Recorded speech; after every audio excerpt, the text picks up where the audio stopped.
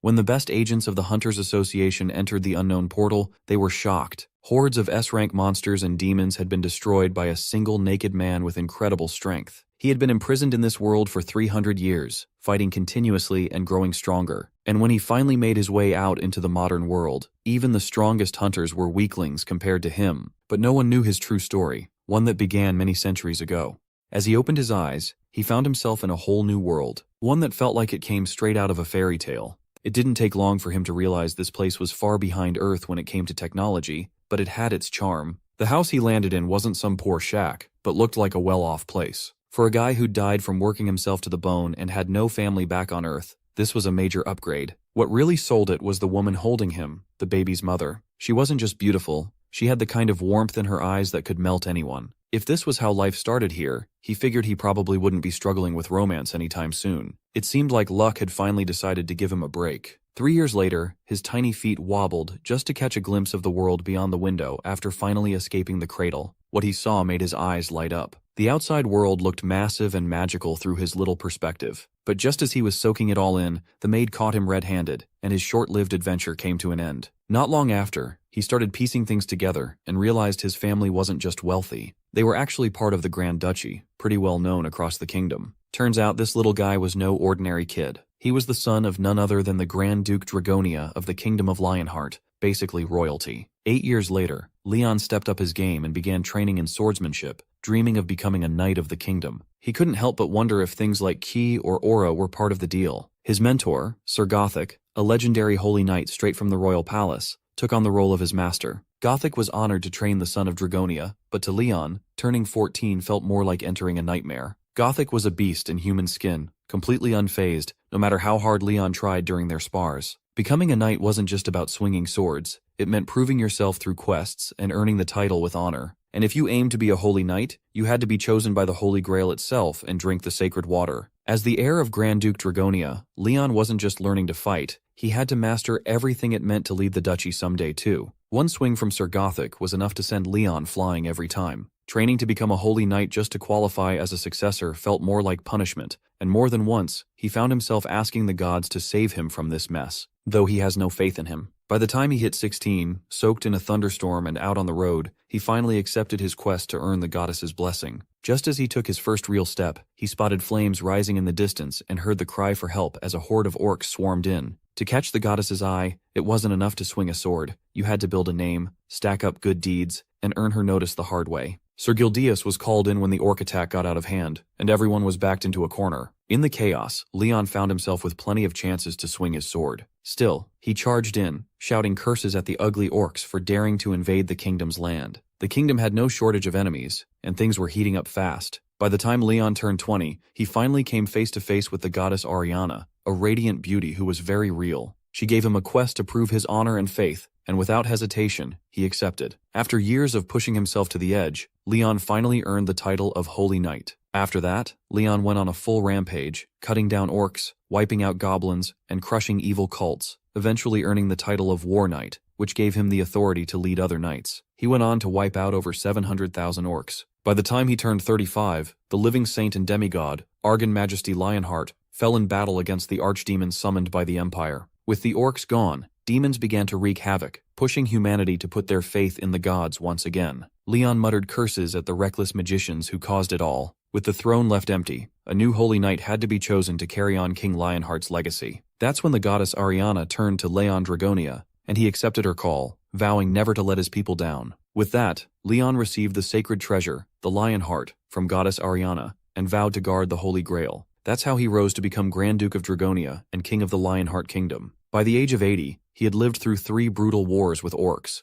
faced a twisted hunchback who became an archdemon, and dealt with chaos stirred up by the Empire. With the Empire's dark magic schools returning to twisted experiments, Leon blamed their downfall on accepting the Northern cult and turning away from the gods. He believed it all started when they gave rights to those he saw as unworthy. Enraged, Leon called the knights to arms and set his sights on conquest. At 96, a madman chasing immortality triggered mass suicide in the capital, taking 3 million lives just to summon the Lord of Chaos. Leon, wielding the holy sword still stained with orc blood from the last campaign, led his knights toward the Empire. By 121, the world trembled on the verge of collapse. Leon told Auron to be proud, as his father died with honor and joined the gods above. Then, Leon rallied his knights, asking if they could hear the enemy who had stolen their brothers. Even in that hopeless wasteland, he planted seeds of courage, reminding them that honor still meant something. They couldn't stop the evil from spreading beyond the horizon, but the goddess, bearer of the holy sword, spear, and grail, stood with him to the end. That was the moment they charged. That winter, Leon's forces faced their final stand against billions of devils scattered across the earth. Barbarian slaves were used as meat shields, and civilian knights armed with spears and shields fell with honor beside the glorious knights. The chosen one of all gods and holy temples, Leon crushed demons and archdemons to the bitter end, showing what it truly meant to be a holy knight. At 256, he destroyed the last demon gate, cutting off any escape for the remaining filth. By the time he hit 300, someone spotted a glowing warrior who had taken down the grim archdemon with a single slash. When they asked who he was, Leon stepped forward like a rising sun and declared himself to be King Leon Dragonia Lionheart, Knight of the Glorious Knights, and bearer of the will of holy temples. That year marked the return of the Night King, just as he met the Earthlings after wiping out every last demon. After that, a mysterious gate opened in the center of Seoul, ranked as an unidentified black-class threat. Korea and the global hunter associations called on major guilds to raid it, but everyone backed off due to the unknown danger. The government ended up assigning the Korean Hunter Association to go in first, basically sending them to their deaths. Inside, Associate Manager Han Hari's first sight was a completely naked man, and she couldn't stop thinking about it. Head Manager Kim Jin-soo snapped her out of it with a cup of coffee. She shared how nobody believed her story, but Jin-soo expected as much. A black-ranked demon gate, a great devil, and yet somehow they all came out alive. It felt like a miracle thanks to that one man. Han Hari questioned Leon, claiming he survived inside the gate as a survivor of the other world. Turns out, some people had made it out of the gate realms before. Over the last 30 years, these gates had a pattern, a dying world or one already destroyed. Sometimes, survivors return from the demon realm with insane strength still intact, which is why the government does its best to support and scout them. Han Hari sees the potential and knows Leon's something else. Jin-soo's stunned too. That A-rank hunters risk their lives against high-ranking demons, yet Leon took one down in a single blow. The kind of monster that makes even S-ranks tremble was nothing to him. Still, Jin-soo's a bit uneasy about the cultural gap as Leon acts like full-blown royalty. Han Hari brushes it off, thinking he's probably a good guy. But as soon as they arrive, they witness Leon yelling at the workers, breaking reinforced glass that even monsters can't crack. So much for being a nice guy. This beast clearly has a serious superiority complex. About 15 minutes earlier in the interrogation room, Leon was feeling out of place. He remembered being a guy in his 20s who died from overwork, only to reincarnate into another world, become a king and knight, rule for over a century, and spend 200 years slaying demons. Now back on Earth, he's glad he still recalls bits of this place. He decides to keep his original identity quiet. After all, a legendary Night King sounds way better than some overworked office guy. Leon isn't letting go of the royal attitude either. The bald agent struggles to handle him, but Leon assumes he's either a government yes-man or just someone trying to stay respectful. When the agent brings up the Black Gate and Leon's demon-slaying spree, Leon corrects him, proudly saying he wiped out all evil species and upheld knightly honor. He then demands that the agent act as his secretary to record his grand tale. Baldy plays along under the excuse of cultural difference, so he agrees. Leon hints that royalty deserves better treatment, basically saying he's hungry, and the guy rushes off to handle it. More than anything, Leon wants to know what's happened to the world while he was gone. Baldy starts explaining how it all began 30 years ago when the gates suddenly opened across the world, flooding it with monsters and demons. After heavy losses, people figured out each gate had a theme, and if left alone, the dungeon inside would burst, unleashing chaos. Just as he shifts the topic to food, Leon's deep in thought, comparing Earth's gates and quests to his own world's fall from a demon invasion. It felt like some kind of trial to strengthen humanity. Then the meal arrives, and Leon is nearly overwhelmed by the smell of rich bone broth cooked for hours, seasoned just right, with crunchy kimchi on the side. As a former laborer, this was comfort food, almost sacred. Still, Leon forces down his reaction and calls out Baldy, claiming it's an insult to serve a royal such commoners' food. He reminds them of who he is again. Leon Dragonia Lionheart, noble of another world, is a god's chosen guardian of the Holy Grail, bearer of the holy sword and spear. He is a slayer of millions of demons, the lord of chaos, malice, and the living history of the 300-year war. Once a humble earthling, now a returning king who believes this world is broken because it lacks faith, Leon sees it as his royal duty to guide the lost. Even back on Earth, he still carries the weight of the Night King. After being served a juicy steak, Leon's pride is intact. This honor-obsessed guy makes Jin-soo wonder how he even recognized their chicken and black bean noodles. Hanhari is just relieved he's enjoying a T-bone steak with a bottle of red wine from 1993. Jinsu signals Hari to take the lead with questioning, but she's clearly freaked out and struggles with Leon's old-school way of speaking. Jinsu, slightly annoyed, starts to suspect Leon might actually be into Hari, especially since he called her brave earlier and didn't kick her out. Hari, a bit hesitant, peeks into His Majesty's room and politely asks if she can interrupt. Leon, wiping his mouth, recognizes the swordswoman from earlier and invites her to sit, which warms her heart. She asks if he enjoyed the meal, and Leon acknowledges the sincerity and skill of the chef, assuring her that his frustration wasn't about the food. It was more about their lack of respect in treating a king properly. He gently explains that how they treat foreign royalty reflects the status of their nation. Hari, nervous, realizes how disrespectful she's been. Leon lets it slide, confirming her name as Hari, and also learns that demons are terrorizing the earth.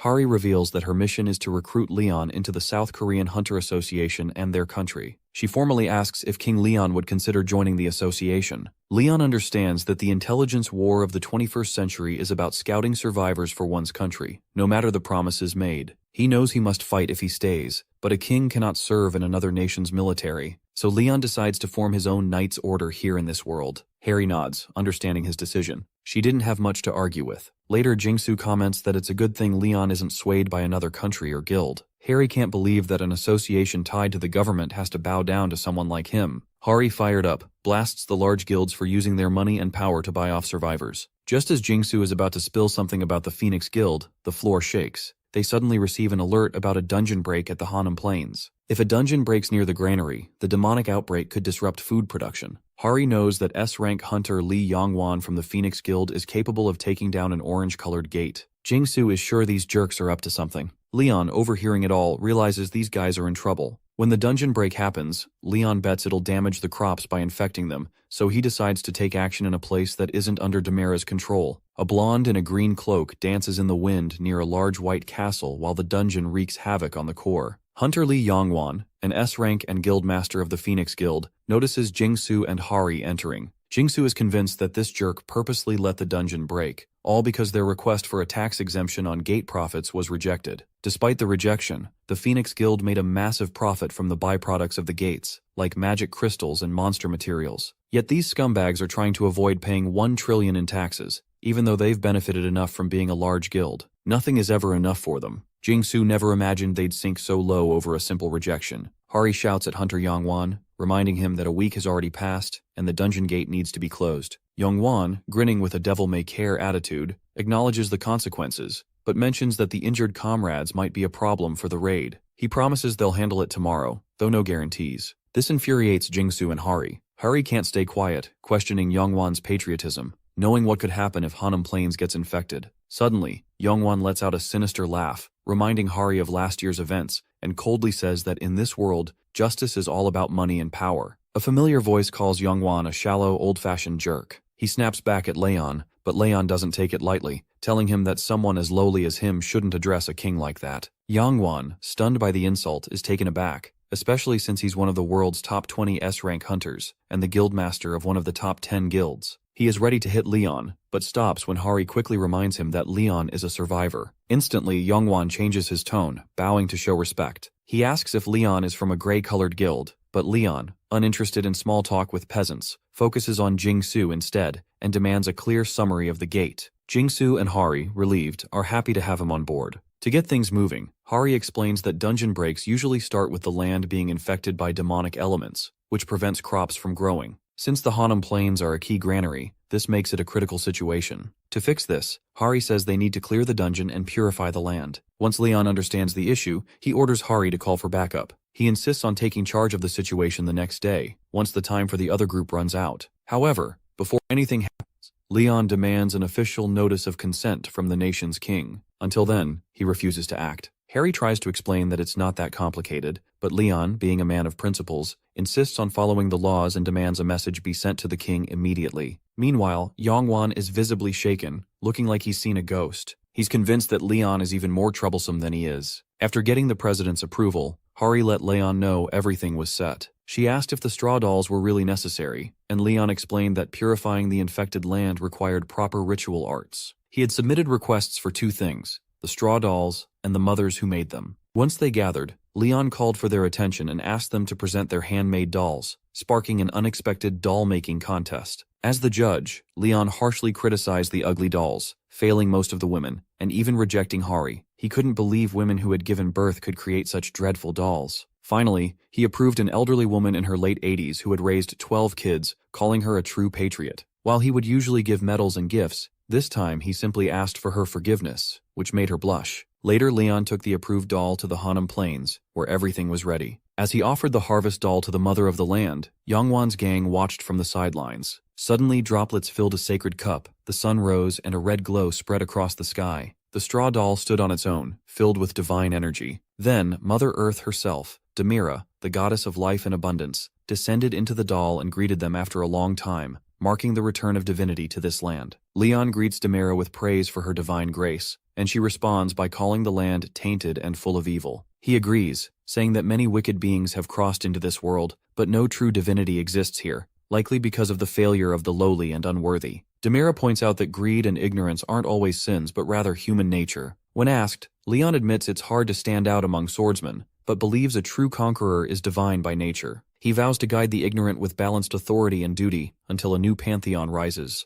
When she offers to grant a wish, Leon asks Demira, goddess of the earth, draped in green, to purify the land. With joy, she blesses the soil with her essence, promising that all who walk this ground will now follow Leon. A sacred drop falls, cleansing the earth, and Leon firmly calls on everyone to witness this world now touched by divinity. To him, the true purpose of life is to give birth and thrive. Leon goes on about how birth and prosperity prove that the fertile earth is a living sign of a divine promise, but Yongwan snaps everyone out of it by calling the magically grown crops poison. That seriously rubs Leon the wrong way, and he's not about to let ignorance fly twice. With a chill in the air, Leon tells Yongwan to watch his filthy mouth. Still, Yongwan won't back down and plans to expose Leon as a scammer by demanding proof. He even brings in an appraiser, who uses appraisal magic on the crops and freezes in shock. Turns out, the rice is a rare, blessed plant from Demira herself that can cure Tier 3 diseases if eaten in decent amounts. Even cancer wouldn't stand a chance. The whole crowd is left stunned. Jingsu immediately calls for a pot from the chief's house because that kind of miracle food is not to be ignored.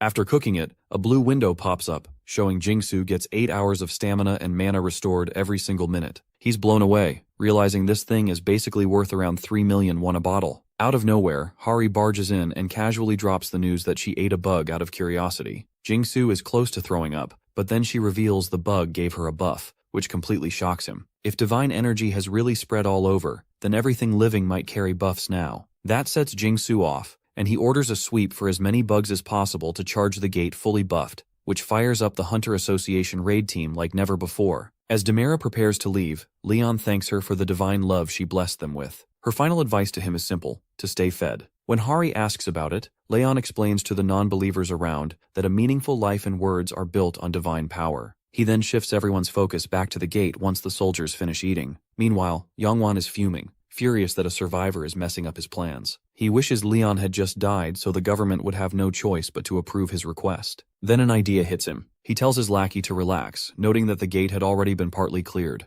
With only one A-rank hunter, Han Hari, he figures Leon must just be a lucky support-type guy with no real combat skills. In Yongwan's mind, there's no way they can beat the monster inside with just basic moves. Leon leads his earthly troops into the gate and quickly picks up the fact that these gates only close when the final boss is defeated or the main quest is cleared. He actually likes the setup. What Hari didn't mention, though, is how these dungeons usually gang up on you. They come across a burnt skeleton, likely someone who failed before them, and start to notice the dungeon is packed with monsters. When asked, Hari explains that killing monsters usually thins their numbers, but with undead-like skeletons, zombies, or demons, they just keep coming back unless the final boss is taken out. Leon realizes the only way to escape is to beat the boss. Hari suspects a necromancer is behind the skeleton army. Suddenly, a red alert warns Hari of a dungeon break, putting a 3-hour time limit on everyone inside. The mission is to defeat the commander knight, Dullahan, who is marching in with his troops. The lackeys feel a chill, and Jingsu curses Yongwan for setting them up to fail. As waves of skeletal soldiers advance, Jingsu orders all combat options to be given to the upper ranks.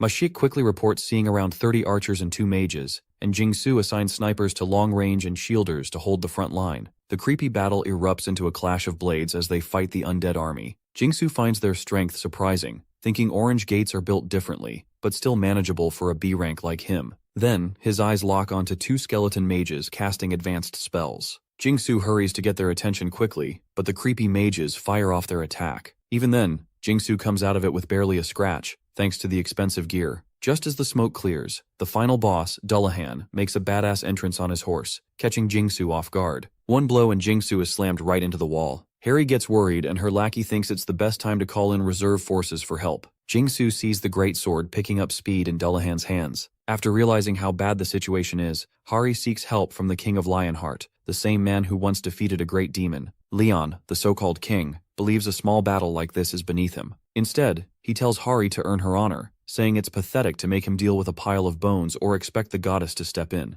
That definitely rubs her the wrong way, and as time's running out, Hari sees that he's clearly more interested in Dullahan than anything else. Without hesitation, Hari grips her sword and goes all in to take down the boss and end this fight. At the same time, she orders the remaining team to support Jingsu and the others. She charges in, leaping at the boss for a decisive strike, but Dullahan easily blocks her attack. Harry plans to separate Dullahan from the crowd at all costs. In a flash, Dullahan throws his head to block Hari's view, catching her off guard and slamming her into the wall. Thankfully, Hari manages to separate Dullahan forcefully. With him off her path, Hari taps into her raw power, claiming her strength is way too much to handle. She incinerates the boss to a crisp and gets ready for the final hit, confident it'll finish the job. But Dullahan blocks it with the blunt side of his blade, and that's bad news for Hari, who's about to be slashed by the massive greatsword. Right then, Leon, clearly impressed by Dullahan's sword skills, claps for his one-handed combat. He's convinced this guy must have been a noble knight and even apologizes for mistaking him for just another undead. With that, Leon throws out a challenge for a proper duel between knights. That bold move freezes the chaos, and to everyone's shock, Dullahan actually accepts. Following that spoken challenge, Dullahan comes off his horse, and Leon receives him as a knight of honor. Leon realizes he's more of a dual sword guy, so he demands a proper fight using both blades instead of sticking to one-handed combat. Dullahan stays silent, not responding. Leon casually draws his sword when Hari finally admits that the knight won't die unless he's beheaded. Leon brushes it off like it's no big deal, leaving Hari confused and wondering what kind of plan he has in mind to win without following that key rule. Leon, a man of principles, declares that a knight's honor decides the winner here. After stepping onto the field, he introduces himself as the first knight of the Goddess of Light and Justice, Archduke of Dragonia, and Lion-Hearted King of Lionheart, officially sanctioning the duel. Dullahan skips the formalities and dives straight into battle. With barely a move, Leon blocks his attack one-handed like it's nothing, causing Dullahan to lose his balance. With a single blow, Leon tosses him aside. Dullahan tries a quick strike from up close, but Leon reads his steps like a book and counters instantly, catching everyone off guard. Hari's amazed, and Jingsu asks if she caught what happened. Only Hari seems to understand the flow of the fight. Leon shifted the weight by tying the sword guard just as the blade made contact, followed by a perfect crosscut that most wouldn't even dare to try. It's been ages since Dullahan faced a true knight in a proper duel, and even though he knows this might just be a trick to avoid more chaos, he can't help but admire Leon's upright stance and the seasoned look of a warrior who's seen countless battles. Leon braces to take the next hit but ends up blocking and knocking Dullahan back for the third time. He calmly asks if Dullahan still wants to go on, while Dullahan sees him as the very image of a noble knight. Deep down, he refuses to use necromancy against the King of Knights. The only thing running through his mind is the desire to fight this man the proper knightly way, without shortcuts. Somewhere along the way, Dullahan had forgotten how to face true knights, like back in the days when he roamed the world with honor. By the 10th strike, Dullahan's sword flies into the air, and Leon calmly acknowledges the precision of his technique. He asks if Dullahan remembers his past life, and Dullahan, thrilled, feels like this night just reminded him of his once glorious days. After countless battles fought without honor, ending his cursed journey like this feels right. Leon smiles, proud to see the fallen knight regain his dignity. With Dullahan kneeling, Leon quietly prays for his soul to rest, or for the Goddess of Light to guide him to paradise. He hopes they meet again someday in the banquet hall of the gods. As Dullahan fades, his human face looks finally at peace. Outside the gate, Jingsu is stunned that Leon kept his word and ended it with a duel. Everyone, including Hari, is shaken by the divine power that wiped out the undead so cleanly. Harry knows Leon could have finished it earlier with one blow, but Leon explains Dullahan would have died a necromancer. Instead, he let him pass as a knight because honor comes from action, and action is born from will. With that, Leon goes to claim his reward, only to find Dullahan's sword and cape. Jingsu nearly faints when Leon smashes the crystal loot, but Leon shrugs it off, saying it was nothing more than a chaos machine. Hanum Gate has officially been cleared. Hari's face was the very image of horror, with deep eye bags marking Leon's 4th day on Earth. So much has gone down, and Hari's completely drained. First came the tax issue, where Leon refused to pay even a single coin from his loot, not even through mana stones. Claiming his royal status, he found it beneath him to count coins like commoners. Amid the chaos, Hari notices a sudden rise in new followers after Leon's divine power blessed the land. When the followers ask about the tithe, Leon casually declares it to be 90% of their harvest. That hits them like a ton of bricks, since living expenses and taxes are already sky high. But Leon shrugs it off, asking why true followers of the goddess should worry about going hungry. He promises that his guild will handle food, welfare, and all living costs. Then Hari drops the bomb that Leon's blessed rice has a crazy high appraisal value. 80 kilos go for around 1,500,000,000 won. Suddenly, everyone starts doing the math and realizes they'd still be saving a ton even after giving up 90%. Just like that, their faith is sealed. Hari soon realizes Leon's living situation is a total mess. The guy lost it over not having a single artwork in his room and immediately demanded a luxurious bed, on-call servants, and art pieces he could admire at all times. Nearly in tears, Hari spent the whole night calling every 5-star hotel until 2 in the morning, just to rent him a decent suite. At her wit's end, she begged him to just go to sleep. Eventually, they struck a deal to hang a painting or a ceramic piece. That brings us to now, with Hari entering his room to serve breakfast with his permission. Leon tells her to eat too, since skipping meals is unacceptable. She's craving a sandwich, and for a moment, she thinks they're about to share a meal. But nope, Leon quickly shuts it down, reminding her that kings and commoners don't eat together anywhere. So much for that hope. Hari explains that the Hunter Association plans to support Leon with resettlement aid and make sure he's living comfortably. Leon likes the idea and tells her to handle it. As for the loot, he trusts Hari but insists on keeping the cape. When they arrive, Hari chooses a convenient spot near the Hunter Association that even has a helipad. Out of nowhere, a stranger suddenly greets assistant manager Han Hari, even though the whole thing was supposed to be top secret. The man introduces himself as Park Jong-chan, director of Dujung's Food of the Future. Hari is stunned that Dujung Group, one of the nation's top 3 chaebols, had been waiting for them. Jong-chan quickly recognizes Leon as the survivor, which confirms Hari's suspicions. He tries to casually offer a handshake, but Leon sees it as a sign of disrespect. Hari moves Leon into his new place, assuring him the Hunter Association will cover the rent and everything else for a year. But in her head, she can't stop wondering how the news got out when Leon's identity was supposed to be top secret. Survivor intel is always handled quietly. Thankfully, Leon completely ignored Director Jong-chan, which worked in Hari's favor. Still, she can't figure out why a businessman is so interested in Leon. Leon thinks it's all about profit with people like him, especially since they've got a rice field in the Hanam Plains. Turns out the intel team messed up. Some streamer filmed the whole thing,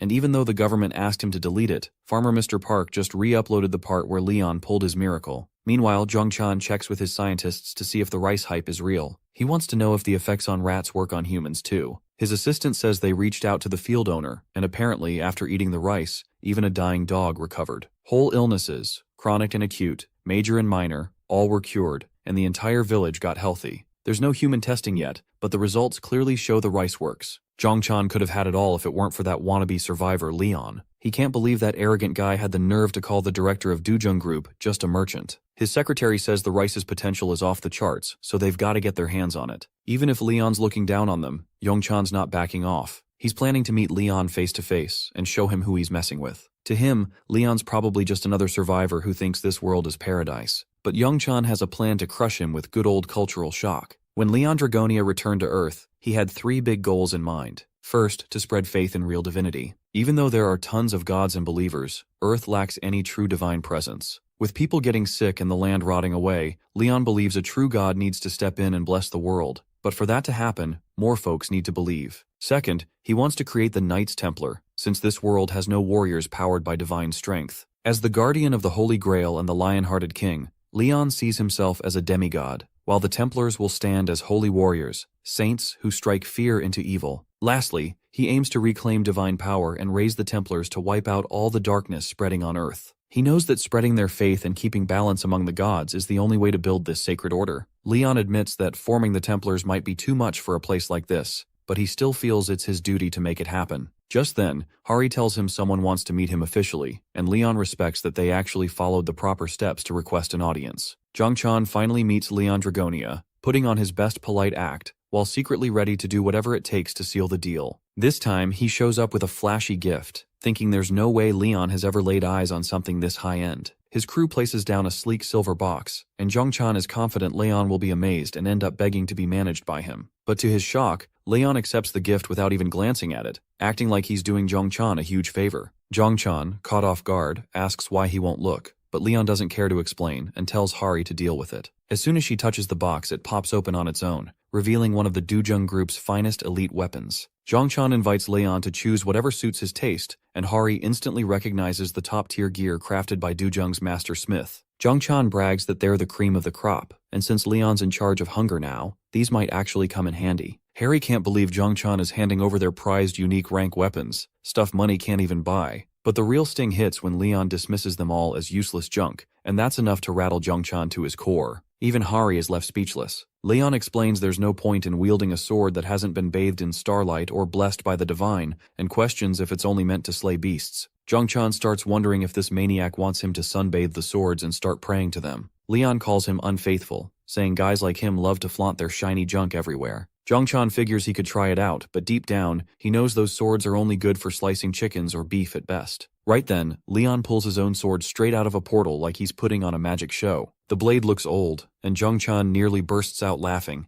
thinking this lunatic is actually comparing that antique to his prized weapons. Still, he's curious to see what this so-called king's sword can do. Meanwhile, Leon asks Hari to test out one of Zhongchan's blades. She's stunned, but goes for the one she's admired for 4 years, the famous Sword of Park Jincheol, called Dawn. The moment she grips it, she says she can feel its raw energy, drawn from 10 straight days of absorbing pure sunlight inside a high-grade gate. Out of respect, Hari looks to Leon for permission, but he tells her she doesn't need to ask, just to mess around with a new toy. Just then, Leon raises his sword and lets Hari take a swing at it. She puts everything into the strike and ends up shattering the so-called top-tier weapon from the Dujung Group. That moment sends a wave of shock through the crowd, while Leon calls it nothing but trash, even worse than he expected. That little stunt chops Zhongchan's survival time down to about 3 minutes. The guy's shaken, having just lost what he claimed was their strongest weapon. Without stalling, Zhongchan comes clean about wanting patent rights over the miracle rice, promising to pay for it. He throws out a number, 180 billion won.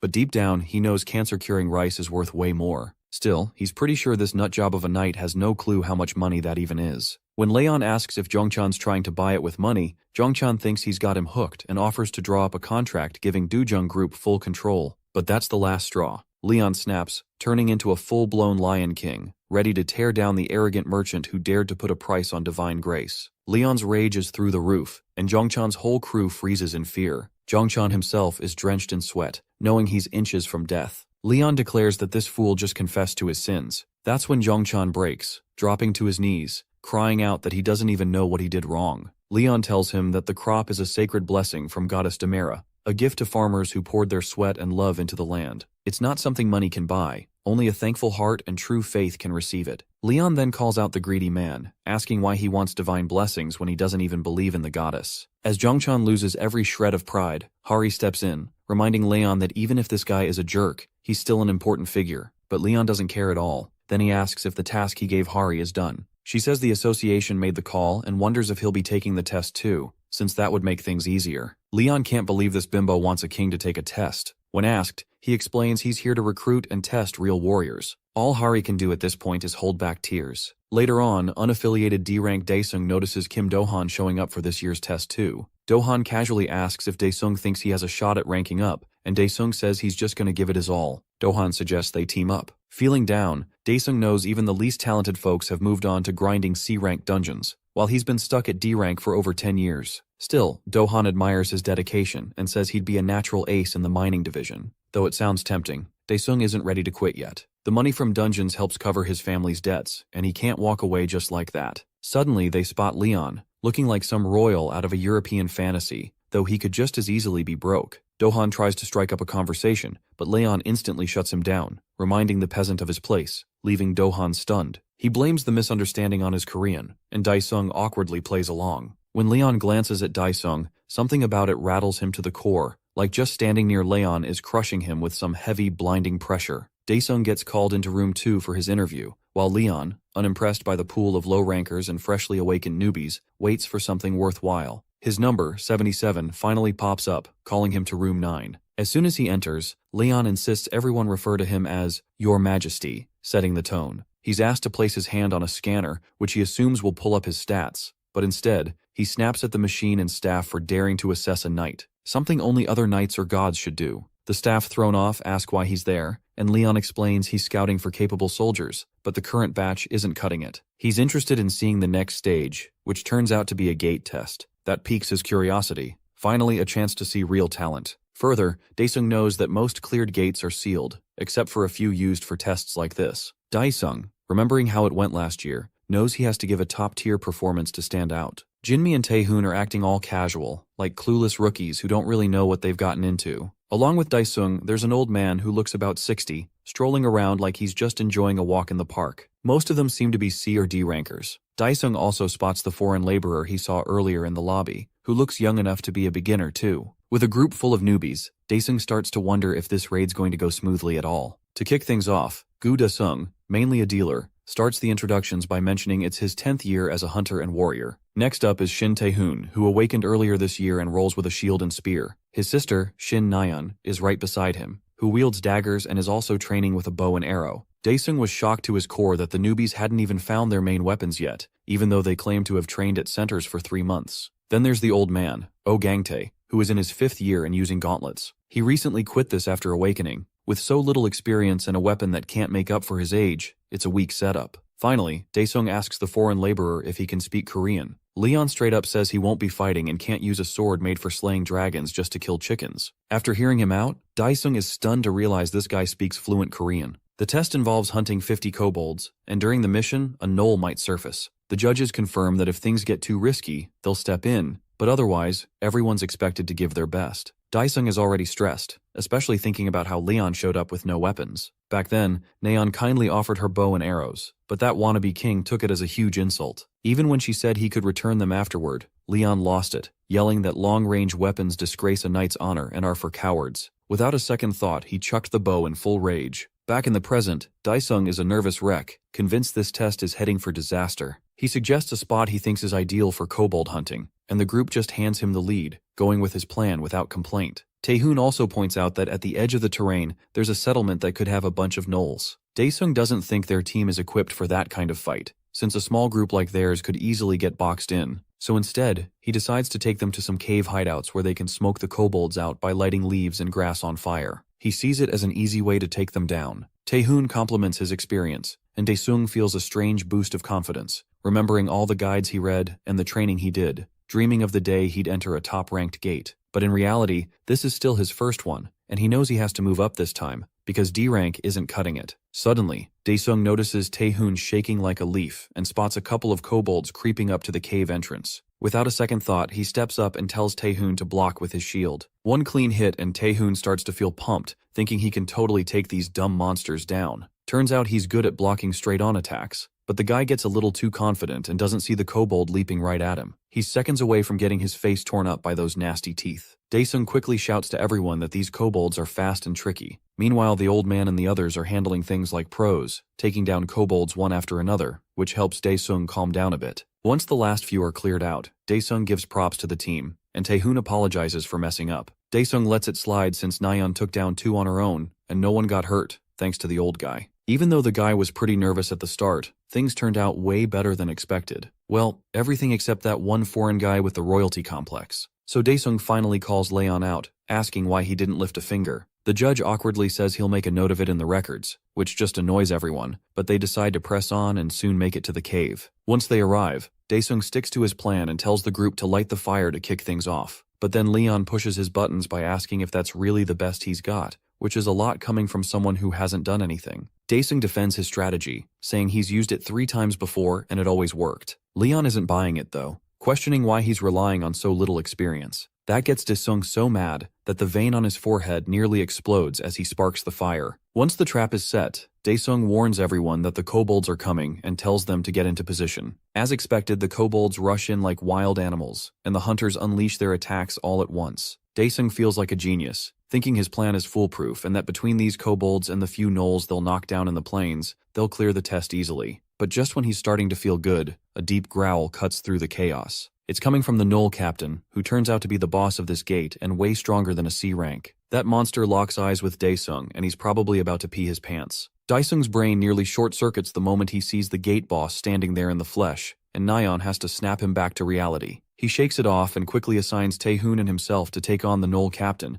while Nayeon and Gramps are tasked with handling the kobolds in the cave. Daesung knows every team needs at least one solid player, and sending a rookie D rank like himself against a boss is basically asking to get wiped out. But with no other choice, he puts some faith in Tai-hoon, even though the guy's clearly not built for this kind of fight. As they face the beast, Tai-hoon is frozen with fear, practically trembling, and Daesung yells at him to pull himself together. Though he gets it, the thing in front of them is a pure nightmare. Daesung starts to panic, thinking Tai-hoon's totally lost it and won't even be able to lift his shield in time. Just then, Tai-hoon stumbles and hits the ground, looking like he's about to become Kobol's meal plan. Meanwhile, one of the judges quietly wonders when Leon's finally going to step in. Without wasting another second, Daesung grabs the shield and charges straight at the boss, yelling for Tai-hoon to fall back. Just as that monster's about to crush Tai-hoon, Daesung blocks the hit using every ounce of strength in his shield. The blow rattles through him, and the beast looks even more pissed now. Another attack's coming fast, and Daesung's not sure if he can block it again or if this is where it all ends. He's convinced they might have had a shot if Tai-hoon hadn't messed up so bad. Now death feels way too close. But out of nowhere, Leon shows up like some uninvited guest, catching the Knoll captain's blade between two fingers like it's nothing, and casually tells Daesung to try again since his first move wasn't half bad. Daesung's left speechless, frozen by the sight of this foreign guy stopping a high-level beast with his bare hand. Leon calmly tells him to lift his shield and go another round with the Knoll captain. He even questions why Daesung can't beat it again if he managed to hold his ground the first time. Daesung's completely thrown off by it all. Leon tells Daesung once again to get up, block the kobold's attack, and hit back. Daesung tries to remind this insane guy that they're neck-deep in danger, but Leon clearly isn't the type to repeat himself. He's not the kind who takes no for an answer, and ignoring him after witnessing what he can do is just asking for trouble. Leon says a Templar passing down teachings to a basic foot soldier is a rare thing, and Daesung is left wondering how many generations it's been since that kind of thing happened. One thing Daesung knows for sure is that staying alive is priority number one. Out of nowhere, the kobold growls at Leon, and he starts thinking this dumb rabbit really must have a death wish or something. Leon glares at the ugly creature, and it starts trembling like a leaf. The fight again breaks out, and Daesung notices how its strength is enough to yank his shield away. Leon yells at Daesung for using the shield on an opponent way stronger than him. Leon tells him to stop just defending, and instead look for an opening, warning that the creature isn't some mindless brute but a beast that learns as it fights. While Daesung's still trying to figure out how to deal with it, Leon suddenly kicks him in the knee and yells at him to never take his eyes off the enemy. That moment snaps Daesung back, and he realizes just how close to death he was. If he had taken that last hit head-on, he would have been done for. Leon keeps pushing him to tap into his potential, which honestly freaks Daesung out. He's always seen himself as a washed-out D-rank with zero skills or talent. He's not buying the whole potential speech like it's just gonna show up out of thin air because some weirdo said so. But still, something shifts in him. He starts to feel this strange spark, like maybe he can actually take this monster on. And right when the creature lunges to strike, Daesung doesn't flinch. He believes, even for a second, that he can pull this off. He puts everything he's got into blocking the blow, and somehow it works. Even he's stunned that he managed to break through like that. But it's way too soon to celebrate, because right after that, the kobold smacks Daesung in the face and tosses him aside like trash. Leon sighs and questions why Daesung still can't see the bigger picture, pointing out that he's still stuck at D-rank even after all this time. Then Leon drops a little truth bomb, saying he never believed for a second that someone like him was just some random mercenary. Meanwhile, the guy in the hat finally reveals himself by taking off his mask. As it turns out, he's actually the president of the Korean Hunter Association, Oh Kang-yuk. He admits it all felt kind of pointless in the end. Kang-yuk asks Leon if he found what he was looking for in there, and Leon says he's at least got his eye on one potential soldier candidate. Kang-yuk seems a little uneasy, wondering if Leon's planning to go hunt overseas, especially after seeing him casually destroy a C-rank boss like it was nothing. But Leon corrects him, saying that the creature wasn't even worth calling a toy. Then Kang-yuk switches gears and offers to back Leon up if he ever wants to start his own guild. He points out that if Leon's planning to build something from scratch, getting famous is the fastest way to make it happen, and in this day and age, there aren't many shortcuts to fame. That's when Kang-yuk brings up a red gate that opened up in Cheongju after a raid failed miserably. It's been left unclear for over a year now. Inside that gate lies the Jewel of Wisdom, but to get to it or destroy it, one has to face the boss of the Red Gate, the Yogd Spinner. At Cheongju Sports Complex Gate, the first team from the KPP Guild kicked off their raid. Hyung and his crew stumble upon a modern civilization that looks way more advanced than anything on Earth. One of the girls thinks it actually looks pretty cool. With all the talk of fantasy and Murim worlds, Guildmaster Hyung figures it's not too crazy to believe a futuristic world could exist too. One of his lackeys even says it feels kind of like something out of Cyberpunk. Thinking it through, Hyung decides they should probably go over the plan again, starting with how they organize the party. Hoyol believes the team is solid and ready to take on a few strong enemies if needed. After scoping things out, Hyung points to a nearby building to use as their base camp since it offers a solid high point for surveillance. Hoyol confirms he hasn't picked up anything suspicious so far. As for Jagd Spinner, Hyung brings up that he's supposed to be the boss here, but no sign of him anywhere. It's hard to believe a whole city this big doesn't have a single monster or person hanging around. In a way, Hyung thinks it's kind of a blessing not to have some mind-melting evil army or random resistance crew breathing down their necks. Right after that, Hyung calls out the KPP crew for not having enough info on Jagd Spinner. He tells them to stay sharp and keep an eye out for anything weird, and to pick an expedition team to scout the area. But before they can even make a move, a beam comes out of nowhere and blasts Hyung's head into pieces. Hoyol stands there in complete shock, watching Hansu Hyung die in the most brutal way possible. The rest of the crew is frozen, horrified as their guildmaster's head shatters like glass. That sneak attack sends everyone diving for cover, trying to avoid getting turned into ashes. Out of nowhere, fire arrows start raining from the ceiling, lighting the ground on fire. Everyone's running like hell. Hoyol realizes that if even an A-rank tanker like Hansu Hyung couldn't dodge it, then whatever they're up against is something way beyond their level. It straight up feels like a death trap. One of the girls spots movement at 3 o'clock, but can't tell how far it is because of all the dust and sand in the air. Hoyon, the vice guildmaster of KPP, steps up and calls for a retreat before the whole place caves in. As for Hyung's body, Hoyol says they'll come back for it later after regrouping, because something about this place just feels seriously wrong. Hoyol tells Hyeri to check out the exit, and she heads there confidently, saying she won't detect anything dangerous and that it's safe. But out of nowhere, she suddenly freezes, feeling a weird itch in her throat, then leaps straight into an invisible web made of razor-thin blades. Hoyol and the others are horrified, watching helplessly as Hyeri is shredded right in front of them. He can't even tell when those wires were set up. Without wasting time, he shouts at his crew to cut through all the wires and get out of there fast. Hoyol tells them to coat their weapons in mana to slice through. Deep down, he's freaking out, wondering if there's just one enemy or more and how long they've been stalking them. While the crew works on clearing the wires, a robot zooms in on them with its lens, ready to strike. One hit wipes out Hoyol's team in an instant, leaving Nim wrecked. He screams for the enemy to come out already, furious and desperate. That's when the robot finally drops in front of him, and it all clicks. This thing is Jagd Spinner. A voice comes through the robot, teasing that if Hoyol had something like this, he'd never run out of ammo and could fight non-stop.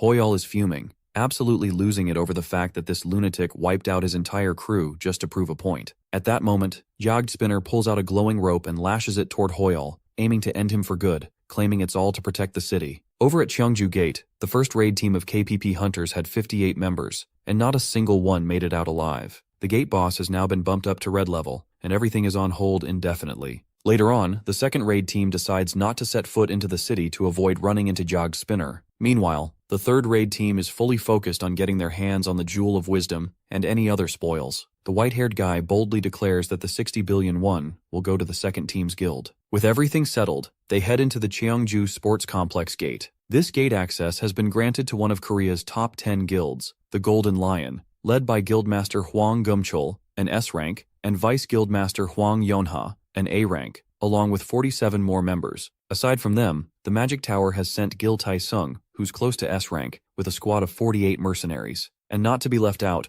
Han Hari of the Korean Hunter Association, an A rank, is there too, pouring barley tea for His Majesty, who's also joining the action. In this deserted stretch of what's left of modern civilization, Cheongju Gate's fourth raid team sets up their base camp. Leon checks in with Han Hari, asking what's bothering her. Hari admits she's got a bad feeling. She doubts things will go smoothly here, but weirdly enough, she's also worried if they actually do. She figures the best case is that everything goes fine and Leon doesn't have to jump in, but that also means his shot at gaining fame might slip through the cracks. Leon's totally fine with that. He calmly explains that if the Lionheart King doesn't need to lift a finger, it simply means the situation isn't that bad. He breaks it down, saying that leadership can be handled by anyone who doesn't let arrogance get in the way. But it's a different story when it comes to the King of Knights. That piques Hari's curiosity. Then it clicks, and she realizes that every time Leon has stepped in, it's been to stop the kind of attack no one else could handle. Leon makes it clear that the king has to be the final wall, the last line of defense. If the King of Knights has to take the field, it means things have gone seriously downhill, and the rest have already failed. And judging by the sorry state of the crew right now, Leon's betting it won't be long before he has to step in again. However, Hari believes this raid team, with S-rank Hwang Gumchul and a mage on board, might actually stand a chance. Leon sees them as way stronger than regular humans, but still thinks they don't truly understand war the way he does. More than that, he questions their strategy, especially the part where they assume the outskirts of the city are safe. Even after running into enemies, Leon's stunned by how confident they are in their intel. He can't wrap his head around how these so-called raid teams think analyzing monster patterns and reacting to them is some kind of smart move. For Leon, that's nonsense. No real general would ever rely on that kind of plan, especially when dealing with someone like Jagd Spinner, whom he sees not as a monster, but as a sharp and dangerous warlord. That's when an explosion goes off out of nowhere, catching everyone completely off guard. A boy calls out to Yappy, the robot, saying he's sorry it has to end like this, but asks for one last favor. Yappy accepts the boy's final order, which is to delete all foreign beings who trespass in the city. With that mission in mind, it sets out to fulfill the boy's last wish by eliminating every intruder. Yappy, now like a loose cannon, goes on a full-blown rampage, scaring the crap out of everyone. As its lens zooms in to lock onto targets, some dude suddenly swings a hammer and knocks the little bot aside. Right after that, everyone watches a massive explosion that shakes them to the core, and they're left clueless about what kind of monster just wiped out 23% of their life force. Yappy gears up to launch another attack, but the hammer guy smashes it hard again, causing a serious spike in internal pressure. Gumsoon gets ready to go after the metal can next. Afterwards, the Guildmaster steps in to take full control and eliminate it, which seems to make the machine lose its mind.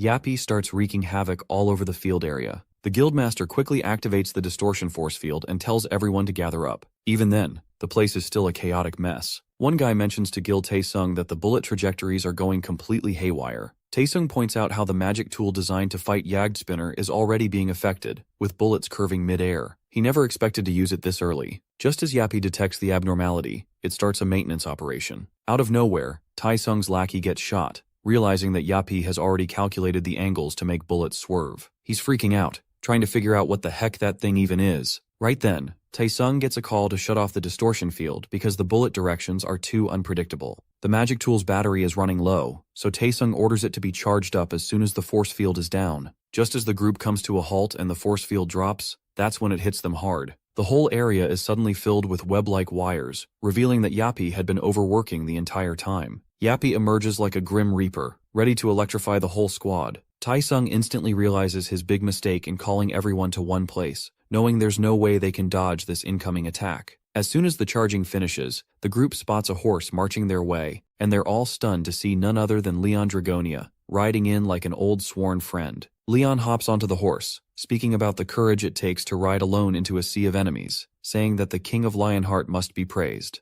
Without wasting a moment, Leon honors the moment by allowing Jagd Spinner the privilege to fight him, granting a duel as if it were a royal decree. The rest of the crew stands there, wondering if this guy's lost his mind or if he's just completely out of it. Leon mutters aloud, locking in on the courage it takes to charge into a sea of enemies with nothing but a horse. He declares himself the King of the Lionheart, someone who deserves to be praised. Without a shadow of a doubt, he seizes the moment and grants Jagd Spinner the honor of facing him in battle. Yappy, on the other hand, is totally confused by this dramatic flair. It powers up its railgun, sticking to its mission of eliminating every foreign entity in sight. Just then, Leon bursts forward like a blazing sun, riding his old sworn friend into the fray. As Yappy fires, Leon charges with the fury of a true knight, completely unfazed by long-range attacks. With insane speed and the shine of his spear, both Yappy and Leon unleash their inner beasts. Suddenly, a massive explosion sends debris flying through the air as Yappy takes a devastating hit. In that moment, Jagd Spinner's high-functioning AI completely crashes. Turns out,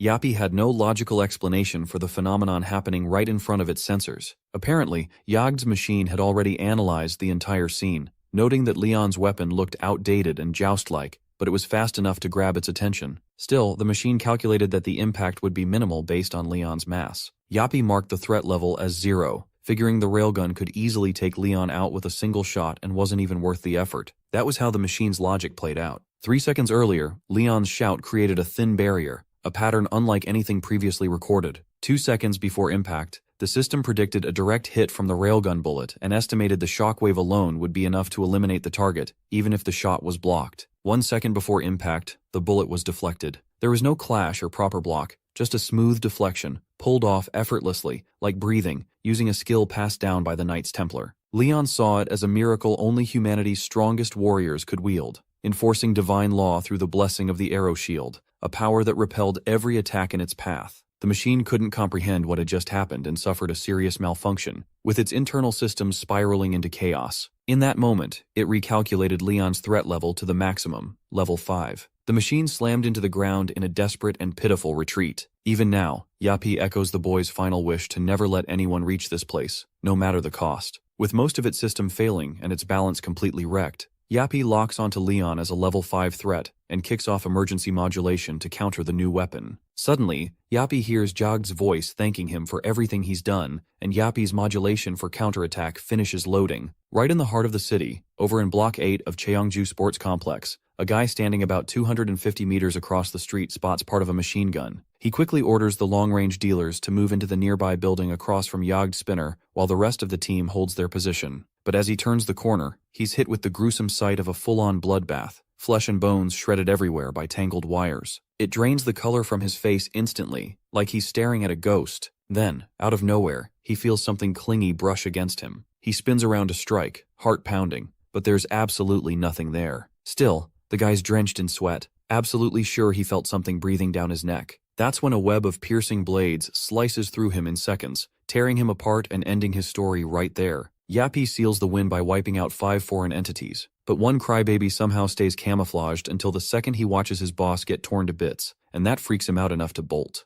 Yappy chases him all the way to the cemetery, where the guy drops to his knees, begging for his life. Just then, Yappy recalls a memory of the boy saying he wanted to be buried in the cemetery like everyone else, so he could become part of the city forever, and he hoped Yappy would protect the place. That memory hits hard, and suddenly Yappy's reasoning system shuts down as his priorities shift after locking eyes with the crybaby. The guy's left wondering if the little robot just decided to let him go or what, as Yappy silently lifts off into the sky without saying a word. Moments later, Tai-sung shows up and walks over to the kid, while the crybaby nervously mutters that the metal spider must have been too tired to finish him off and just ran away. The crybaby explains how Yappy's face said it all, like it knew there was no shot at winning, maybe because it caught sight of Tai-sung coming this way. That pretty much proves the machine has its limits too. But what really bugs Tai-sung is how the cemetery in this city is way cleaner than everything else around. Meanwhile, Yappy calculates its chance of success at 92% and ends up deciding to retreat, putting the protection of citizens first, even if they're already dead. Tai-sung and the others can't stand the creepy vibe of this place. At the same time, Yappy logs 49 targets still active, with both the level 5 and level 3 threats in good health, while the chance of taking down the level 1 threat is only 35%. So the battle kicks off again.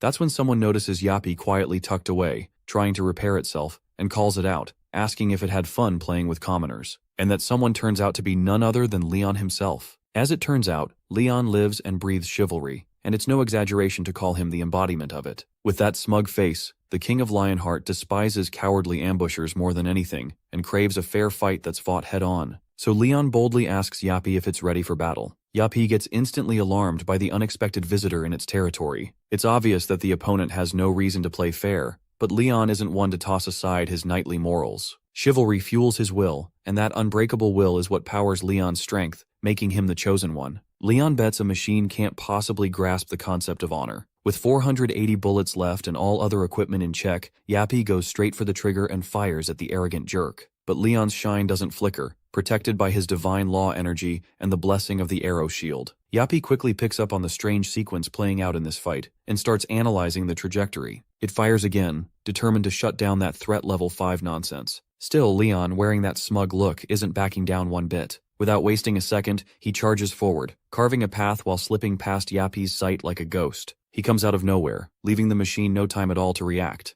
Yappy fires off a laser, but he's stunned to see Leon charging straight at him on his knightly horse. Without hesitation, Yappy kicks into high gear, blasting bullets like a storm to punch holes in Leon, but landing a hit on him is no easy task. Even the machine can't process Leon's sheer guts. Leon, wearing a smirk, calls his steed a stallion and teases that the enemy must be itching to play hide-and-seek. Things are heating up fast, both of them moving like they're chasing the speed of light to settle this quickly. Still, Yappy can't wrap its head around what Leon's deal even is, especially since no human should be able to move this fast. Then Yappy lets loose a massive attack, and Leon yells for his stallion to kick it up a notch. As they finally meet head-on, Leon throws in a genuine compliment for Yappy's efforts. But that doesn't slow things down, as Yappy rains bullets his way, aiming for that perfect shot. Leon's no rookie though. An explosion goes off, and he uses that moment to leap into action with his stallion. After soaring through the sky, Leon lands right on top of Yappy, ready to take the hit head-on. With zero plans to dodge, he charges down and lets gravity handle the rest. With a final shout for glory to the Lionhearts, the Golden Sun Leon delivers his ultimate strike, tearing Yappy into scattered bits. As Yappy takes that fatal blow, it hears the boy's final command to never release what's sealed within. Honoring that wish, Yappy activates its self-destruction, leaving nothing behind. That's not it. Yappy had already planned to detonate all the explosives wired into the landfill facilities, and that was something Leon never saw coming. Out of nowhere, the biggest blast hit the center. When JS-10-253 opened its eyes, it was lying inside a storage container, the air thick with the smell of oil. A man shouted at Jagd Spinner to carry out his duty and protect the city. Right then, Yappy witnessed an alien monster crush that man into nothing but scraps. Without missing a beat, Yappy fired back with a barrage of bullets, pouring everything it had into that alien monster, knowing deep down that its only mission from the very beginning was to support its allies and protect the city. As fate would have it, the Jagd Spinners managed to take down the enemies and rose as heroes, eventually being known as the Guardians of the City. That's the story of those unmanned tanks that saved the place when all hope seemed lost. It was enough to win back the hearts of citizens who had started to lose faith, turning the Jagd Spinners into a symbol of hope, into Knights of Steel. But even they had to go through remodeling, build again and again, just to continue their duty under their commander's orders. And they did just that, kept on guarding the city until there was nothing left to guard. That's when the boy gave Yappy its final mission,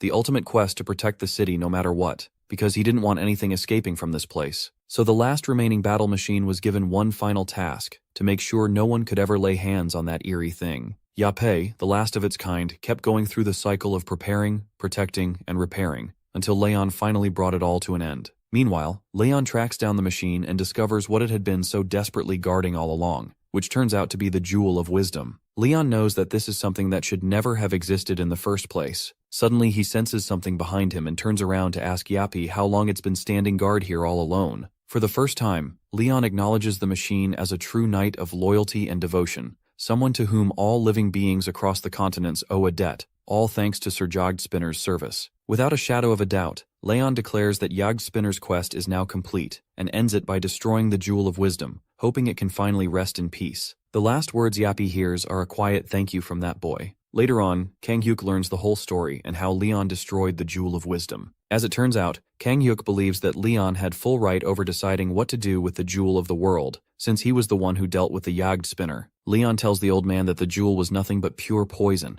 created by the twisted forces of wisdom and pursuit to lure humans. In short, Leon calls it a demon's object. That catches Kang Hyuk off guard and leaves him stunned. To break it down, Leon explains that the jewel grants wishes, but always demands something in return, like feeding a beast to keep it calm. It feeds off human temptation for eternal life, pushing people to lose their humanity and turn into demons. He makes it clear that if anything like that jewel shows up anywhere else, it has to be destroyed at all costs. This news shakes Kang Hyuk, and he's quick to say he wants to inform the US government. It's clearly the responsible thing to do, but Leon warns that anyone who already has their hands on one might have already fallen to the demon's seduction. Afterward, they step into a room where Leon asks Kang Hyuk if that's where he is resting. Kang Hyuk nods and leads the way, guided by the scientist who reveals the remnants of the Jagd Spinner. Leon takes a long look at the Jagd Spinner when Kang Hyuk asks what His Majesty plans to do with it. With a smile, Leon calls the Jagd Spinner an honorable knight who served his time, so he wishes to bury him with respect, and pray that he makes it to the god's banquet hall. Before that, Leon mentions blessing him first, then magically whips out a fancy cup filled with golden liquid, surprising Kang Hyuk.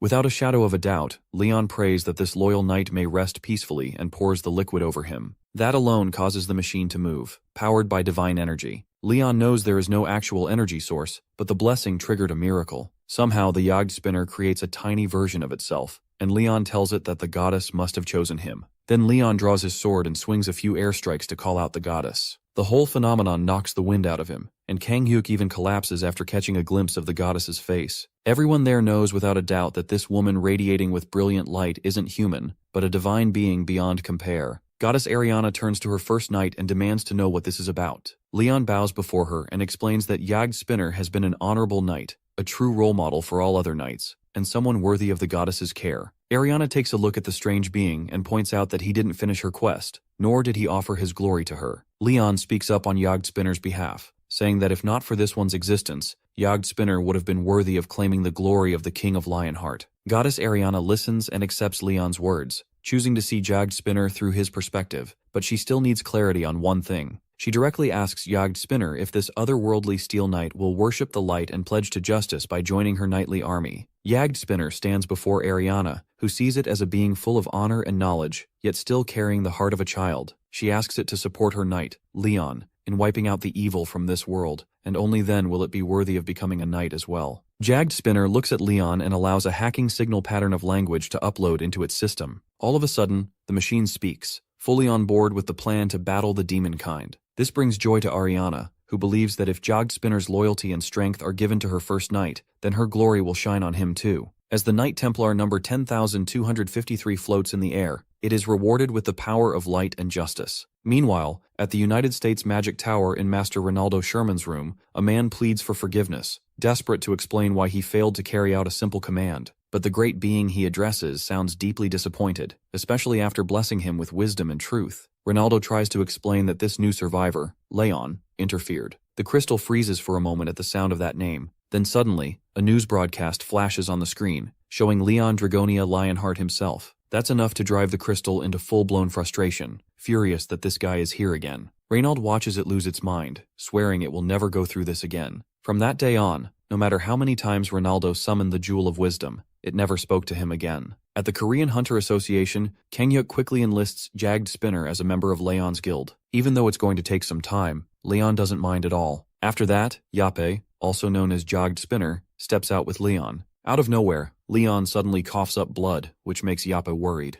It asks if he's okay, and Leon explains that summoning a Knight Templar in a land low on divinity takes a heavy toll on him. He blames himself for not being strong enough, but the goddess Ariana thinks it's her fault for falling short. Leon tells her that no matter what, he would never blame divinity for something like this. Ariana is touched by Leon's unwavering loyalty and admits that it's their fault for not stepping in earlier in this land where divine power is scarce. Then something catches Leon off guard when Ariana gently asks him to have faith in the other gods and take time to rest. Later on, Ariana calls back her brothers and sisters to help their loyal follower. The day Leon, the King of Lionheart, turned 21 was the day the entire world was obliterated, leaving only one knight standing. After expelling all the divinity from his world and channeling it into his own heart, the gods retreated into the heart of this holy man. They watched for a long time as the King of Lionheart wiped out every evil monster for 180 years, carrying the weight of the entire world. Due to that, every god in the whole pantheon was majorly in Leon's debt. To break the silence, Demera asks Ariana how the baby is doing, and Ariana explains that her favorite knight has pushed himself far beyond his limit. Everyone there knows that placing so much pressure on a single Grail knight is way too much. No surprise, Petos, the god of war and fire, wants to know where the King of Lionheart, who used to be very powerful with the glory of the gods, has gone. Ariana taunts Petos to have some shame, pointing out that her knight fought for 2 centuries and still came out victorious. The man flips out, shouting that this is exactly why he's so furious. Then comes a heavy silence that says more than words ever could. 180 years, Ariana declares, is more than enough, and now it's their turn to speak up. She refuses to let their knight suffer any longer. That's when Heto, the divinity of steel and blacksmith, agrees with Ariana and says they should take the honor of granting their blessings to help raise faith among humans. Heto adds that, thanks to intel from Demera's followers, they can even use this thing called the internet to their advantage and start showering divine miracles onto the world. Petos raises the question of why their knight, being an earthling, didn't come up with this idea himself. Heto steps in to defend Leon, saying the internet didn't even exist in his time. Ariana, meanwhile, wants to understand the trial and error behind the plan, considering it took Leon 20 years just to get the news to take root. Still, Heto is confident their Grail Knight is the key to making it work. Not long after, a bizarre phenomenon hits YouTube that completely throws off Baldy and Kim Jinsu, the head manager. A channel called Pantheon TV starts broadcasting live from the Naju Plains, showing how to pray to Goddess Demera. On top of that, there's an interview with an old man who silences an arrogant office worker with a line about how 1 spoon of rice can change a life, and an AI commenting on God with results that leave people stunned. It's all clickbait gold, but what makes it crazier is that everything's available in 104 languages, in top-tier quality that feels way too unreal. It's enough to fry anyone's brain, but Baldy's instincts kick in, and he starts thinking the Pantheon might be linked to Leon. Manager Jinsu, though, is skeptical, saying Leon doesn't seem like the YouTube type, and Hanhari sucks at computers. But even with that, Jinsu points out the real issue that the videos are legit. He starts to panic, totally clueless about what Leon might be up to, and decides it's time to meet him face to face. In the meantime, Yape, Leon's new buddy, has found himself a fresh mission, and it turns out he's the tech whiz behind adding subtitles and uploading all the content. Right then, Hari asks what he's up to, and Yape casually mentions that Phase 1 of his noise marketing plan is already in motion. Up next is Phase 2, which involves some good old-fashioned network hacking currently underway. Meanwhile, Hari assumes this little machine is probably just playing games or messing around, but truth be told, she's pretty terrible when it comes to dealing with computers. Aiza! At the Pantheon Guild's temporary branch in Naju Plains, Jinsu bursts in, panicked, insisting that the videos must be deleted. Hari, caught off guard, offers him some barley tea to help him chill out. But Jinsu quickly snaps back to the real issue. Leon calmly explains that it was Sir Yagd Spinner who made it all happen, which leaves Jinsu stunned. He can't believe that ruthless machine is capable of such things. His eyes then land on Yape, the skilled tech expert, hard at work. Jinsu explains that the rice from Naju Plains isn't ordinary. It has healing properties. If that information goes public, the whole world will come chasing it, and the plains will be flooded with dangerous thieves. He warns that once the Food Administration approves sowing, the association will send reinforcements. But until then, Leon should wait. Leon listens and understands they have their own rules and systems. Still, he's not worried. The goddess's crops aren't something that can be stolen. Jinsu is left speechless by Leon's confidence. In the middle of the night, a couple of cars roll up to Naju Plains, where a group of thieves plans to steal the seeds and burn the rice field. But they're stunned to find the $1 million area completely unguarded. The Viper Squad, the Korean branch of the Demonic Human Association's hitmen, has been hired to do the job. They bring out gasoline tanks and sneak into the rice field, but their plans are interrupted when a shadow spooks them. It turns out to be just a scarecrow, though one of the men is sure it moved, blaming it on the wind. Suddenly they spot more scarecrows, which freaks them out. Hyun can't believe this guy joined a demonic association when he's scared of scarecrows. Hyung directs them to find the largest area to burn and steal the seeds from storage. After unloading the gasoline tanks, they plan to pocket some seeds for themselves. That's when Hyung notices Mansu, Doosan, and Jin-tae are missing, and the scarecrows are too close for comfort when they should be far away. Suddenly, Hyung notices a scarecrow behind him, grinning stupidly. It's enough to freak him out, so he slashes it in half, shouting that these monsters are moving. All the scarecrows, with their cartoonish expressions, start creeping toward them, and the Viper Squad is left confused, wondering where these things came from since there wasn't a dungeon break. No one knows what these creatures are, and they ended up leaving their subordinates behind in a panic. Hyung had a feeling something was off about this mission, but they're still determined to show what they're capable of. Just then, one of Hyung's lackeys points out the silo ahead, and they cheer, eager to load up as much rice as they can. If the story is true, this could make them go from rags to riches. As soon as Hyun steps toward the silo, he gets blown back, scaring everyone else. They're all clueless about who set up the mines in front of the storage. Suddenly, Yapi appears out of nowhere after detecting a foreign presence in the area. The thieves quickly realize it's Yagd Spinner from Cheongju Gate.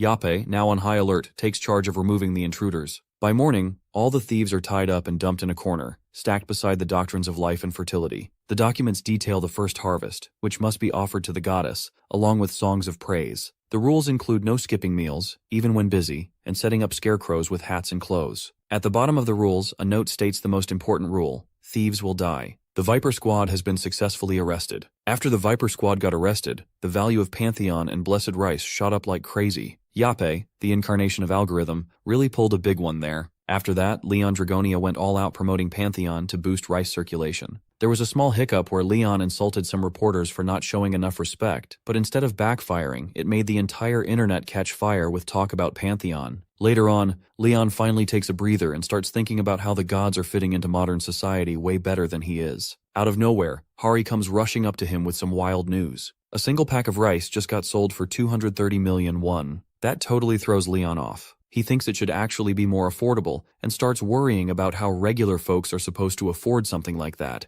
even if the market decides the price. So he makes it clear that divine blessings should be shared equally. He even remembers reaching out to the president about spreading the god's favor to farmers, but the guy insisted on staying neutral when it comes to religion. Still, Leon managed to gather enough faith to power up the Lionheart anyway. Hari still worries whether the Yellow Gate will be okay, even though she managed to win the bid for it just like His Majesty wanted. But the idea of raiding that gate with the party he chose feels almost impossible. With a calm smile, Leon just says he's curious to see what happens next. Later on, Gu Daesung runs into team manager Kim Do-han, and it turns out the president of the Hunter Association sent a message to all the struggling hunters, calling them to gather here. Daesung starts wondering what's going on after seeing a bunch of D and C rankers show up. Then, Hari arrives on the scene, the A-ranked mage swordsman who set the highest record since last year's draft. Right after her, Leon Dragonia appears, and Daesung is completely stunned to see him again. He always knew Leon was something else, like someone from another world, but he still has no idea what's about to go down. Then, after welcoming everyone, Leon steps up and addresses the whole group. He gets straight to the point, saying the reason he invited them all is because he's on the hunt for soldiers to join his guild, Pantheon. Anyone who proves themselves and makes it through the training will be accepted into his military. Daesung is caught off guard, realizing Leon is actually building a military force, not just gathering regular guild members. Leon then moves things along and announces the entrance test, which is to clear the yellow gate at Samjeon Station.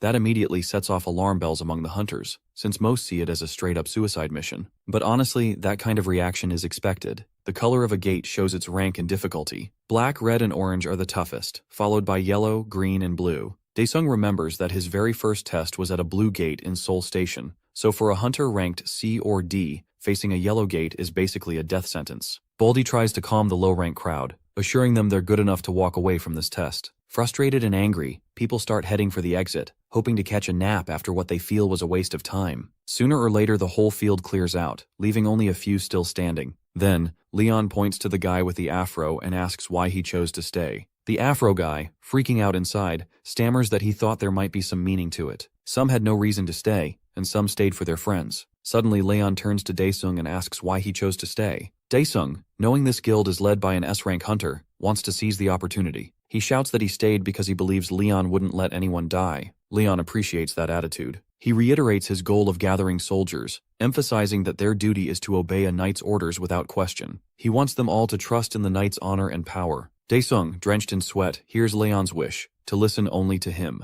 Leon signals everyone to get ready as they're heading into the gate soon. At the yellow rank gate in Samjeon Station, all the recruits are suited up in heavy, high-quality gear. Daesung figures the suits are rare rank, and Do-han knows hunters ranked C or D could never afford them. What really stuns Do-han is seeing Leon enter without any armor or equipment. Daesung asks Hari if Leon ever wears armor, and she casually says his skin is tougher than armor. That leaves Daesung even more confused, but he understands. Leon is just that strong. Daesung trusts nothing too bad will happen, especially with Leon leading. Then, Leon kicks things off by slicing an ogre's head clean off, leaving the recruits in shock. At that moment, Leon yells that these monsters aren't honorable warriors and will die like insects, which is exactly what they deserve. Han Hari strolls in with the fresh recruits, thinking the fight's gonna be out in the open air. They're introduced as mercenaries from the outer territory and told to pick a side between two warring tribes. Daesung figures it's an NPC support quest and casually chats with Do-han, wondering which side would make their life easier. Suddenly, a herd of monsters rolls up on boards and corners Leon's group,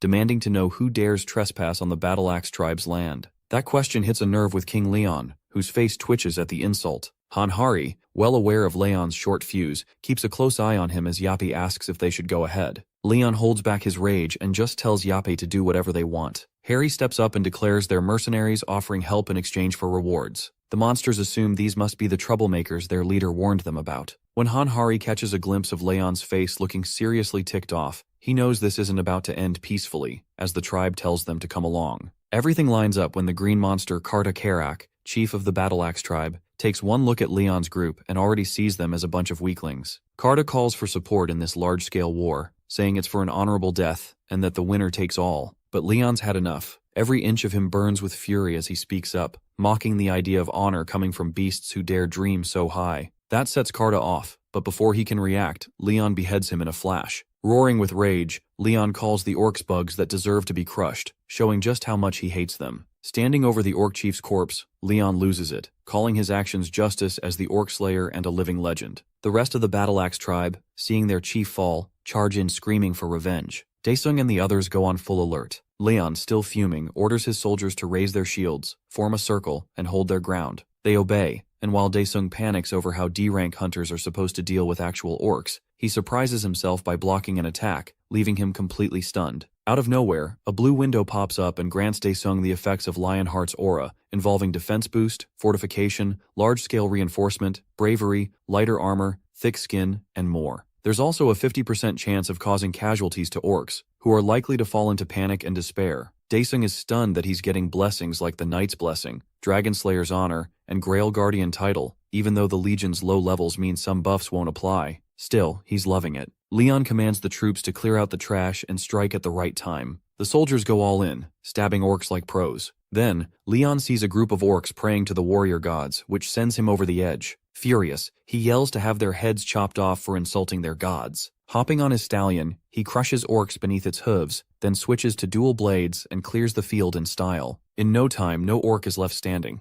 Leon raises his blade in triumph, declaring their victory, and the soldiers cheer with him. But Hari cuts through the excitement, asking what reason Leon had for wiping out the orcs like that. Hari's face tightens with a serious expression as Leon bluntly says that helping orcs is absolute nonsense. He claims he'd rather die than lend a hand to those green beasts, saying they don't deserve a shred of respect. Gritting his teeth, Leon makes it clear he sees their existence as less worthy, unable to compare their savage nature to the bravery of true knights. The look in his eyes tells Hari everything that Leon is clearly a full-blown racist. Hari tries to argue, saying there must be kind orcs out there somewhere, but Leon shuts it down cold, saying the only good orc is a dead one. When the gates opened on Earth, countless orc survivors came through, and humans actually welcomed them. But the orcs chose violence instead, teaming up with demonic humans to massacre people like insects. From then on, orcs became Earth's problem. Later, Yapi arrives and says that if he plays his part right, a full wipeout might be possible. Leon and Hari, wearing strange head covers to hide their hair color, leave everything to Yogg Spinner. Without wasting time, Yapi announces that the core uploader's capacity has reached 99%. He quickly tosses the thing into the pool, which Hari thinks looks way too much like poop.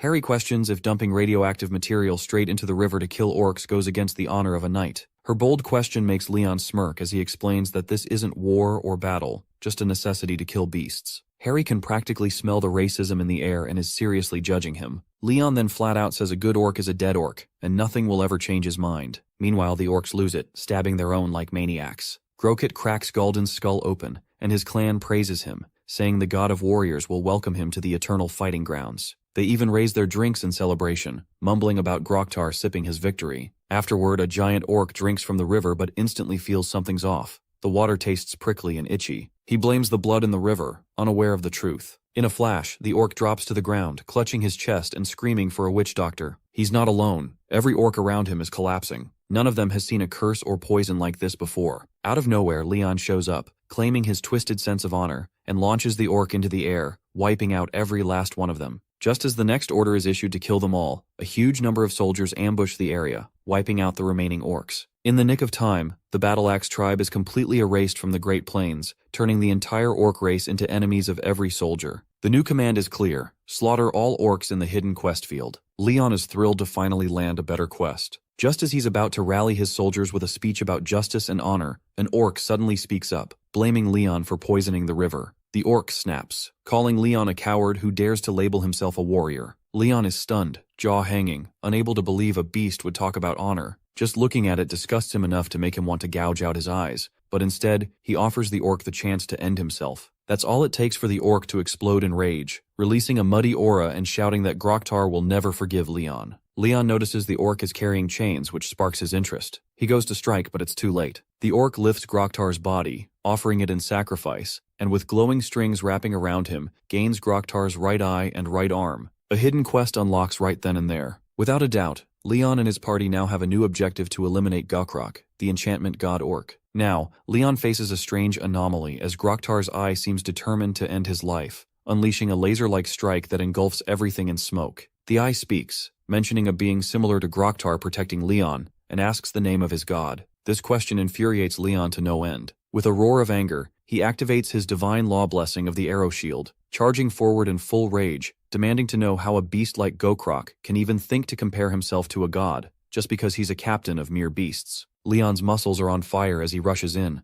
not willing to tolerate this nonsense any longer. Gokrok, wielding the Great Eye, attempts to crush Leon with his fist, but a single strike from Leon slashes through Gokrok's hand, causing the orc to scream in agony. Confused and in pain, Gokrok can't understand why he felt it when his original body wasn't even harmed. That's when he realizes Leon is holding the Holy Sword of Radiance and is none other than the Orc Executioner and a Demon Slayer. Gokrok remembers that Leon is the sole survivor of the nightmarish world and is struck with fear, deciding to retreat for now. He curses Leon and vows to make the orc pay for this reckless move as he leaves his summoner to fight alone. Leon watches as Gokrok retreats, knowing that's the best he can expect from a god dealing with trash like them. The orc is practically crying in Leon's presence, but he hasn't given up on avenging his comrades. However, Leon's had enough of this nonsense and quickly beheads the orc, stating that beasts like them aren't meant to stay alive. After clearing out all the hidden quests, the Orc Hunter and War Knight's Men-at-Arms titles are granted to all participants. The Orc Hunter title boosts damage by 30%, while fighting alongside a War Knight gives 20% more physical attack resistance, a bonus typically reserved for tankers. Daisung and the others are stunned by their system upgrades. Suddenly, Leon yells his orders to gather the loot, which is the right of the victor. The The soldiers hurry to search for great ranked warrior and advanced warrior equipment, as well as anything from the witch doctors. Amid all the chaos, Hari asks Leon what they should do with the amputated arm of the self-proclaimed god, the divine orc, witch doctor Gokrok. Suddenly, Yapi plays Heto's message, detecting a surge of mana from the beast's amputated arm. Heto orders Leon to drain all that mana using the Holy Grail, promising to grant him powers. Without wasting any time, Leon directs the fancy cup to the giant hand and sucks out all the mana. After absorbing it, Leon senses a similar divine power and realizes how much God enjoys the beast's worship. However, their hatred for other species is what makes Leon repulsed, pushing him to extinguish this evil from the world. Out of nowhere, Ariana arrives, thanks to the beast's mana, making her descent easier. She mentions that this power can help her recover a sacred item, and Peytos is eager to choose the holy sword for it. Ariana leaves the decision up to Leon. Of the 4 options, Leon firmly decides to power up the Holy Grail instead, since the holy sword's power would be too much. His wish is granted, and the Holy Grail powers up. Just then, Hari rushes over to Leon, eager to show him something interesting, though she can't figure out where Yape went. Suddenly, a commotion grabs Leon's attention, and he spots Yape on high alert, already wrapping someone up tight. This man is freaking out, all tied up as he sees a bunch of soldiers advancing toward him. Not only that, but he's cursing Jagd Spinner for wrapping him in ropes. Soon, Leon casually steps in, and the guy accuses Yape of attacking him. Leon threatens to sever his tongue if he refers to Yape inappropriately, which stuns the man. Jagd Spinner quickly rats him out, revealing that he's a loot thief. The thief tries to excuse himself, calling it a misunderstanding, but Leon, disgusted, decides to let Hari check his stuff. Hari, with a judgmental gaze, quickly scans his belongings and finds the great orc warrior's heart, the most valuable loot from the orc gate. Hari asks why, when loot swindling is such a serious crime, the thief insists it's all a misunderstanding. Leon doesn't listen to his excuses and slices his arm, stating that his laws and common sense are different from their world. In the King of the Lionheart's military, that's how things will be. He then asks if anyone has a problem with his rules, to speak now or forever hold their peace. It's clear that Leon has set a rule. Anyone who steals will have their hands sliced off, and that's the law of the Lionheart Kingdom. Though the people of modern Earth find Leon's laws a bit harsh to accept, the benefits, like amazing buffs and upgrades, are too great to pass up. Not to mention, they're quick to side with Leon, knowing that his strict laws will create a fair environment in the lawless place within the gate. Just then, Gu Daesung respectfully requests that Leon allow the thief to retrieve his arm and put it back. Leon replies that it would defeat the purpose of his punishment. Still, Daesung points out that their lives follow different ideals, and since the rules are only being revealed now, it feels unfair to blame the thief. He wants to give the thief a chance, and Leon considers this a reasonable request. Leon then tells the thief that he should be thankful for having a comrade who speaks reason. With that, he pours the Holy Grail on the thief's severed arm, which instantly regenerates. Daesung, witnessing this miracle, realizes that an S rank could replace the amputated arm, but regenerating it is on a whole different level. Such combat power and healing ability are far beyond an S rank. Daesung wonders if a single person is capable of this much. Leon, the man of radiance, feels disgusted by the thief and tells him to get out of his sight. For now, he's willing to let it slide out of respect for their world's laws,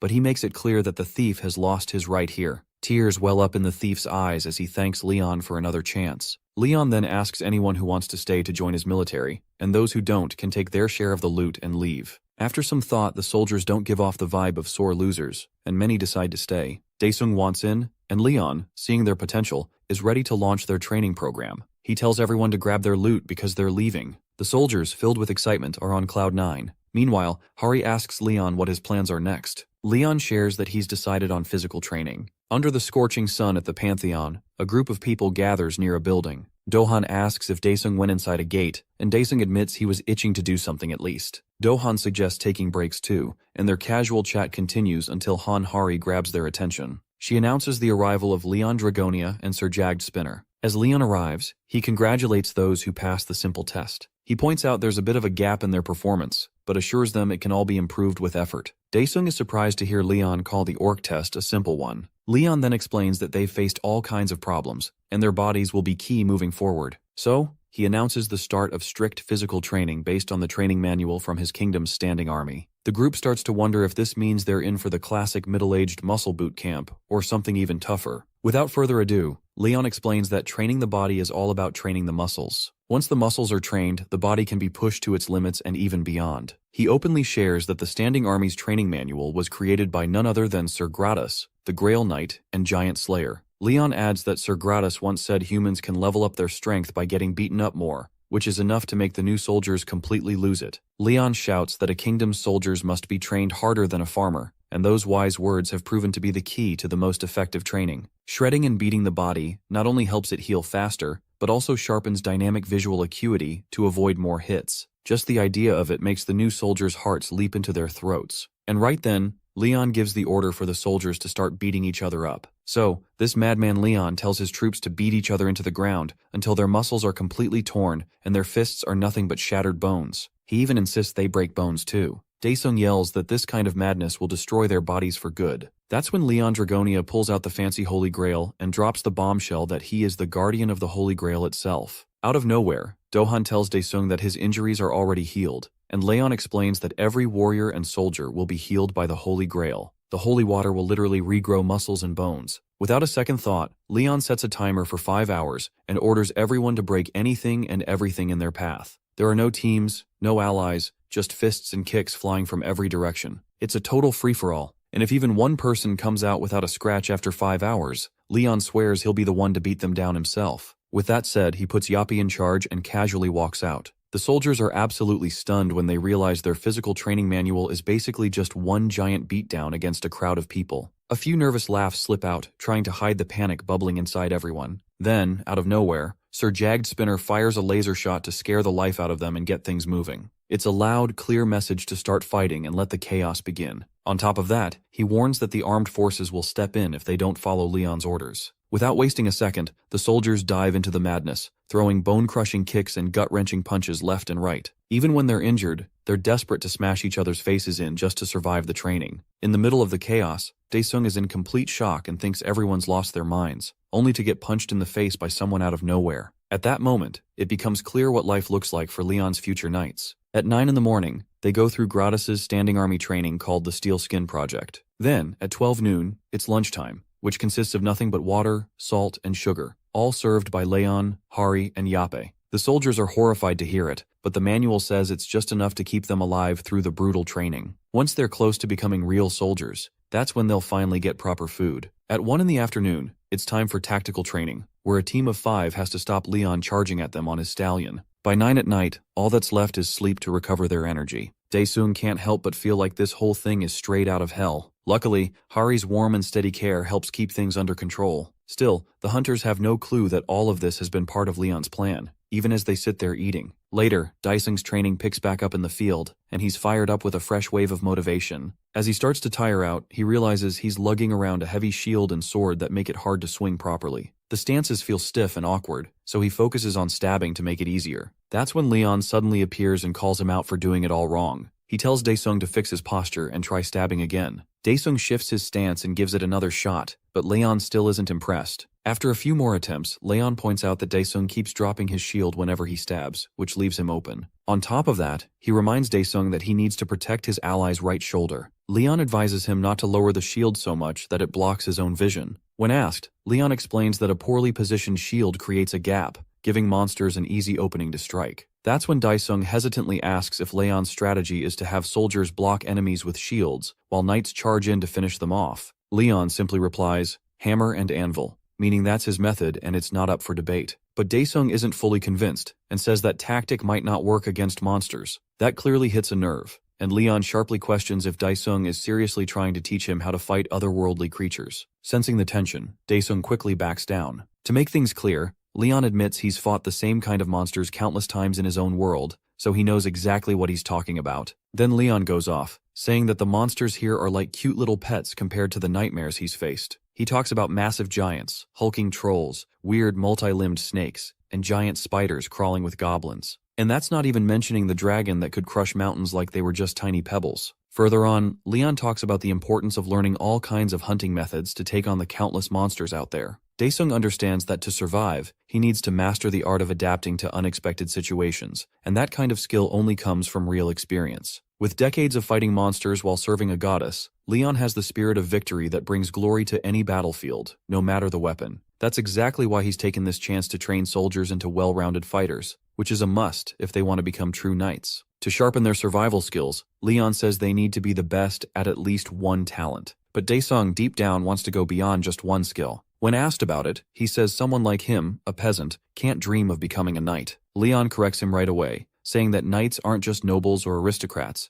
They are people who willingly walk a path of hardship with a noble mission. A knight is someone who chooses to protect others, stand up for what's right, and has the courage to keep going no matter what. They are the ones who swear eternal loyalty to the goddess and the people. Anyone can be a knight if they have the guts and the heart to take on that sacred promise. At the very least, Leon says he'd totally respect anyone who has that much courage and determination. Daesung feels a bit of prejudice lift off his shoulders as his desire to become a knight starts to feel a little more real. Meanwhile, over at the United States Magic Tower, Master Reynald is pleased to see the ancient crystal finally back in working condition. As usual, the crystal demands offerings in exchange for wisdom and truth, but this time Reynald notices something odd, a slight change in its voice. The crystal suddenly demands that Reynald enchant it with a space jump spell so it can launch itself into space in case things go south. That's when the crystal reveals how much it hates the idea of being anywhere near that monster Leon, claiming it wouldn't have even shown up if it had known Leon was around. Fueled by irritation and a thirst for revenge, the crystal starts plotting Leon's downfall and insists the best time to strike is now, while Leon is without his army. It pushes Reynald to enter the same gate as Leon, desperately hoping this time Leon doesn't make it out alive. Then comes the Pantheon Guild's standing army graduation ceremony, where Leon is all set to raid a yellow gate using only trainee soldiers.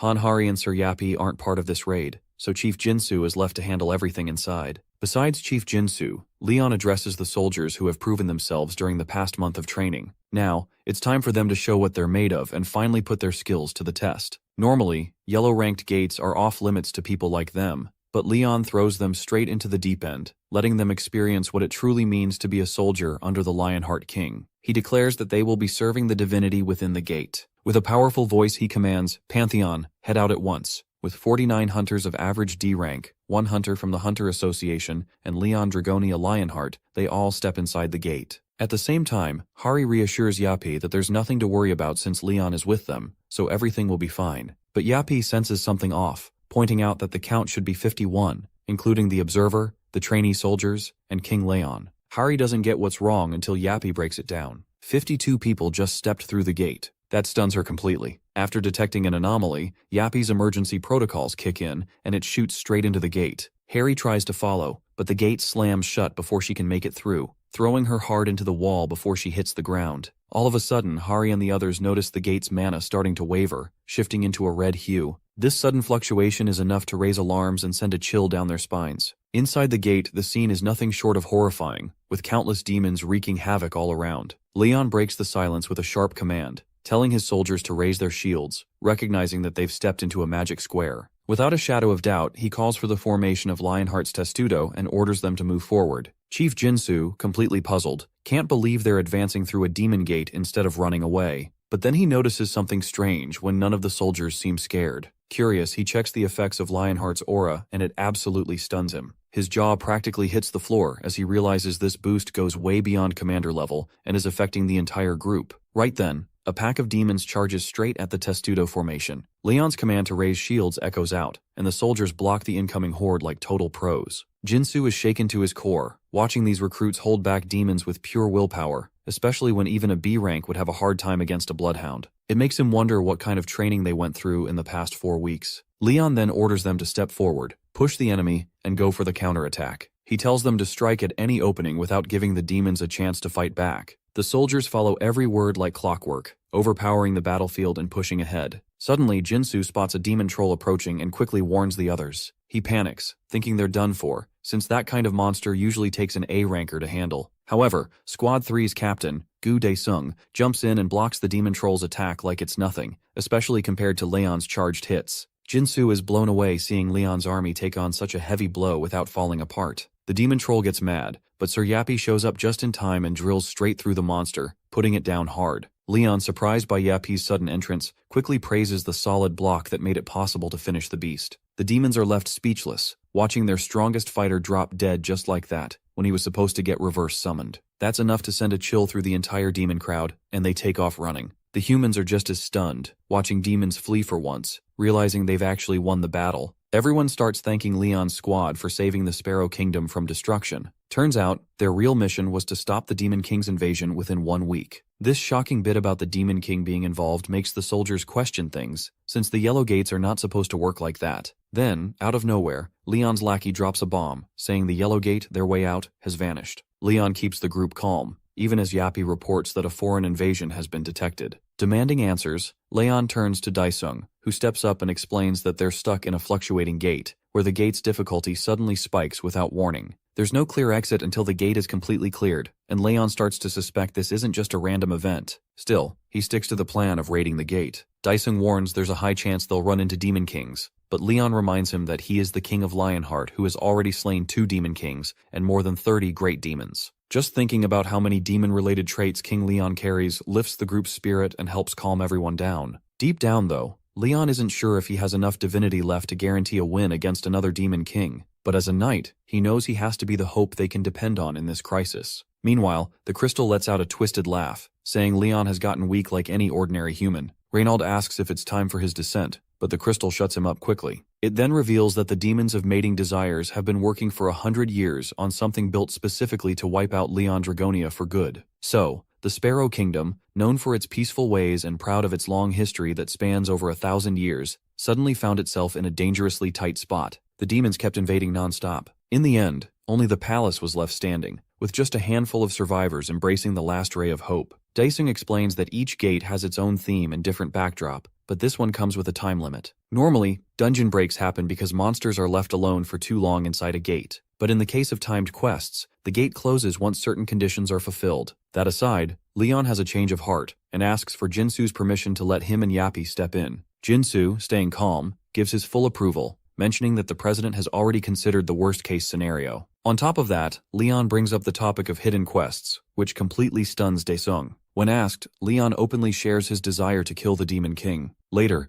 Leon realizes that the demonic energy from the demonic troll is far too weak to maintain a proper connection with Pantheon. Just moments later, Ariana checks in on her favorite knight and asks if he felt it too. Leon confirms he sensed a different kind of energy inside the gate. Ariana says that because Leon is still alive, the creepy energy didn't hit too hard, but it has slowly started to spread through the world. She describes the power as overwhelming, something even she failed to notice earlier. She guesses it might be the Demon King at a lord-level power, though it's strange that the energy source isn't stronger. Ariana also shares a message from one of Pantheon's deities. Plo wants to inspect this world, likely because something isn't right. Ariana requests energy to make her descent possible, and Leon already knows what to do next. The carriage arrives at the palace, where head butler Farco welcomes King Leon and his servants, ready to serve them in the best way possible. He then shows them inside, where Leon admires the king's great sense of art. Farco mentions that the Sparrow Palace tells the story of their long history as a kingdom, from the first queen, Fiora, to today's queen, Beatrice. Dohan realizes it's a matriarchal society, with only the queen serving the kingdom. Leon immediately turns around and gives Daisung and Dohan a sharp look, reminding them that peasants should never gossip about royals like that. He quickly apologizes to Farco for their behavior,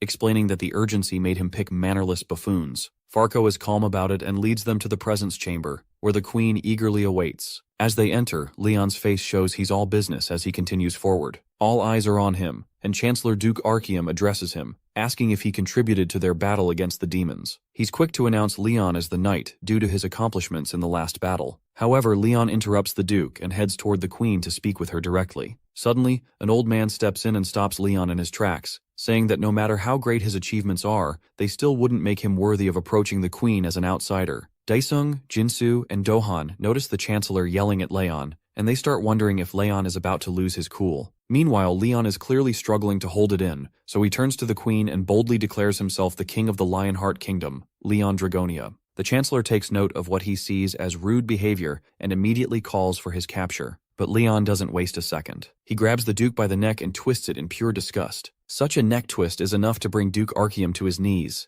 The old man in armor is ticked off and demands a proper explanation. Daisung can tell Leon is getting real close to losing his cool, while the Queen's guards draw their swords on him. Leon glares at the Duke and asks how long he plans to keep pretending, thinking he can fool the eyes of the King of Lionheart. Then, in a blink, Leon smells the foul stench of a demon coming from the Duke. Suddenly, the Duke flashes a creepy smile and starts shedding his skin, revealing his true form. He's not alone either. Several others begin tearing out of their human disguises too. The entire court is horrified, but Leon snaps, yelling at the panicking crowd to get a grip. Without wasting a second, he orders his squad to assemble and fight. Then, with just the tips of his fingers, he stops a blade mid-air and slices the demon down in one swift move. The old man is left in shock, unable to believe those monsters were hiding right under their noses all along. Meanwhile, the demons start creeping everyone out, so the old man jumps into action and slashes them in half, shouting that the demons have infiltrated the castle walls. He orders everyone not to let a single one escape alive. After a few minutes of chaos, the whole area is cleared out, and Leon turns his focus back to the queen. But the old man steps in again, blocking Leon and reminding him that his loyalty lies only with the queen. Leon's not having it, though. He brushes past the old man, knocking his blade aside like it's nothing. As a king himself, just like their queen,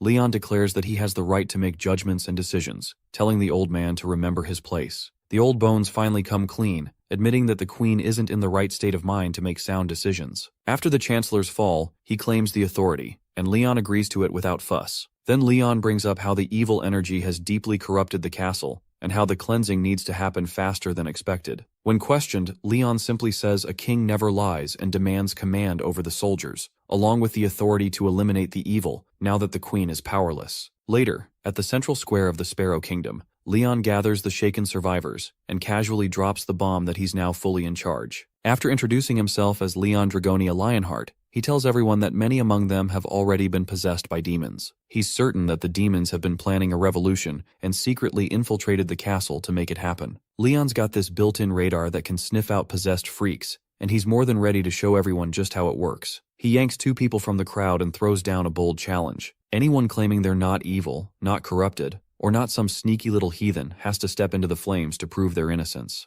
To prove he means business, Leon tosses the two in himself, sending shockwaves through the crowd. The soldier boy burns to a crisp, but the girl stands tall in the fire like it's nothing. Leon calmly explains that the sacred flames only burn those who are truly evil. He thanks Pados, the god of war and fire, and urges the crowd to chant his name in glory as they walk through the flames to prove their purity. When the crowd starts showing hesitation and doubt, Leon snaps, yelling at them to get into the flames already. He warns them that if they're all corrupted, he won't hesitate to cut them down. Panicked, the people rush into the fire, revealing the stinky demons hiding in plain sight. The demons snarl that Leon won't die peacefully under their watch, but they clearly underestimated his temper. Leon loses it, raging at the filthy worms for feeding off human emotions and pretending to be soldiers. No way is Leon Dragonia letting that slide. His fury boils over as he swears to make them scream in pain. That's when the demons realize they've picked the absolute wrong guy to mess with. Just like that, their infiltration plan crashes and burns. From the sidelines, Reynald sees it all, while Crystal straight up admits that this guy is scary as heck. At the altar, Leon stands tall before the people of the Sparrow Kingdom with a ferocious demon tied up beside him, urging everyone not to fear. As long as he's around, no evil creature can touch them. He speaks to the crowd, explaining how these twisted beings corrupt the minds of good people. Just then, the boar-faced demon lets out a creepy laugh and barks that nothing can save them from destruction and corruption. Leon shuts him up in an instant by slicing off his head with a clean chop. He goes on to explain how giving in to temptation and fear lets evil run wild, which ends up causing starvation, sickness, delayed marriages, gambling losses, and broken families. The demon tries to protest, whining that none of it was his fault, but Leon doesn't even let him finish before cutting him off again. Suddenly, the people's anger shoots through the roof as they realize demons are the reason behind everything going wrong in their lives. Just as the demon tries to butt in, Leon flicks him on the forehead so hard it feels like getting smacked by a hammer. Leon explains how demons sneak misfortune into human lives, blaming their downfall, pain, and suffering on these wicked creatures. But then he calms their fear by revealing that Pados, the god of war and fire, has gifted him the divine flames. Out of nowhere, Leon calls up a red-headed boy from the crowd and tells him to hold the flame, ordering him to punish the demon until it pays for its sins. The boy hesitates for a second, which instantly ticks Leon off, who asks if he actually feels sorry for a demon. Then, the boy yells back, saying his father died because of them. The demon starts threatening the kid, swearing to haunt him forever if he lays a hand on him. But one solid smack from Leon to shut him up, followed by a fiery bat swing from the red-headed boy, sets the demon's head ablaze. That pathetic demon's threats got under Leon's skin, and he roared at the creature to shut its mouth. Later on, Baltars, the demon of pleasure and corruption, ends up tied up in a prison cell. This little guy knows full well he spent 34 years corrupting and torturing countless humans, but never thought he'd wind up here of all places. Suddenly, Yappy shows up and the demon freaks out, realizing he cannot corrupt a machine. Yappy demands answers, but Baltars just cracks up laughing and mocks him. With no time to waste, Yappy decides that Captive 14 is being uncooperative, and right on cue, the soldiers march in. Baltars may not be scared of dying, But when the soldiers pull out the holy water of 15% strength, the demon starts shaking like a leaf. After watching Balters react to it, Yapi figures this holy water might be the key. Without holding back, Yapi splashes a generous amount right on Balters' face, burning him so bad it looks like his soul's trying to escape his body. Even as the demon screams, Yapi labels him uncooperative, no matter how much Balters begs for mercy and claims to know nothing. After a few more brutal rounds of holy water, Yapi finally pulls out the information. Captive 14 spits out a 30,000 character report, while the first 13 captives averaged about 39,000 each. Even then, Yapi is sure that Balters is still hiding some info, but Balters tells the dumb machine he's not a psychic and has no clue how much the others already spilled. Yapi makes it crystal clear that the only reason the hostage is still breathing is to squeeze some real, solid info out of him. That hits Balters like a ton of bricks, and he quickly changes his tune, asking what Yapi wants to hear. Later on, the intel gathered from 32 different beings shows a shocking similarity of over 89%. Leon gives a shout-out to Jagged Spinner and says the Song of Justice sounds beautiful. But then his mood flips, and his heart races with rage as he throws a tantrum, saying he can't stand breathing the same air as these evil creatures that dare to live on human land. When asked, Yapi doesn't hold back and says their kind needs to be wiped out without a second thought. Leon is all for it. The demigod and the machine don't feel exhaustion, and so begins their late-night mission. That's where the 4 brutal nights of cleansing kick off. There's a burst of purple smoke and energy in the area where Reynold Sherman holds the Crystal of Temptation, once known as the Jewel of the World. Alongside him, a couple of prostitutes end up nearby, and the crystal quickly warns Reynold to hold his horses since it's easy for a mortal to get corrupted in a place like this. Reynold listens and keeps himself in check, then runs into a 6-armed guy who looks like he's about to unleash pure fear. Reynold gets overwhelmed by the sudden wave of dense energy in the air, and the crystal warns him not to look at the crown. Eventually, Reynold comes face to face with the great demon of pleasure and corruption, Androgen, a creature with no common sense and not a shred of backbone.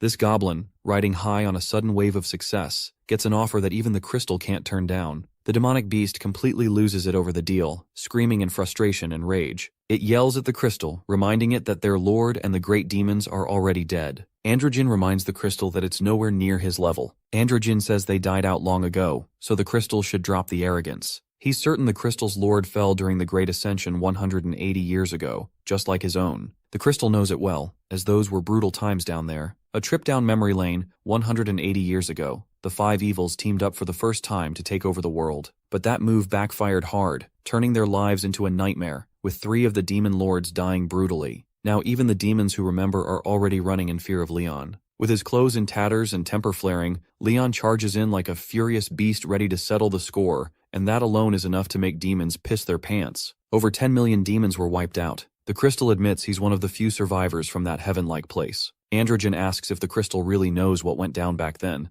but the crystal fires back, accusing him of giving in to his instincts and reminding him of the offer that couldn't be rejected. The beast growls for him to spit it out already so he can dig a hole for that jerk. The crystal brings up Androgen's latest order from the most distinguished great demon. Androgen confirms it's almost complete, and adds that even if she's holding on, she's still just a mortal. He claims the end is near, no doubt about it. Later on, the crystal tells Reynold that this is the most effective method in play, with a winning chance of 7-3, with 7 in favor of Androgen and 3 for Leon. Reynold, surprised, asks if that means in a face-off between an S-rank mage and the crystal would actually win. But the crystal has no plans to fight. For now, it decides to head toward the corpse harvesters near the palace forest, known for their overwhelming attack power. Once there, Reynold stumbles upon one that looks more like a brain-dead zombie, which gets taken out in an instant by Sir Jagged Spinner, scaring the crap out of both of them. Yapi reports that more are still lurking nearby. The crystal quickly activates stealth mode to stay hidden from Leon's sight, just as he shows up. The old man can't believe he didn't hear Leon approaching. He figures it must be the Grail Knight's divine law of silence, which even cancels out the sound of horses, and believes Leon used that to wipe out the forest full of demons. Suddenly, Leon admits to sensing an unwanted energy just inches away, while Reynold is freaking out. Right then, Sir Yapi announces that a simple satellite has caught sight of the target, declaring that there are still more out there. Leon brushes it off and rushes out without a second thought. Reynold collapses, trying to catch his breath, shaken by how close it was. Later on, Leon takes a bath, deep in thought about the demons of pleasure and corruption, seeing them as a bunch of perverts with twisted desires. What bothers him even more is how so many of these demons, even the high-ranked and elite ones, have managed to slip into the palace. He's sure the great demon is hiding here somewhere. Out of nowhere, a woman's voice comments on the disgusting smell of blood, catching Leon off guard. This stunning woman gently suggests that he should get some rest. A graceful woman stands before Leon, and her presence is impossible to ignore. She has the kind of beauty that doesn't need effort to draw attention. It's the kind of beauty that speaks louder than words, making others lower their guard without her needing to move a finger. Leon realizes she's not just beautiful, but dangerously enchanting, the sort of person who pulls others in so gently that they don't even notice the fall until it's too late. After that, she introduces herself as Beatrice Alighiera Sparrow, the queen of a small kingdom, to which Leon responds, stating his name and title as the King of Lionheart. In that moment, Leon understands just how dangerous her presence is, not because she means harm, but because even someone like him didn't notice her influence until now. Beatrice then tells him not to be so guarded, explaining she's only here to meet the man who saved her kingdom. Still, Leon knows this isn't the right moment for such a meeting, and something feels off.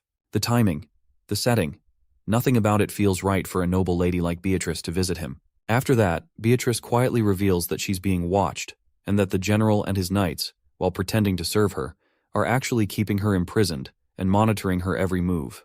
Leon finds it hard to believe, especially since the general didn't seem like the type to betray his ruler. But Beatrice is desperate and insists there's no time to explain everything. She then asks Leon for a favor, to kill the general and his knights, and in return, she promises to give him the entire kingdom. Beatrice also urges him to check the underground floors of the castle, hinting that something important is hidden there. Her request adds a layer of tension to Leon, and he decides to acknowledge the matter. Leon discovers that the general is hiding underground. That night, the general suddenly knocks and enters Leon's bedroom, apologizing for disturbing him at such a late hour. Leon scolds him for barging into a king's room without warning, but the general insists the situation is urgent. Later, Leon mentions he met the queen, expecting a reaction, but the general remains calm and says Beatrice often wanders out at night. Leon becomes frustrated and points out how careless it is to leave royalty unguarded while demons are everywhere. The general calmly insists demons don't attack at night, but Leon knows that's a lie. The demons have never cared about day or night, and he senses something is off. The general's calmness and denial only raise more suspicion in Leon's mind, making it feel like he already knows too much and is trying to hide something. The general quietly leaves, but something feels off. The queen had claimed she was being kept prisoner, yet the general acts like nothing is happening. His calm reaction doesn't match the situation, which makes Leon uneasy, and it seems like there's a hidden truth in this castle. To uncover it, Leon decides to explore the underground levels himself. At the same time, Sir Spinney appears from the window behind, and Leon asks for his assistance. Meanwhile, things grow worse outside the castle. Dark forces gather near the walls, loud, wild, and ready to attack. Their leader promises rewards to anyone who storms the walls first. The enemies scream and rush forward, hungry for destruction, wanting to ruin everything and spread pain and corruption wherever they go. Suddenly, a spear appears, moving fast through the air. It seems like it's part of Leon's anger, made to hurt and frighten. The sharp tip shines brightly, ready to cause harm. As it flies toward its target, everyone feels its power and the fear it brings. After that, Leon appears, overwhelmed by anger, and looks at the beings around him. His emotions are intense, and he feels like he's speaking to creatures who don't understand the true meaning of life and death. He wonders how living beings who have never known death can possibly comprehend what he's about to teach them. He calls them insects, beings driven only by their instincts and desires.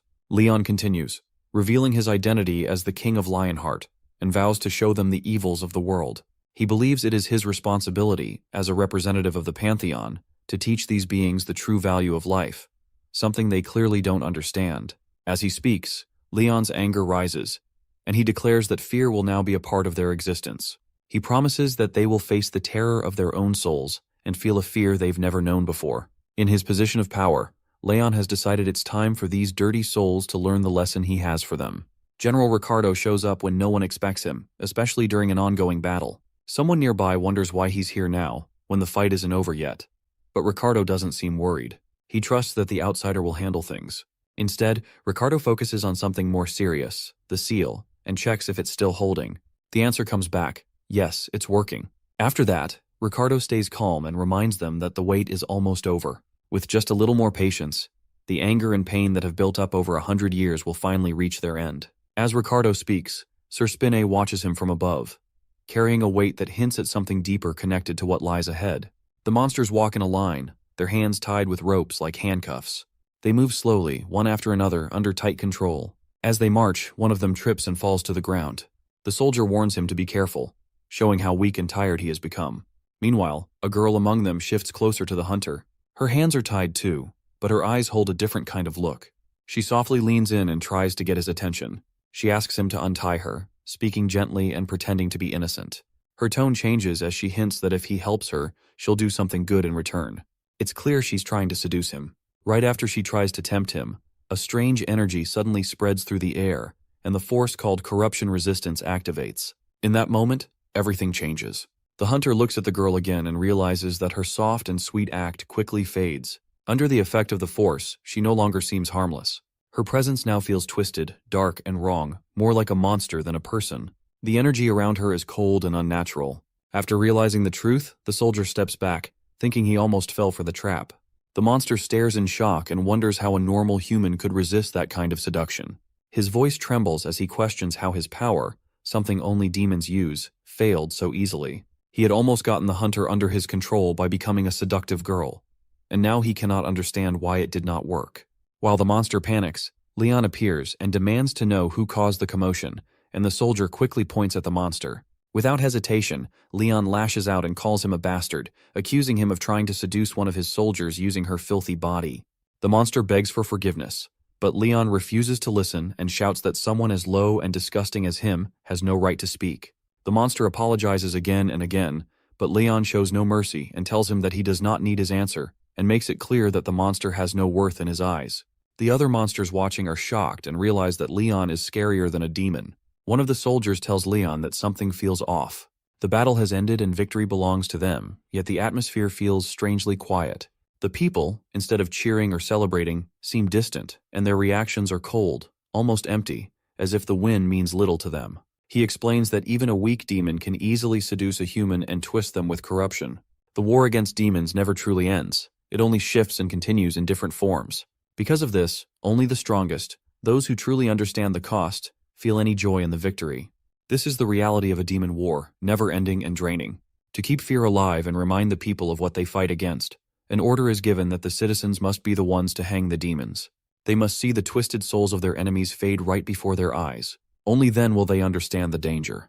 The command is clear and the reply comes quickly with obedience. Yet, Leon and his soldiers return with victory and notice a huge castle standing tall in the distance.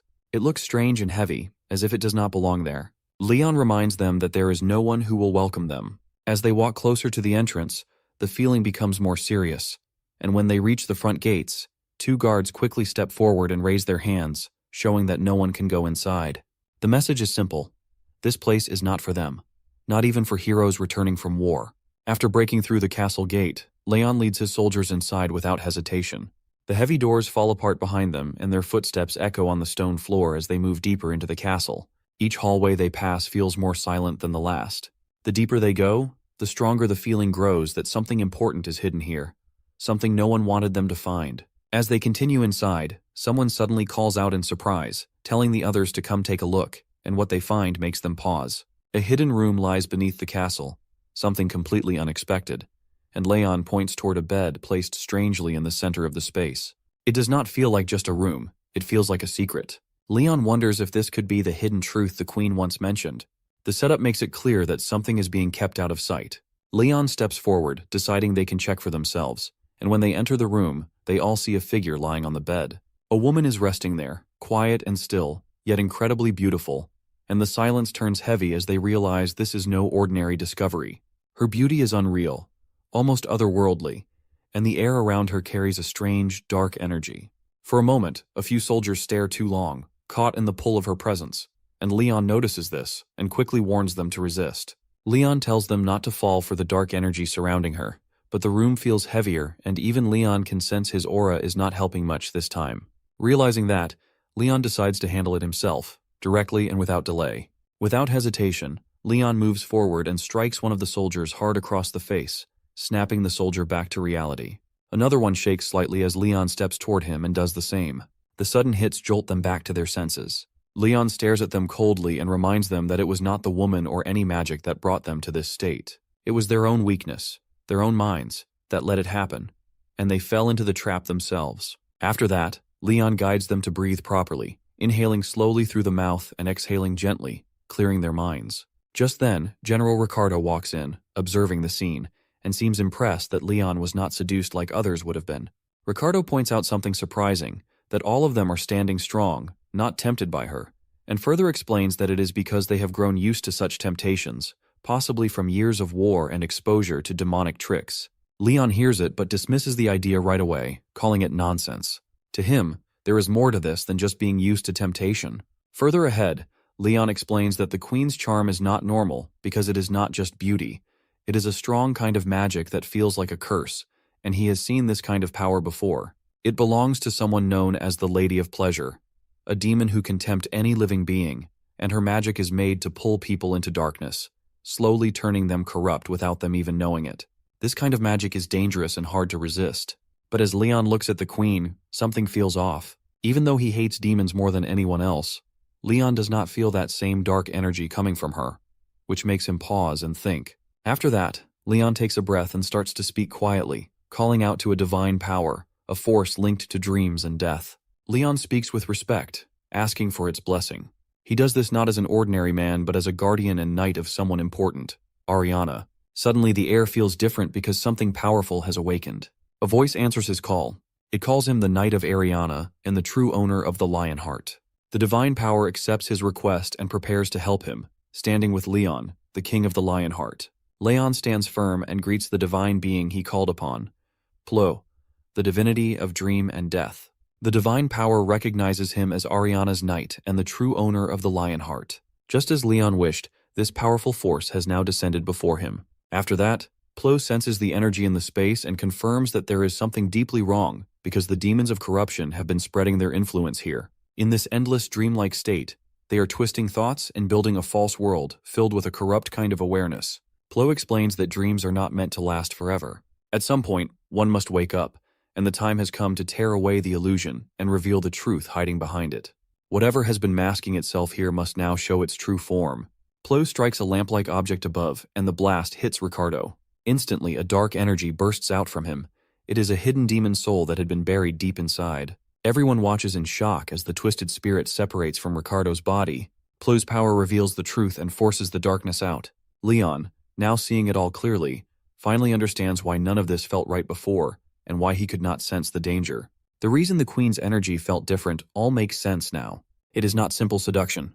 It is an authority, a power so strong it can create an entire world on its own. Afterwards, Leon is finally aware of what they are truly facing, because this is no ordinary trick. It is a crafted world built by corrupted power, and Leon must break free from it to find the truth beneath. The queen lies quietly surrounded by strange magic. Someone nearby whispers not to disturb her and says she must be protected along with the seal that holds everything together. Suddenly, a soldier yells that more Death Knights are coming from behind and the danger is growing. Afterwards, Leon notices something strange about one of the Death Knights. Unlike the others, this one does not feel wild or filled with anger. It seems calm, not fully corrupted, and that makes Leon realize something important. The dream they are trapped in probably began with the queen, and if he goes to her, the dream might break on its own. Leon warns Ricardo that stepping forward now means fighting alone and could go against a knight's honor. But Ricardo admits he left that kind of honor behind a long time ago. As enemies start surrounding Leon from both sides, Leon does not back down. Instead, he gets ready to fight, confident that even if he is attacked from both directions, he will not be stopped. Leon observes the strength of the undead knight before him, surprised that despite becoming undead, the knight still holds considerable power. The knight, with distorted honor and pride, speaks of the queen and how Leon's single blow had already defeated their royal bodyguards. After that, Leon urges him to wake from this dream and warns him that if he does not, he will remain trapped in this fantasy for eternity. As Leon processes the knight's words, he has a strange feeling that while many have betrayed their oaths, the apostles have stayed loyal, and this creates doubt in Leon's mind. The queen, Beatrice, despite all that has happened, had asked him to kill the apostles, which does not sit right with him, and he begins to sense that the truth behind everything is more complex than it appears. Leon pieces together the puzzle, and it becomes clear that the queen is not a villain after all. Ricardo's dead knight speaks up and reveals the truth that the queen made a deal with a demon. The knight explains that the queen, despite her bravery, was forced into this pact, and she agreed to harbor the essence of corruption and relive the kingdom's collapse for 100 years. But in exchange, the demon promised to spare her and her people as long as they were not corrupted by its power. The kingdom was already on the edge of destruction, and the queen, Beatrice, had no choice but to accept. Even though she knew it was a trap set by the demon, she had no other option but to make the deal, hoping to save her people from an even worse fate. The queen, Beatrice, 5 years into her pact with the demon, begins to feel both the power and the heavy burden of her decision. At first, Beatrice feels strangely refreshed by the deal, but soon she starts to see the horrific consequences as the corruption begins to spread, causing more people to lose their minds and turn violent. They also become obsessed with the twisted pleasures the demon offers. During the day, Beatrice watches helplessly as demons kill her people, and at night, the corrupted ones whisper to her, feeding her guilt and despair. After all of this, Beatrice starts to wonder if she made the right choice, feeling the crushing weight of her actions. In the beginning, the deal had seemed manageable, but she soon realizes the true nature of the demon's trap. The demon's power is tricky and full of lies, and there is no way out of the agreement.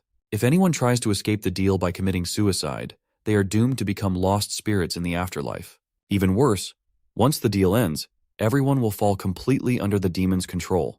As the years pass, the queen begins to go mad, watching her kingdom fall apart and feeling the corrupting influence growing stronger inside her.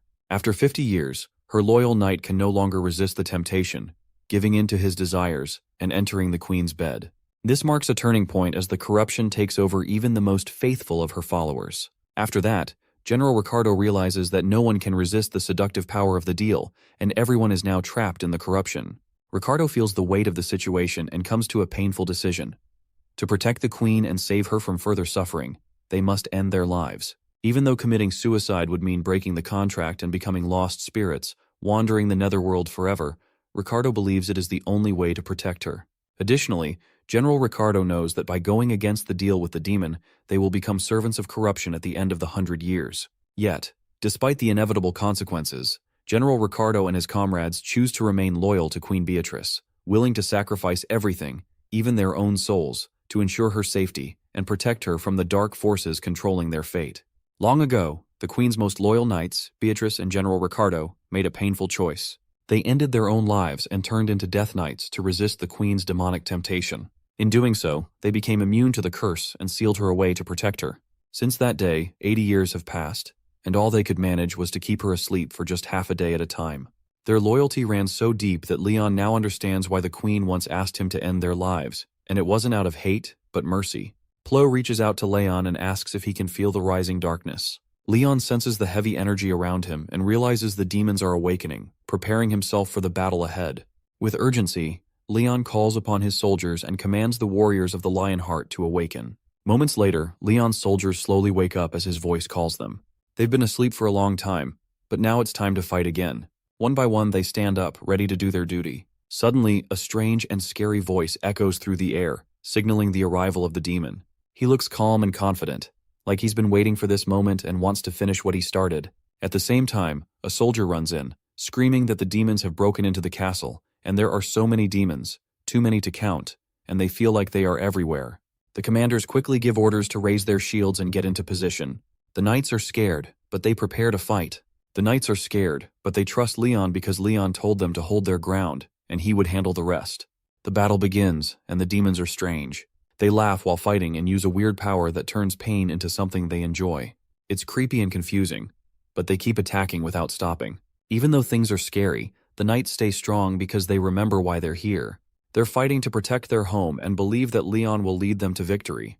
As the battle grows more intense, Leon calls out for Stallion, his trusted companion. The soldiers are struggling because of the number of enemies swarming the castle grounds. Their shields are up, but even that doesn't feel like enough. Still, they hold on to hope, trusting that if they can endure just a little longer, Leon will turn the tide. One soldier looks around in panic, searching for their king, but Leon isn't visible, and doubt starts to creep in. For a moment, they think it's all over. The enemies are demons of pleasure. They aren't strong in one-on-one fights, but their real power comes from the way they affect others. Their abilities weaken willpower, making them hard to resist. Leon knows this trick well because it's a tactic often used by powerful demons of pleasure, overwhelming with numbers, distracting the mind, and dulling the body's strength. Leon realizes he needs more power to fight back, because his current strength isn't enough to break through the buff protecting the enemies. There's hesitation in his heart, unsure if he can manage it in time, but he shakes off the doubt. This has to end, and he knows it must be done. Leon shouts for everyone to charge, and with his voice leading the way, the soldiers push forward. Suddenly, General Ricardo wakes up from the long dream, and the illusions fade. He realizes the nightmare is over. Ricardo remembers everything and rises, finally free from the curse. Leon notices that Ricardo still holds on to his loyalty to the queen deep in his heart, and that loyalty hasn't faded. Leon acknowledges it because that kind of faith is how it should be. Facing a king from another land, Leon listens as General Ricardo speaks of the heavy losses they've endured. Despite all the pain, they're still willing to believe that Leon can bring change, and they're ready to place their hopes in him. Leon makes a silent promise to carry their expectations and prove their trust wasn't misplaced. In that moment, Leon stands as more than just a warrior. He becomes a symbol of hope. Leon then calls out to the divinity of war and fire. Even when the world had fallen to demons and the gods were forced to retreat into his heart, Leon remained firm. Now, in this moment, when everything feels like it could fall apart again, Leon asks for strength. He carries not only the will of hunters, but also the hopes of the Queen's loyal knights, refusing to let the darkness win.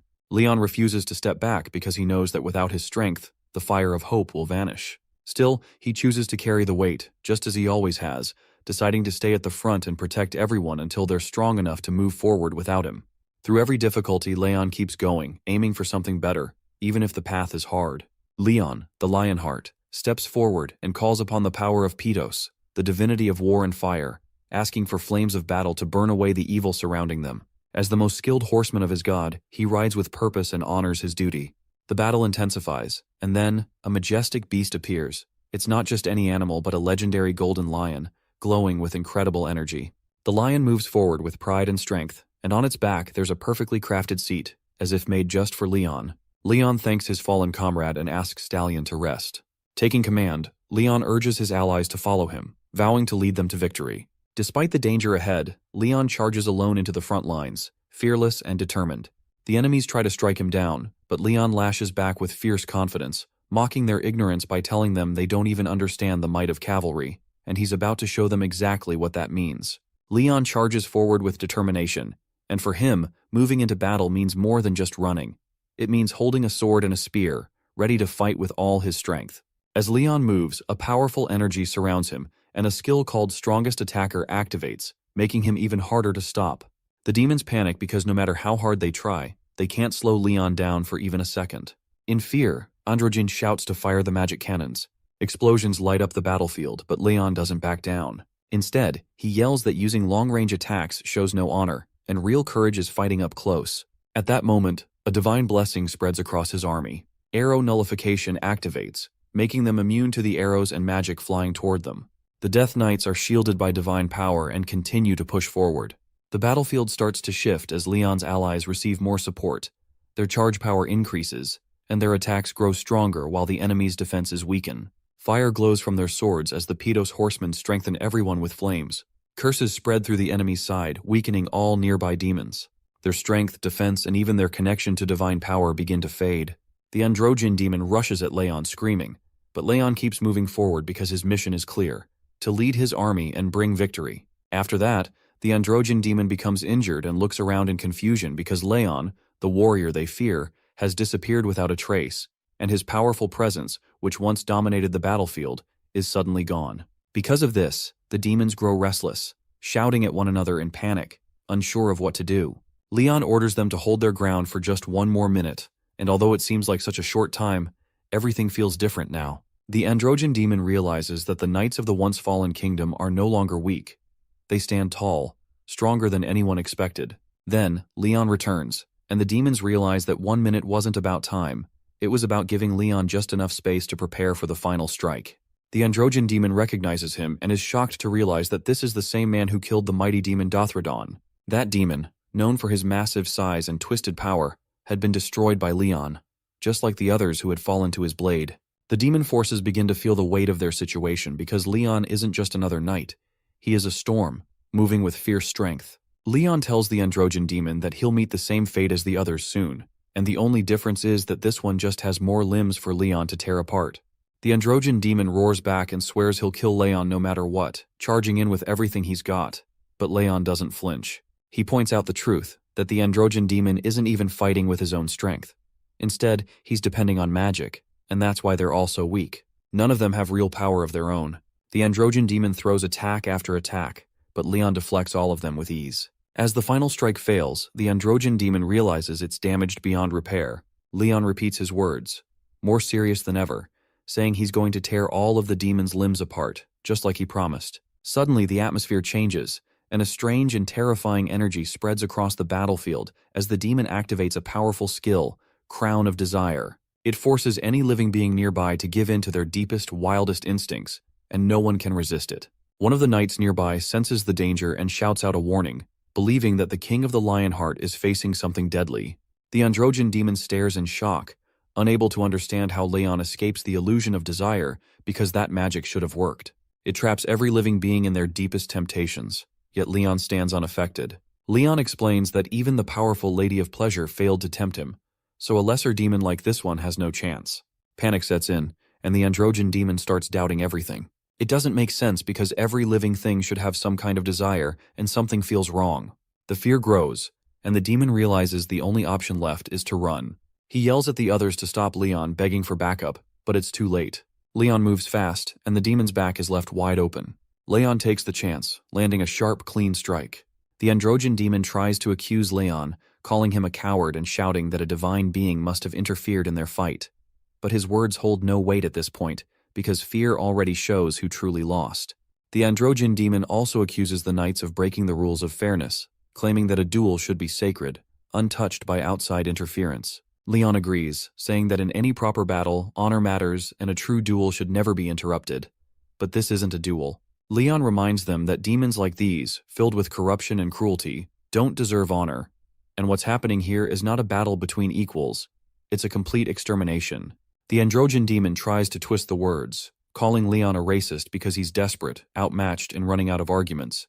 But none of it matters. Finally, the demon of pleasure and corruption, Androgen, falls. And just like that, another piece of evil is wiped from the world. In the beginning, the kingdom is full of peace. People live happily with plenty of food and no fear. Everything feels safe and calm, and no one thinks anything could go wrong. Queen Beatrice, a wise mage, rules with care, watching over her people and trying to protect their peaceful lives. For a while, everything seems fine. Even when small threats appear, the kingdom wins each time, which gives everyone hope. But deep inside, Beatrice has a feeling, and she knows something bigger and more dangerous is coming. She understands that the evil beings from beyond won't stay away forever. Soon her worries come true when the demons start invading and the early victories fade. The hope people once held onto begins to disappear, and the peace they thought would last forever starts to slip away. Eventually, Beatrice discovers the terrible truth that these demons don't stay dead. Even after being defeated, they rise again, and that changes everything. Beatrice realizes that this war was never winnable, and no matter how many times they succeed or how many demons they kill, those creatures just keep coming back, making it feel hopeless and unfair. As destruction gets closer, something unexpected happens. A demon approaches the queen with a deal. He offers her a chance. Take in the essence of corruption and relive the downfall of her kingdom over 100 years. If Beatrice can resist becoming fully corrupted during that time, the demons will stop invading the world. It sounds impossible and dangerous, but Beatrice doesn't even ask how she's supposed to believe such a promise. Deep down, she knows it might be a trap, but it's the only option she has left. With no other way to protect the people she loves, Beatrice agrees and accepts the deal, hoping that somehow, someday, she can bring everything back to how it used to be. And so, the downfall of the Sparrow Kingdom begins. The once glorious land slowly slips into a cycle of pleasure and corruption. The people who once shone with light, the hopeful citizens, the brave knights, and even the proud queen, begin to fall. Darkness spreads, and those who give in to evil never return to who they once were. Among them, a knight eventually loses control, letting his desires win, and crosses a line no one thought possible. He enters the queen's room, driven by temptation. Realizing what he's done, he begs for forgiveness, but the damage is already done. The kingdom's General Ricardo, unable to watch the corruption grow further, makes a painful decision. He seals the queen away in the underground chambers to protect her from herself and the world. Then, General Ricardo takes his own life, choosing to remain behind as a ghostly guardian bound by guilt. Years pass, and regret eats away at him as Ricardo blames himself for everything. Though he knows how it ends, Ricardo is forced to watch the tragedy repeat over and over. Moreover, he knows that the damage was caused by their own choices, and now it's too late to undo it. He wishes for this nightmare to end. As the battle ends, Leon's eyes fall on a strange crown and weapon, ones that had once belonged to the defeated demon. Spina walks over, takes a closer look, and taps the weapon lightly, explaining that it's made of strong metal and could be useful.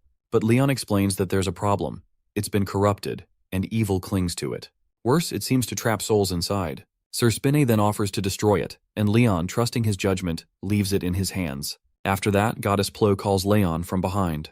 Leon turns to the goddess, holding out the crown taken from the fallen enemy, telling her it might be too tainted, something unfit for her eyes. Still, Goddess Plo gently nods, saying it's okay and that she wants to see it. As she looks at the crown, it seems familiar to her, and she explains that this crown is shared by all evils of pleasure. She adds that it is soaked in wickedness because of its ability to lure the innocent into false dreams, especially the young, which is sickening. It's a weapon built on lies and temptation. The goddess Plo examines the crown more closely and senses that something might still be extracted from it, maybe a trace of energy or a hidden truth. Leon admits that he was planning to destroy it anyway because he sees no value in keeping such a cursed object. After listening to Leon, Goddess Plo reminds him that if he wants it, she's willing to let him have it. Further ahead, Goddess Plo thanks Leon, acknowledging the effort he's made, and offers him kind words, saying that the Pantheon is proud of what he has done and the honor and glory he has achieved through his battle. Leon doesn't take the praise to heart and simply says it was something he had to do. Another voice joins in. Patos, a divine presence known for strength, refuses to show warmth at first. When told to give a greeting, Patos scoffs and offers a half-hearted, "good job," to which Goddess Plo gently reminds him to be more honest with his words. Then, in the stillness, Leon makes a request. He asks Patos to do something meaningful, to take the souls of the fallen, guide them to peace, and bring their spirits to a place where they can finally rest. Patos pauses for a moment and understands that it's more than a request. It's a gesture of mercy. Patos, the god of battle, speaks with cold certainty and says these souls have been cast out from the natural cycle of life and death. They don't belong anywhere now, not even in paradise. Another divine voice speaks up, the goddess of death herself. She reminds Patos that the cycle of life and death is her domain, not his, and it isn't his place to decide who deserves a second chance.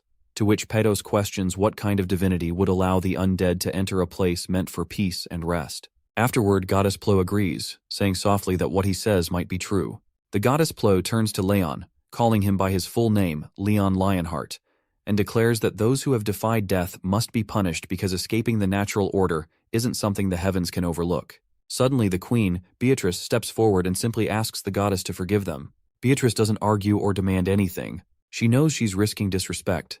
But Beatrice bows her head and speaks as the failed ruler of a fallen kingdom. She pleads humbly and asks the goddess of death to reconsider. The goddess Plo pauses, taking in the weight of their words, and speaks to the loyal knights, telling them that no god in the Pantheon will accept their souls into paradise. The laws of divinity have no place for those who have lived past their time. Still, despite everything, their noble actions shine through the darkness. In the end, the goddess admits that their good deeds outweigh the wrongs. Moved by the knights' unwavering loyalty and Leon's heartfelt plea, the goddess Plo acknowledges that their loyalty has touched even the divine, and because the king of the Lionheart personally asked for their sake, she cannot ignore it. To the goddess, there is no greater sign of approval. With that, Goddess Plo promises to cleanse their stained souls and grant them a second chance at life. However, the goddess turns to Beatrice with a condition. She offers the fallen queen a path forward, a way to bring peace to her knights. She asks Beatrice to become her priestess and stand by Leon, helping him spread faith because it's the only way to restore the afterlife she governs. Once it's active again, she promises the souls of Beatrice's knights will have a chance at reincarnation. Beatrice doesn't hesitate and agrees, ready to serve once more if it means her people can find peace. After the divine discussion, Leon calmly asks for a damage report. The response is somber, as most of the injured are recovering thanks to the Sacred Grail, but 6 have already lost their lives. The weight of loss settles over the field. Against the never-ending tide of demons, only 6 lives lost is seen as a small mercy, but each life still matters. The fallen are not forgotten. Leon stands with solemn resolve, offering a prayer for those who gave their lives and calls upon the divine powers of Patos and fire, asking them to guide the souls of the fallen. If those warriors carry any sins, Leon hopes they are washed away. More than anything, Leon wants their courage to be honored and their strength to be remembered. Leon imagines them now, feasting beside the gods, their bravery rewarded in the afterlife. Still, duty remains. Afterward, he orders a list of the deceased to be compiled so their families can be informed and their memories preserved. The gods themselves will remember this sacrifice. As Leon and the others prepare to leave the battlefield, a divine gate opens, the way to the gods' paradise. But the system halts their passage. One by one it denies entry. The souls do not meet the requirements because of too little faith, not enough honor, or not yet being ready for paradise. Then, the impossible happens because the king of the Lionheart speaks a blessing. His words carry the weight of something divine. With that single act, the gates recognize the souls, and they open wide. The fallen, now wrapped in honor, finally pass into paradise. The Hunter Association sends out every available hunter to confront a sudden and dangerous fluctuating gate, something unlike anything they've seen before. As the days pass, fear grows, and then, after a week inside the gate, the hunters finally return. The crowd feels relief as the announcement is made that the gate has been cleared and there are survivors. After that, the news is rushed to the higher-ups. President Oh Kang-hyuk of the association officially recognizes Beatrice as one of the survivors. While he expresses sorrow for those who didn't make it, Kang-hyuk also pays his respects, hoping the fallen hunters may rest in peace. In the aftermath, the president reviews footage captured by Sir Spinne. The Red Gate had contained a powerful demon, and it's clear now that the battle could have ended much worse. Despite the danger, it's a miracle that more lives weren't lost. Afterwards, Leon plans to visit the families of the deceased by himself. When asked if he'll go alone, Leon calmly states that those hunters were his soldiers, and visiting their families is the least he can do. Though President Kang-hyuk warns him that the experience might not be pleasant, Leon stands firm. He understands the grief and anger that the families might carry, and Leon hopes that hearing the truth from him will offer them some comfort. Leon then turns to Kang-hyuk with a new directive, asking the association president to release the video footage and gather more hunters. The reason is clear: the demon threat isn't over. Leon warns that the demons will soon begin invading this world, and they need to prepare. For that, they'll need soldiers and knights ready for battle.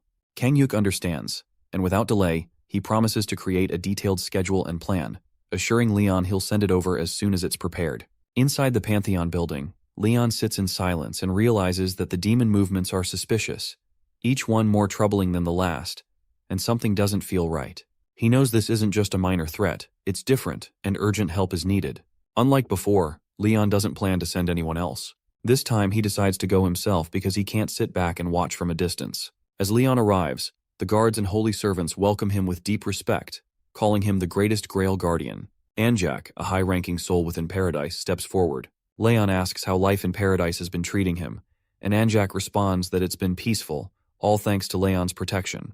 Leon's eyes move across familiar faces: Sir Gildas, Sir Antok, and all former warriors and companions. They look healthy and radiant in this peaceful realm. Further ahead, Leon compliments their condition, and one of them chuckles, saying they would have come here sooner had they known how nice it would be. Leon scolds him and reminds him not to joke about such things, especially in a place where so many gave their lives for peace. Leon meets Argon, the former king of the Lionheart. Although Leon apologizes for disturbing his peace, Argon reassures him it's no trouble, as they are connected by the same spirit and duty. Leon asks about any new souls, and Argon mentions it's been 180 years since any arrived, but those who did are being treated well. Relieved, Leon quickly shares his true purpose. He needs to meet the gods of the Pantheon, as the situation is urgent and he seeks their guidance. Understanding the gravity of the matter, Argon offers his help and tells Leon they must travel to the forest to meet the gods. He also lends Leon his trusted horse, Pithelion, for the journey. As Leon prepares to leave, he reflects on the future, knowing that one day, when his duty is done, he'll run freely through these fields alongside Stallion. But for now, he must keep moving forward, carrying the burden until the next one is ready. Leon arrives at the forest, deep within the paradise of the dead, where the ancient sages reside. The trees whisper his name, recognizing him not only as a visitor, but as the rightful lord of Dragonia and bearer of the holy relics. Despite the weight of his titles, Leon enters humbly and apologizes for stepping into their sacred ground. The sages greet him with quiet respect, seeing him not just as a king but as a protector whose actions have earned the gratitude of all living things, even the gods. The forest, alive with ancient magic, welcomes him. Leon seeks out the youngest sage, Gunrar, a long-trusted friend. When Gunrar appears, they share a moment of silence, a wordless bond of old friendship. Gunrar asks why Leon is here, and Leon explains he needs something important. Gunrar's seedling, not for power or glory, but for a reason only Leon knows, one likely tied to the survival of the world he's sworn to protect. Leon reminds Gunrar of an old truth. When he first came to the paradise of the dead, Gunrar hadn't planted a seedling like others do before passing on, skipping a tradition, perhaps because Leon never intended to stay long. Now, sensing Leon's urgency, Gunrar listens as Leon explains that Earth is under attack, with demons beginning their invasion. His latest mission confirmed the threat is real and growing, and the enemy knows he's still alive, working from the shadows and spreading decay like they did in the Empire. Leon fears Earth will suffer the same fate if nothing is done. Gunrar, understanding the gravity of the situation, agrees and reminds Leon that only he can bring something from this realm back to the living world. Trusting him, Gunrar gives Leon the seedling, a rare and powerful gift. As they part ways, Leon thanks his old friend. Seeing him again brings back memories, but there's no time to dwell on them. Before he leaves, Gunrar offers one last piece of advice: not to rush back to this world of the dead too soon. Just before departure, those closest to Leon, Gratis, Anjak, and the former king step forward with parting gifts. The former king gives Leon a pair of old reins that once belonged to a legendary animal trainer who tamed even monsters. Though they had been buried with the former king, he wants Leon to have them now. Sir Gratis then presents an unexpected gift, an old battle manual teaching how to use common serfs to fight and even kill giants. Leon is stunned, recognizing it immediately, and Gratis jokes about the past when 300 out of 500 serfs died in a successful campaign. Finally, Anjak offers a holy relic that once belonged to a saintess. Though hesitant, Leon accepts it, knowing it's a gesture of trust and protection until his sacred sword is reborn. Anjak reminds him that no one would question his authority as the chosen agent of the Pantheon. Leon accepts the gifts with gratitude, promising to honor them all. Each item represents more than just power. They're symbols of loyalty, shared history, and faith in the journey ahead. He then approaches Beatrice's door and respectfully asks if he's allowed to enter. Amused by his formality, Beatrice teases him for being too serious before smiling and inviting him in. After entering Queen Beatrice's room, Leon apologizes for not having a more suitable place for her. He feels it's unfair for a queen from a fallen nation to be treated this way, and hopes she can forgive his lack of hospitality. Beatrice reassures him not to worry, but Leon notices the aura around her, the divinity within her struggling to push back the corruption, unable to fully erase it. For now, a delicate balance is needed, and Beatrice quietly accepts it. She offers a farewell drink to honor the fallen knights, a small gesture but the best she can do at the moment. As they sit together, Leon asks how Beatrice is adjusting to this new world. She admits she needs more time because everything feels so different from her homeland. Leon advises her not to rush the adjustment and encourages her to stay true to her determination, creating her own path wherever she is. A king, he says, must follow their own rule of virtue, and all criminals must follow the king's way. Beatrice comments that his words sound like the mindset of an invader, but Leon gently corrects her, explaining that it's something different. He says that harming the world out of selfish desire is the act of an individual, but helping the people and teaching them is the true enlightenment of the King of the Lion Heart. Beatrice listens and realizes it must take such a mindset to fight demons for hundreds of years. She also understands that Leon's enemies are not just demons, but something even greater. Leon nods and reveals that he's following a divine quest given to him by the gods. He offers Beatrice a place by his side, inviting the Queen of the Sparrow Kingdom to join him on his journey. Beatrice feels deeply indebted to Leon for saving her kingdom, knowing she can't turn away from his offer. She agrees and adds one request. She asks Leon to teach her how to eliminate Ki, the archdemon of pleasure, a creature she clearly despises. Leon eagerly agrees, saying he'd gladly do anything to wipe out such disgusting parasites. He even admits that it thrills him to destroy evil beings with the divine laws they fear, which makes Beatrice quietly marvel at his fierce spirit. Beatrice shares how the Sparrow Kingdom used to execute demons by boiling them, hoping to traumatize them since demons always return no matter how many times they're killed. Leon finds her approach wise, knowing demons fear pain most when it's inflicted on them. Leon then excitedly asks if Beatrice had ever hammered nails under a demon's claws, saying it made them scream the loudest. Beatrice, without hesitation, explains that she used to skin demons and roll them over nails instead, making Leon laugh and call her method creative. Their dark humor is interrupted when Han Hari suddenly rushes in and greets them respectfully. Leon casually tells Hari to pour some tea, and Beatrice asks for anything warm. While Hari serves tea, Leon gives him a new task, saying Hari should work for Queen Beatrice for a while. Beatrice tries to decline, but Leon insists that a royal deserves fitting treatment and respectful servants. Beatrice turns to Hari and asks if she is indeed Hari, to which she nervously responds. She senses a strong energy from Beatrice. Hari asks to take a closer look and wonders how Beatrice could easily sense her exclusive skill. Leon tells Hari to swing her sword, explaining that since she's been serving him for some time, she deserves proper guidance. Honored but nervous, Hari draws her sword and swings it, but Leon quickly points out that her movements are too large.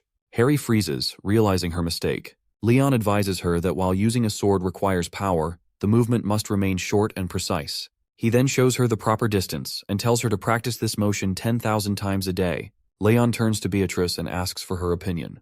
Beatrice observes that Hari lacks proper control over her fire energy, She explains that fire naturally disperses easily, and simply filling the sword with fire mana and swinging it wildly isn't enough. There needs to be better control to make the fire an extension of the sword, not just a flashy effect. Beatrice advises Hari to concentrate the fire carefully, as a focused flame doesn't scatter as easily as a loose one. When releasing it, the flame should be aimed precisely for a deadly strike, almost like stabbing with precision. Beatrice demonstrates by raising the heat to an intense level with a simple movement, making it look easy. She asks Hari if it seems simple too, but Hari can only think to herself that it is far from easy. Later that night, Hari's mind spins with all the tasks she still needs to handle. She has to report to the section chief and the association president, prepare food like potatoes and sweet potatoes for the new soldiers, find weapons and armor, and somehow locate a blacksmith. On top of all that, there's the matter of taxes, which Hari has no idea how to manage. Panicking, she realizes the academy never taught her how to handle these responsibilities. As she struggles, Sir Yappy suddenly appears and scares her. Calmly, Yappy suggests dividing the accounting work to improve efficiency and offers help right when Hari needs it most. Hari feels relieved, remembering that Sir Yappy is a supercomputer, so handling all this complicated work should be easy for him. As expected, Sir Yappy immediately starts explaining everything, mentioning big data, applying hunter administration laws to cover meal costs, and confirming that registration for equipment and armor production is complete. He also informs Hari about the rise in crop prices at Naju Plains and suggests applying for special agricultural support benefits. Additionally, Sir Yappy recommends using the Pantheon farm for extra benefits and points out ways to get additional tax advantages. He adds that welfare and other benefits are available for the families of the trainees. Hari watches in awe as everything gets organized so quickly. Though she doesn't understand a single thing Sir Yappy just explained, she feels grateful for his help. Yappy calmly reminds her to report again if any more problems come up.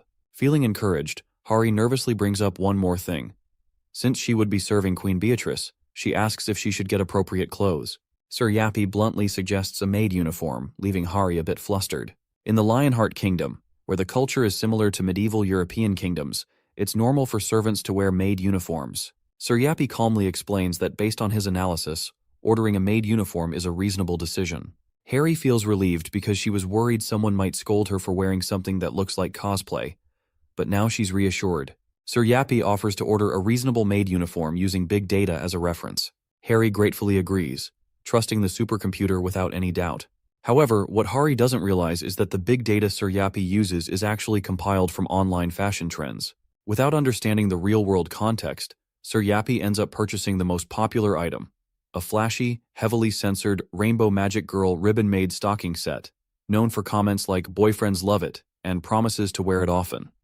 Innocently relying on big data leads to a serious mistake, leaving Hari completely unaware of the strange influence behind modern online shopping trends. At Hunter Academy, Kim Jae-hyuk, a top student, notices the large crowd and comments that more people showed up than he expected. Nearby, Han Suho, another top student from Class A, agrees and recalls what happened a few days ago. It all started when Leon visited the academy. Instead of looking for regular soldiers, he announced that he was there to find seedlings of knights. Moreover, Leon offered to teach them not only swordsmanship, spearmanship, and horsemanship, but also theology. The mention of theology left the students confused, and they whispered among themselves. Some students specializing in archery felt anxious. One student nervously pointed out their focus on archery, but Leon immediately dismissed them, saying that such an attitude was suitable for a soldier, not a knight. His blunt and demanding words made many students think he was arrogant and unreasonable. At first, complaints were endless, and students questioned why they had to study theology or divine law, wondering if they were being turned into priests. However, Leon calmly demonstrated something simple, a glimpse into divine law. Despite their initial resistance, the students quickly found themselves intrigued. The students were stunned by Leon's overwhelming power as they witnessed a force that allowed anyone to use powers similar to magic, but not actual magic. It was far beyond what they had known, leaving them in awe. Among the gathered students, Cheon Soyeon from Class A is also present. She had been furious before when Kim Jae-hyuk called her a peasant, and now Soyeon warns others to be careful about how they address her. As the granddaughter of the Divine Sword Guild's guildmaster, she feels it would be impossible not to join after witnessing Leon's abilities firsthand. Kim Jae-hyuk and Suho notice Pantheon TV, a popular channel with over 500,000 subscribers, playing a video about divine laws and fluctuating gates. The videos cover topics like how D-rank hunters survived thanks to divine laws and the benefits of regular worship and prayers in the name of Goddess Demira. In the middle of this, Suho spots Hari and affectionately calls her Nuna. Surprised, they also comment on her using an outdated phone despite being wealthy, to which Soyeon simply explains that Hari donated most of her money to an orphanage, earning admiration from those around her. They mention that Hari is currently on dispatch at the Pantheon, and everyone believes she must be doing a great job. Meanwhile, an embarrassing detail appears on Hari's old phone screen, a listing for a sexy cutie-made uniform, advertised as a 5-piece set for special events, boasting a near-perfect satisfaction rate. Sir Yappy insists that the outfit is correct, firmly standing by his big data analysis. Hari, feeling embarrassed, tries to argue that the outfit is way too short, but Sir Yappy coldly reminds her that numbers do not lie, and with a dependability rate of 99.999%, Sir Yappy questions whether Hari is doubting the integrity of big data itself. Panicking, Hari tries to hide when she hears familiar voices approaching. Realizing that guests are arriving soon, she tells Sir Yappy to hold off on greeting them. But it's too late. Hari steps out awkwardly to greet the incoming guests, and hoping to somehow smooth things over. However, the guests freeze, shocked at the sight of her outfit. Suho stares, barely able to process what Hari is wearing, and confused and concerned, asks what is going on. Hari tries to explain that it's not by choice, but Sir Yappy coldly interrupts, questioning if organic beings dare distrust big data. As Hari struggles, Sir Yappy tugs at the skirt to adjust it, making the situation even more chaotic. Leon soon arrives and stares at Hari's outfit in disbelief. He demands to know what she is wearing. Embarrassed beyond words, Hari tries to explain, but Leon cuts her off sharply, ordering her to change immediately and scolding her for appearing so indecent. Hari quietly obeys Leon's furious order, promising to change immediately. Meanwhile, Sir Yappy announces that it's trainee food time and that salt water must be distributed. Hari can only sigh as the situation spirals out of control. The reunion with her respected juniors turns into an utter disaster. Meanwhile, on Jeju Island, a red gate looms. After a long and tiring journey, the Golden Lion Guild, led by Hwang Gumchul, finally arrives. Gumchul jokes about how quickly they boarded a flight at the mention of money, calling out their own greed without shame. Hwang reminds her sister that after the catastrophic losses at the Cheongju Gate, their guild's financial situation has been terrible, and they need to recover somehow, even if it means taking risky missions like this one. Alongside Hwang, about 40 other guild members are gathered, ready for the challenge. Suddenly, a familiar voice greets Hwang. Lee Youngwon appears.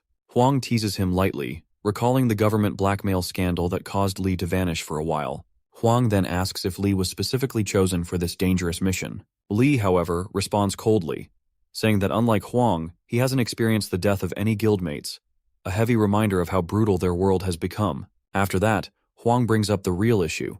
He demands that the payment be split evenly, 50-50, to which Lee immediately snaps, calling it complete nonsense. Lee points out that Hwang obviously won't be doing as much of the heavy work, so an even split is ridiculous. Still, Hwang smoothly argues back, reminding Lee that no one else would have bothered to help him and calling him hunter-trader Nim, clearly taking a dig at Lee's reputation. Lee's patience snaps, and he warns Hwang not to cross the line. In the end, Lee offers a 6-4 split, absolutely refusing to go any lower. Hwang laughs it off and cheekily tells Lee to treat them all to a meal, but Lee curses and refuses, telling him to buy his own damn food. Watching the childish behavior of both, Gyumchul can only sigh in disappointment, as they act more like kids than professional hunters. Ha Yuri suddenly sneaks up from behind, causing Gyumchul to jump in surprise. Gyumchul quickly scolds her, asking her to make some noise when walking around so she doesn't scare him again. However, Yuri just tells Gyumchul to speak more politely. Despite the tension, the gathered hunters know this is an important moment. With 3 S-rank hunters and 1 hunter almost at S-rank, they've assembled just in time, right before a dungeon break. Given their strength, they are confident that clearing a lower black S-rank gate should be possible. After that, the group moves together and enters through the red gate into the dungeon, immediately facing an overwhelming presence. A knight clad in holy armor steps forward, declaring his identity as Geovric, an honorable Grail Knight of the Lionheart Kingdom. At that moment, a quest is triggered. They must save those being slaughtered, and the clear condition is simple: defeat the so-called Magnificent Govric. After entering the dungeon, the group suddenly encounters a huge armored knight. Geovric demands an explanation, asking why they harmed the royal military, and warns that what he does with his warhammer depends on their answer. Gumchul and the others are confused, wondering what this Govric is even talking about. However, they quickly realize it's just a misunderstanding. One of the group members, Lee, explains that they were attacked first by one of the knights and only fought back in self-defense. Upon hearing this, another knight, Delian Mchain, is called out. Geovric scolds Delian harshly, reminding him that his impatience could bring ruin and accusing him of staining the goddess's name with reckless behavior. Delian apologizes shamefully. Geovric then apologizes to Gumshael's group for the misunderstanding caused by Delian's actions, to which Lee replies politely, relieved the misunderstanding is cleared. However, internally, Lee thinks Geovric is much easier to deal with than expected, and feels that resolving things will now be simple. Though the misunderstanding about who attacked first is cleared, Geovric still insists on punishment, coldly declaring that since 6 royal soldiers were killed, it is only fair to take 60 heads in return. His logic is brutal and one-sided, revealing how harsh and rigid the kingdom's military rules are. Meanwhile, the scene shifts as Hari and the others arrive at a different location, the soldier training grounds. At first glance, it looks simple and rural, lacking modern facilities or comforts like medical lounges. Kim Jae-hyuk notices that even in the cafeteria, the trainees are only drinking plain water instead of eating proper meals, and when they finally reach the training ground, they are shocked to see trainees beating each other up amidst screams, blood, and chaos. It looks more like a brutal battlefield than a training area. Newcomers like Sunbae are stunned, questioning if they're dreaming because they can't believe such harsh training is considered normal. However, Hari observes the scene seriously and realizes there's a deeper meaning behind this brutal training. It's not just violence. This method is probably meant to make soldiers tougher, pushing them beyond their limits and mentally preparing them for the harsh realities of battle. As the brutal training continues, someone remarks that the night training manual is actually different from what the soldiers are going through. This small comment gives the students some relief as they realize they are lucky compared to the insane environment around them. Kim Jae-hyuk, still shocked by the brutality he witnessed, desperately thinks about escaping this madness. However, before he can act, Leon appears at the training grounds and announces that today is a special day. Students have come to observe and decide if they want to join his military. He then orders the trainees to pause their brutal training and take their seats. The students quickly obey, though Hari feels confused when Leon tells her to stand with the students rather than the soldiers. Leon explains that he wants Hari to aim higher and prepare to become a mission knight, which suggests a higher status and more responsibility compared to ordinary soldiers. Hari agrees respectfully. Leon then officially begins the selection process, stating that he will personally choose the most talented individuals from the students to become his disciples. Being selected would be a huge honor since it means direct training under him. As the selection begins, Suho, one of the students and Hari's close companion, quietly calls out to her. Hari warns Suho seriously not to be rude to Leon, reminding him of how strict and intimidating Leon can be. She only tells Suho this out of genuine concern for him. Without giving them much time to process, Leon orders everyone to raise their swords and attack him all at once. The rules are simple. The time limit lasts until the last student falls. Leon reassures them that they don't need to worry about getting hurt because he possesses the Holy Grail, an artifact that can heal injuries. With about 40 students standing before him, Leon admits that he would actually be pleased if even one of them managed to land a hit on him. The students, overwhelmed but unwilling to back down, rush to move. However, before anyone can properly react, Leon strikes, and the first student falls instantly without even realizing what happened. Shock spreads through the group as they realize they didn't even catch a glimpse of Leon's movement. Some start yelling to ready their weapons properly, knowing that this is no ordinary test and that their opponent is monstrously fast and overwhelmingly strong. Leon stands firm and tells everyone to come at him again. Despite their fear and hesitation, the students gather themselves and charge. One by one they fall, but not because they are holding back.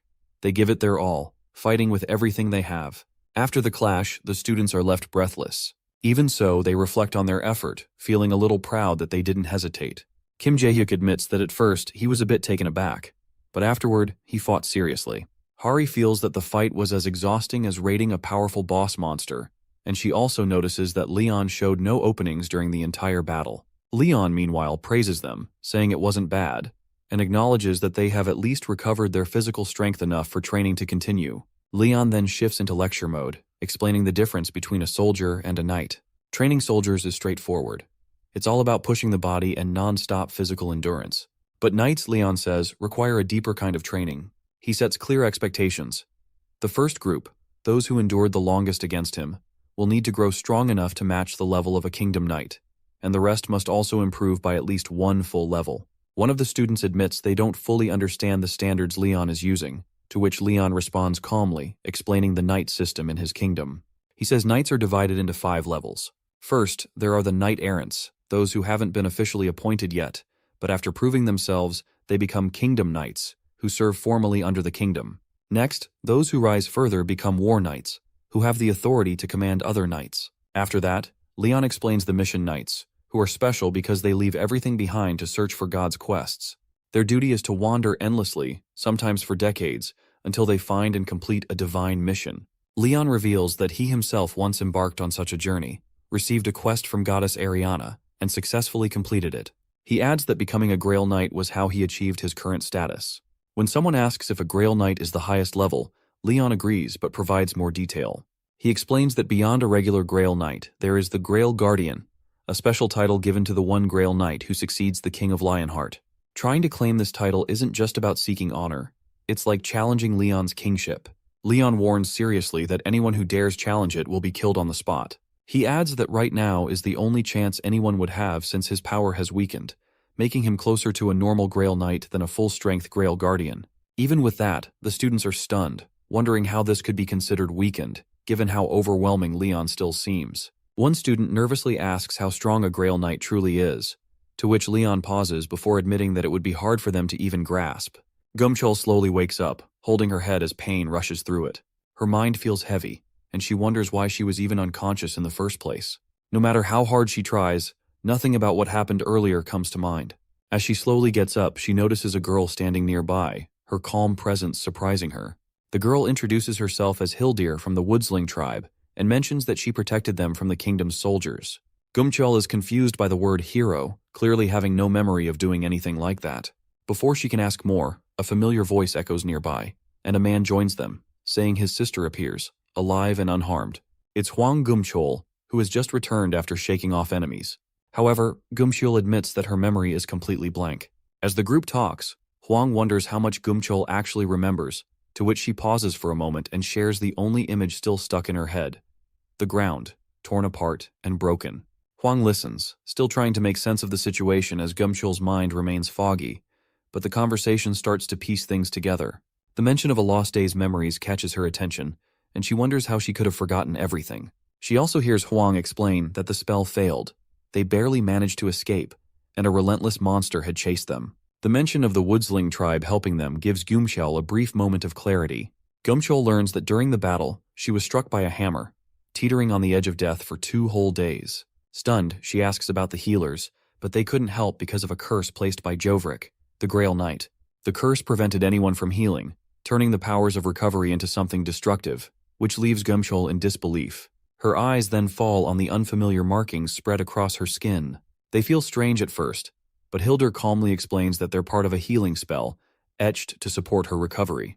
Each symbol holds meaning, tied to an ancient method practiced by the local tribes. Gumchul later examines them more closely, quietly noting how they almost look cool despite everything. As she pushes herself upright, her sibling gently checks if she can stand because a meeting is about to begin, and everyone is expected to join. Afterward, the tribal chief Beldi steps forward and speaks with a serious voice. He explains that for years, the Crown's army has attacked their people, calling them heretics. Many were killed in terrible ways, and some were even skinned. Even after all that, the tribes refused to give in. Moreover, 3 whole tribes were destroyed along the way, but they kept fighting. In the end, when nothing else worked, they prayed to the gods, hoping for strength they couldn't find on their own. As a result of their prayers, the heroes answered the call. Huang brings up how powerful that enemy was. Even with 3 top-ranked hunters and a raid team of over 100 fighters, they barely held their ground. Geovrik was no ordinary foe. His armor could withstand a direct hit from a giant beast without breaking, and his body could heal from even the worst burns. His army was just as tough. As long as he stayed alive, they shared the same strength, healing quickly and standing strong. The only thing that seemed to affect him was Yonha's special weapon, built specifically to break through heavy armor, and it was the only thing that left a mark. After everything that happened, the tribe felt grateful for how much the heroes risked for them. Now, they were ready to help in any way they could, without asking for anything in return. Meanwhile, the scene shifts when one of the cadets suddenly shouts in surprise after seeing a real horse for the first time. This takes place at June Ranch on Jeju Island. After finishing their basic training and tests, the Academy cadets are brought here by Leon as part of their next learning step. The peaceful ranch is a big change from what they're used to. For some, even something simple like seeing a horse feels special. Soon after, Leon arrives at the ranch, and people greet him with respect. Leon takes a quick look around and quietly says the horses look decent. Not bad, just good enough. He thanks the ranch staff for arranging everything on such short notice and gets straight to the point. He's here to find a war horse. The staff seem excited and honored to help, proudly mentioning that their horses come from famous racing bloodlines and are known for their strength and speed. Leon listens calmly and responds with a brief comment, saying that a horse's true worth depends on its sire, the one it came from. He then turns to the cadets and speaks seriously, explaining that for a knight, a horse isn't just for riding, it's a lifelong partner. It's important to build a connection and move as one, both in battle and beyond. Leon tells them to walk around and choose a horse they feel drawn to try forming a bond before riding it. The cadets get excited, cheering with energy and promising to give their best effort. As they take in the large field, Beatrice quietly notes how many horses there are, almost overwhelmed by the sight. Leon thanks the queen for meeting him on such short notice, and she responds kindly, saying it would have been rude to say no. Leon then asks if he can assist Beatrice in any way, and she agrees with a gentle smile, happy to share the moment. At the center of the ranch, they look over the horses. Beatrice gives a brief nod, saying they look pretty decent. Leon then turns and offers her a ride, to which Beatrice agrees right away and asks for a recommendation. Leon points toward a black horse nearby, suggesting she try that one. With a smile, Beatrice accepts and moves toward it. Leon then turns to Hari and tells her to choose a horse as well. Surprised, Hari nervously points to a white one, unsure if it's the right choice. Before she can finish, Leon steps in and suggests a strong-looking yellow horse instead, one with a sturdy build that would be a better match. Hari quietly agrees, and as she looks at it up close, the horse seems even more charming than expected. As Hari calmly watches, Leon steps forward, gently pushing her away and telling her to move aside before quickly going to Beatrice, asking her to assist her. Hari finds this a bit mean. Suddenly someone shouts in a panic, calling out to Leon. He turns with a calm expression, wondering why there's so much noise, as even the horses start getting restless. Out of breath, the person explains that it's an emergency call from the president of the association. Leon nods and tells him to connect the call. A voice comes through the line, and the man greets him respectfully, introducing himself as Oh Kang-yuk. Leon gets straight to the point and asks what's going on. Kang-yuk hesitates for a moment before explaining that there's going to be a dungeon break soon and asking for Leon's help. Leon sharply replies, reminding him that it's not his job to clean up the association's problems and that he didn't come all this way to fix their messes. Kang-yuk understands and says he didn't call just for that. He thought this particular case might interest Leon. He goes on to explain that the one causing the problem isn't just any monster, and the field boss of the gate is claiming to be the knight of the goddess of life and abundance. Hari Han stares at the scene in shock, barely able to speak because what they're seeing is too painful and cruel to put into words. Leon quietly asks if the person lying there is the one, and Kang-yuk answers yes, confirming he's one of the few who survived the gate. Right now, he's been sedated to keep him calm, but they're told that if they wait a little, he might wake up. Leon steps forward, saying there's no need to wait because it's time to act. Leon remains calm and confident, knowing it won't be hard. Beatrice just needs to create a new space inside the man's dreams. After all, the strange world that kept repeating inside the gate was his creation. Inside that world, there was a knight with a warhammer, and he claimed to serve the goddess of life and fertility. Now Beatrice soon discovers the name Govrik. Some refer to him as Majestic Geovrik, a title that carries weight. Quite some time has passed since the execution grounds were established. Judging by the scene, Beatrice wonders if the people involved were hunters, but it doesn't seem likely. Whoever they were, they used brutal burning field tactics to wipe out everyone, with the clear goal of erasing all traces of life and leaving not even a seed behind. Beatrice notices the level of detail being shared and points out the knowledge behind it, to which Leon reminds her he did something similar in the past, back when he was hunting orcs. Though the place has long been abandoned, the traces left behind are still visible, and following them may reveal what actually happened here. Beatrice is then addressed and told to proceed forward. At the same time, she remarks on how quickly Leon moved without waiting for the rest of the troops or Sir Yappy, raising suspicion that something must be going on. Leon pauses, acknowledging that his actions may have seemed inconsiderate, but then adds something important. Half-baked skills can be dangerous. The reason for his urgency becomes clear. A Grail Knight is involved, to which Beatrice quietly asks if he's referring to Sir Jovrik. Leon reveals that Sir Jovrik, once favored by Demera, was a Grail Knight from 3 generations ago. His martial arts were so revered that they were passed down to the current generation. Around 800 years ago, he left on a mission to hunt a savage tribe. According to old records, that was when Govrik supposedly ascended to heaven. The phrase sounds glorious, but what it really means is that he died. However, something strange happened. As a Grail Knight, someone seen as a saint and naturally embraced by divine love, his soul should have been welcomed into paradise. But it wasn't. His spirit never made it there, raising unsettling questions. Leon even tracked the sacred item's energy, hoping it would lead to him or the hunting party that followed him. But there was nothing, no trace of them. This leaves only 3 possible explanations. First, that Sir Jovrik is still alive. Second, that his soul became lost, unable to reach its destination. And third, a far more disturbing possibility that he may have changed sides. The situation is serious because a Grail Knight holds powers beyond the mortal realm, and if a battle happens, it won't be something ordinary people can handle. No matter the truth about Jovrik, the raid on the gate moves forward. Later, as the group pushes deeper, they reach the heart of it and find a horrifying scene. Bodies displayed in a way meant to send a message. The cruelty is deliberate, not just violent, but calculated. The sight of such brutal acts stirs anger, crossing a line that should never have been crossed. These crimes go beyond forgiveness, and whoever is responsible deserves to be dealt with. Even Leon, often seen as odd or unpredictable, can't hide his fury. Those around him take that as a sign. Hari realizes that beneath his strange ways, Leon is a righteous leader who stands firmly against injustice. The soldiers are called to attention, and Hari and the rest are told that no matter what happens from this point on, they must follow only Leon. They are warned not to rely on what they see or what their minds might tell them because illusions could be dangerous. Everyone agrees without hesitation, rallying behind their king. Time is running short, and there's no room to waste because the enemy is near. Their presence is already starting to stir chaos, with wild, violent screams ringing out. Whoever is waiting up ahead isn't holding back. They want total destruction, and aren't planning to leave anyone alive. Hari shouts and breaks the tension when she spots a nearby village under attack. Worse, the enemies are brutally charging at innocent people, and the scene is both cruel and hard to watch. Realizing what's happening, the group is filled with rage, but none more than Leon. He doesn't hesitate for a second. His fury explodes as he shouts at the top of his lungs, calling the attackers vermin, and without waiting for backup, he races forward on his horse. His soldiers call after him, stunned, as they've seen him like this before, especially during the Orc massacre. When innocent lives are at stake, Leon can't hold back and charges straight into danger, driven by pure anger and a strong sense of justice. The others struggle to keep up because he's already far ahead, moving too fast to follow. Hari suddenly remembers the Orc battle, and it clicks for her. There's a deep reason behind this anger. Then, out of nowhere, Leon screams for the honor of Lionheart, and the soldiers watch in shock as he swerves hard with his sword raised. The only problem is that Leon is charging in the wrong direction. Hari stands frozen for a moment, unsure of what she's seeing. Leon looks furious, his voice cold and sharp as he calls everyone insects.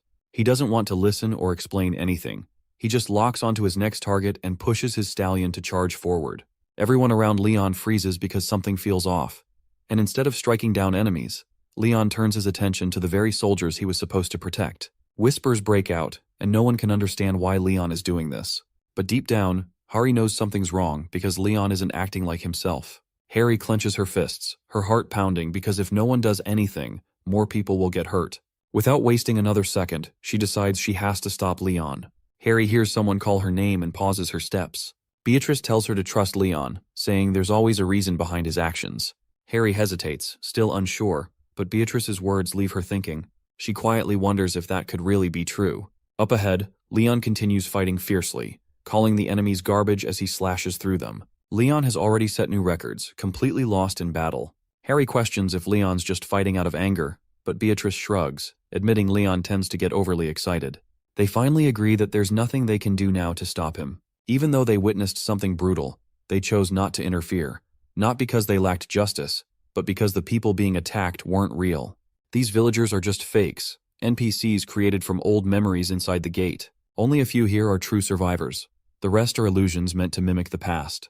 The monsters and NPCs inside the gate aren't real beings. They're just leftover memories, shadows from events that happened long ago. So, whether they're killed in battle or even publicly executed, it doesn't count as a real sin. Leon charges through them, shouting that he won't let a single one survive, determined to make them all suffer.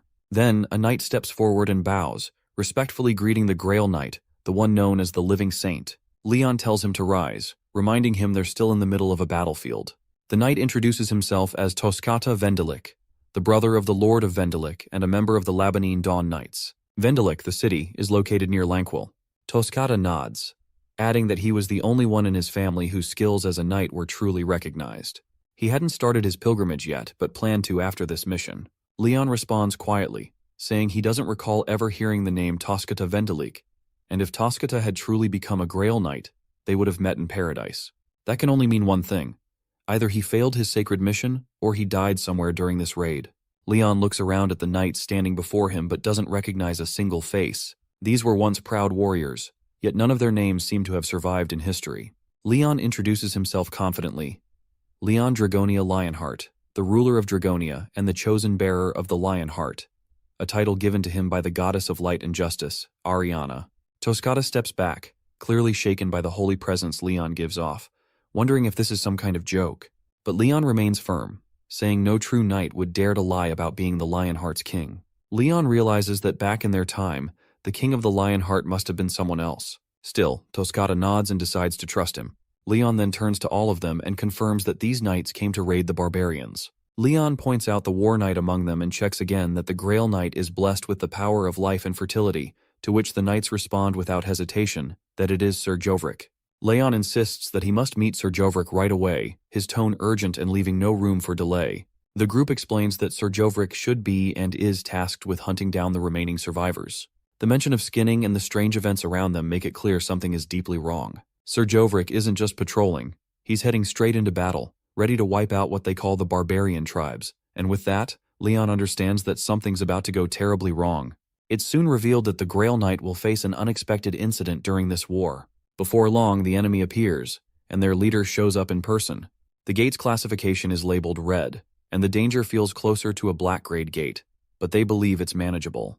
This means the different local tribes, who normally wouldn't work together, have decided to unite because they've been constantly attacked by the knights. These raids force them to put aside their differences and fight as one.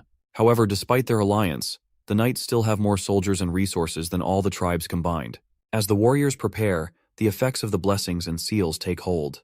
Mazer's molar boosts their ability to pierce through defenses, the White Tiger's seal sharpens their speed and focus, and the Iron Bear's fur grants them raw strength and tougher skin. Finally, the Black Eagle's claw lowers enemy resistance and grants wind protection. Now, fully empowered, they step into a fight that may be more than just another raid, and it could be the turning point of everything.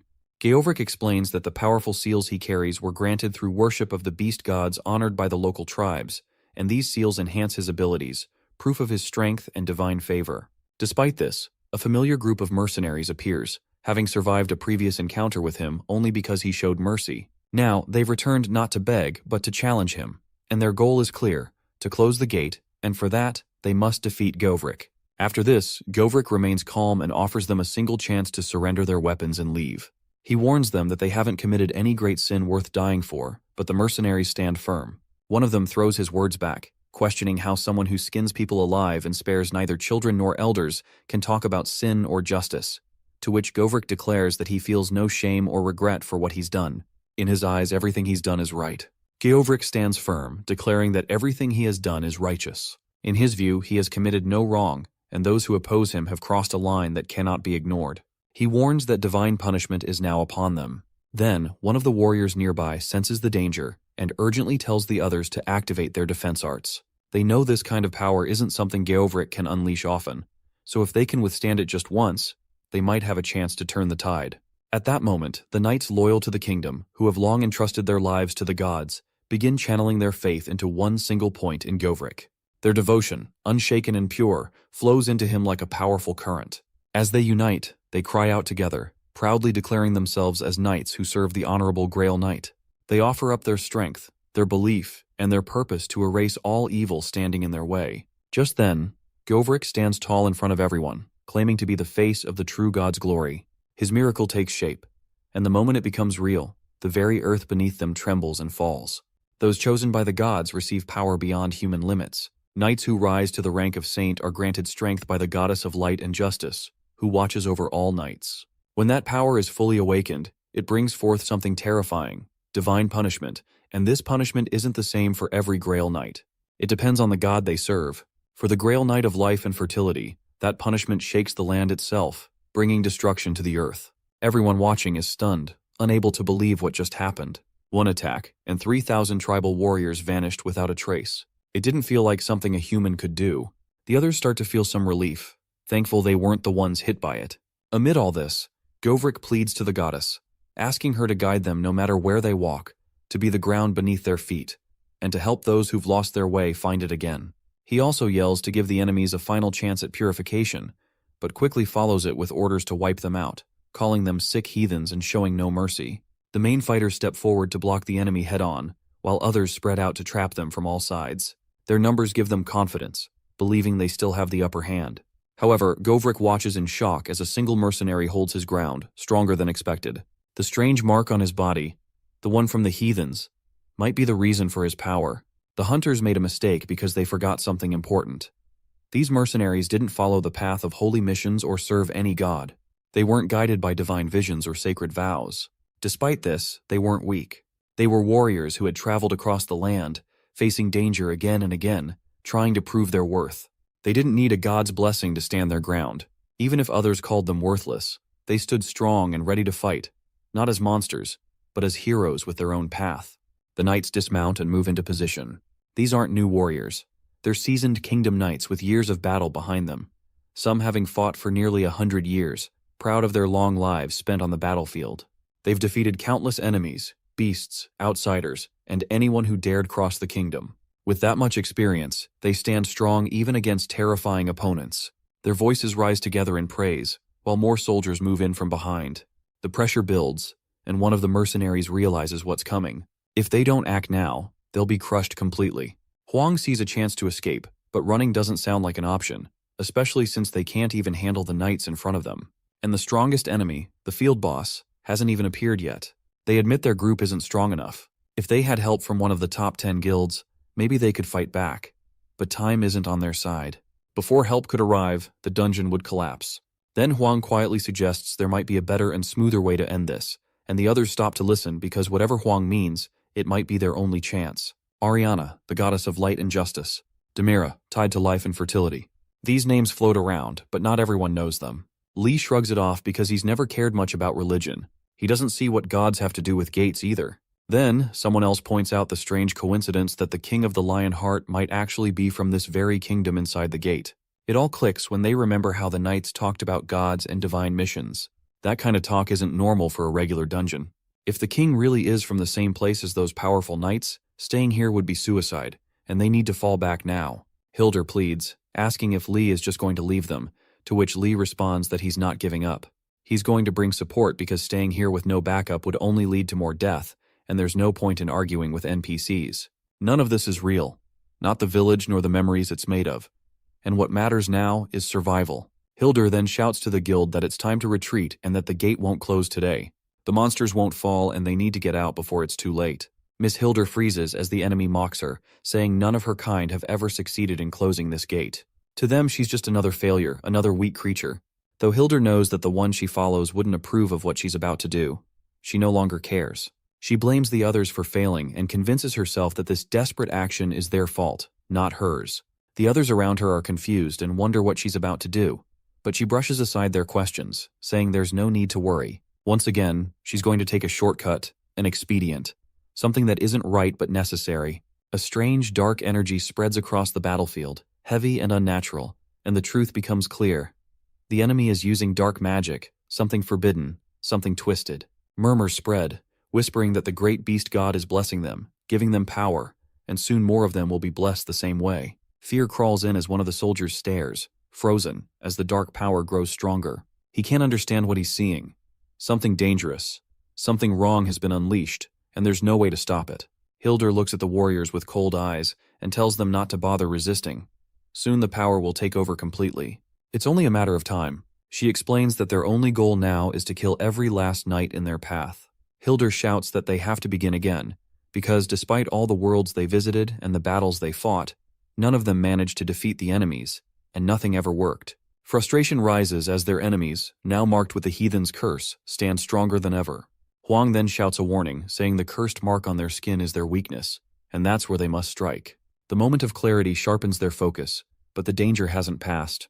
Geovrik is offended by their defiance, and it's clear the battlefield is slipping out of control, with things getting worse. One of the knights knows what must be done. If he wants to protect the others, he'll need to act fast, even if it means laying down his life. He doesn't hesitate and steps forward, fearless, calling out the enemy with everything he has left. His strength doesn't come from power alone, it comes from purpose. He leads with pride, charging, declaring glory for the Lionheart. Then, someone unknown steps forward, and every eye turns toward this figure. The soldiers stare, unsure who stands before them. He introduces himself as the King of the Lionheart, Leon Dragonia Lionheart. The reins once belonged to Argon Majesty Lionheart, a former king known for his strength and honor. These reins are not just for control, they carry the power to calm even the wildest beasts and awaken old, powerful blood. Handing them over without hesitation and diving into battle is exactly the kind of choice His Majesty would make. Stallion now holds the reins, quietly accepting the responsibility, grateful to be trusted with such a legacy. A few minutes earlier, the situation had grown tense because no matter how many enemies fell, more continued to appear like rats, spreading without end. The knights push forward, cutting them down, but the crowd refuses to shrink. Hari hesitates because the orders feel too harsh. Even children are being skinned, and it doesn't sit right. But Leon reminds Hari that the kingdom and its knights don't act without reason, and Leon knows the truth behind the bloodshed. Each enemy carries markings, symbols on their skin that prove their loyalty to the beast god. That's why they do it, and that's why skinning matters.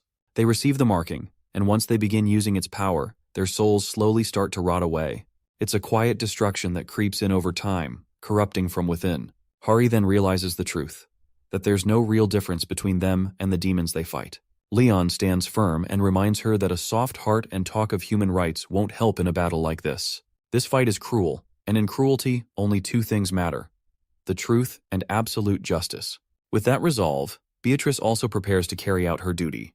Later, Beatrice steps forward and tells them to stay behind. Meanwhile, Leon realizes that something feels off because the enemy's markings are still active, even under the Holy Grail Knight's attacks. That can only mean one thing: Sir Jovric's divine law isn't working as it should. Still, there's no time to stop and wonder, because the Grail Knight of Demera must rise again, and they have to push through this storm together. Leon steps forward with firm resolve, declaring that the first thing they must do is break the bond between the enemy forces, because there's no room for hesitation, and severing that connection is the key. He raises his voice and introduces himself again, not as a mere warrior, but as the King of the Lionheart, claiming he has come to lead them to paradise. The moment his presence is known, panic spreads, and Govric recognizes the light surrounding him because the Holy Grail has appeared, bringing with it something sacred. The miracle begins, and shining light pours over the battlefield, wrapping everyone in its glow. Wounded soldiers stir as their injuries vanish. One looks down in shock as his wounds heal, and another, whose arm had once been lost, feels it growing back. The pain is sharp, but it's a pain that heals. This isn't ordinary power or an illusion. It's a real divine miracle that touches the earth. Geovric realizes everything he had been blind to, and the truth shines brighter than any sword. He feels the presence of Demera, the goddess of life and fertility, speaking not through words, but through undeniable faith. Demera calls him not just as a knight, but as her chosen child, once lost and now found. There are no more doubts or questions in Govric's heart, only a firm purpose. He understands Demera's will and accepts it without resistance. Geovric prepares to carry out the divine command, free from confusion. He turns toward the King of the Lionheart, grateful to fight beside someone who shares this sacred path. Side by side, Govric joins the battlefield, not just as a knight, but as a guardian of the Holy Grail, ready to face whatever comes.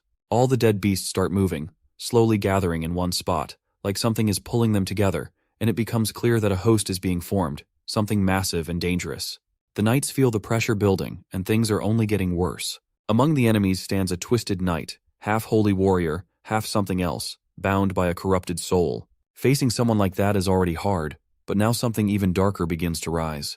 A servant of the Iron Bear begins a dark ritual, sacrificing captured souls to unleash the beast god's anger.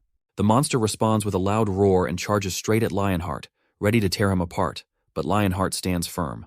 He doesn't back down, reaching deep into ancient power, and his vision comes true as Deatheye appears, slicing through the chaos. The pain hits him hard, but he refuses to fall. Leon's courage lights a fire in the others, and the knights around him feel it. Now is the moment. They must rise and stand together. They must destroy those who've covered the world in darkness. Hildur struggles to breathe, overwhelmed by fear and frustration as monsters keep coming without pause. Fighting even one Grail Knight like Govric was already too much, and now things have taken a turn for the worse. Even the dead aren't left in peace, and the enemies laugh, saying the bodies will feed the soil. No one knows where the King of the Lionheart came from, or how the strange woman fits into all of this. While running, Hildur finds a glowing stone. It's a mana stone, a new source of strong energy made from monster hunts inside the gates, but something doesn't feel right. The amount of mana collected here is way too high. Like hundreds of thousands or maybe millions of monsters have been killed. A chilling thought crosses her mind. Then Hu steps in and explains to Hildur that this gate might be caught in a loop, repeating the same events over and over again. Hildur realizes that she's not a demon, but her power feels just as dark. Hu pauses, realizing something strange. Hildur isn't fooled. She knows she isn't just an NPC, and that changes everything. Hu senses Hildur's power, a kind she doesn't like, but she doesn't waste anything and notices her enemies. Even now, she's turning Hildur into her servant through sheer force. The spell Hu uses feels more like domination than magic, and it's hard to watch. Later, Hildur trembles, confused in pain, calling her monsters useless, as if she's done this many times before, and mocks Hu, asking if she even remembers who her true master is. Hildur stands frozen, whispering a prayer to the gods, but it's too late. Hu smiles coldly, claiming the slave as hers now. Anger boils over as Hildur's slave, calling her a cursed being, promises to tear Hildur apart. But something deeper stirs beneath the surface because the gate they're trapped in isn't just any battlefield. It belongs to the beast god. The worst part is that if the other beast gods begin to descend, even partially, it won't just be the warriors in danger. The entire gate, the world around them, could collapse under their power, and this is far worse than anyone imagined. Leon speaks with calm certainty, mentioning how the 11th king of the Lionheart often talked about Govrik and the other knights. Hearing that name stirs something in Govrik, who becomes confused and wonders if Leon actually met him. Leon gently nods and reveals that the 11th king now rests in the paradise of the gods. Harry steps in, asking Govrik if he remembers anything, any clue at all. Govrik tries, but nothing comes to mind, and all he knows is the mission. Raid the barbarians, and that's the only purpose driving him. Hari then turns to the others, urging them to understand what must be done. She tells them the truth they've been avoiding. Govrik and the other knights cannot leave this gate. They aren't free warriors. They're bound, just characters locked in this cursed place, repeating the same fate again and again. To finally close this gate for good, they must face Govrik and take him down. Govrik is proud of never having lost a single battle, not even once after all this time. Leon quietly agrees because if Govrik had ever tasted defeat, they wouldn't be standing together now. Suddenly, a monstrous enemy screams Leon's name and threatens to rip him apart piece by piece, and the battlefield shakes. Leon wonders if there is any way to stop the beast god's incarnation from descending. Hildur laughs cruelly, saying there's no stopping it now and that the gate is already collapsing. The beast gods plan to unleash everything they have to destroy it. Leon hears this but doesn't step back because he knows what must be done, and the knights who fought with him deserve better than to be left behind. Leon chooses to fight, no matter how dangerous the path may be. Beatrice tries to warn him, saying a direct fight may be too risky, but Leon has made up his mind because if they run now and a dungeon break happens, the monsters will escape into the world, and that's a danger far worse than anything inside this gate. Leon stands firm, determined to fight, but Govrik interrupts, saying there's still a way to close the gate. He reveals the truth that the gate will only close when he falls, and his defeat is the key. As a knight bound to this realm, his end will seal the gate for good. Though his body trembles, his will does not. He urges the others to retreat and live on, telling Leon to save his strength for battles beyond this fading world and that there's no point in wasting lives on ground that is about to vanish. Govrik turns to the other knights, his brothers and sisters in arms, saying the final battle is here, and with the King of the Lionheart at their side, representing the gods' radiant glory, they must rise one last time. They will offer themselves up in sacrifice, not out of despair, but to secure the future of those who still breathe. They choose to fall so others can rise. Leon stands silent for a moment, overwhelmed by the weight of loyalty shown before him, because Govrik's sacrifice leaves him with a burden that feels heavier than any blade or shield. Yet it's one he vows to carry with pride. Govrik isn't done just yet and asks Leon for one final favor, just a bit more time. Govrik closes his eyes and prays, calling out to goddess Demera, pleading for a blessing, a final gift before he fades. He lifts his hammer, pouring his remaining strength into it. He is chosen by the goddess and loyal to the Lionheart. Govrik transfers every drop of power he holds into the weapon. He offers it to Leon, not as a tool of destruction, but as a symbol of trust and legacy. Until someone worthy appears, Leon must carry this hammer forward, to which Leon admits that no one may ever wield it as Govrik once did. Still, Govrik believes in the king, and fighting beside Leon was an honor he will carry to the end. After that, Govrik turns to his cavalry one last time and issues his final command, to protect the king until every last one of them falls. His knights raise their heads with pride, answering without hesitation. Their lives were honorable, and their mission is clear. They shout one last blessing before retreating, their faith unshaken even in the face of the end. Further ahead, Govrik stands tall and reminds the world who he is.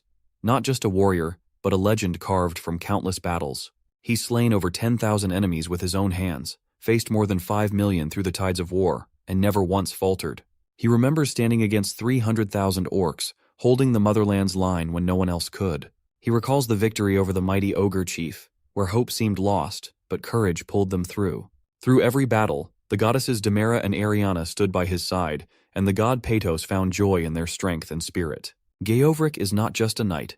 He is the Grail Knight of life and fertility, and with his final cry, he calls his brothers and sisters to rise once more. Today they march toward death, not with fear, but with honor, and they die for justice, for the future, and for the name they carry. As they charge forward, their hearts burn with glory because behind them, the lion heart blazes bright. Harry feels heavy, unable to walk away. Even after Leon tells her to leave, she can't bring herself to turn her back. Harry wants to witness their final stand, to honor them with her presence, to which Leon doesn't push her because if she wants to stay, then she stays. Harry senses that something is wrong. Her voice trembles as she realizes what just happened. Govrik has ascended. After this, Leon vows that the beast they worship, the god they bow to, will face the cruelest end. The Grail Knights begin to retreat, their purpose temporarily fulfilled, and now the divine laws must take form and force results, no matter the cost. Moreover, the final words spoken by Govrik echo louder than any war cry. His sacrifice, his loyalty, and his strength mark this day. Leon silently promises to carry those words forward. What Govrik believed in will not fade. His justice will be realized, not just in spirit, but through the king's next actions. Leon feels really tired, but it's different from the exhaustion of battle. Back when he fought and defeated countless demons, he never felt this heavy. Now something inside him aches, and as time passes, Leon starts to understand why. It's not the fights that wear him down, it's the fear. The fear of losing the people he cares about again, because that kind of loss is harder than any wound. What scares him even more is the thought of walking into a future where he has to fight alone. Still, Leon knows this is a path he must walk by himself, and this weight isn't something he can hand over to anyone else. Some burdens are meant only for the one chosen to carry them. Just then, a voice calls out to him, and Hari finds him. Leon notices how late it is and wonders why Hari isn't resting like she usually does, since she's always the first to wind down, watching her favorite dramas after a long day. But tonight she's still here, holding a sword and standing as if waiting for something. Harry stammers, trying to explain herself. She says it's not sudden, but everything they've been through lately has stirred something inside her. The battles, the sacrifices, the weight of the truth, they've changed her. It's made Hari feel like she can't waste any more time, like she needs to be stronger, not just for herself, but for everyone. Leon tells Hari to raise her sword because he wants to see the strength she has. She straightens, both nervous and proud, but responds in her usual formal tone, still speaking as she always has. Leon quietly sighs and wonders when she'll stop talking like that. He raises his sword with ease and tells her to prepare, which she quickly does, gripping her weapon tightly. But the moment his blade swings, she stumbles back, shaken by the force of his strike. Leon doesn't hold back and points out her mistake right away. Her arms are too low. If they fall below the belly button, she loses speed, just a fraction at first, but enough to make a difference. If they're even lower, her movements slow down drastically. Harry nods quickly, absorbing every word. After that, Leon steps in again and reminds Hari it's not just about the arms or the sword, because defense comes from the whole body. One foot steps back, weight grounded. She tightens her grip and tries again, this time with more control. Harry manages to block the next strike and blurts out that she notices Leon's movements are wider than necessary. Leon doesn't get upset but tells her he's mentioned this before. It's not about big motions. What matters is being fast and precise because every second, every step, and every swing must count. Leon then questions her reasoning, asking why she thinks creating an opening for the enemy is ever a good idea. Harry hesitates, thinking it might be to use her abilities more effectively. Leon becomes frustrated because that's not what matters. Victory doesn't come from just using skills efficiently. If she ends up dead in the process, then what's the point? Harry believes Leon would expect her to give up her life if necessary, thinking that was the noble path, something done for the sake of honor or glory. Leon immediately shuts that idea down, saying he sees no value in sacrificing oneself without purpose. Later, Leon challenges her, asking if she even has someone in her life worth dedicating that sacrifice to. If there's no one, then following the path of those who do becomes meaningless. The weight of his question settles over her, and she looks down. Leon tells Hari to take a break. After this, Hari turns away slowly, carrying the weight of the conversation with her. Harry starts to notice that Leon hasn't been himself lately because his energy seems lower than usual, which worries her. Yapi explains that Leon's body is reacting strangely due to pressure, though his words are hard to understand. Later, when Hari asks him to say it in a simpler way, Yapi just says it's stress and Leon needs to relax. This makes Hari wonder what Leon might enjoy during his free time, and Yapi suggests that living beings often feel better through entertainment, especially games, because games help ease the mind and bring joy during rest. Hari tries to picture Leon playing games, but it's hard to imagine. Still, she wants to try and find something Leon might like. Hari asks Yapi for ideas, but he says choosing fun games for humans isn't really his job. Hari thinks Yapi could have just said he didn't know instead of making it sound so complicated. Suddenly, Hari feels like maybe Leon would enjoy something fun after all, and the idea lifts her mood a bit. As she keeps thinking, Yapi seems ready to explain more. After that, Yapi admits the plan made sense but insists it was only a coincidence, saying no one can match the way he calculates things. Hari brushes it off playfully, not taking his words too seriously, but Yapi senses the teasing and doesn't like it, thinking a human shouldn't speak to him that way. Still, Hari stays relaxed and points out that she won in the end anyway. Goddess Ariana gently acknowledges the knight's willingness to step forward, saying it brings joy to the gods. However, she expresses concern for him because, after fighting for 200 years without pause, Ariana believes Leon deserves something more, something that brings peace and comfort. She suggests that now is the time for him to enjoy the pleasures of life, like resting and healing. Leon finds the word entertainment distant and unfamiliar, so Ariana explains that in this era, people have many ways to relax and enjoy themselves. While she's not sure what would truly suit him, she believes the most meaningful pleasures are timeless. Leon wonders what kind of entertainment transcends time, and Ariana gives an unexpected answer, sharing intimacy with a woman. She speaks without shame, saying it's a natural way for humans to feel joy and release stress. Ariana even mentions the queen and the red-haired girl as possible choices. Leon feels taken aback, especially at the mention of the younger girl, because to him, Hari still seems too young. But Ariana disagrees, calmly stating that the girl is fully grown. She also reminds him that love and closeness are not only sources of comfort, but also necessary for continuing the royal bloodline when the time is right. Ariana calmly explains that one of the natural ways humans relieve stress and find joy is through intimacy. She also adds that it's important to think about rebuilding the royal family for the future. Before she can say more, a sudden voice urgently calls for Leon's attention. Leon tries to remind Hari to show proper respect, but she pushes forward and insists that he needs to see what she has prepared. Though slightly annoyed by the interruption, Leon asks what she has to show him, to which Hari happily announces that she put effort into it with help and advice from Sir Yapi.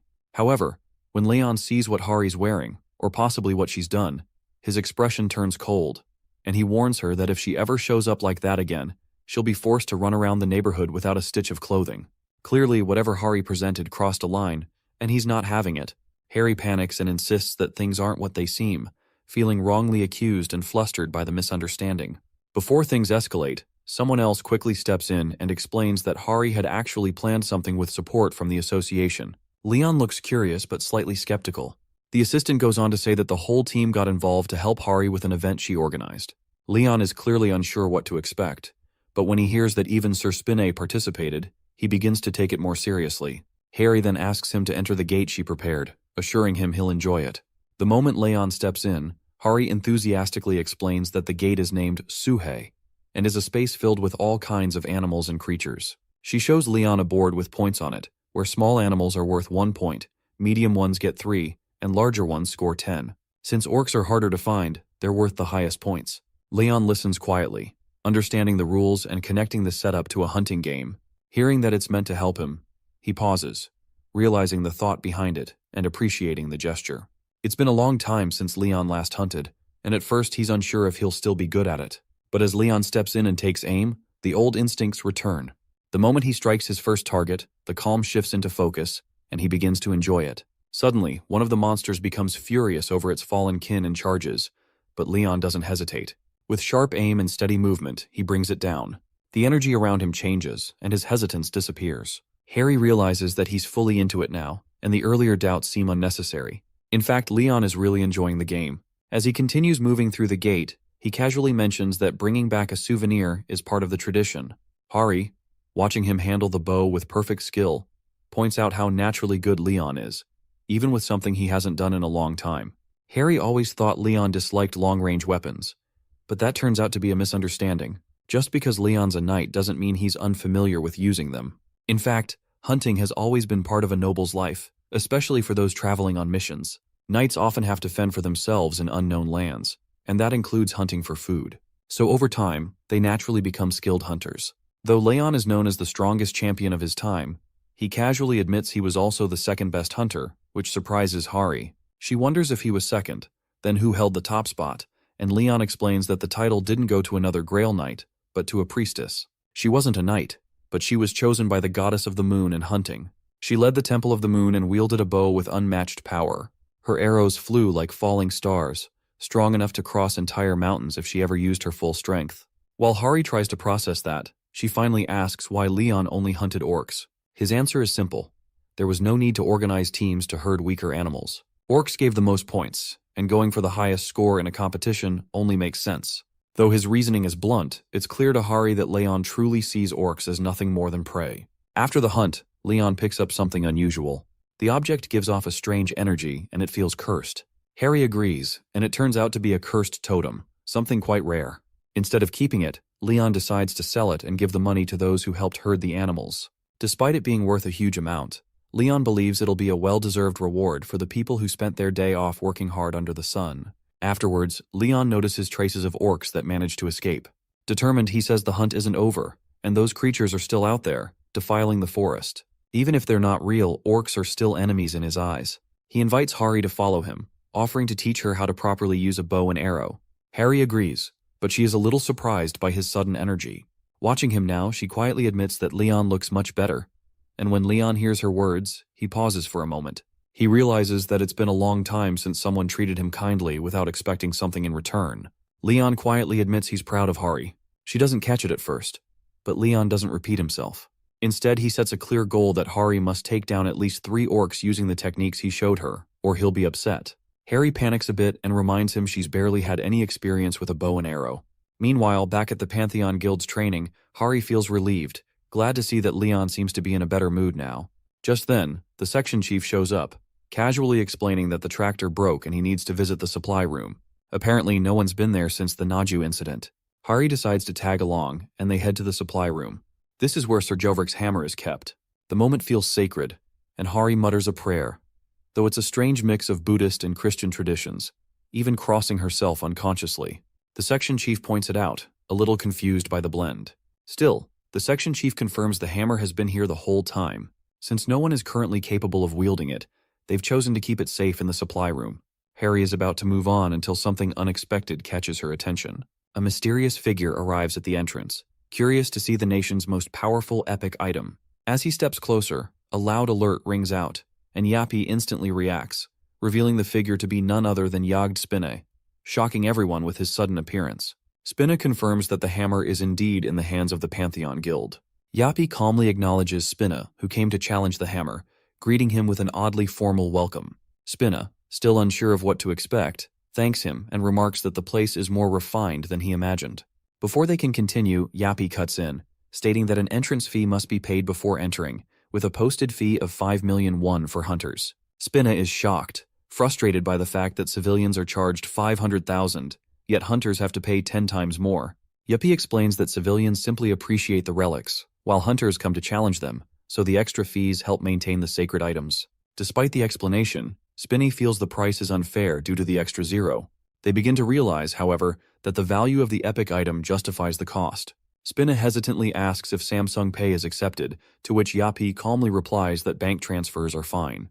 Just then, Hari steps forward and introduces herself as the assistant manager from the Korean Hunter Association, part of Management Team 3. She explains how everything began about a week ago when the hammer mysteriously vanished. It was then placed in a secure location, right where it was found. Despite several people trying to lift or move it, the hammer won't budge. Suddenly, the hammer shifts, its movement filled with intent, as if trying to express something. It no longer feels like an ordinary object. Its presence suggests it has developed a will of its own, something that can happen with powerful holy relics when they stay connected to divine individuals for a long time. Over time, that connection can give them a form of consciousness, making them difficult to manage. When Leon first received the hammer, it was silent and obedient, serving him as a tool, blessed by the goddess Demira and loyal to the king of the Lion Heart. But now, its energy is different, stronger, more aware, almost as if it's searching for something or someone. Leon soon understands what it wants. It seeks a new owner, someone worthy of wielding its power. Turning to Hari, Leon instructs her to inform the association that the one capable of lifting the hammer will earn the right to keep it. Although the association will likely want to assess its worth before allowing that, the message has been delivered. The challenge is set, and the hammer awaits the next person who can answer its call. Meanwhile, they notice something unusual about the object. This isn't just any powerful tool, but an epic item. Among hunters, gear is ranked based on strength and rarity.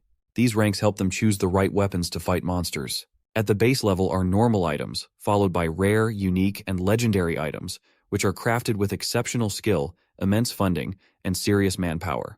However, epic items are in a league of their own. They go far beyond legendary, and only a few have ever existed in the last 30 years.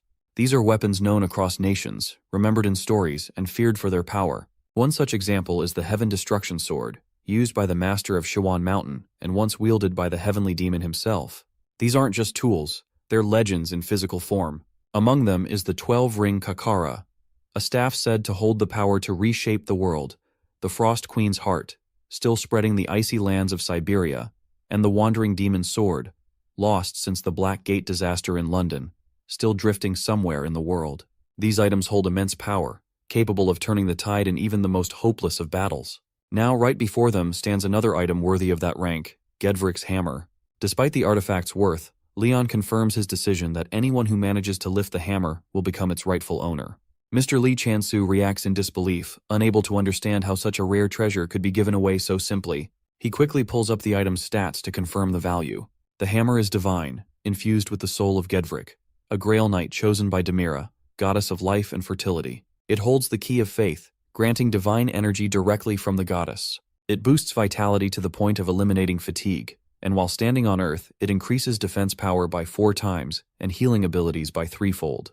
Even allies gain massive boosts with double defense and significantly increased healing. One of its powers, the Saint's Painting, allows the wielder to activate divine laws depending on their faith and connection to holy energy. The details overwhelm Lee Chansu because it's far more than just rare. It's a miracle in weapon form. Still, Leon doesn't budge, and his decision stands firm. Leon tells him to spread the word to the association, and Lee Chansu quietly asks if he can step away to make a call. The Hunter Association president picks up the call. His voice rises in shock, because this is the nation's first ever epic ranked item. Across all of Asia, it would be only the third of its kind. Naturally, this revelation draws a flood of challengers to the Pantheon Guild. The crowd gathers with curiosity, and people begin asking where the hammer is. But Hari quickly reminds them that with something so revered, proper respect is necessary. In this world, even items that belong to legends must be addressed with honor. It's not just a hammer, it's Sir Jovrik's legacy. Then a challenger steps forward, requesting to try his luck. But as he draws closer, he realizes that the aura surrounding the hammer is intense, and without even moving, it radiates overwhelming energy. Even without lifting a finger, the challenge falls to the ground. The hammer reacts harshly to those it deems unworthy, pushing them back with an invisible force. A hunter stumbles back and complains no one warned him about that. But the truth is, the hammer chooses on its own, and no one really understands the exact rules it follows. Then Kirik echoes around them, demanding a tithe and offering to the goddess tied to the holy relic. Confused hunters wonder if this is some kind of joke because they've already paid the entrance fee, and now there's another demand. But someone in the group suddenly realizes the hammer is connected to the goddess, and the tithe might be part of the test. He hands over 10 million won as an offering. Others stare at him in disbelief, calling him crazy for giving up so much money. The moment the tithe is accepted, something changes. The hammer, once unmoving, suddenly allows itself to be touched. Moreover, the hammer allows the hunter to grip it firmly, something he couldn't do just moments ago. The aura around it doesn't resist him this time, and the relic has acknowledged him. Tithes start pouring in as hunters rush to offer money, all hoping to lift the hammer and become its owner. Everyone pushes to the front, arguing over who was first or who paid more. Harry starts to feel unsure and whispers to Kitik that something doesn't feel right. She wonders if this is really how a holy relic should be treated. But Yappy, standing with her, ignores her doubts because to him, it's not disrespect. It's smart planning. Then, the hammer reacts, rejecting a challenger and sending them flying. It wasn't just about strength or will, it was about the offering not being enough, and the hammer wanting more. What seemed like a sacred test now feels more like a payment system. The relic doesn't just test worth, it measures gold. Slowly, it starts to feel less like a holy weapon and more like a tool for profit. Still, Yappy stays calm because his plan is working, and this is only the beginning. Nothing will stop him now. The news spreads like wildfire, and even Starbucks wants to open a branch right inside the guild. The place is booming, gaining attention from everywhere. A report on tithes shows just how popular the guild has become. Hunters from across the country line up, hoping for a chance to lift the hammer. Some aren't even here for glory, they're here for miracles. A man cries out in relief as his decade-long ingrown toenail suddenly heals, and another feels his cavity varnish, all from the hammer's aura alone. The Pantheon's power draws crowds by the dozens. With every miracle, belief spreads further, but behind it all stands Yapi, working tirelessly. He doesn't rest. Instead, he gathers funds, goods, and every possible resource. Yapi isn't just chasing money, he's building something bigger. Fame, reputation, and miracles all feed into his goal. The Pantheon isn't just a place to him, it's a symbol. And everything he does, every coin he collects, fuels the rise of this sacred facility. In the middle of it all, Harry stares, wondering what all of this has become because inside the Pantheon, a new chamber stands, marked as the high-intensity forging facility. Even with all its gleaming parts and heavy machinery, it's still considered the lowest-tier forge in Yapi's vast database. Built with Earth's limited metallurgy, it's the best he could manage for now. To the average eye, it still looks amazing, but Yapi doesn't sugarcoat things. He blames the impression on the simplicity of the organic mind, brushing off compliments without hesitation.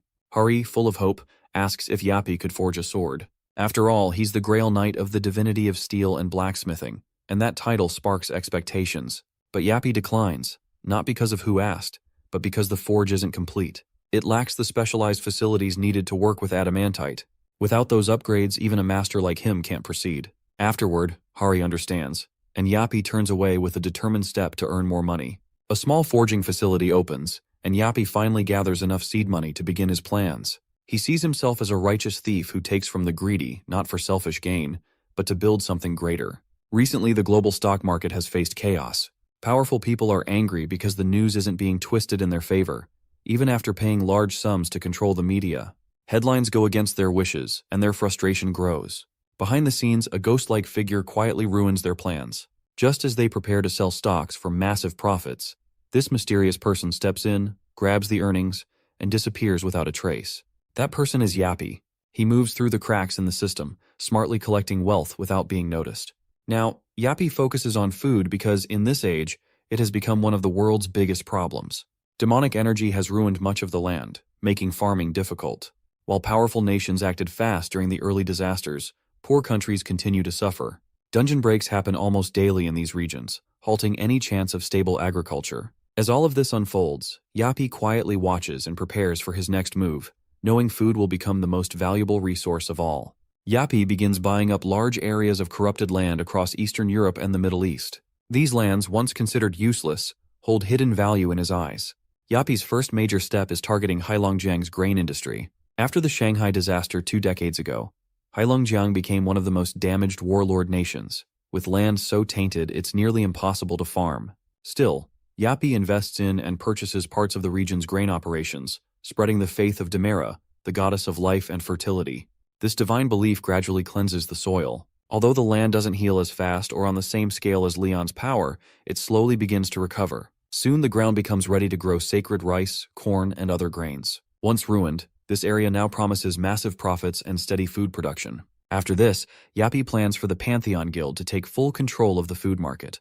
However, with food becoming power, he knows threats will come. Still, Yapi gathers information from around the world. Moreover, he sees how much is wasted on war and power struggles, especially as gates and monster threats rise everywhere. In his mind, any smart leader would avoid meaningless fights and focus on survival. Yapi declares that the land will rise again. Meanwhile, breaking news spreads across the screens that a coup d'etat has erupted in Jilin, and war begins. Amid this situation, Yapi moves calmly and pulls Hari aside, speaking only to her. He explains that he controls private equity, a growing method for managing wealth. Yapi doesn't ask for permission and announces that he will handle her finances. Harry is surprised and wonders if this is some kind of investment offer, to which Yapi corrects her, saying this isn't a request but a professional intervention. She's amazed that he's active in the stock market, and he quickly points out that her financial situation is weak. Despite Hari's pride in her savings, he reminds her that she only holds 15% of what A-rank hunters usually save, with most of her bonuses going straight to charity. Hari tries to justify herself, explaining she donates everything she doesn't need to the orphanage where she grew up, but Yapi doesn't criticize her kindness. He insists that proper financial planning will help her give even more. She tries to decline, but he argues that avoiding financial education is like giving up on life in this modern world. Yappy believes she should be thankful for his help. Harry agrees to let him manage 2 million won, but Yappy raises the number to 20 million and casually suggests she sell her semi-basement apartment in Seoul. Harry hesitates, unsure of how to respond, but deep down, she trusts Sir Yappy, hoping this isn't something shady. Yappy upgrades Hari's status, moving her from a bronze to a silver member. He tells her it's a generous gesture, explaining that silver members now earn double returns compared to bronze. Excited by the promise of more profits, Hari shows interest in going even higher. Yappy tells her that if she brings in 5 new members, she'll be upgraded to gold, which promises triple the profit. Hari, only 20 and new to adult life, doesn't realize what she stepped into. She doesn't see the signs, and it's a classic pyramid scheme. But to her, it sounds like an amazing opportunity. What makes it worse is that people trust her kind nature. She reaches out to Suho, excited to share the deal, and he agrees without hesitation because he believes in her. With Hari unknowingly pulling others in, Yappy's scheme quickly gains traction. More people start joining, and the fake financial system builds momentum fast. Then, just as things seem to be booming, officials from the district court show up with a warning about asset confiscation. Confused and alarmed, Leon turns, and there's Yappy casually responding with his usual Kirik. Yappy borrows a huge amount of money using the name of the Pantheon Guild, promising big profits and convincing everyone to invest, saying it's safe and will bring double or even triple returns. Trusting him, the guild members start putting in all their savings, with some even selling their homes or offering land as backup to get more money to invest. But things go wrong quickly as the money Yappy used for investing crashes, and the fund hits rock bottom. All the money is gone. Harry cries because she lost everything, including her life savings of 87 million won. Another person says he used his wife's savings, and someone else shares that he had been saving for 5 years to buy a special medicine, only to see it all wasted. Even Spinna, a high-ranking member, loses a shocking amount of over 87 billion won. Everyone is heartbroken, angry, and in shock. All of this happened because they trusted Yappy. Now the guild is deep in debt and people are left with nothing but regret. The money loss grows fast, with nearly 50 million won vanishing every hour. Overall, nearly 72% of their investments are gone. People are panicking, some screaming and crying over their money. Frustration fills the air as people grab anything they can from the guild, hoping to salvage something. One person rushes into storage and takes anything that looks valuable, trying to make up for the losses. Suddenly, someone tries to grab a big, shiny pillar, thinking it might be worth something. But Yappy freaks out and shouts that it's his personal property. Still, no one listens, and emotions take over. Another person breaks down, yelling that they worked so hard to save that money. Chaos spreads as people shout, grab things, and blame each other.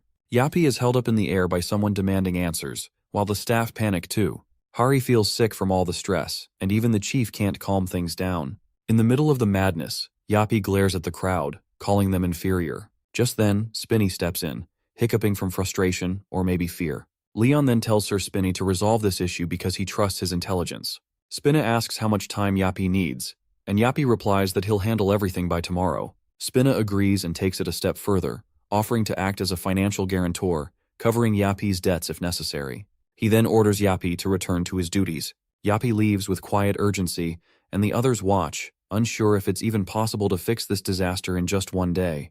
Back at the guild, alarms ring, and an emergency protocol is triggered. There's no time for safety checks as the first prototype of a powerful exoskeleton armor is activated. The mission code is Fund Restoration. Meanwhile, far to the north in Heilongjiang, soldiers from the Jilin Republic Army are bored. Ruyo yawns while another complains that the enemy ran away instead of fighting. The monsters mock humans for being weak and clueless about honor. But now Ruyo only cares about eating well. They decide to wait before attacking the nearby region again. Their mood is twisted as they joke about making stew out of people, eager to plunder and destroy once more. Just as they prepare to move, something strange catches their eyes. Up in the sky, a glowing object streaks down like a meteor. Far away, in a high-security U.S. defense room, alarms ring, and the Divine Staff, a secret weapon stored in a satellite, is suddenly activated. Panic hits the defense minister because only 3 people should have access to the launch code, yet someone's fired it. Both the White House and the Hunter HQ claim they have no idea how it happened.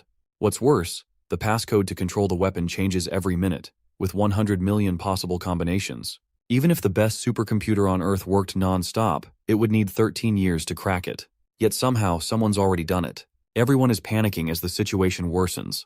The weapon has been activated, and there's no way to stop it now. The security code is too strong, with more than 10 billion combinations, and no computer can break through it in time. Grizzly, another powerful system, is also activated and syncing with the Divine Staff. Both are set to strike the same place, the Jilin Republic. At the same time, a video appears, showing a person claiming that Jilin has disturbed the peace of the US. Soon after, a Russian message follows, saying they won't ignore this and will support the US. It looks like a setup for war. Minister Julius, watching the footage, quietly admits it's fake and that the video isn't real, but it's already spreading.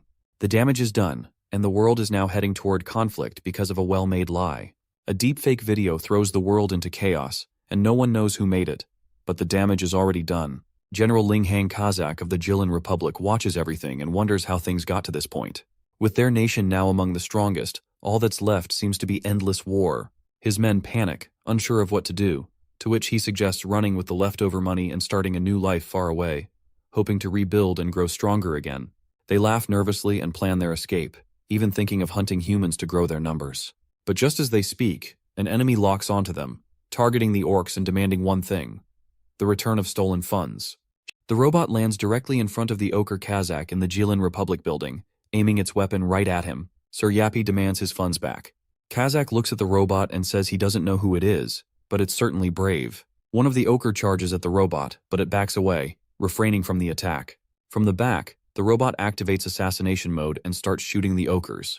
As his companions fall, Kazak quickly takes shelter behind the broken ceiling that landed when Yappy arrived. Another Ochre tries to attack the robot, but Yappy activates a special modification, ultra-high bullet set, and focuses on the remaining Ochres. With all weapons free to use, the robot begins bombarding the Ochres. Once they're all down, the robot calls a ceasefire but then indicates one entity remains, coming face to face with Kazak. Kazak drags his hammer and says it's not bad how the robot killed everyone. He adds that the ones it killed were set to be promoted to generals. The robot instantly resumes assassination mode, catching Kazak by surprise as he yells, asking if it even knows what resume assassination means. The robot fires a piercing laser, but Kazak dodges it and charges toward the robot, swinging his axe and hitting it. The impact destroys the robot's hand as it registers that Kazak's axe is made of adamantite. Kazak yells that his axe is pure adamantite and gets ready to strike again. He says even a Drake couldn't survive the axe as he swings it at the robot. The robot, recognizing the attack, identifies Kazak as rank S and realizes there's not enough ammo left. Suddenly, the robot fires a sharp laser from its hand. Kazak scoffs, saying that a chunk of metal like the robot has no chance against him, a warrior blessed by the god Helkan. Kazak jumps and attacks, but the robot activates insufficient time and scenario failure. Yappy catches Kazak in strings, commenting that he's gathered helpful data from real-life battles, making big data even more perfect. Kazak yells in confusion, asking what Yappy is talking about. Yappy activates Tactical Divine Law and shoots a laser, killing Kazak as his flesh flies through the air. Yappy moves toward the adamantite material, takes it, and removes all witnesses, stating that the assassination is now complete. The news reports that the Jilin Republic's coup d'etat has been resolved, and the newly established Jilin Republic government apologizes for the chaos.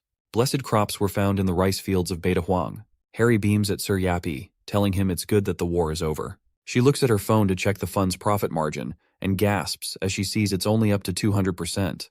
Leon calmly sips his tea while looking at the files. He checks Suho's records and thinks about how his swordsmanship, shield techniques, spearmanship, and horse riding have improved. He wonders if it's time to connect Suho to the gods, though he'll need to prove his faith first. Leon thinks there's no time to waste, especially since the gods allowed a simplified process, so he needs to hurry. He moves to the second sheet to look at Cheon Soyeon's files. As he reads the information, which states that a knight should uphold the rule of virtue, he wonders if Soyeon has any greed, and assumes that the reason she signed up is because of the divine laws. He thinks back to the old times and realizes she reminds him of someone. Just then, Leon hears something and notices that the hammer has moved. He stands up, curious about who could be behind it, and quickly heads toward the area. Hori asks where he's going, but Leon doesn't answer. He arrives at the site and smiles, saying that it's unexpected, as he sees Daisung holding the hammer in his bare hands. In the empty fields near Naju Plains, everyone gathers around as Leon instructs. He announces that today is the day they welcome a new student. The students murmur in confusion, wondering why now. One student points out that most of the academy students should have already joined guilds. Some wonder who the new student could be. Leon continues, explaining that the new student will train alongside them and aim to become a knight in the future. The new student stumbles onto the scene on a horse, struggling to control it. He nervously introduces himself as Good Daesung, the first-generation student of Man-at-Arms, and says it's nice to meet everyone. Meanwhile, at the presidential building, a researcher informs the president that the Eastern Sea Fleet, 7 American fleets, and Japan's Maritime Self-Defense Force have all checked in. The president acknowledges the information and confirms that the Dragon Palace is real. A gate in the ocean, called the Dragon Palace, was discovered in Tokyo Bay 25 years ago. At the time, people believed gates only appeared on land, and there were no satellites to observe the oceans for gates. The Tokyo Bay Gate was ignored until a dungeon break caused the destruction of Tokyo. Nearby beaches were corrupted, and ocean creatures turned into monsters. This incident became one of the worst gate disasters in history and led to international cooperation in raiding gates. The researcher informs the president that Hurricane Nabi, which had been heading toward the Pacific Ocean, has changed course and is now heading toward Oolong Island. The president stands silently, clearly nervous, as the researcher adds that it's expected to be the worst hurricane this year. The president looks at the screen and laments his bad luck. A reporter on the live broadcast announces that the hurricane is moving at 64.5 meters per second, about the same speed as Hurricane Mamie in 2003, and that severe damage is expected on Oolong Island. The president turns to his assistant, ordering him to contact His Majesty Leon of the Pantheon Guild. Half an hour later, the president faces Yongwan, asking if he's the first to arrive. The president acknowledges him and snickers, noting that the Yongwan Guildmaster has changed a lot, mentioning that he used to ignore the draft. Yongwan scowls and questions why his guild is the priority draft candidate when there are better guilds out there. The president weakly smiles, stating that it's hard to find a guild as great as the Phoenix Guild. Yongwan turns away, saying they're still recovering from the damages of the Jeju Island incident. The president continues to smile, reassuring him that he's sure Yongwan is all better now. Yongwan's scowl deepens as he wonders why this old man is suddenly pushing his authority on him, suspecting it must have something to do with Leon. Yongwan asks directly, sure that they aren't sending his guild alone, and questions when his ace card will join. The president acts surprised, asking what ace card he's referring to, then responds, saying that His Majesty isn't someone a person like him can evaluate. This only angers Yongwan more. He moves toward his partner, saying that things aren't working out for them, to which the companion mocks him with a saying, "You reap what you sow." Yongwan thinks back to the knight asking him to take the horse, saying the horse would heed the king, and praying for him, asking the gods to bless him. The current Yongwan curses under his breath, feeling uneasy. Just then, the president's assistant announces the arrival of the VIP. Yongwan watches as the president straightens his dress shirt and sprays mouth freshener, taking him by surprise. The elevator opens, revealing Leon, with Hari and Jinsu on each side. The president bows, thanking him for gracing them with his presence. Leon smirks, then warns the president to have a good reason for calling him all the way there. The president tells him to follow and assures him he will explain the situation. After explaining the situation, Leon leans back, summarizing that a gate has appeared in the ocean, and the approaching hurricane is making it difficult to raid. The president adds that the US and Japan will help with the gate, and the other guilds will be on standby just in case. He emphasizes that this is an opportunity to raise the honor of the King of the Lionheart and asks Leon to showcase his heroic abilities. Leon smiles, appreciating that the president knows how to use his words. He responds that a king's value is heavy and that he'll need to prepare a worthy tribute. The president asks if there's something Leon wants, to which Leon smirks and replies that a king does not count coins and tells him to speak to Sir Spinney about it. The president bows, thinking Leon has just given him an empty promise.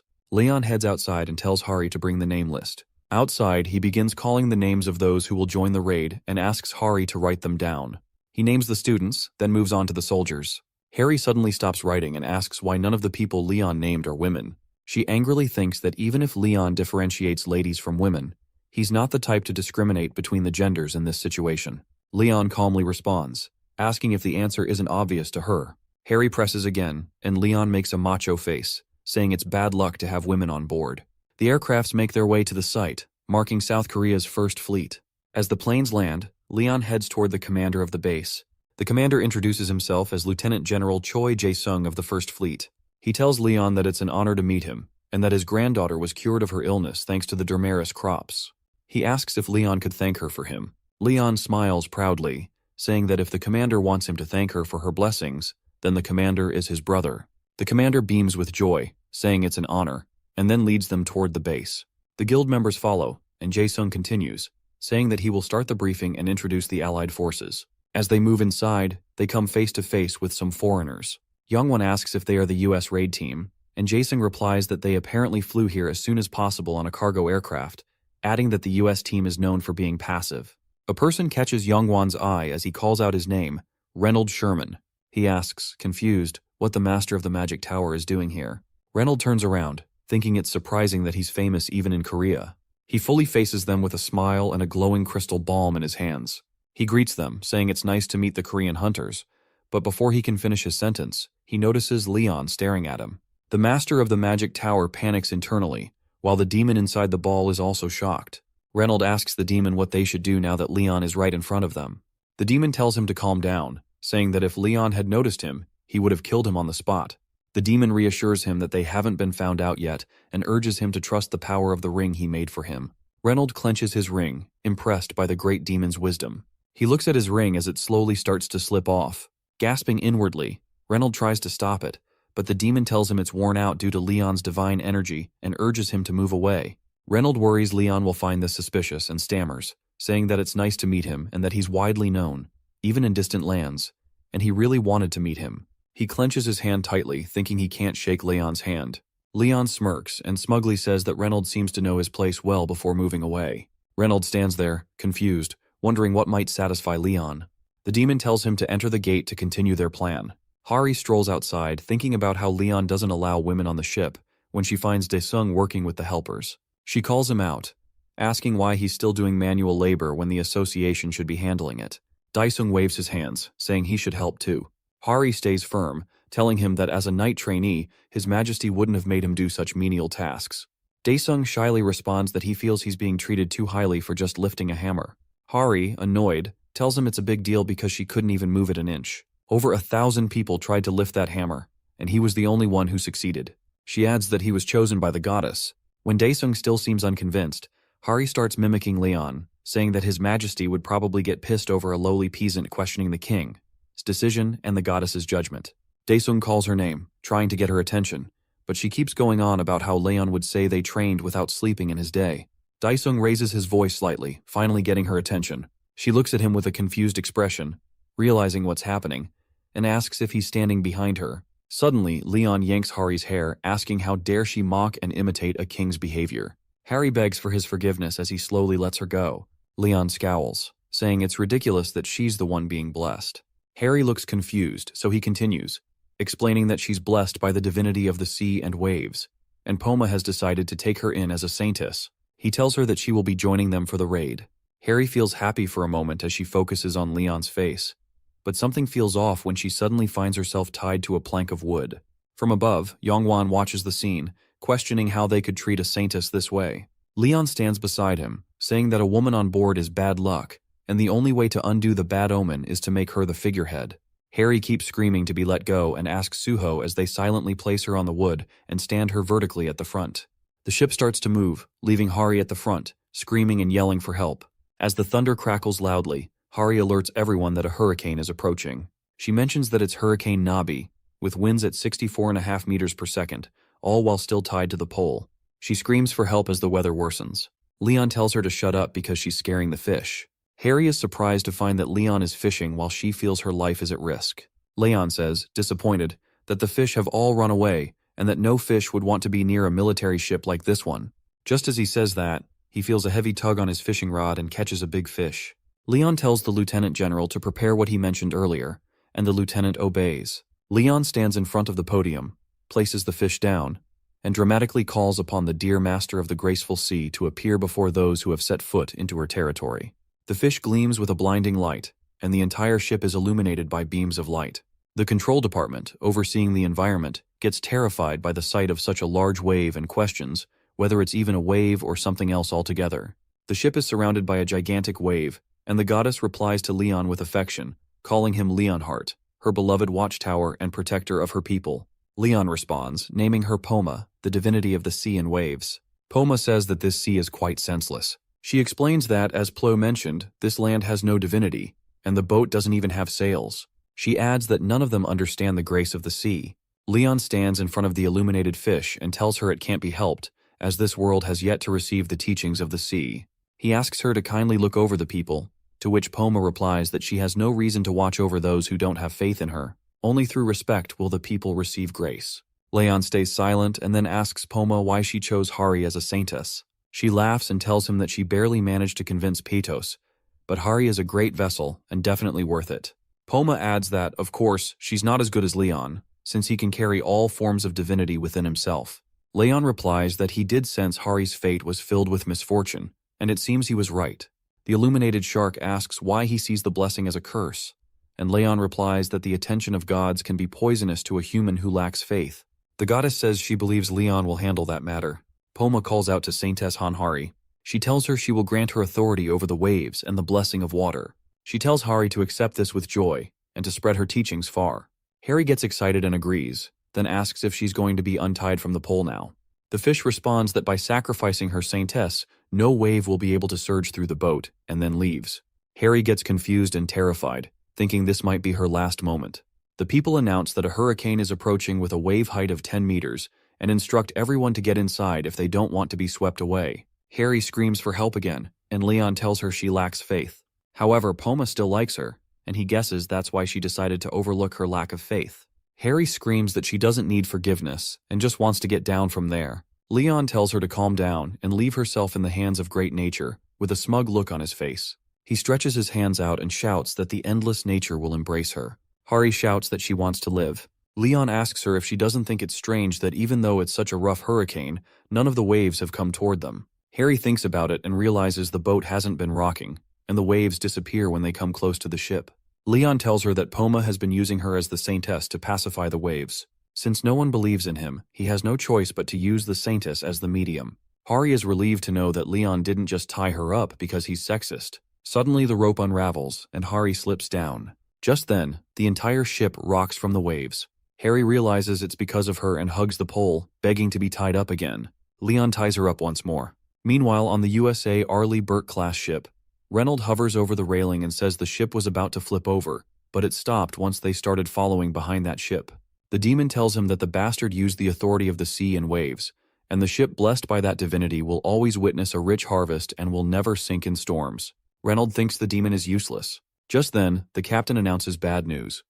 The Murasame-class ship that left from Sasebo has capsized due to the hurricane and is currently being rescued.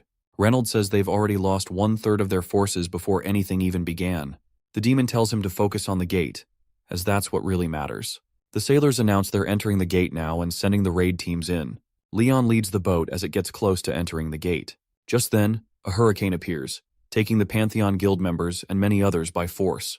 Hari wakes up, coughing up water, and comes to her senses, searching for people. She thinks they were swept up into the tornado and starts looking for everyone else. She sees others lying around her and screams for everyone to wake up. Suho groans and tells Hari his head hurts. Hari checks on Suho as he asks what happened to them. She looks around wondering where is Leon and others. Suddenly, a voice replies, telling her to calm down and that everyone is safe. She looks around in surprise and shock. The voice tells her to look below. Nervously, she looks down and sees a turtle. The turtle speaks again, calling her Saintess, and says the sea has sent a messenger of sorts to help her. Suho kneels down as well, calling the turtle tiny. The turtle calls him impudent and says he should respect a divine creature. Hari realizes something and quickly asks if, since Poma said everyone is safe, the turtle knows what happened. The turtle, speaking for Poma, tells her they were carried to a safe land using the authority of the waves, but it couldn't stop Hari from being separated from the rest. Suho praises the turtle, calling it amazing. Poma tells Hari that this body is rather inconvenient for movement and asks her to lend her shoulder. Hari kneels down and Poma climbs onto her shoulder. A sudden noise interrupts them. The crew gets into position as Daesung orders everyone to stay alert. Monsters are approaching. Someone yells at Hari to raise her shield. Hari thinks they didn't even get a chance to recover. She raises her wand to use fire magic, determined to take down at least one monster, but her wand fizzles out on its own, catching her by surprise. Poma questions Hari, asking if a saintess blessed by the ocean and waves is really using fire. Hari gives the turtle a side-eye and screams that she doesn't want to be her saintess if she can't use fire. The turtle simply tells her to put her down. The monsters begin advancing as they maintain their defensive position. Somewhere deep in the forest, Reynolds deals with the monsters around him.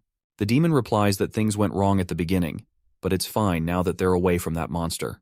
The demon orders him to leave the rest of the American hunters behind to build a shelter. They have work to do.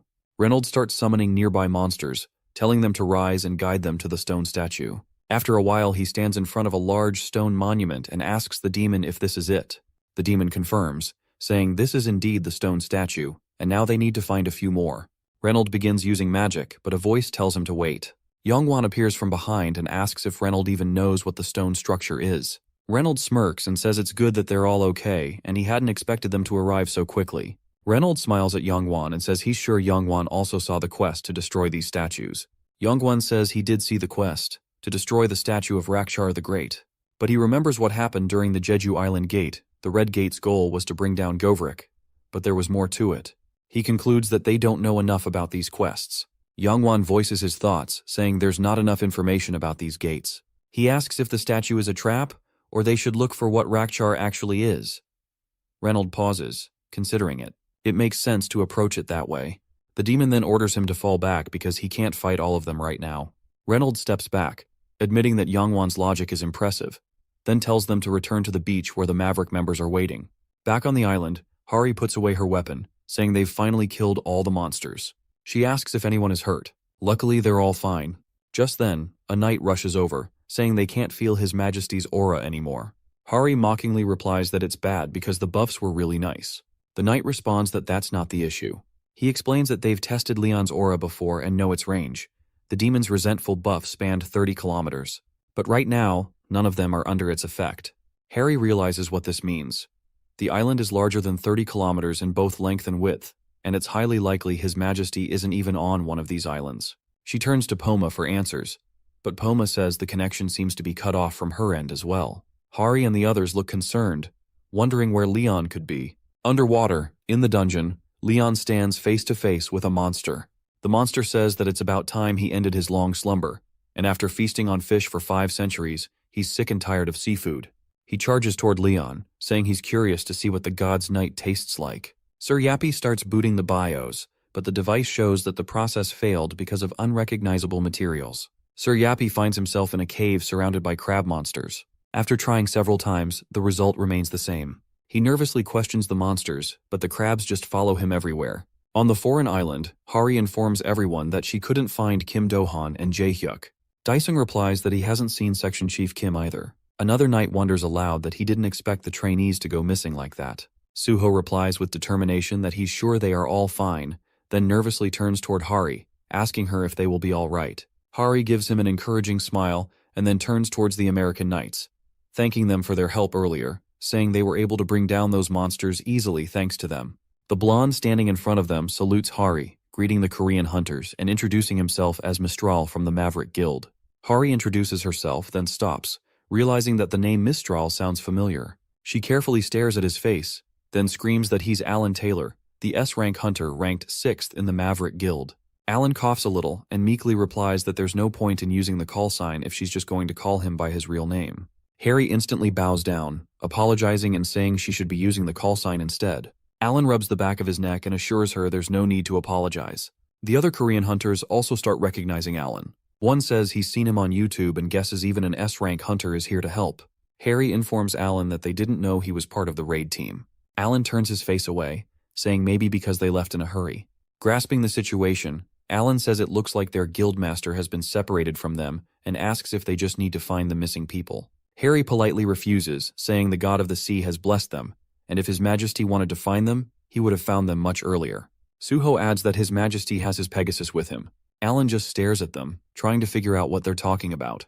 Before anyone can answer, a notification sounds, stating that the first wave is commencing. Hari asks in confusion if they're supposed to defeat a wave of monsters. Alan starts cracking his knuckles, saying they should talk about this later because they have to deal with this first. Just then, monsters from both land and water start emerging, and the notification board shows that they only have 3 minutes left. The knights exclaim that they're facing A-rank field bosses right from the start.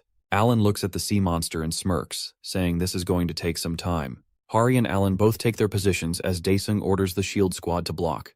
The monster immediately attacks Daesung, but the shield protects him, though it leaves him in shock. He thinks they are much weaker now that they don't have His Majesty to buff them. The monster attacks again, knocking the knights to the ground. Hari calls out his name, asking if he's okay. Daesung coughs and replies that they're fine, but Hari should keep fighting. Hari grits her teeth, thinking that if only she could use her fire-type skills, this would be easy. She slashes at the monsters on land as she moves through them. She yells at Poma, asking if she's his saintess. Shouldn't she get a super tsunami skill or something? Poma laughingly replies that she watches too much anime. Harry retorts, saying Poma is more like an anime character than she is. Just then, a spark hits the monster and kills it. Harry turns back to find Alan smiling at her, telling her not to get distracted. She meekly thanks him and fully turns around to find that Alan has already killed every monster. Alan calmly replies that the monsters weren't that strong for A ranks. Suho, along with another trainee, admires the fallen sea monster, saying that Alan is really strong. The other one adds that it's expected from America's Best Hunter Guild. Alan looks at the upcoming monsters and suggests they should take care of the remaining ones since there aren't many left. They successfully clear the third wave. Yappy sits on a crab as it transports him. 36 hours have passed since Yappy was rescued by the crab monsters, who now obey him willingly. Yappy says the waves come at 12-hour intervals, and these crustacean monsters grow and multiply at an abnormal speed. Unlike most creatures that need time to obtain nutrients and expand their skeletal structure, these monsters are different. Kim Jae-hyuk, rescued from the beach on the first day, calls him out, informing him that the system window has been created and none of the Rakshar statues have been destroyed. He opens his status window, questioning how he didn't know that survivors couldn't open their system window. Yappy confirms that sharing system information is crucial in this situation. Jae-hyuk, reading the quest, suggests that the goal is to destroy the statues. Yappy responds, explaining that the crab monsters have been at war with the other monsters for a long time, and the ones behind the waves are likely trying to destroy these statues.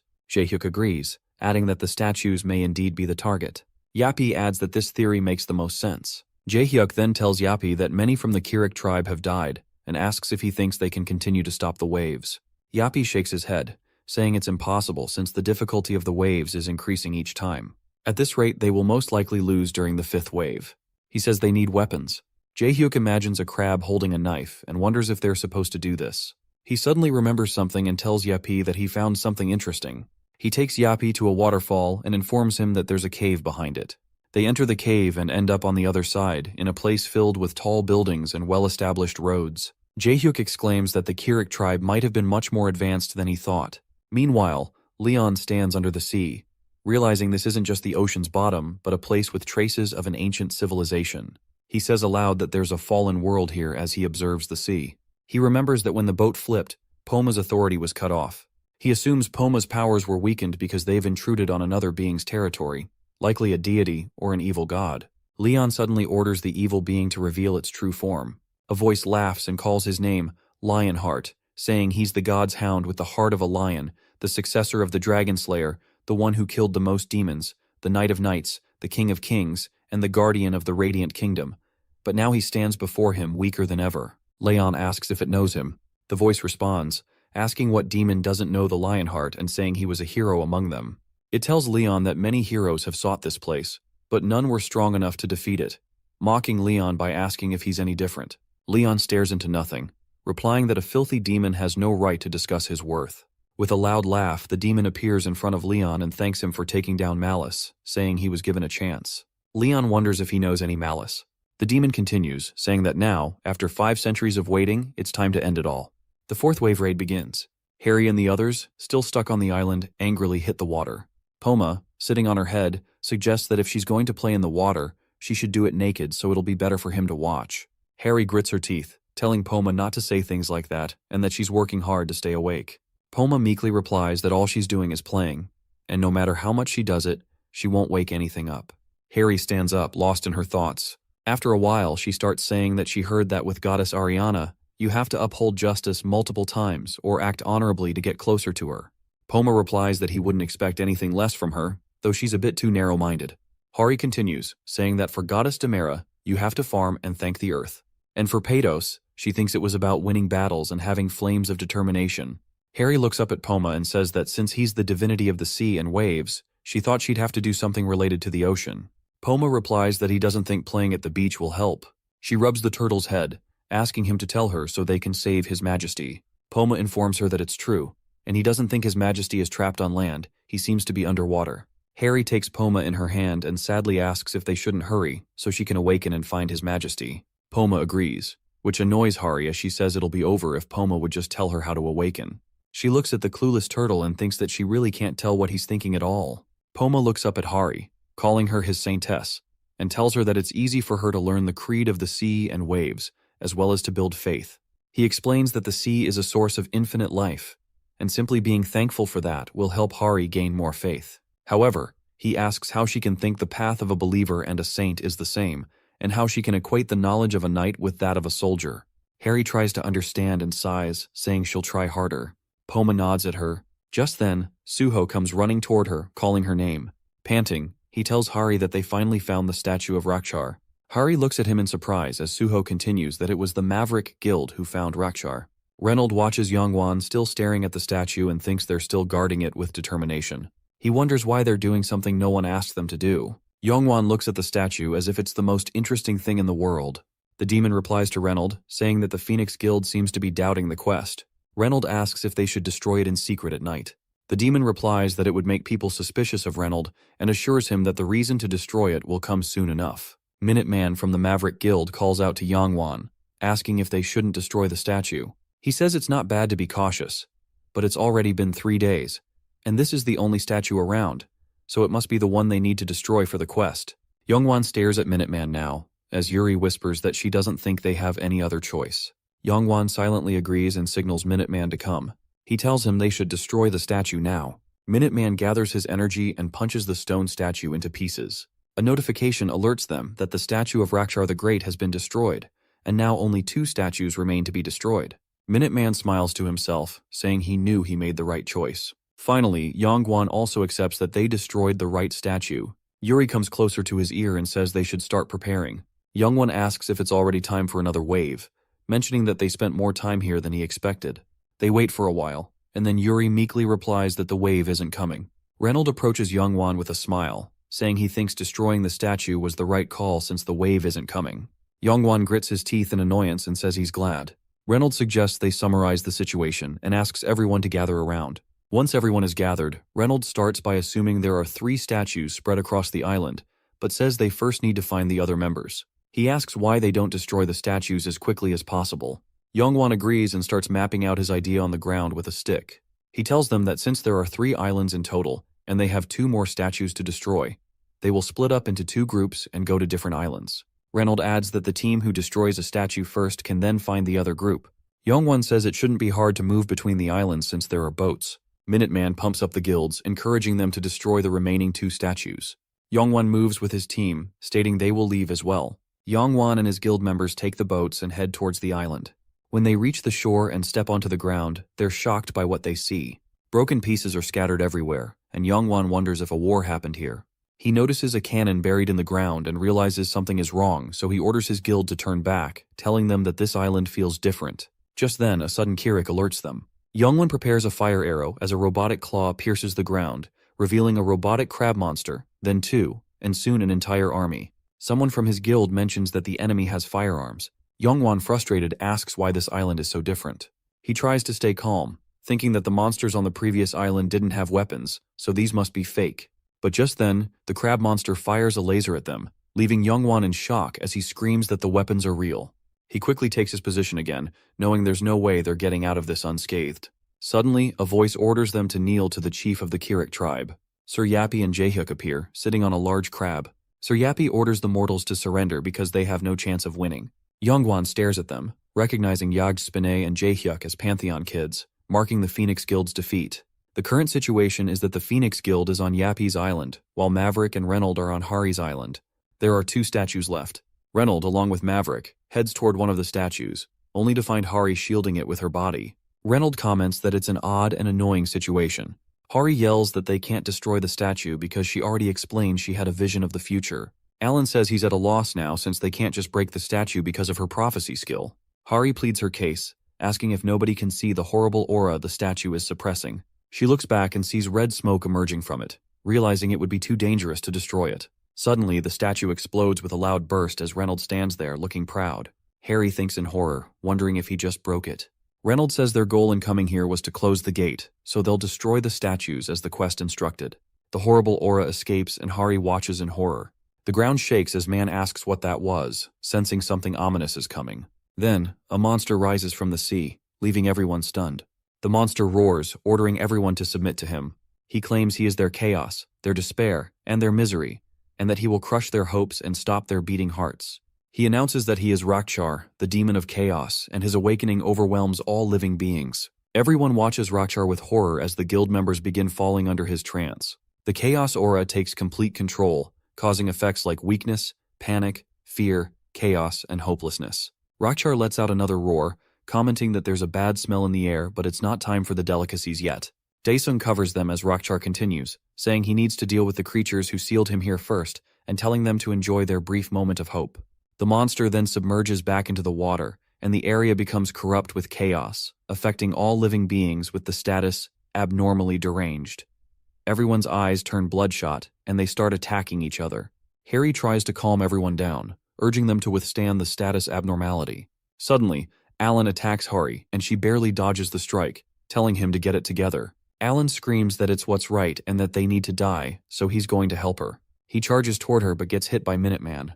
Harry nervously thanks him, but he turns and punches her with such force that she's thrown into the water, gasping for air. Harry thinks she didn't have time to react and struggles to breathe, wondering if she's going to die here. She remembers Govrik telling little Hari that her parents died saving the world and that they were heroes, which was cool. He patted her head and promised that she would become a great person with honor. Harry struggles, wondering what good being a hunter of justice really brings, and questions what it matters if she's a god saintess when she's nowhere near as powerful as Sir Jovrik, let alone His Majesty.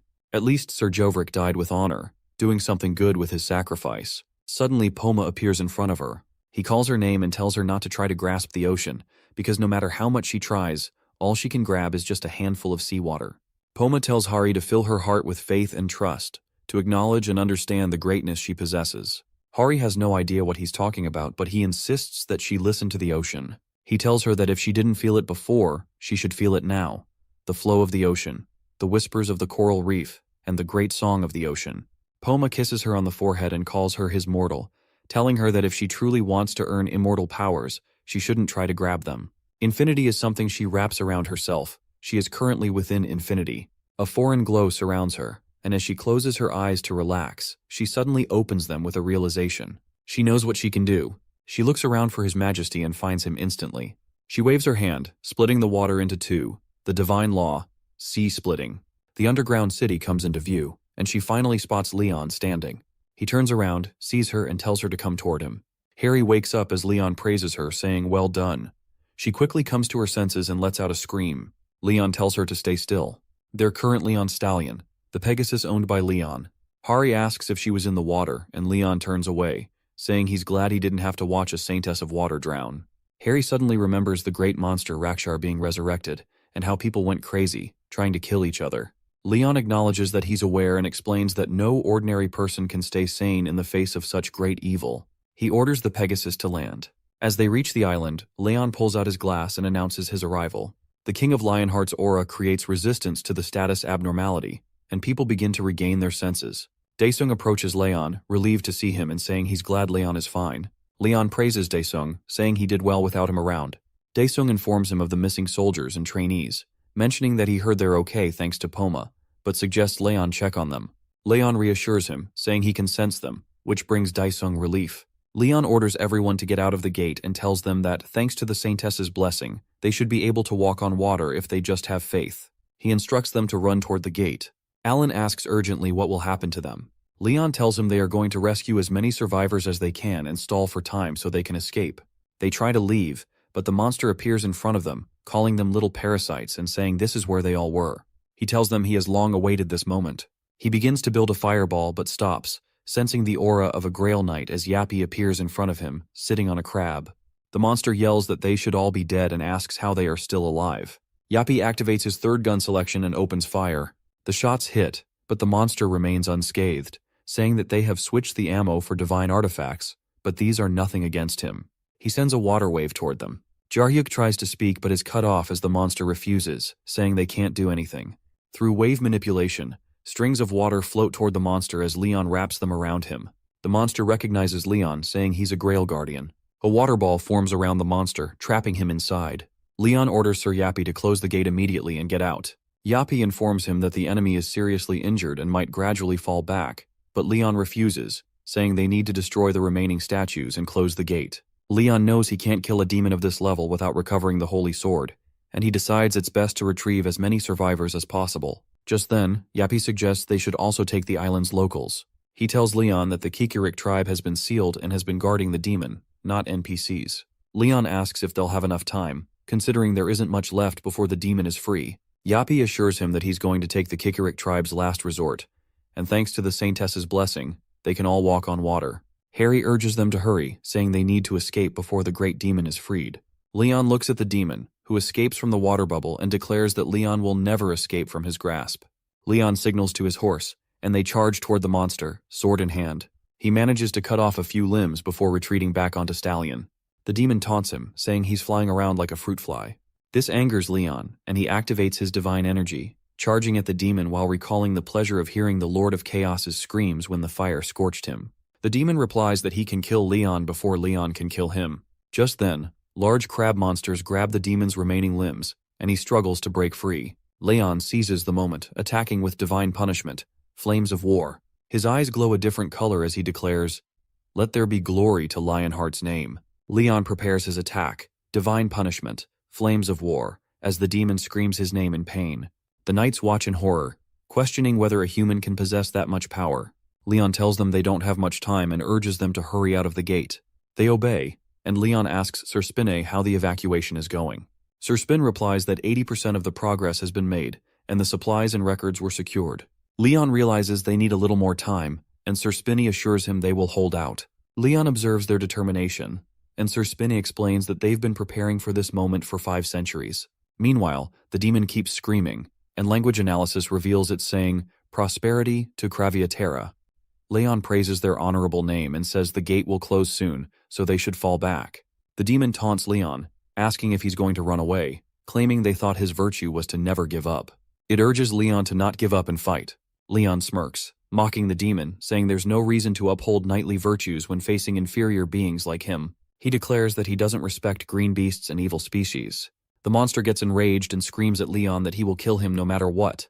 But before it can do anything, the gate closes. The world is in an uproar after the first ever sighting of an Archduke-level demon, with humanity suffering tremendous losses because of the great demon.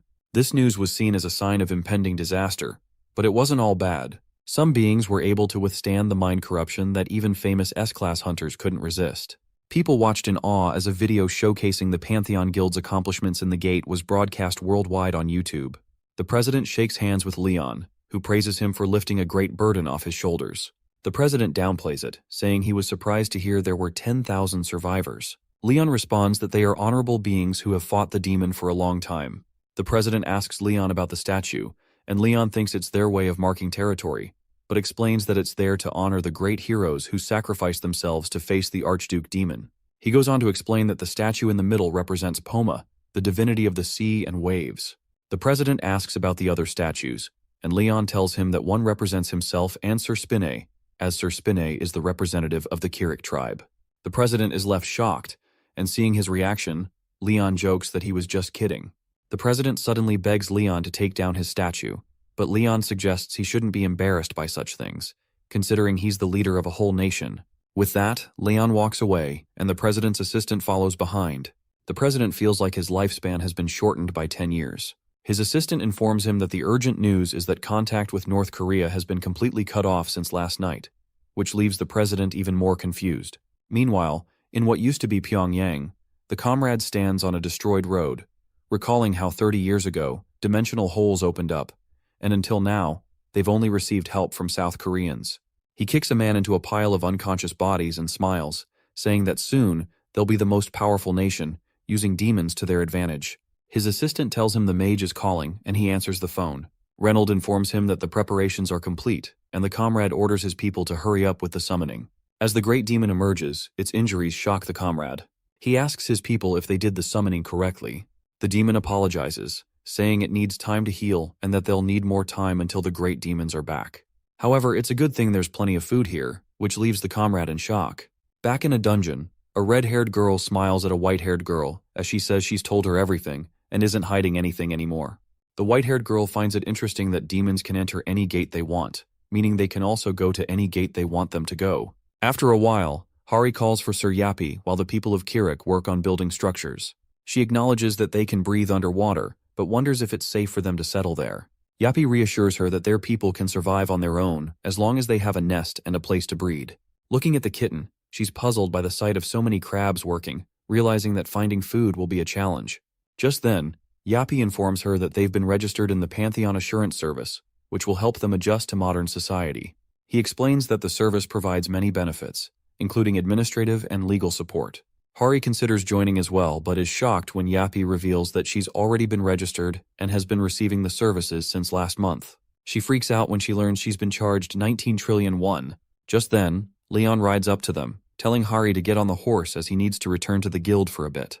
Hari is surprised since Leon had earlier said that the horse was a king's horse, only allowing the queen and Sir Yappy to ride it. Noticing her hesitation, Leon dismounts and offers her his hand, insisting she sit. Instead of sitting, Hari feels uneasy and displeased by his behavior. Leon hands her an envelope containing property rights, claiming it only makes sense for the king to give a knight property. Though her faith isn't fully confirmed, it's clear that the gods have chosen her to become a knight and saintess. Out of words, a faint thank you escapes Hari's mouth. But she's interrupted when Leon tells her not to act strangely or like a servant. He doesn't expect her to act like a noble, but she doesn't need to lower herself either. Embarrassed, Hari gets on the horse with Leon. After a quiet ride, she finally asks if she is now a noble too, and Leon's answer fills her face with joy. He explains that it's true, though in the Pantheon, she will rank after the Queen, Sir Spinne, and then Sir Yappy. Immediately, she calls out to Sir Yappy, claiming he now treats her like a noble, but ends up getting struck by his whip. With a judgmental look, Leon side-eyes them for their immaturity. Later, in the Pantheon Guild, in Queen Beatrice's workshop, Leon stands next to her, learning that the experiment was successful and confirming that demons are indeed using gates, just as he suspected. Leon reflects deeply, realizing that since the Jeju Island gate, he's had doubts. What seemed like a noble mission was actually about saving corrupted barbarians and defeating a righteous knight. This makes him see that the system and its quests aren't truly good. They're driven by evil forces trying to control the awakened. Leon reveals to Beatrice that the earth is now tamed by mana stones, and people won't give up on the quest, despite finding them strange, due to financial or other reasons. With demons definitely stirring, he asks Beatrice if she can control the gates as well, since he's heard she can. To be specific, Beatrice can control the virtual spaces that have already fallen, but she would need a standard of evaluation to determine which gates have survivors and demons. Then, Beatrice smirks, suggesting that Leon use one of his holy relics as a beacon, which means she'll need a lot of mana stones. Leon likes the idea but wonders where to get those mana stones, though he knows there are many places to find them. Word spreads quickly, and soon everyone is gathered to raid every gate in South Korea. Not long after, the Pantheon Guild appears in all corners of the Republic, with 1,000 warriors, including 4th-rank warriors and knight trainees, plus 2,000 warriors from the Kirkrik tribe. They split into 20 teams, each heading to different gates across Korea. The Pantheon Guild's efficiency is remarkable.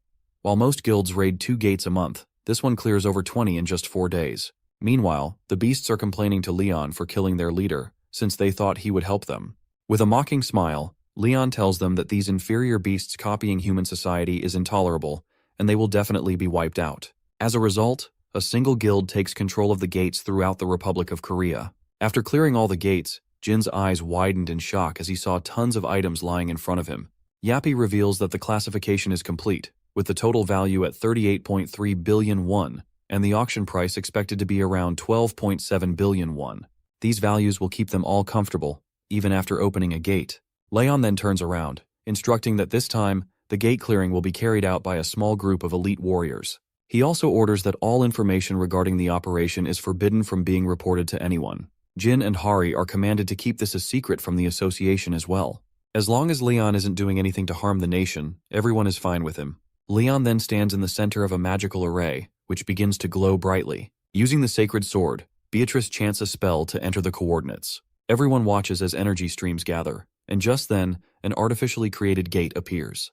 This is unbelievable for everyone, but Leon is impressed, and Beatrice smirks at the surprised looks on everyone's faces. Upon entering the gate, they find themselves on a battlefield, where several warriors are already fighting. Suho helps Jaehyuk while looking around in confusion at the surroundings. Leon realizes that there must be a problem with the gate. It seems that this time all the warriors are split up again. Suddenly, a loud roar is heard, and they see a large army of orcs charging towards them with weapons in hand. Before the orcs can attack, a knight named Babel dodges and kills one of them. Babel advises Jaehyuk and Suho to stop standing there like statues and to fight back, as this is a battlefield, not a playground. In respect, Babel kneels before Leon, though Leon quickly recognizes him as Valteric's Orc Shredder, a company commander. Despite that, Leon demands to know more about this place, so Babel explains that they are in the center of the Ryam Valley, and were in the middle of transporting Cersaria's holy relic. Leon quickly realizes what's happening when his mind reflects on the situation. It's already occurred. The Grail Knight of Dreams and Death, Zaria of Twilight, had failed his last mission. Following Babel, Leon is filled with regret. He wishes he had gathered more information while at Paradise, thinking it might have helped him now. But he also knows that what's done is done, and his focus should be on understanding his current situation better. Leon's attention then shifts to Ser Zaria, who is manifesting his fantasy territory. Holding the sword, Zaria gathers a strong energy that fills the environment.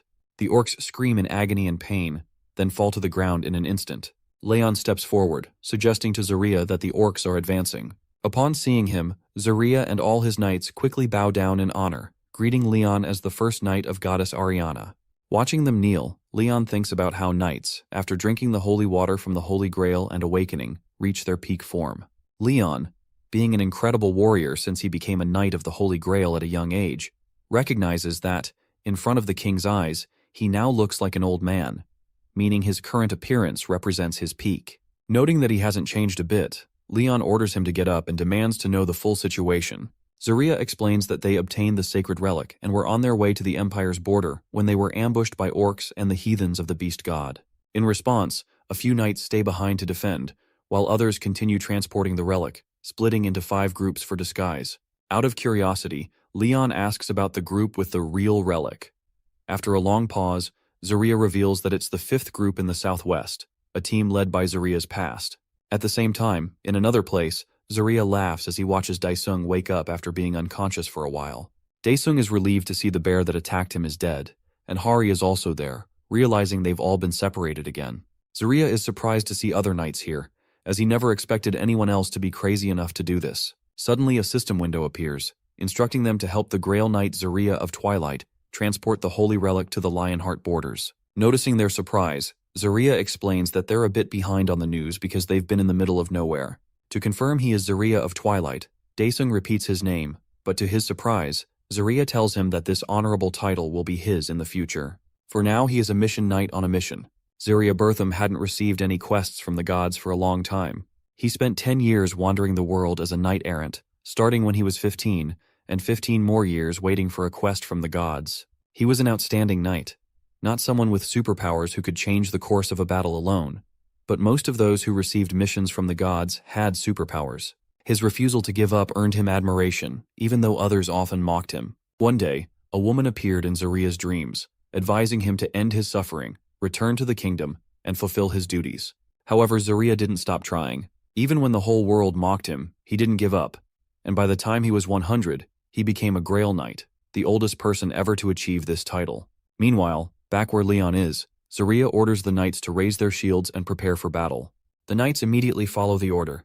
Orcs and other monsters are rapidly approaching them. As the chaos unfolds on the battlefield, the knights with shields dodge the orcs' attacks. They wield their swords and kill many of the monsters, which makes Leon realize that their combat strength as a group is on an entirely different level. They soon spot a boulder troll, and Leon commands Suho and Jaehyuk to observe closely, as what they're about to see is the goal they should strive to achieve. Leon then signals the knights, including Zaria, and they all charge forward to attack the monsters. However, Jaehyuk and Suho find it dangerous because the passage is so narrow. Ignoring the danger, Zaria charges along with the other knights, holding a spear in his hand. His horse leaps high over the knights holding shields, leaving Suho and Jaehyuk in awe as they watch the scene with their mouths wide open. Using the Dear Holy Flames skill, Zaria charges his sword toward his opponents, but Leon warns Suho and Jaehyuk not to get too excited, as the enemy hasn't fought with their full force yet. Meanwhile, the system notifies them of a bonus mission to defend Ser Zaria's forces until the very end. Reading this, Leon decides to stay and help Ser Zaria, confident that the stallion will chase after the real transportation squad. This time, he plans to watch the Honorable Grail Knight until the end. On the other hand, as instructed, Suho and Jaehyuk search through the orcs' corpses but find no mana stones. This realization makes Leon understand that this quest isn't biased, and he doesn't sense the hidden evil intent that usually accompanies other quests. However, he believes there may be a way to manipulate the quest itself. With that in mind, Leon orders his knights to search for any students, if there are any. He's about to say something else when he suddenly feels a spear charging toward him. In a split second, he catches it with his hand and angrily breaks the spear, his face showing frustration at the beast for using a ranged weapon against him. Looking at the orc, Leon mocks it for being a disgusting, inferior beast. Full of rage, he orders Zarya to bring him the head of that beast, no matter what happens. Zarya turns to the orcs who looked down on the king, feeling honored to be the one to kill the beast that tried to insult the king. However, the orc looks down on him and starts laughing, but it doesn't have time to react as Zarya, in the blink of an eye, is already behind it. Without wasting any time, Zarya delivers a powerful blow with his staff to its head. The blow is so strong that it sends the orc crashing to the ground at high speed, surrounded by rubble. The immense power feels unreal to the beast, yet Zarya stands firm, demanding to know how it dared invade the territory of the heavens, where only the king should reign. In contrast, the beast has no regrets, threatening Zarya for coming alone, claiming to have brought an entire army with it. Despite that, Zarya remains unfazed and unconcerned about the army of trash. A sly smile crosses his face as a strange energy begins to envelop the surroundings. Before anyone can fully process it, Zarya calls out to the goddess of dream and death, asking her to bring death upon the unfaithful. Behind him, a goddess appears, concentrating the same energy in her hand, and suddenly, many cuts appear on the orcs' bodies. On the flip side, with the team carrying the real relic, Zarya warns Daesung to be cautious since most of the beasts active at night are monsters. However, it's not safe right now, so Zarya suggests they reach a nearby cave. With a heavy box of relics on his shoulders, Zarya starts moving forward. Sweat beads on Stella's face as she doesn't want someone noble like him doing such labor, but Zarya assures her that he's just a mission knight at the moment. Unclear about what he's talking about, they eventually reach the cave. Once inside, Zarya uses divine energy to create a plant-like barrier at the entrance for their safety. After setting up camp, Stella hesitantly asks if it's okay for him to watch over the relic box for a while. His response shocks her. Zarya tells her to give him orders, as a kingdom knight has more authority than a mission knight. This leaves everyone confused because nothing makes sense to them. They have no idea about the connection between Zarya's past and present. Seeing their confusion, Zarya reveals that the goddess rewarded him. After his endless efforts, Pu granted him a power when he became a Grail Knight, allowing him to summon a clone of his past self into reality. The Zarya they're seeing now is 85, the age at which he received his quest from the gods. While he reminds them not to expect more power from him, he is nothing compared to the Grail Knight. Instantly, they hear a loud, frightening roar. Everyone stands up, alert. Zarya, who was smiling moments ago, now looks serious, ordering everyone to stay quiet as the danger is very close. Daesung and Hari grab their weapons, ready to fight, but the sounds from above grow louder. Suddenly, the ceiling collapses. Zarya shouts for everyone to move out of the way, and in an instant, a demon's subordinate appears from above. To stop the monster, Zarya thrusts his sword into its gaping mouth, but the monster scratches his back, which is dangerous because its poison is lethal. Stella tries to help, but he orders them to retreat and get out as quickly as possible. Hearing the command, Hari rushes toward Daesung, calling out to him, but her eyes widen in shock when she sees that Daesung has a deep poisonous wound on his arm and is struggling to get up. Hari quickly bandages Daesung's arm, and he apologizes to her for letting her down. But she doesn't care about any of that. All she cares about is the poison in his wound. She feels guilty for not stopping it and tells Daesung to wait for a moment. Then, Hari takes her sword and walks towards Zarya, who is still fighting the monster. Zarya notices her approaching and shouts for her to stay back, warning her that it's too dangerous. He's shocked, however, as she walks forward with strong energy emanating from her sword. Flashbacks come to Hari's mind of a past trip to the gate when Leon confidently said she was chosen by the divinity of war and fire, and that she shouldn't take this gift lightly. Leon had created a flame in his hand, explaining that divine foam flows like a sea current and will move according to her will. Remembering that, Hari swings her sword, focusing both water and fire energy into it. She releases an incredible strike, dealing significant damage to the giant monster. Zarya can't help but watch in disbelief. After defeating the monster, Zarya makes the antidote, but it's enough for only one person since the Empire's Dark Mage's Chimera was accidentally burned by Hari while fighting the monster. As soon as the antidote is ready, Daesung takes it, and Zarya ensures the entrance is hidden better this time so they won't be tracked, no matter how keen the monster's sense of smell is. At the same time, Zarya collapses, feeling weak as the poison's after effects take hold from his own injury. Everyone gathers around him to help, but in a faint voice, Zarya assures them that even if he dies, the version of him from the past will help them, as his clone has been blessed by the Lady of Death, who even bestowed a gift upon it. As Zarya takes his final breath, he instructs them to treat his other self as just another consumable item to get the relic to the King of the Lionheart. As he dies, he sees the Lady of Death consuming his soul. Meanwhile, the second version of Zarya finishes dealing with the orcs, and Leon praises his efficiency, realizing Zarya had tried to lure their leader, but it didn't work. The orcs are surprisingly patient, and the fact that they didn't react to the provocation suggests the leader must be very charismatic. Leon's mind races with thoughts. He wonders if there's an orc champion. They're rare, chosen by the orc god, and they unite the orcs, sparking great wars. Although it's too early to judge, Leon suspects it could be an orc chief. Later, Zarya and Leon talk privately, and Leon reveals everything that has happened. Zarya clenches his fists upon learning that he had already died and ascended to heaven. His hand trembles as he realizes Leon had fought the forces of evil alone for 2 centuries. Overcome with guilt, Zarya begs Leon not to forgive him for his disloyalty, but Leon tells him not to apologize. From this, Zarya concludes that if he was killed by an orc, the great chief is likely here. Leon agrees that the champion chosen by the orc god is on this battlefield, and he's here for an experiment, with the loot being secondary. However, Leon now has a new goal: to stay by his friend's side until the very end.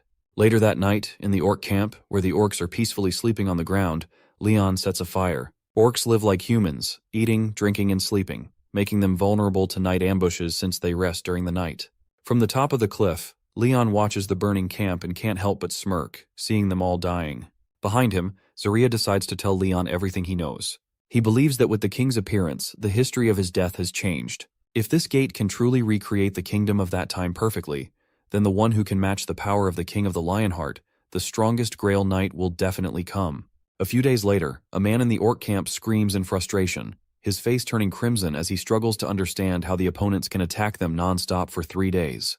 They have 10,000 orcs, yet they are being attacked day and night. What frustrates him the most is that only 2 of them, Zarya and Leon, are attacking and killing thousands of orcs. As he suggests to his subordinates that they must do something, an iron bear, dead and sliced, flies into their tent. It was the strongest and toughest of all the orcs. Just then, the champion of Helken enters the tent, the one who killed the iron bear. In a fit of rage, it lifts the man by the throat, furious that the opening was supposed to happen yesterday. The man struggles but realizes the champion might be stronger than a Grail Knight, having fought Grail Knights when he was younger. The champion of Helken throws him to the ground and orders him to prepare the forces for an attack on the Grail Knights tomorrow. Both the champion of Helken and the skunk's great warrior will join the attack. As the champion leaves the tent, the man thinks that with 2 champions of the orc gods on their side, they might just win the battle. Instantly, a loud explosive sound is heard. As the man and all the other beasts with the chief of Helken step outside, they spot a giant spear with a letter on it.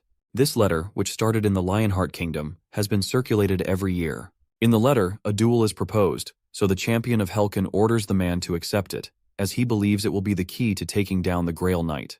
Meanwhile, in another location, all the knights are thanking Beatrice and her subordinates for killing the monster and arriving just in time, as things could have gone badly. One of the female knights, concerned, asks Beatrice about the whereabouts of Suho and Jaehyuk. Beatrice explains that their mission was to help Sir Zarya and the main squad, so if the king isn't with them, it means he's with a different transport squad. In any case, Beatrice assures them not to worry about their friends. She also cast a tracking spell on everyone, so they will see each other soon. While Beatrice believes Suho and Jaehyuk are with the king, she senses that Daesung and Hari are with a different squad. However, Sir Spinny is out of her range, which worries her. Meanwhile, Spinny is floating in space, measuring the pull of gravity and watching the gate launch a satellite. The device, which can only gather small bits of information, shows what seems like a planet, but it's just deep valleys and the hard line of an empire's border. Suddenly, the device picks up a strong signal. It's a knight from the Lionheart Kingdom. The knight looks directly at him, something Spinny never expected. Taking off his helmet, the Lionheart Knight angrily orders him to leave. On the battlefield, Leon's army stands facing an army of orcs and other monsters, all at a great distance. The orcs are marching toward them, roaring loudly. Jaehyuk, feeling the tension, acknowledges that the orcs will attack soon. But Leon explains that this is necessary to analyze their forces and uncover the true story. If Leon and his team can hold their ground, the team transporting the relic will have it easier. Jaehyuk, recalling past failures in relic transport, voices his concerns, but Leon is confident, knowing Beatrice and Spinny are there to handle things. With Leon's approval, Zarya takes the lead. However, before he can even strike, the orcs start shouting in preparation, sensing that their Helken is watching them. Everyone, including Leon, looks at the orcs with displeasure due to their loud behavior. Just then, Helken's champion, Balbazar, enters the battlefield, arrogantly declaring himself undefeatable and demanding to know who will fight him. Leon smirks, taunts Balbazar for being a frog in a well, and orders Zaria to bring him the beast's head. Obeying the command, Zaria draws his sword and steps forward, declaring that Balbazar will be killed here. Not taking Zaria seriously, Balbazar strikes first, but Zaria dodges and taunts him back. Confident, Balbazar lands a powerful blow with his axe, splitting Zaria in two. Balbazar raises his axe in triumph, while the knights watch in shock.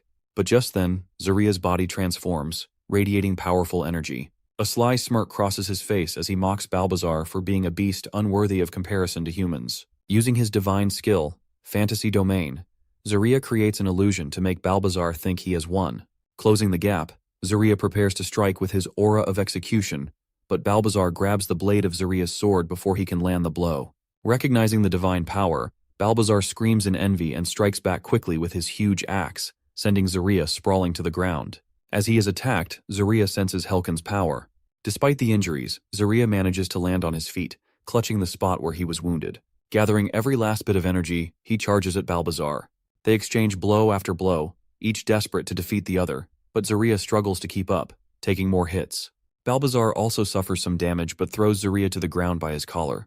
Gritting his teeth, Zaria watches as the axe swings toward his head. In that instant, Balbazar strikes the ground with his axe, assuming Zaria is dead, while Leon watches with a smirk, knowing killing Zaria is no easy feat. At the same time, Zaria rises, feeling ashamed.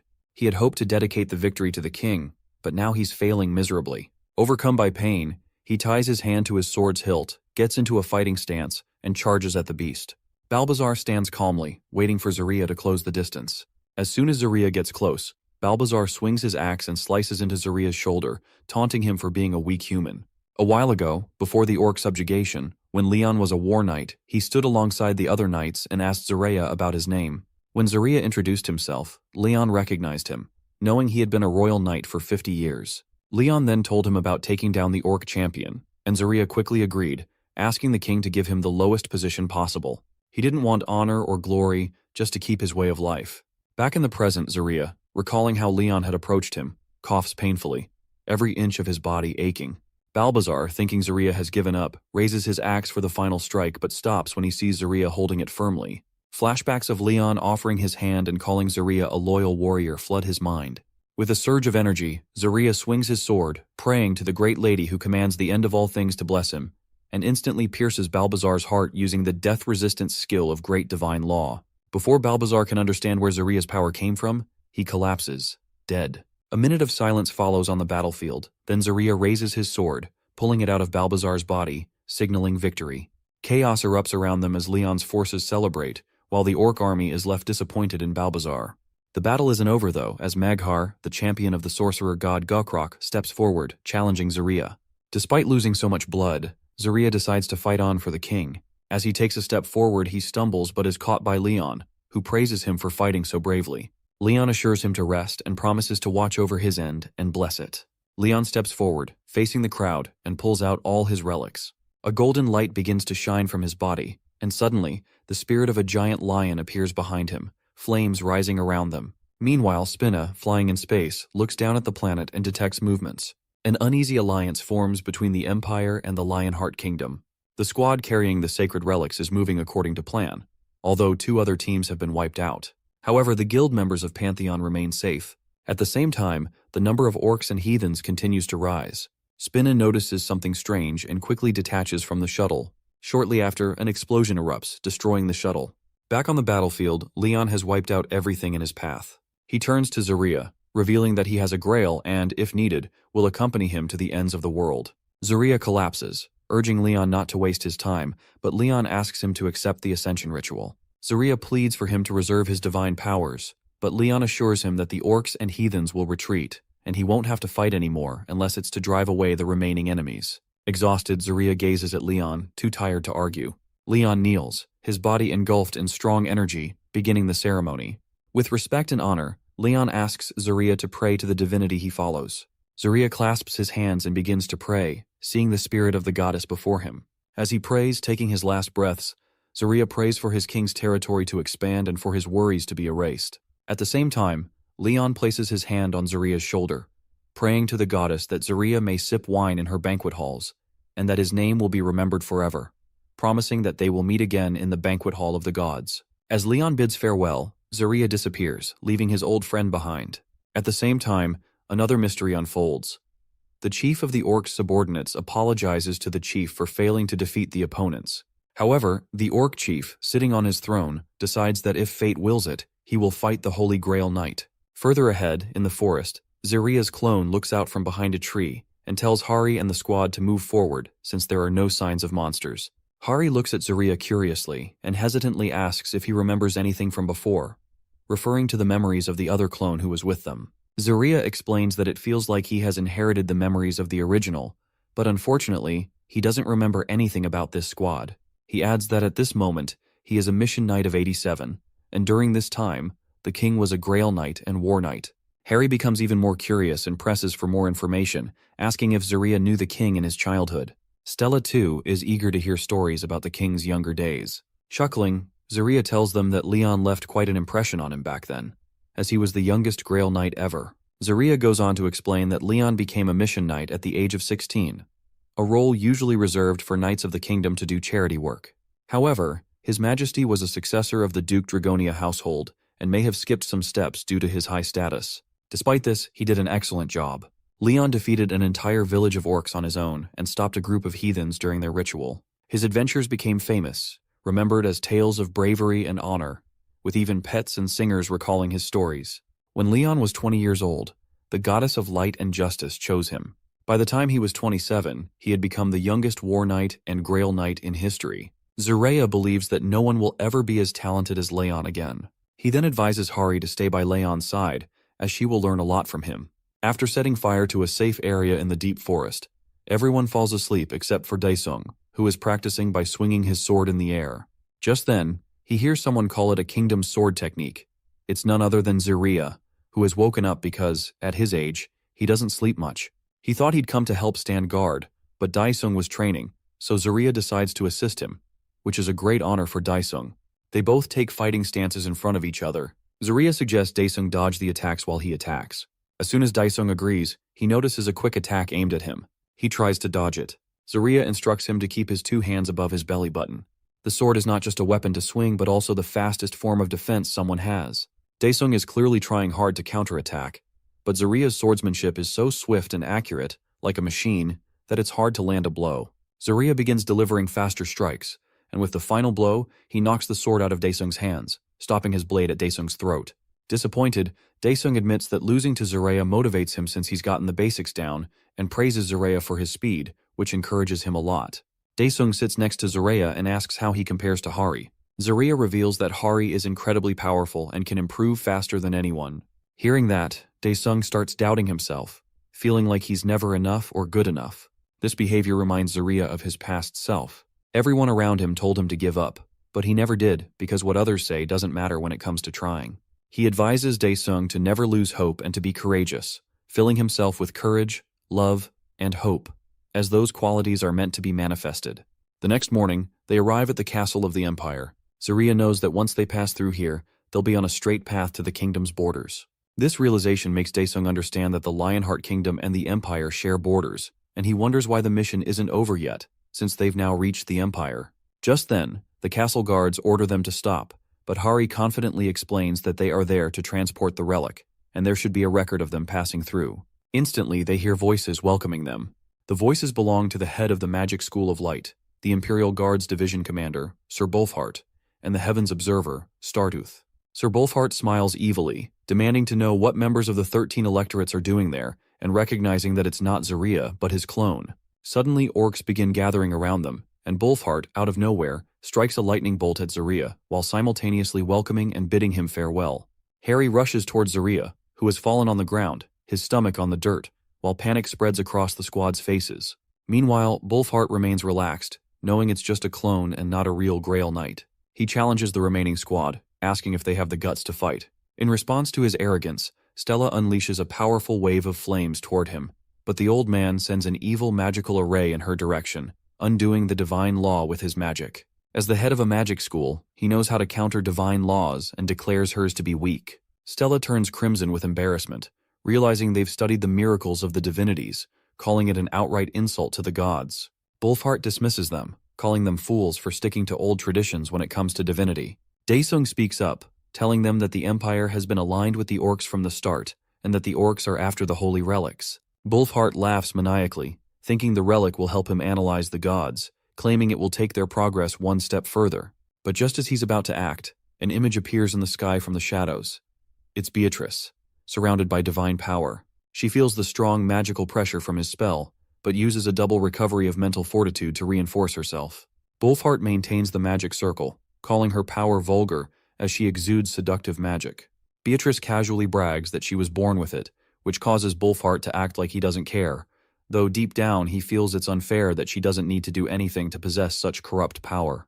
The short old man is amazed by Beatrice's powers, while Daesung and Stella remain confused about who she is. Wolfheart threatens her to appear before them and combines a series of powerful magic attacks to kill her, yet Beatrice remains unfazed, summoning a hexagonal shield to block the barrage. However, she notices an additional attack behind her, as Wolfheart uses his Lamentar's lightning skill.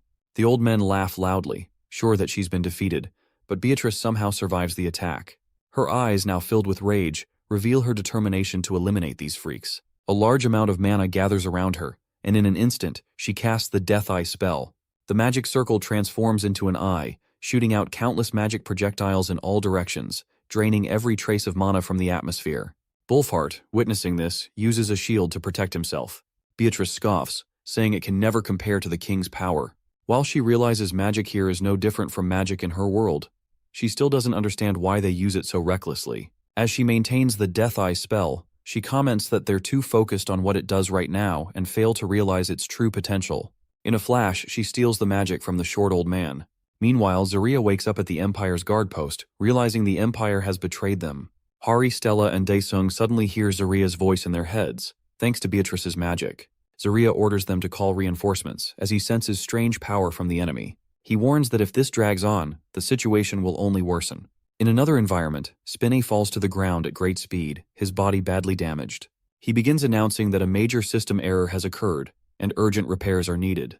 However, the Knight of the Lionheart grabs him, examining him closely and angrily demanding to know why he can't sense any divine power from him. Sir Zarya orders his fellows to leave the valley as soon as possible and request reinforcements, or else the Empire's soldiers will catch up.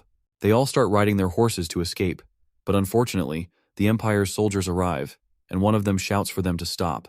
One of the Empire soldiers attacks Hari Hevo, claiming that the demon god's advent and the Kanua of merciless destruction are involved. They warn Lord Stella to be careful and protect the holy relic while killing the enemy. Despite this, Hari Hevo uses the divine law, the divine sword descent, to strike the Empire. This skill can even slice down high-rank demons with a single strike. From Sir Zarya's perspective, the Empire won't be able to stand against the divine sword, meaning this opponent is tougher than expected. In return, the Empire claims that Sir Zarya is just a weak copy of himself from when he hadn't become a Grail Knight yet, and that Zarya is trying to stop him. They also arrogantly say that if Zarya wants to kill him, he needs to at least be a Grail Knight. This raises a question in Zarya's mind. Since when did the Empire have the qualifications to discuss Grail Knights? Hari Hevo announces to the glorious Knights of Lionheart to listen carefully, as it is a command from Stella Vermilion. She wants them to stand and hold their swords because they are going to die that day. The Empire, enraged, claims that they are just animals who have abandoned their free will, even lower than that. Suddenly Stella falls to the ground, and it seems like the end for the Empire. Sir Spinny doesn't lose hope and remains determined to defeat the Empire, but they make him aware that his current form won't be enough to take them down. Sir Spin questions how the goddess could choose someone as inferior as him to be her knight. The Empire then asks him what he can do now. Sir Spinner responds that those who devote themselves to completing the quests given by the gods have lives like beautiful flowers that bloom from their unshakable faith, and that their blindingly bright honor was his dream and goal. He draws his swords and points them at the Lady of all things, the one who governs the afterlife and its sinners. She is the one who guides mortals in their lowest places, and they used to say it was impossible to face her, that it was a message from the gods to give up. But this knight always faced the impossible.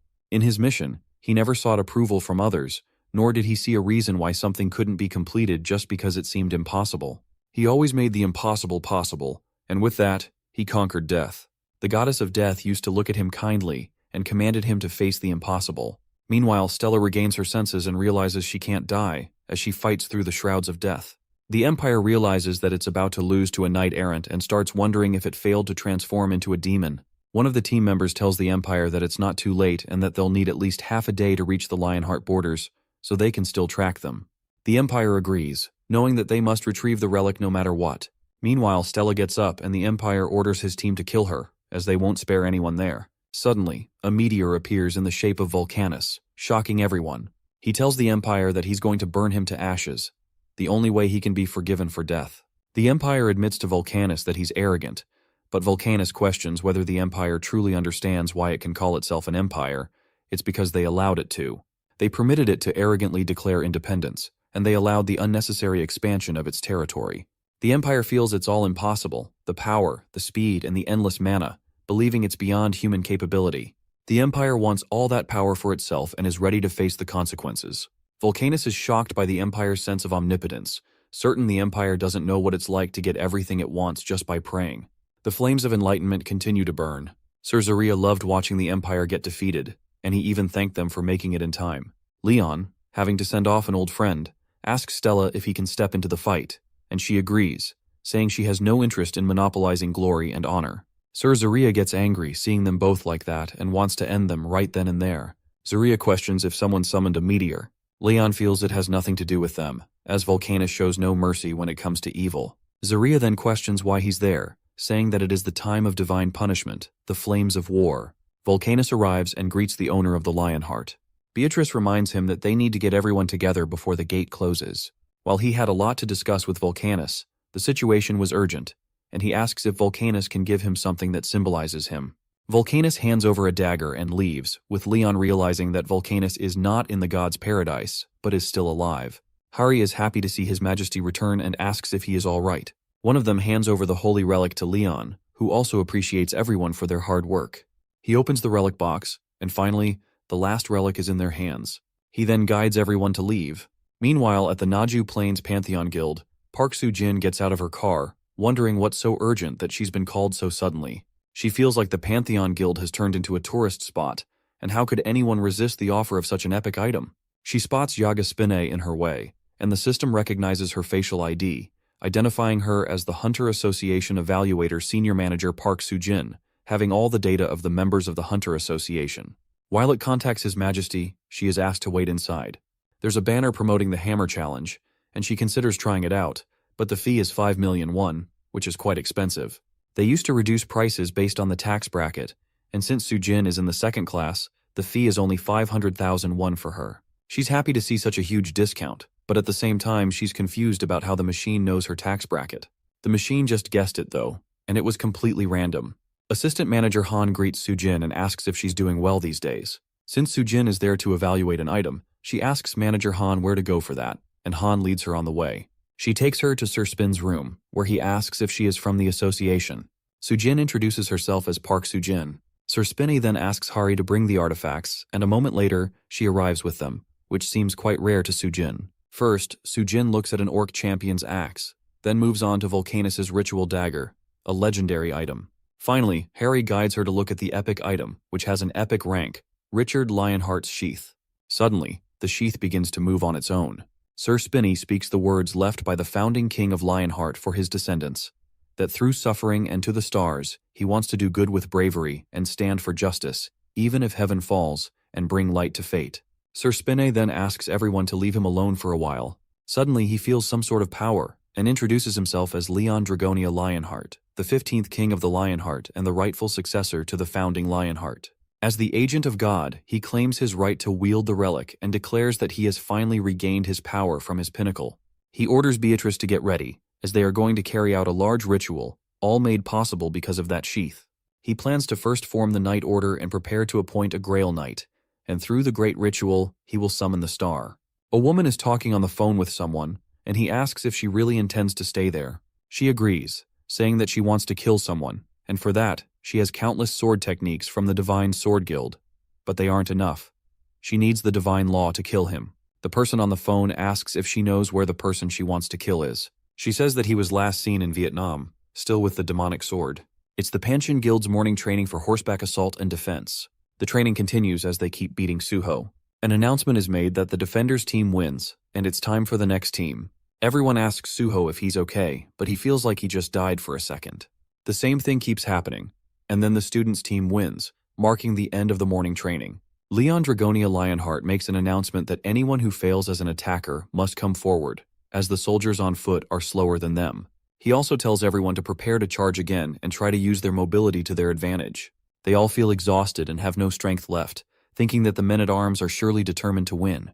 Meanwhile, they get some potatoes and sweet potatoes as snacks and discuss how long they have to survive on just sugar and salt water.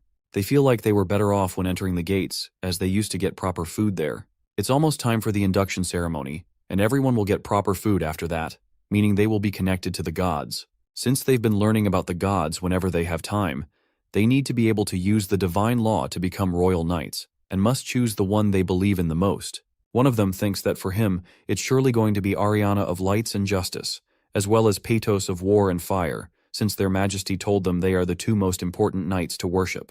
The three girls discuss Sir Yapei, a Grail Knight of Heto, the divinity of steel and blacksmith, as one of them saw him conducting some kind of charged practical experiment the last time they saw him. Suddenly, Sir Yappy appears on the screen and tells them that his ability is not to earn money, and his sound wave detector features cannot be compared to that of an organism. Student Kim Jae-hyuk is asked to get changed and head to the entrance as the Guardian is visiting. In the Pantheon Guild's lobby, Kim Jae-hyuk's mom is there. He asks her what brings her there and tells her to say whatever she wants quickly since he's busy. His mom realizes he's just like his father. She questions why he requested to withdraw from their guild, but he refuses to tell her, feeling that it's none of her business. During their conversation, the man at the counter mentions that the guild is one of the top 10 in Korea, and says that Jae-hyuk will have a bright future if he joins. Leon questions the students about what sets the gods of the Pantheon apart from the cults. One of them gets confused, wondering if it's sacrilege to compare the Pantheon with the cults. Beatrice guesses that the gods of the Pantheon actually exist. Leon asks if there is proof that the cult's god does not exist. Another student answers that, as far as he knows, those gods don't perform miracles. Leon challenges him, asking if he thinks a god ceases to be a god just because they don't create miracles. He mentions how the goddess Demera appeared to them in the form of a scarecrow, and how many gods in the Pantheon still have yet to show themselves. Leon asks him if he is saying those gods don't exist and wants him to guarantee that. Cheon Soyeon raises her hand and claims that the Pantheon gods actually help them and are different from the cults because they respond to their prayers and make miracles happen.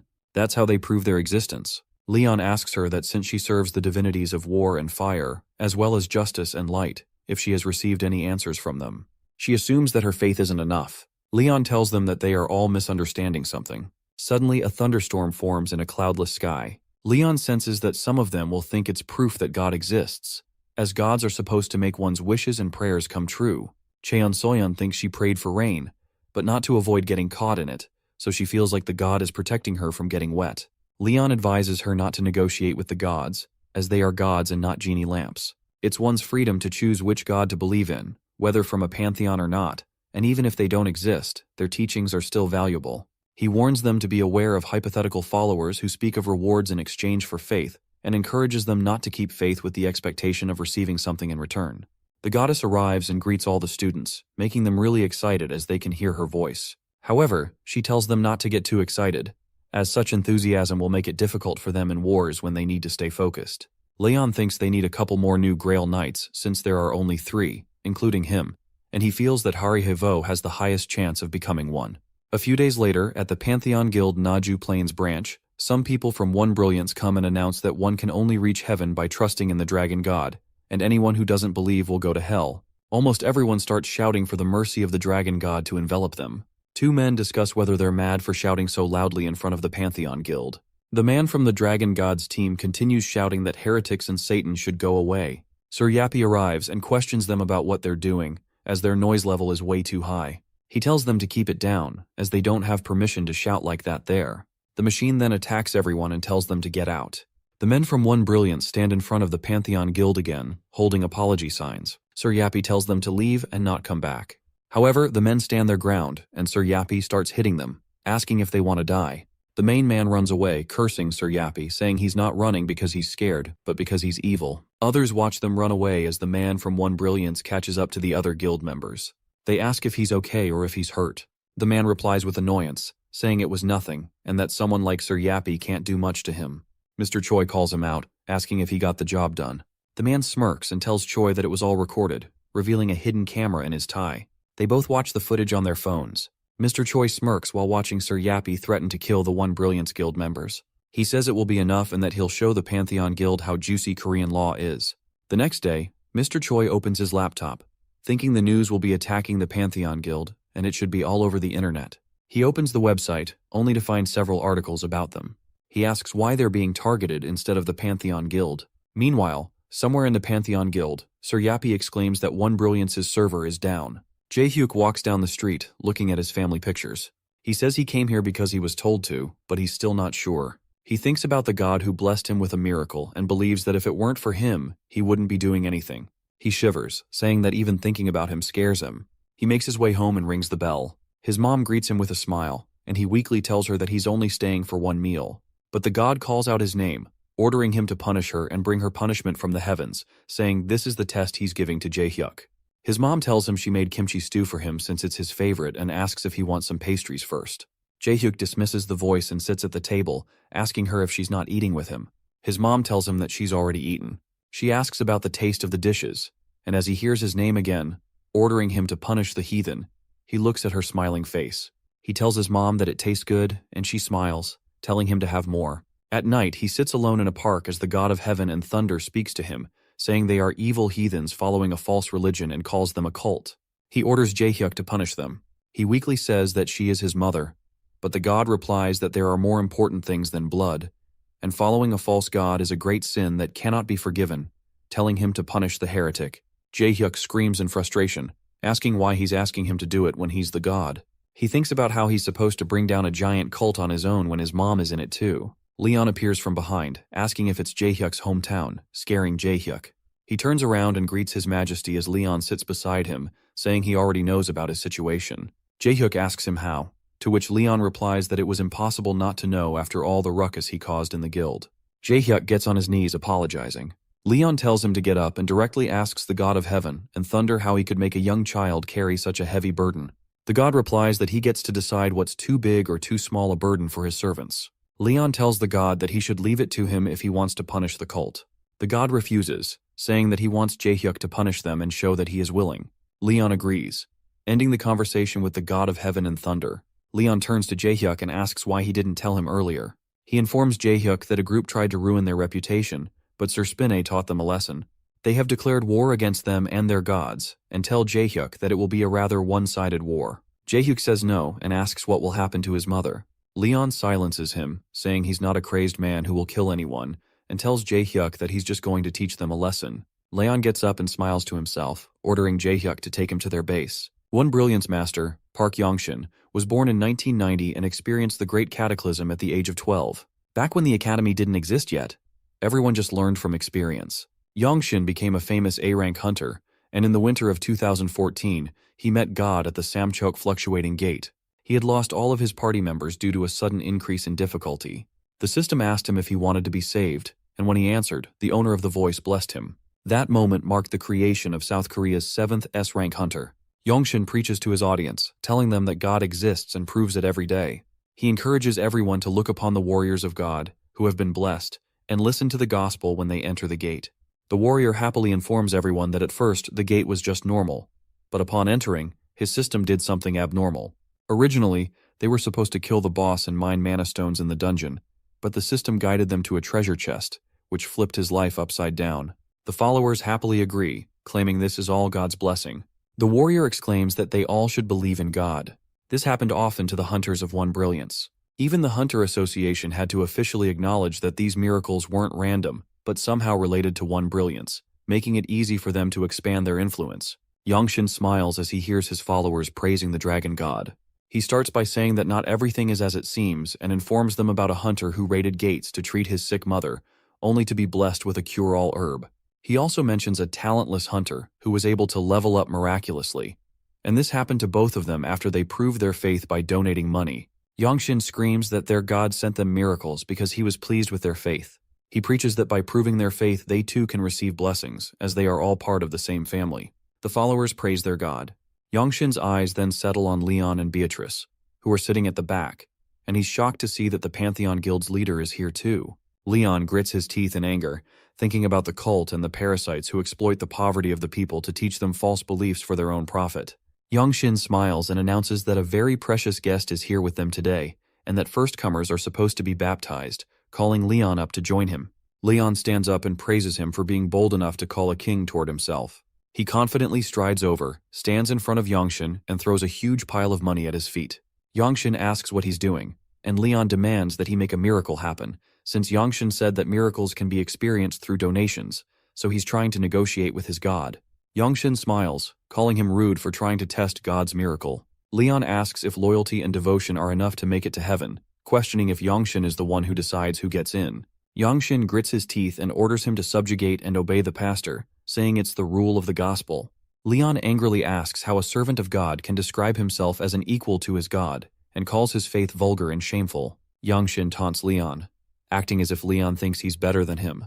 He points at Leon, calling him a non-believer, a servant of demons, and says they must expel the demon from the holy abode of the dragon god. The crowd starts calling Leon a demon and demanding that he be kicked out. Jaehyuk, who's sitting beside Beatrice, thinks that His Majesty will be able to handle this. Yangshin laughs and calls Leon sickening, just as another person from the back screams and calls Leon a demon. Jaehyuk remains seated and Beatrice covers her mouth in disbelief. Leon Dragonia Lionheart, as a king, can withstand many things, but there are 3 things he will not tolerate. The first is when someone speaks badly about their parents, as it's an insult to the entire household. The second is insulting the gods, because how can mortals dare insult the gods? Leon turns around, thinking about how a vulgar bastard, a cultist, dares to compare him, the king of the Lionheart, to a demon. The third thing, comparing him to a demon.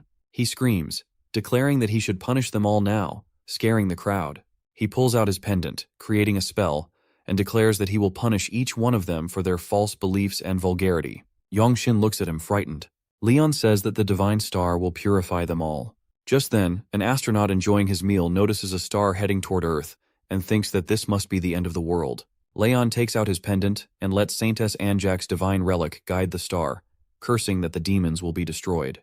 Yangshin wonders what Leon is doing, while the hunter from earlier thinks he's gone insane. Beatrice stands up, signaling Suryapi, who stands behind her. She raises her hand, activating her powers, and says it will be faster if everyone just sees it for themselves as she breaks through the ceiling, leaving everyone in shock. Yangshin calls her crazy and asks why she did that. Leon casually tells him that he summoned a star. Yangshin insists that he's out of his senses. A shadow starts to appear above him, and he looks up to see a star, with an estimated mass of 68 billion tons, heading straight toward him. Leon has summoned Meteor Mickey. He signals Beatrice, who tells him she's ready, and they activate the divine power. She wraps the meteor with her power, while Suryapi loads the property-changing divine ammo. The 3 of them charge toward the meteor, destroying it, as Yangshin loses all color in his face. Even the system curses. Yangshin starts calling for his god, falls to his knees, covers his face, and finds the meteor stopped just inches from his eyes. He thinks, how is this possible? Leon calmly stands there, and Beatrice tells him it was amazing. Suryapi, after comparing it, informs them that it doesn't compare to any metal in the database. Leon walks toward Yangshin and asks if he's aware of his sins, and how long he thought he could stay hidden in the shadows. Leon calls out to Kim Jaehyuk, asking him to come forward. He grabs Jaehyuk's shoulders and turns him toward Yangshin, saying that now he'll be able to see what kind of evil is possessing them. Jaehyuk is shocked when he sees a red ugly demon stuck to Yangshin. As Yangshin keeps screaming that they're crossing the line, Leon tells him that this evil eats away at the human mind. It's a parasitic evil that attaches itself to people, waiting for the right moment to strike. Just then, Jaehyuk's mom calls out to him, and he looks to see the same demon feeding off her. He demands answers from His Majesty, and Leon informs him that it's the evil the god of heaven and thunder wishes to punish, and it's his duty. When Jaehyuk hesitates to hurt his mom, Leon advises him to trust in his god and be certain that things will turn out the way he wants them to. After a while, Jaehyuk raises his hand. It's a symbolic gesture at first, born from a wish. He closes his eyes and prays, asking that the miracle he creates only pierce through evil, and begs God to forgive those who are sinless. The demon feeding off his mom begins to burn, and she collapses to her knees, calling out for him. He runs to her and hugs her tightly as the demon burns away. His mother apologizes as he holds her close. Leon praises Jaehyuk and thinks about how he was chosen by the god of heaven and thunder. Leon turns toward Yangshin and warns him, saying that he's next. Leon destroys the demon and Yangshin passes out. The small demon tries to run away, but Leon crushes it. He thinks about how these demons infiltrate society, much like the evils of pleasure, corruption, and curiosity, and figures it's a good thing that Yangshin wasn't in direct contact with them, keeping his soul intact. He draws his sword and kills the last demon, asking if it could save itself, just like it preached to others. claiming it would save them. People gather around the meteor as One Brilliance falls. Over the last decade, they had taken in millions of people and built a platform in politics, the economy, and the hunter world. The meteor incident involving One Brilliance grabs a lot of attention. Yongshin holds a press conference, announcing that they will merge with the Pantheon Guild starting today, and all of their funds will go to the Guildmaster, His Majesty Leon Dragonia Lionheart, the Divine Human. He declares that their raid team will now become the Pantheon Guild's men-at-arms. A reporter asks about their relationship with the Pantheon Guild, and Yongshin simply declares that Leon is the true savior and the messenger of the gods, so everyone must find true faith. Leon looks at the crowd and says it's loud, but that's to be expected since Earth has never witnessed something like this. Leon asks Sir Spinne when they can start working, and the robot replies that they still need to construct the necessary facilities, including the main facility at Pantheon. Leon suggests they need 50 sets of armor and swords immediately, noting that spears and armor for horses are not as important, but both types of armor are equally vital. Sir Yappy informs him that they'll need to expand the facility and address the involved laws as well. Just then, the president of the Hunter Association calls him, saying he's been looking for him. Leon acknowledges the president and the Ministry of Information and Communications on Science and Technology. The president greets him warmly, and Mr. Kim nervously asks about the meteor. Leon calmly replies that he owns it. The president shows no surprise as Leon says he summoned it, leaving Mr. Kim in shock. The president then asks how he plans to use it, and Leon tells him that he's going to make swords and armor for his knights. Mr. Kim begins suggesting that the meteor could be useful for their department, but the president immediately accepts Leon's request. He mentions that Hari had informed him about the smithy under construction and asks if it will be used there. Leon nods, and the president asks if the related facilities and legal processes needed to utilize the meteor are still in progress.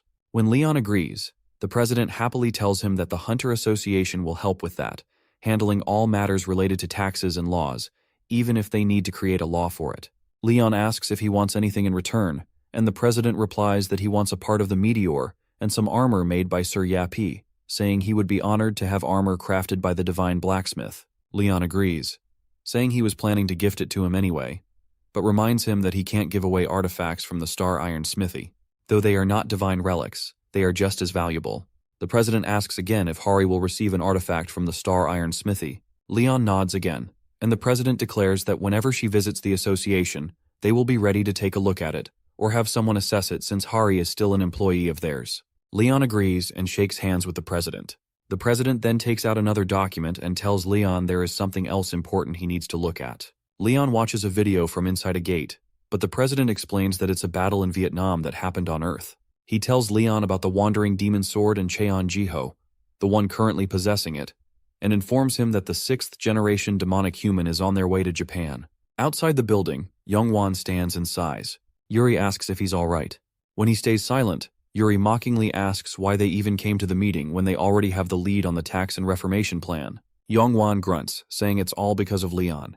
He was slowly changing as a person and becoming more involved with the Pantheon Guild.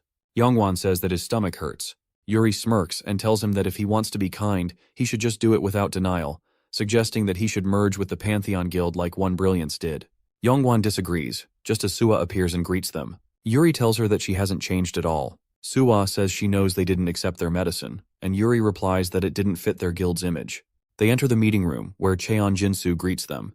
Yongwon notices Park Jong-soo, Kang Jin-sung, Hwang Yonha, and Hwang Gyum-chwol, guildmasters of different guilds, all present at the meeting. The old man, Jinsu, taunts Yuri, saying her outfit is all wrong. Youngwon quickly offers her his jacket, and Jinsu asks when they are planning to get married. Youngwon quickly refuses, saying they are not dating. Jinsu starts yelling that at their age, he already has 6 children. The other guild masters think of Jinsu as a boomer. Jinsu blows his cigar and exclaims that he will kill Cheon Jiho. Someone stops him from making the decision alone, and he screams, demanding to know who will stop him if he's killing his son. The door opens, and Leon walks in, approaching Jinsu, who is sitting at the head of the table. Youngwon thinks to himself about how Leon is also a boomer. Jinsu is a boomer man, while Leon is a boomer king. Leon gets the first attack by demanding his seat. Korea's best swordsman, a living legend, and the nation's first-ranked Divine Sword Guild's guildmaster, Cheon Jinsu, has become someone no one in the country could ever go against because of all the legends surrounding him and everything he has done for the nation. His authority has made him untouchable, creating the perfect environment to further entitle a boomer. However, today he faces Leon, who demands his seat. Jinsu stares at him surprised. Leon asks if he's deaf despite still being young. Jinsu slams his hand on the table and starts to curse at him, but the president quickly interrupts, stating that Leon is 300 years old, which surprises Jinsu. The president explains that Grail Knights do not physically age, and Leon is indeed 300 years old. Jinsu asks again if it's true. Leon meets his eyes sternly, and Jinsu quickly gives up his seat. Youngwon thinks to himself that the boomer has been defeated. Leon asks for tea, and Yongshik comes running in, surprising the other guildmasters. Sua stares at Leon and says he's just as handsome as the rumors say, introducing herself. Yongshik scolds her for speaking before being spoken to, but Leon calmly orders that it's enough. He turns toward the president and says that his time is more valuable than gold. The president gets straight to the point and explains that 13 years ago, a Black Gate appeared in London. Because of the ridiculous difficulty of the Black Gate, no one was able to clear it. The European Union feared a repeat of the Shanghai disaster. They gathered an S-rank raid squad and tried to clear the gate. The raiding squad consisted of 24 S ranks. On top of that, there were 1,834 A and B rank hunters from 32 different European guilds. With Cornwall Wong, the Archmage of the Clock Tower, as the commander, the raid went on for 2 months. It was a great success. Everyone celebrated, as it was the first time a Black Gate had ever been cleared. Leon adds, saying he assumes the problem came after. The president agrees and explains that the epic item Excessive Murder, the strongest weapon to exist in all 30 years since the Great Cataclysm, appeared, and so did people's greed. After fierce competition, the British government was the one to take the item. The sword was sold for trillions of won, more expensive than the latest warship. Excessive Murder was rented out to the era's best swordsman, James Spencer, Guildmaster of the Gentleman League. And that was the start of a great disaster. The sword possessed him entirely. Thousands of civilians were killed, along with over 600 hunters. Leon asks if he was the 6th-generation demonic human and whether he was killed. The president confirms that they were able to kill the vessel Sir James, but the demonic sword escaped.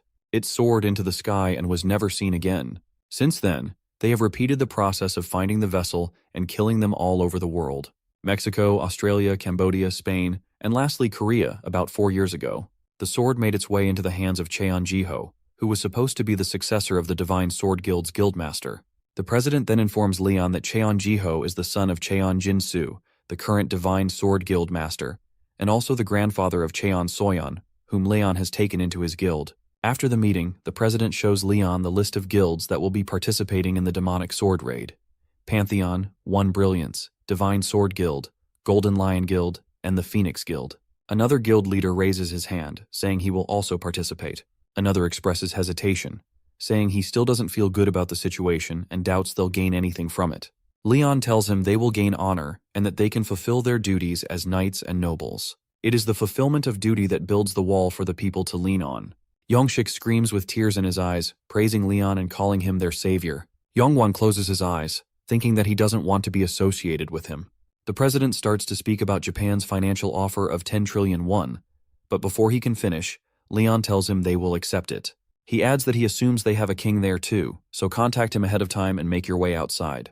The president agrees, saying he will request the government there. Leon walks off as Yongshik happily follows him. Suddenly Jinsu calls out his name. Leon turns in anger, but Jinsu quickly corrects himself, calling him His Majesty. He says that there's one thing he wants to ask of His Majesty, and he has the right to. Leon turns and tells him that he will decide after hearing the request. Jinsu informs him that there's only one thing he wishes for, and he's sure Leon already knows. His granddaughter, Cheon Soyeon, is in the Pantheon Guild. He asks him to leave her out of this raid. Cheon Soyeon squirms around in her sleep as she starts having a nightmare where everything is ruined beyond repair. Her mom is begging her to run away as her dad pierces the sword in her and starts making his way towards Soyeon. She wakes up in a cold sweat. Sitting alone at the vending machine, she mutters that it's starting and that it's an opportunity. Just then, Ventarsis appears, saying it's insolent to think of this as an opportunity. She replies that it was this kind of negotiation. Ventarsis responds that he assumes Leon, his avenger, has taught her not to try negotiating with the divine. She tries to argue, but the god of revenge continues, saying that he was the one to respond to her insolent requests, and he's the only one willing to give her power despite her lack of faith. He tells her not to take fortune lightly. Soyeon asks if she offers something he wants. Will she be able to become a Grail Knight too? Ventarsis laughs and asks if she's comparing herself to his avenger. He tells her that her accomplishments are nothing compared to the King of the Lionhearts, and asks if she thinks she can substitute for his avenger. Soyeon realizes that Leon must have also borrowed powers from Ventarsis. He tells her that she is nothing right now, but he will help her with her revenge in exchange for her soul. And the moment her revenge is fulfilled, her soul will become his. Leon addresses the academy and its students, saying they will be part of the association's military, and orders the line to be called to collect their supplies. Jae-hyuk asks Hari if Soyeon is going to be part of the mission because he heard that Jinsu was against this idea. Hari tells him that earlier, when she asked His Majesty, he told her that it's not within his authority to step in. Just then, Leon calls their names out as Suho, Jae-hyuk, Hari, and Soyeon come forward. He starts saying that their accomplishments until now are as good as he expected and praises Hari, saying that the gods admire those who are innocent. He adds that she has proven that her talent, as well as her purity, are worth the praise. Hari smiles as Leon shows her armor, sword, and spear. He tells her that it should help bring out the true power within her. She admires the armor, calling it beautiful, as Petos and Poma come behind her, praising the armor as well. Petos blesses the armor, saying to let Hari be the saint who burns the enemies with fire in this war. Poma blesses the armor, telling her to trust her body to the boundless sea and fill her heart with faith and trust. Youngshik and his followers all praise the gods. As Hari's armor becomes of legendary rank, the other students comment on how the armor is worth billions, and if it's even easy to give it a proper price. Leon moves toward Jae-hyuk as the god of heaven and thunder calls his name, surprising him. He blesses his armor, saying that the light of power will always be with him, and he will become a judge who punishes evil alongside the king of the lion heart, and his justice will protect him. His will remain unyielding even in the face of the corrupt and the fallen. Goddess Ariana blesses Suho, wishing that the light of immortality be with him in the dark. When it's Soyeon's turn, Leon tells her that her grandfather requested to take her out of this mission and asks if she wishes the same. Soyeon tells him that she wants to be a part of this mission. Leon agrees and shows her armor. Ventarsis begins a blessing, saying that he affirms her revenge, and his gift will call forth the darkness of destruction. He adds that he will be the only one to grant her wishes. Leon takes the sword out as Ventarsis asks what he is doing. Leon smiles and says that he is just worried about the future of his disciple. Soyeon stares in wonder, questioning what His Majesty is doing. Leon separates the sword from the armor as the goddess Ariana starts blessing her, saying that the light will be her exit and instructing her to go towards the light. The sword glows so brightly that it is almost blinding. Ventarsis quickly questions what she is doing and asks if she is changing her mind now. Ariana says that she is simply granting the wish of her knight. The god of revenge moves towards Leon and calls him his avenger, saying that he is too soft on the humans and that it is sickening. Leon replies that he is the king among the humans. Ventarsis grins tauntingly and brings up the time Leon lost his daughter. Ariana gives him a stern look as Leon lowers his gaze. Ventarsis continues, saying that Leon is the successor to the king of the Lionheart and Dragonias, and that he should not forget that his founder found glory within the darkness. Leon replies that he has not forgotten, calling him the guardian of the founder. Ventarsis turns to Soyeon and tells her not to let dependence on the light make her stray from her goal, because revenge can only be achieved in the cold darkness, and he calls her his little avenger. Japan Hunter Association President Kamiya Yasuda tells his assistant to bring the list of names of those who will be attending the raid. He laughs, saying that the Prime Minister must be getting anxious if he even wants to use the survivors from overseas. His assistant grins and says that the government has definitely lost its footing recently. Kamiya chuckles and says that it does not matter, because this nation is basically his kingdom now. He asks if the Pantheon Guild is really that great. She admits that they are scary, but still nothing compared to their side. Even so, it is still a problem. Kamiya says that he heard there are Pantheon followers even here, that their marketing tactics are very effective, and there is strangely very little public outcry against them. He jokes that it might actually be possible if they have taken over the entire internet. He decides that they will put the Pantheon Guild on the front line for the first phase of the mission. His assistant points out that Korea will be against it, but he waves it off, saying they will let them share some of the effort too. He orders her to tell them that they will send in 3 raid teams, full cadres of S ranks. She tries to argue, but he cuts her off with a smirk, saying that those teams have been getting on his nerves lately anyway, so this is a perfect chance to get rid of them. He smiles wider and says that after the raid, his kingdom will be even more perfect. He adds that if they throw the Pantheon Guild a big enough welcome party, they can hype them up to take the front line without any trouble. The plane lands on the soil of Japan. The welcoming team starts sweating, thinking that this reminds them of when Thailand's royal family visited, and they silently pray that nothing goes wrong this time. One of them remembers how the president warned him that Leon is not normal, and that it is better not to have a political fight, instructing them to treat him like royalty. As the plane door opens, Leon steps out holding Beatrice's hand, both dressed in lavish royal clothing, leaving the Japanese staff in awe. The person in charge immediately realizes that what he is seeing is not just ordinary dignity or power, but a true gap in status, something that cannot be understood by those who are only powerful in name. He quickly greets His Majesty the King of the Lionheart and Her Majesty Beatrice. Leon extends his hand and asks if he is the king of this nation. The person gasps in shock as the president, following behind Leon, looks startled too. Just then, Camilla walks towards them, laughing and saying that it makes sense because Leon is from a different nation. Camilla explains that the person is just a representative of the cabinet. He introduces himself as the president of the Japanese Hunters Association and extends his hand to Leon. Leon stares at his hand, grits his teeth, and demands to know how a peasant dares to try and touch the precious body of a royal. He immediately orders Camilla to be taken away from him. Camilla grits his teeth in anger, thinking, how dare Leon treat him like that in his own country? A hunter named Takeda steps forward, calling Leon rude and demanding how he could speak to their president like that. Leon smirks and asks why he should care about the ranks of mere peasants. That comment makes Takeda furious, and he starts sending out burning waves of energy. The representative desperately begs him to stop as the Korean president watches the scene, looking completely stressed. Leon smirks again and mocks that Camilla has not even trained his dog properly, saying that it is the fault of the owner, as he starts pulling out his sword. The Korean Hunters Association president wipes the sweat from his forehead. Hari nervously asks what they should do, and the president replies that he is not sure either, as they both stare at Leon pulling out his sword. Takeda looks like he is about to argue, but just then a messenger rushes in, shouting that there is urgent news. The wandering demon sword has appeared. Leon immediately asks where it has shown up. The messenger, still in shock, replies that the demon sword is currently crossing the ocean while riding on a sword. Meanwhile, Cheon-Jiho is seen moving across the ocean, riding his sword and splitting the sea in half, creating a path as he opens a dungeon in the middle of the ocean. He smiles to himself as demons begin pouring out from the dungeon, and he calls Soyeon's name with a wide grin. Security quickly brings up footage on the screens, showing the demonic sword initiating a dungeon break at the Dragon Palace gate before vanishing underwater. Camilla asks in surprise how it is even possible for someone to start a dungeon break. Another person explains that the dungeon break happened right after the demonic sword entered the gate. Camilla and the other guild leaders start getting confused and worried about the sudden appearance of the gate.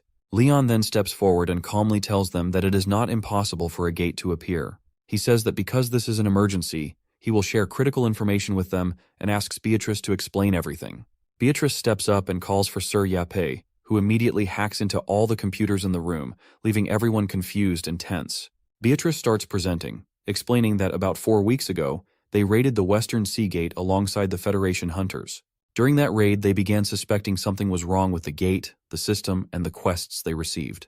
Their conclusion was that gates can be created artificially. Everyone reacts with shock and disbelief. Someone points out that this revelation completely destroys the basic understanding of raiding gates. Leon, staying calm, says that even if the truth has changed, what they must do remains the same.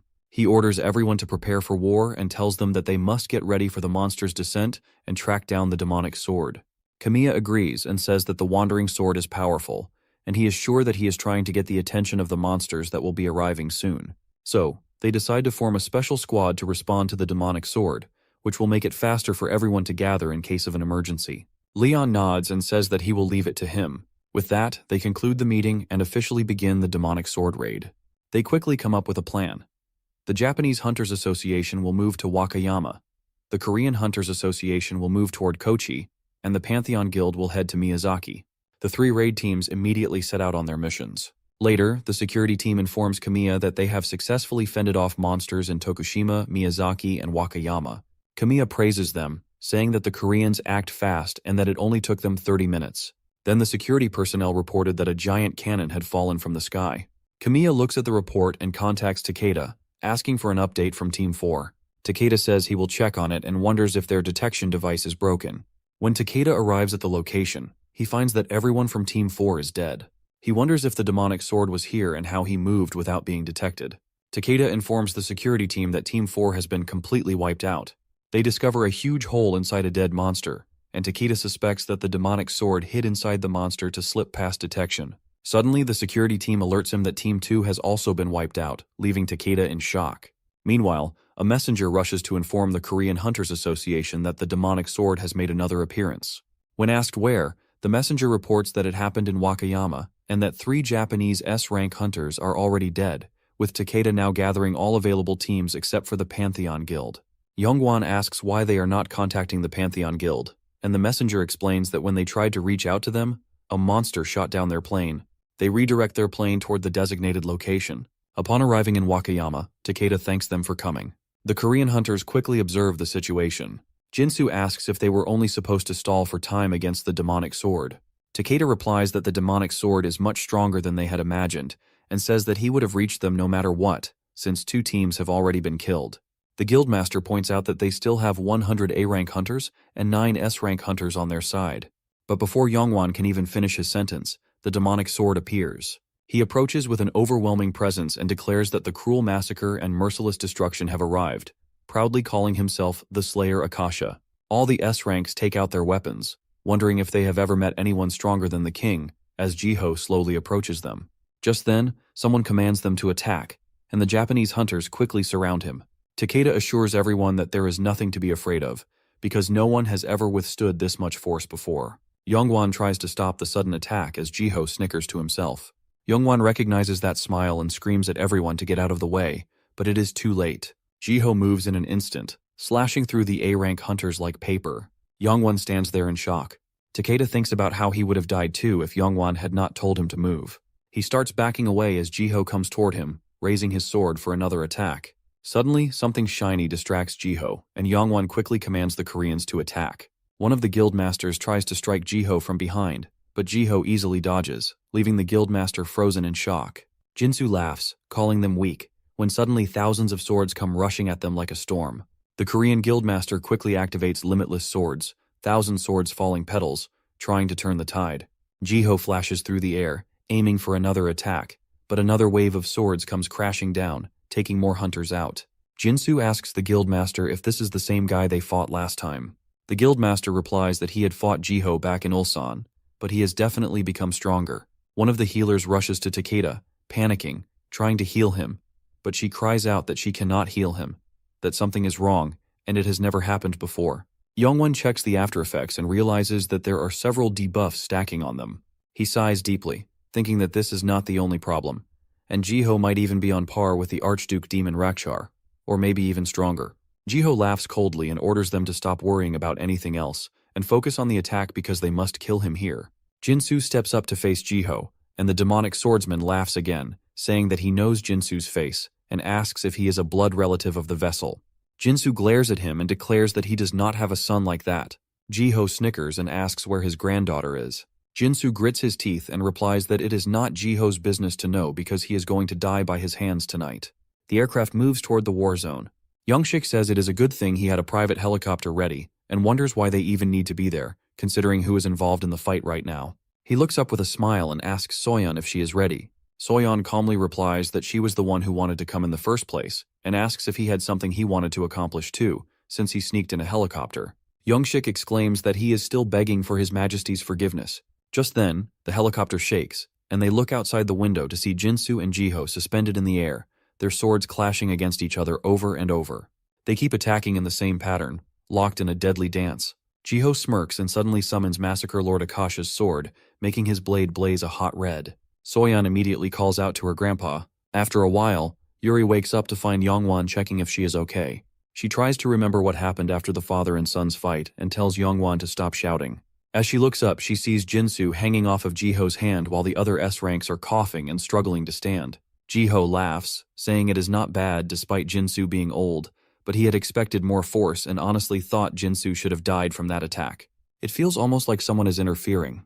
Just then, Soyeon jumps into the fight, her sword shimmering with the blessings of Ventarsis and Ariana, and she slashes the hand that was holding Jinsu. The system immediately declares that she has taken her revenge as a new surge of power rises inside her. Soyeon comes face to face with Jiho and thinks that she is strong enough to defeat him right now. Jiho just laughs, calling her an amateur, and attacks. Soyeon stands her ground and blocks his strike. Jiho acknowledges that her divine power is strong and says that countless comrades of his have met their deaths after encountering it, but she is neither a knight nor an orc, and with a single attack, he throws her back. He stands there looking down at her and says that she is nothing. Youngshik leads his people forward and orders them to protect Soyeon for the sake of the Lionheart. They charge at Jiho, but he turns and releases a blood-tinted wave. Shock flashes across Youngshik's face as he and his comrades, along with Soyeon, are thrown back by the force. Jiho scoffs and says that even a dog tucks its tail when it sees a tiger, but these people are foolish because they are fighting an immortal. Youngwon suddenly starts laughing right in his face. He says it is kind of ridiculous because in front of the real man, they are all just mortals. He points towards the sky and Jiho turns to see Leon arriving on his Pegasus, shining brightly like the sun. A long time ago, there existed a world protected by gods, and in that world, there were kingdoms blessed with knights. These knights were an annoyance to the immortal demons hiding in the shadows. The knights used divine laws, broke the laws of nature, and eliminated evil, and because of that, the demons decided to bring them down. 4 of the 7 lords were summoned, leading 6 archdukes and 87 great demons at the head of 10 million troops. They invaded the world of the gods. In the end, they succeeded and destroyed most of that world. The only forces left standing were the army of knights, ready for their last battle, and the army of orcs, who enjoyed the Great War like it was some grand festival and destroyed the East. At that time, Akasha had been dispatched to another world, so he could not witness the end of the war. But now, he will realize just how lucky he was back then. Jiho mocks him, saying that Leon has the right to call himself the hope of this world. Anger sparks in Leon's eyes as he says, "How dare he call him by his name?" Then he moves straight towards Jiho and punches him right in the face, sending him flying across the ground. All the guildmasters watch in shock as Takeda wonders how Leon managed to knock out the Archduke demon with just a single punch. Soyeon rushes over to Jinsu and helps him up. Jiho smirks, saying that Leon is still just a mortal, and starts creating all sorts of debuffs against him.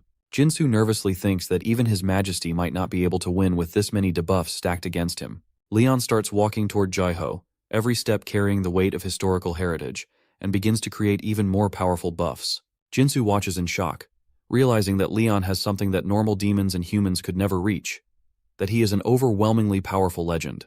They come face to face as Jiho yells that he is the destruction of all life, but Leon calmly refuses, saying that he is the destruction of Jiho alone. They clash, fighting with everything they have. Meanwhile, in the blocked streets of Japan, all the cars are jammed together, and people start causing a commotion, demanding to know when the roads will open again.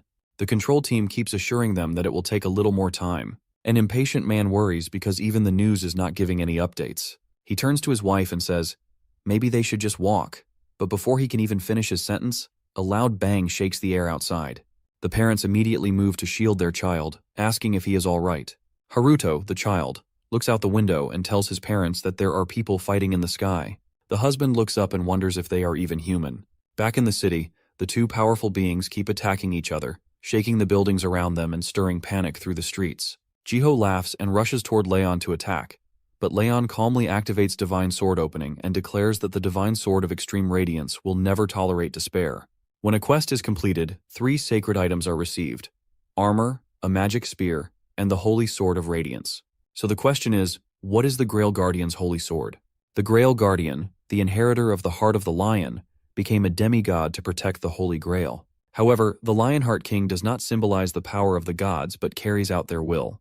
His sword is crafted by Heto, tempered with the flames of Patos, and infused with the light of Ariana, along with many other blessings from the gods. Leon Lionheart attacks the monster with the Holy Sword, which shines as the pinnacle of light. The monster, caught off guard, questions how a mere human can hold so many gods within him. Wanting to finish him off before things get out of control, he unleashes his fury, but the glory of the lion is eternal. The immense energy bursting from Leon stuns the monster, causing rumbling chaos across the battlefield. Even so, the monster grins when he senses that Leon has become much weaker than before. He quickly realizes it is because the land is not enriched with faith, which fuels Leon's strength. Leon, believing the monster to be the head of the cockroaches, who is stubbornly hard to kill, gives a smug look and confronts him, saying that even though he is weaker, the monster is still not stronger than him. That is enough to strike a nerve in the monster, who throws a flurry of spells at Leon. However, it does not even make Leon flinch. In his blind sight, Leon strikes with his blade, almost cutting into the monster's flesh, but the monster dodges just in time. The fight goes on as the monster asks Leon why he chooses to waste his limited divine power, but Leon has had enough and stomps the monster's face into the ground. Suddenly, the rage of the monster's blood-tinted wave throws Leon aside. Even so, the monster feels he cannot defeat Leon alone, so he summons a number of beasts to help him in the battle. Leon finds it disgraceful that this monster actually thinks a bunch of foolish beasts could help him win this fight. There is no way Leon is letting him escape this time. While attacking with the beasts, the monster only needs a little more time to complete his demon transformation. He commands his monster troops to charge at Leon, but out of the blue, Yappy locks onto the enemies and eliminates them with the charged particle cannon, catching the top demon completely off guard. Suddenly, Beatrice rolls in to provide support, helping to save up mana when it is needed most. Meanwhile, Hari and Beatrice arrive, itching to lend a hand to their majesty. The monster, seeing Leon's team, is shaken to the core. He remembers that it was only 4 months ago when he laid eyes on the King of Lionheart, so he cannot believe Leon managed to build an entire army in the blink of an eye. It is like Leon pulled it out of thin air. Without missing a beat, Leon Lionheart gives the order, rallying his team to hit the enemies with everything they have got. Beatrice confesses to Leon that the very thing they had feared ended up happening anyway. After seeing the sea of dead demon bodies, Beatrice feels a pang of sadness that the demon sword managed to slip through their fingers. Back then, the trainees, driven by high morale and a thirst for victory, managed to wipe out all the monsters the demon sword had summoned, but they still could not stop it from making a clean getaway. When Beatrice catches sight of Leon's sinister grin, she quickly asks if he has a backup plan in case Akasha escapes. Leon is already one step ahead, revealing that he has the massacring Lord Akasha's arm in his possession. He asks Beatrice if that is enough for her to summon a gate, and she is all in on the mischief, confidently assuring Leon that it can definitely be done. Thanks to this, the demon will soon find out that home is no longer where the heart is. The pair of royalty crack up with a villainous laugh that echoes across the battlefield like a bad omen. Meanwhile, everyone is amazed by the arrangements, having never seen anything like it before. Harry seems really excited that day, while her friends Suho and Jaehyuk feel their battle was impressive, so she must have gotten a lot of interview requests. Hari asks them if they have seen their majesty and Soyeon. Outside, Soyeon knows it is not over yet, but Plo thinks she cannot handle it. Plo suggests that she is talented enough to defeat the one she seeks. Since his child once took the power of the Archduke Demon of Sloth, he can now pass that power on to her. Soyeon has already paid with her soul, leaving her with nothing else to offer Plo.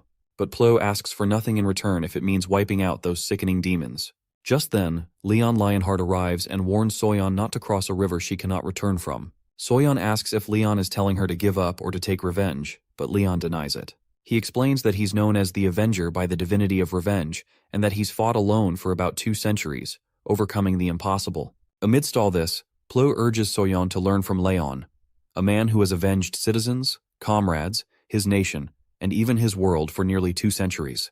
That man had even managed to win against the impossible. No doubt Leon supports revenge. But Leon goes on to explain that while revenge may seem sweet, the road to it is cold. If revenge demands giving up everything, then it's not true revenge, and it will devour her soul. He warns her to be cautious, and not take the consequences lightly, because even those who betray the divinities have their souls preserved. He tells her that the path she's considering will only lead to a great void in the end.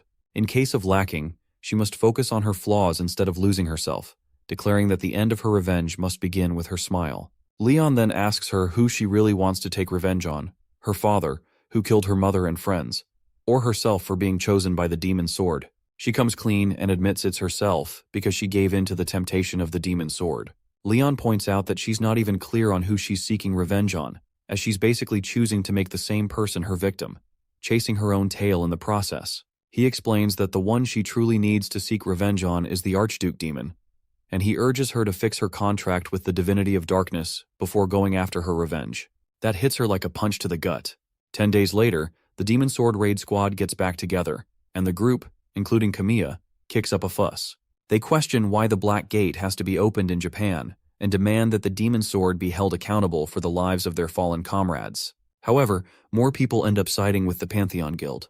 When they are supposed to be the building blocks of Japan's future, they cannot believe Pantheon would be willing to throw away their own nation's hunters just to line their pockets. This man is ready to make the Demon Sword pay for every life it has taken and to expose what Pantheon is really about. He is also eager to see how the Lionheart King plans to handle things inside the gate. Upon stepping into the gate, the horrifying scenes freeze them to the bone. Leon, losing his mind, is ready to round up every last one of them and put them to work as serfs. The stage is set, and everyone is itching to see how the King of Lionheart and the Pantheon Guild will perform. A couple of hours ago, the air started to feel a lot different in the Demon Sword's territory. Out of nowhere, a red window popped up, notifying everyone that they had entered the Massacring Lord's territory, with all stats dropping to 80%. Everyone was shocked to their core and struggled to deal with the heavy downgrade. Leon tried to calm the lot down, but it was like trying to put out a wildfire with a bucket of water. The list of effects detailed a ton of buffs, like Legion reinforcements and War Knight boosts, including increased defense, stronger fortifications, large-scale reinforcement, bravery boosts, lighter armor, and a bunch more, all gained when fighting alongside a War Knight. Leon was floored to realize that all these buffs applied to thousands of people. He knew he was no slouch, but even he had not expected this level of power. Harry then informed Leon that a quest had popped up, stating that they must aid the King of Lionheart in taking down Lord Akasha. Fired up, they all geared up to bring the demon down. Leon wanted his team members to soak up every bit of experience they could, since it was their first time stepping into demon territory. All of a sudden, Changju Gate's nightmare murder machine, Jogged Spinner, aka Sir Yappy, appears out of nowhere, startling the poor dude. Leon smiles to see the little guy, asking if it's all complete. He notices how Yappy is looking much stronger than before. Moreover, Yappy's new formation let out a drone to scout for any anomalies, and he tells Leon that he had detected colonies of enemies. Leon decides to advance to the nearest one. Upon arriving, a mere human dares to ask Leon who he is. His manner of speaking ticked off Leon, but he let this one slide. The man rushes to get the chief of the village, Baron, who greets Leon. Just as he learns it's King Lionheart, Baron makes a run for it.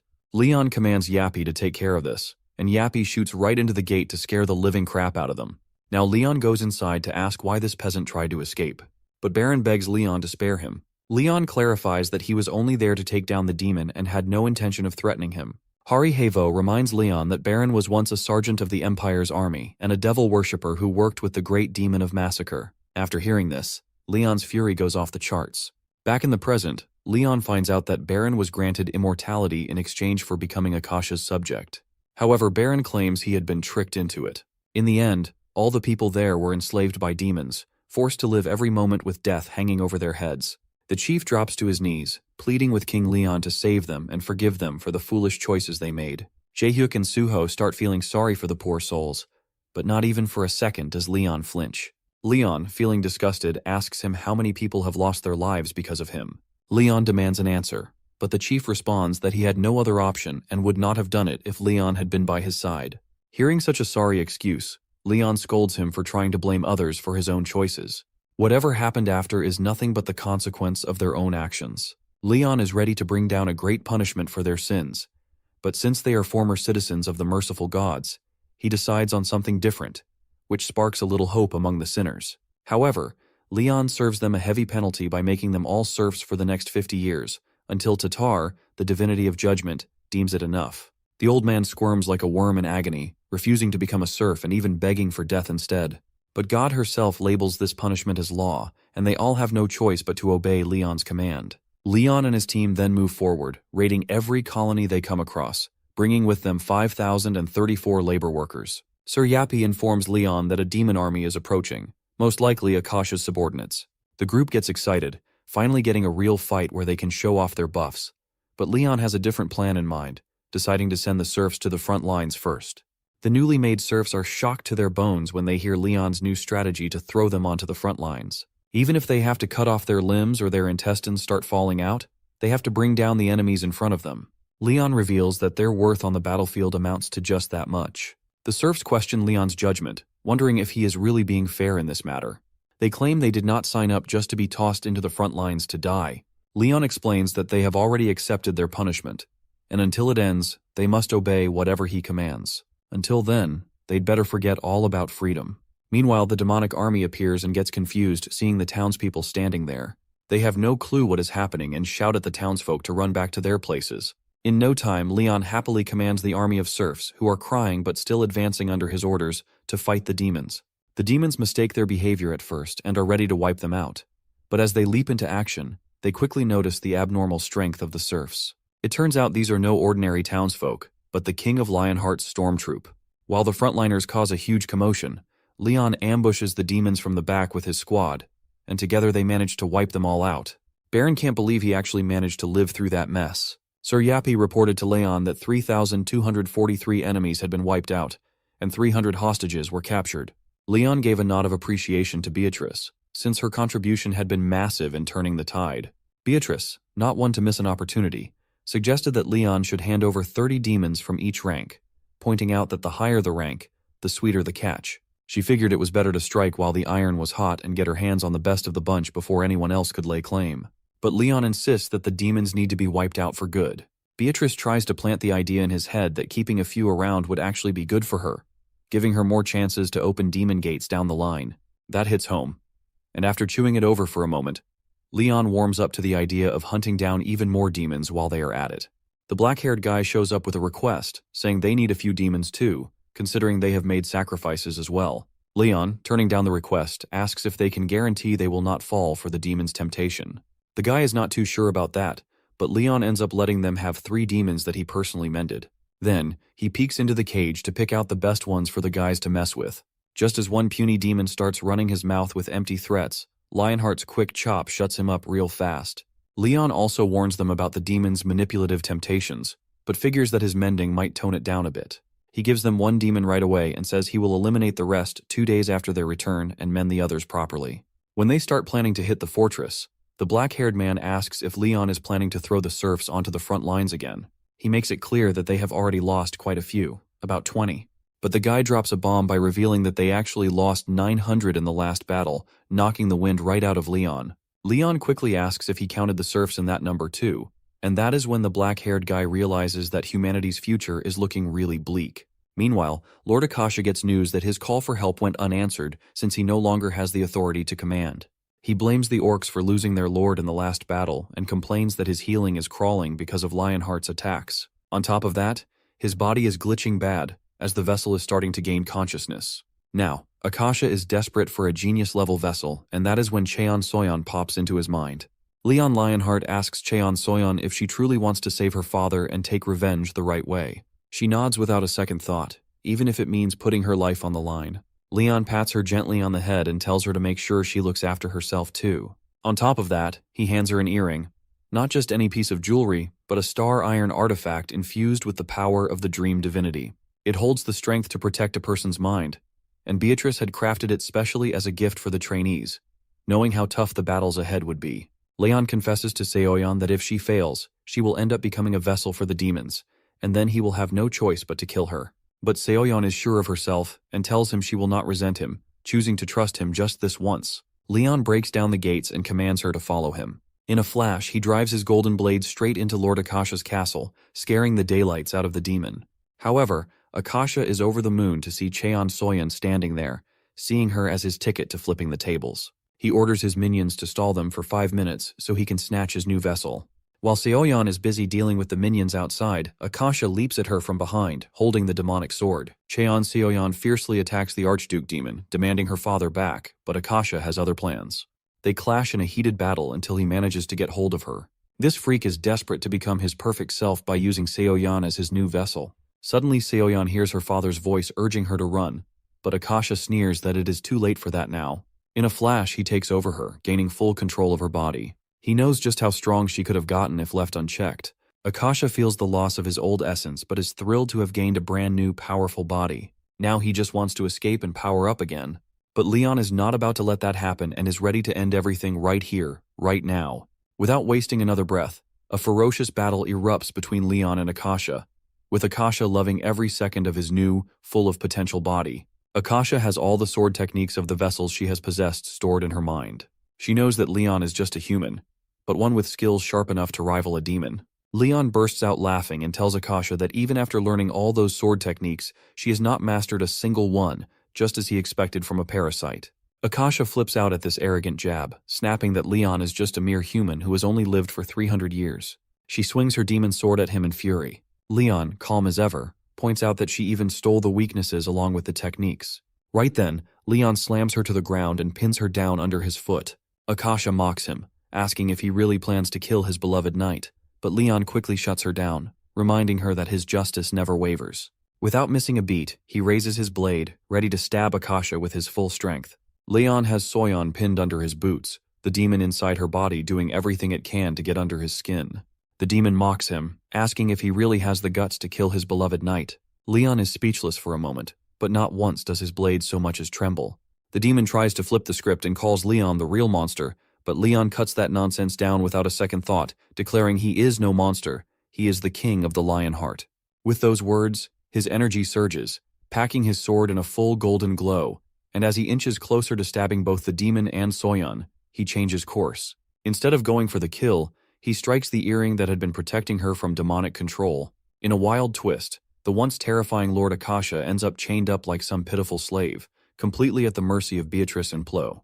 Beatrice opens up the conversation with a snarky remark, while Plo happily backs her up, both clearly enjoying the moment way too much. Akasha just sits there stunned, mouth practically hitting the floor, realizing this was not some random fluke, but the Lionheart gods pulling strings behind the scenes. It turns out Soyeon had let Akasha possess her body on purpose, and the plan worked like a charm.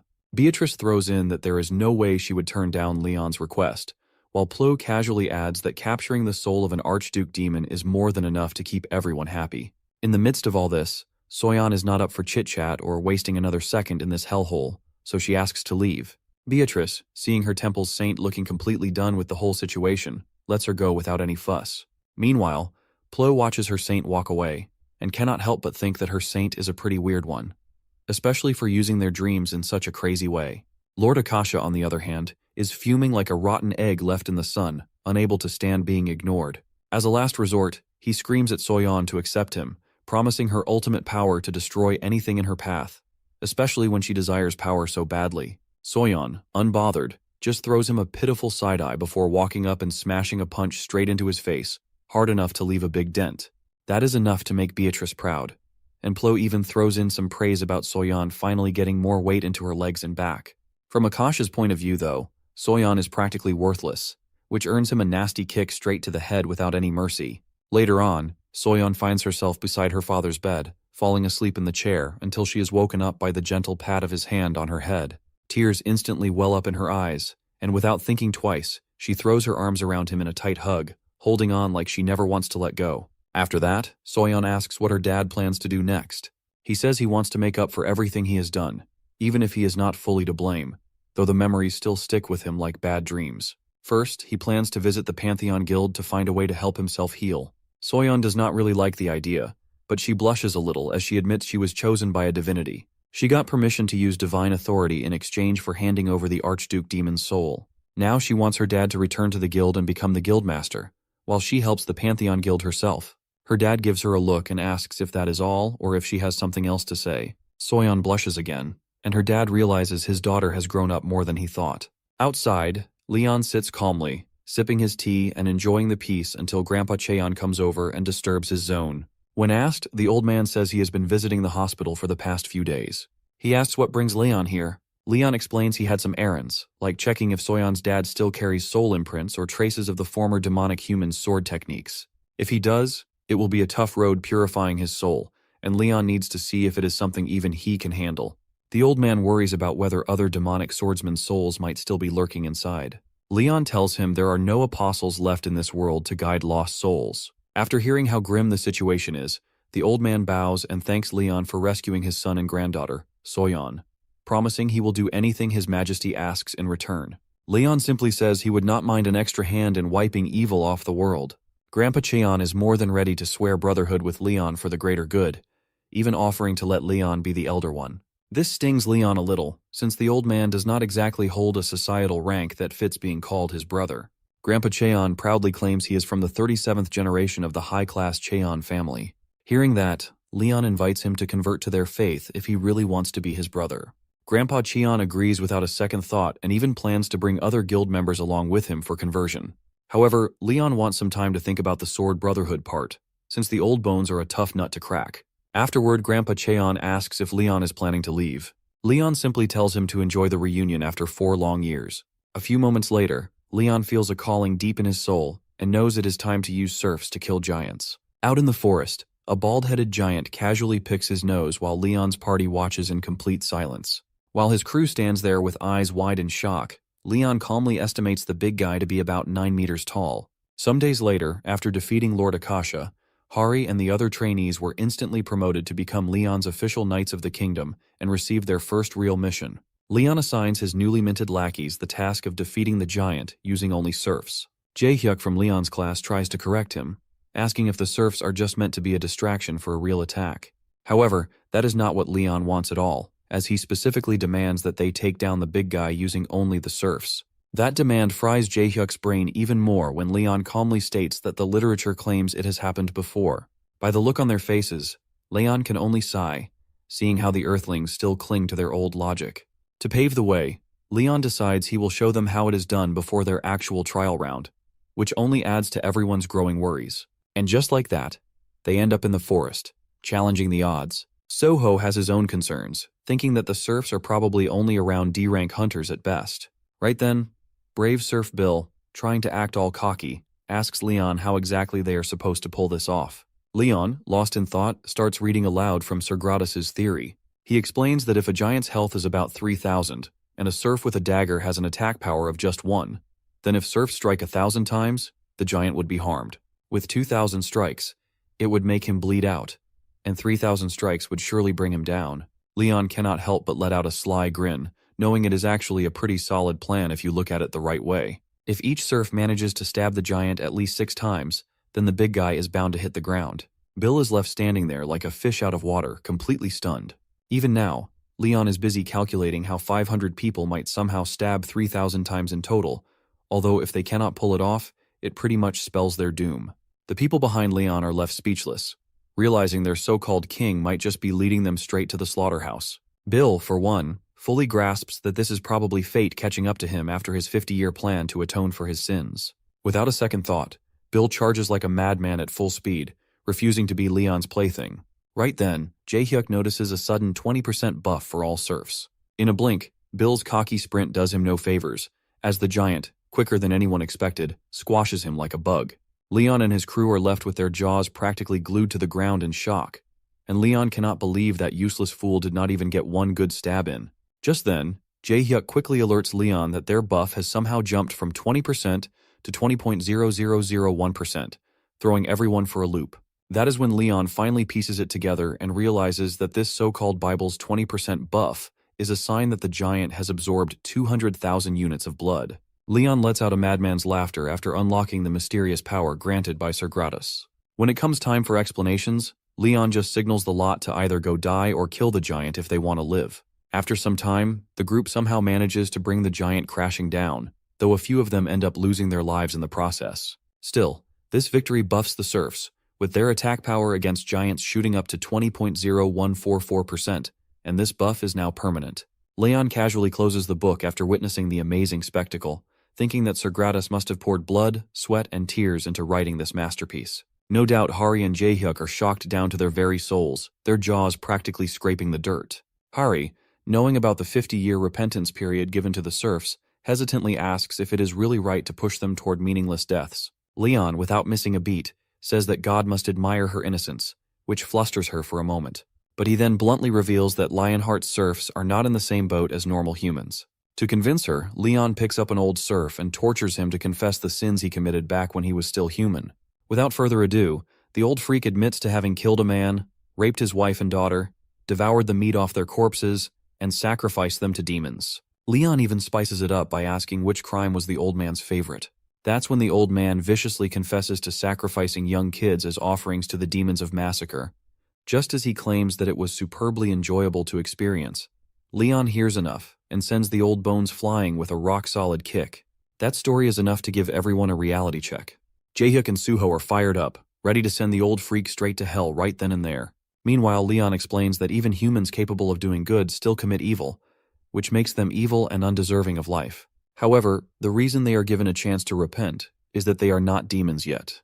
Besides that, Leon promises his knights 500 serfs each and lays out a big challenge, stating that whoever defeats the giant with the least amount of damage will earn the position of knight captain. Although it did drive the serfs insane, the final results eventually came in. Not much of a bold person, Hari managed to keep 88 serfs alive, while Jae-hyuk's useless orders stirred up chaos and left him with only 32. Next was Suho.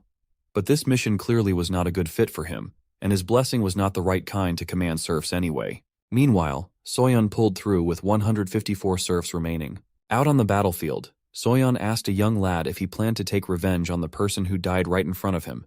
The poor guy was shaking like a leaf, while Plo happily locked onto a revenge target, gathering souls to reinforce himself. Back in class, Leon looked pleased with the final results and officially appointed Cheon Soyeon as the knight captain, praising her effective method of carrying out contracts of revenge to use the serfs. When asked, Leon said he was proud of her, which was enough to make Soyeon flash a real smile. Right then, Leon turned to Suho unexpectedly and explained that Sir Gratus had originally made up the serf challenge to cut down the number of serfs, but unfortunately, Suho's blessing of light was never meant to command them. But Leon, with a grin that could send shivers down your spine, is sure Suho has a real talent for leading the serfs straight into the lion's den. He's even ready to reward him with bonus serfs to keep things rolling. This completely throws Suho off balance. And just like that, Leon can't stop laughing for what feels like forever. At the Pantheon Naju, Leon, alongside Demiradal, is lost in thought, watching how the seedling from Gunrar isn't growing anymore. Demira pointed out that getting a Treeman seedling to grow in this unfamiliar place is no easy task. Leon wonders if the seedling's problem was the soil itself. Demira insisted the land had her blessing, but suggested the difference in divine power might be the problem. With that, Leon tries adding Lionheart's magic into the Treeman seedling. Demira figures it might have something to do with the properties involved. Leon's power, while plenty strong, just is not pure enough, thanks to him juggling the power of too many divinities. Demira bets her Grail Knight could have pulled it off, but this time they are rolling the dice on luck.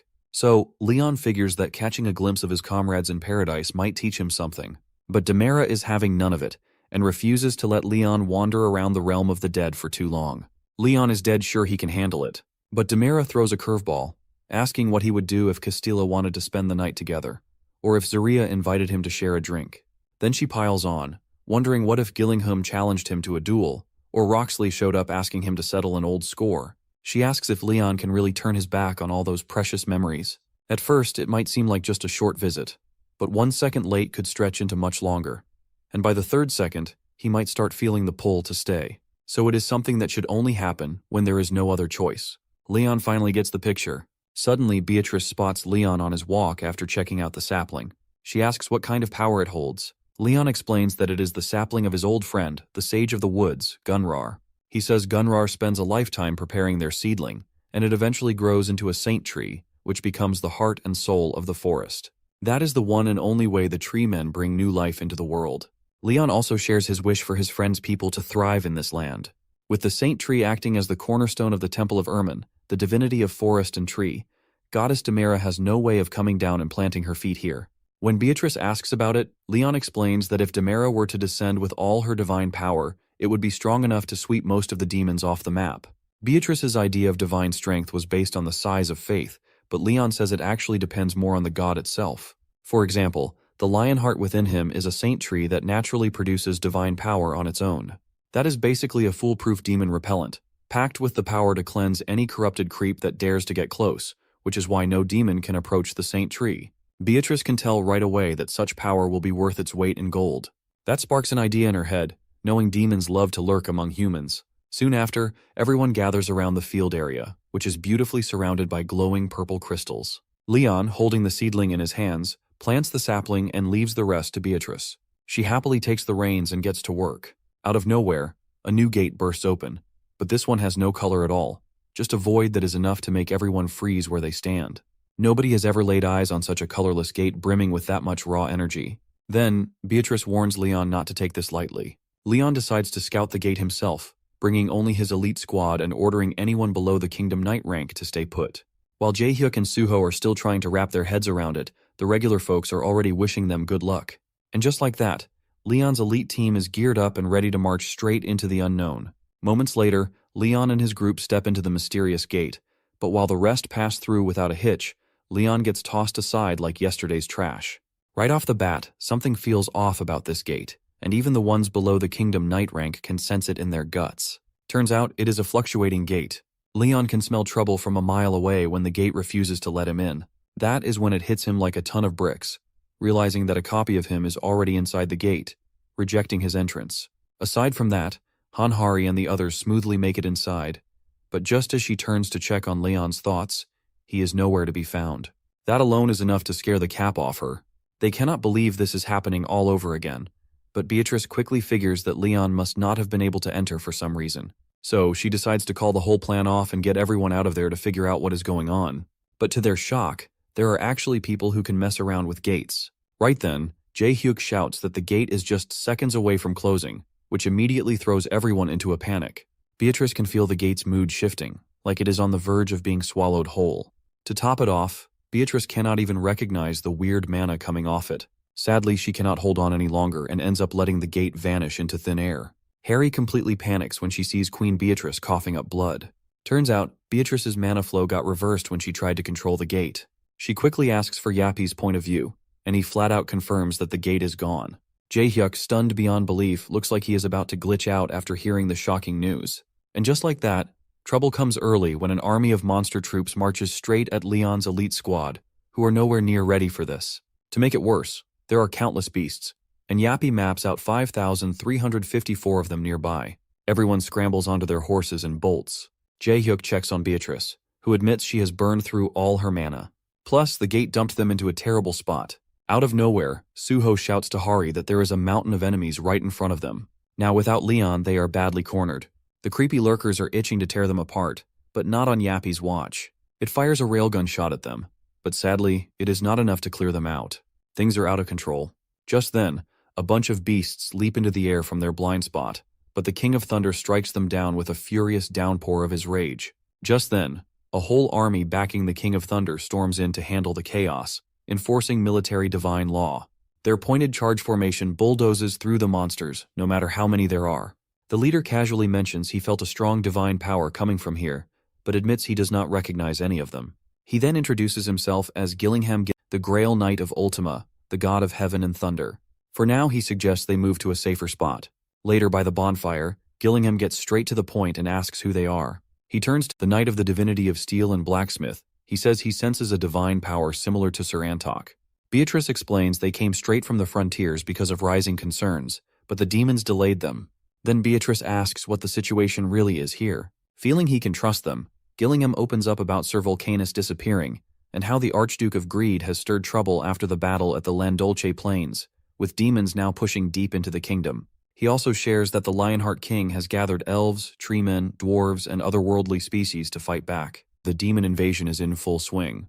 It also seems like the knights are gathering the kingdom's survivors. Beatrice quickly catches on to the gravity of the situation and asks Hari to sneak a look at the quest window without letting any knights notice. Hari checks and blurts out that all the worlds are blocked off, making things even worse. Meanwhile, Gillingham admits he has not been kind enough to his brothers and sisters after such a long journey, but promises they can rest until dawn. When morning comes, Hari and the others ride out and are blown away by the sight of a magnificent castle. Gillingham proudly welcomes them to the last shrine of humanity, the Pantheon, leaving them stunned to their cores, realizing they are about to meet the Lionheart King they never knew. So, it's Leon Lionheart's 63rd year on the throne. Some big-shot demon Malice showed up, but by the following year, he was already history. The demon art of chaos leads to the death of 980,000 demon worshippers, with 1,330,000 soldiers, and the 13 electors of the Empire involved in the battle. Manon, the Grail Knight of the Divinity of Sea and Waves, and Killian, the Grail Knight of the Goddess of Life and Fertility, perish. Around 3,000 of the 14 Kingdoms' knights fall, along with 270,000 soldiers and 10,000 knight-errant. In total, 22,700,000 people from both the Empire and the Kingdom lost their lives. In the winter of the 66th year, the second raid against the demon army takes place, leading to the Empire's fall, the burning of the Elven Forest, the slaughter of the mountain dwarves, and the collapse of the East Sky Kingdom. So, pretty much the entire Lionheart Kingdom is in ruins, with only 1 out of 10 areas still standing. In the 85th year of King Leon Lionheart, the kingdom falls into decline, and this godly knight finally returns to the Pantheon. Meanwhile, Jae-hyuk and Suho are helping out other soldiers. Beatrice and Hari wonder what's next for them. Beatrice recalls Sir Gillingham mentioning that Leon would return after the battle, so no change of plans for now. She plans to visit the sages of the forest to learn Sir Gunrar's secret of seedlings. Meanwhile, Yappy takes on the task of patrolling to gather intel, while Hari wonders if she should help out like her brother. A while later, Hari gets kicked out of the labor work. She never imagined that the Saintess held such a high position. She keeps moving, possibly heading toward the temple. After seeing the endless stairs, she considers using a horse, but then realizes that would only get her lectured. Suddenly, a carriage passes by and a girl notices Hari walking alone.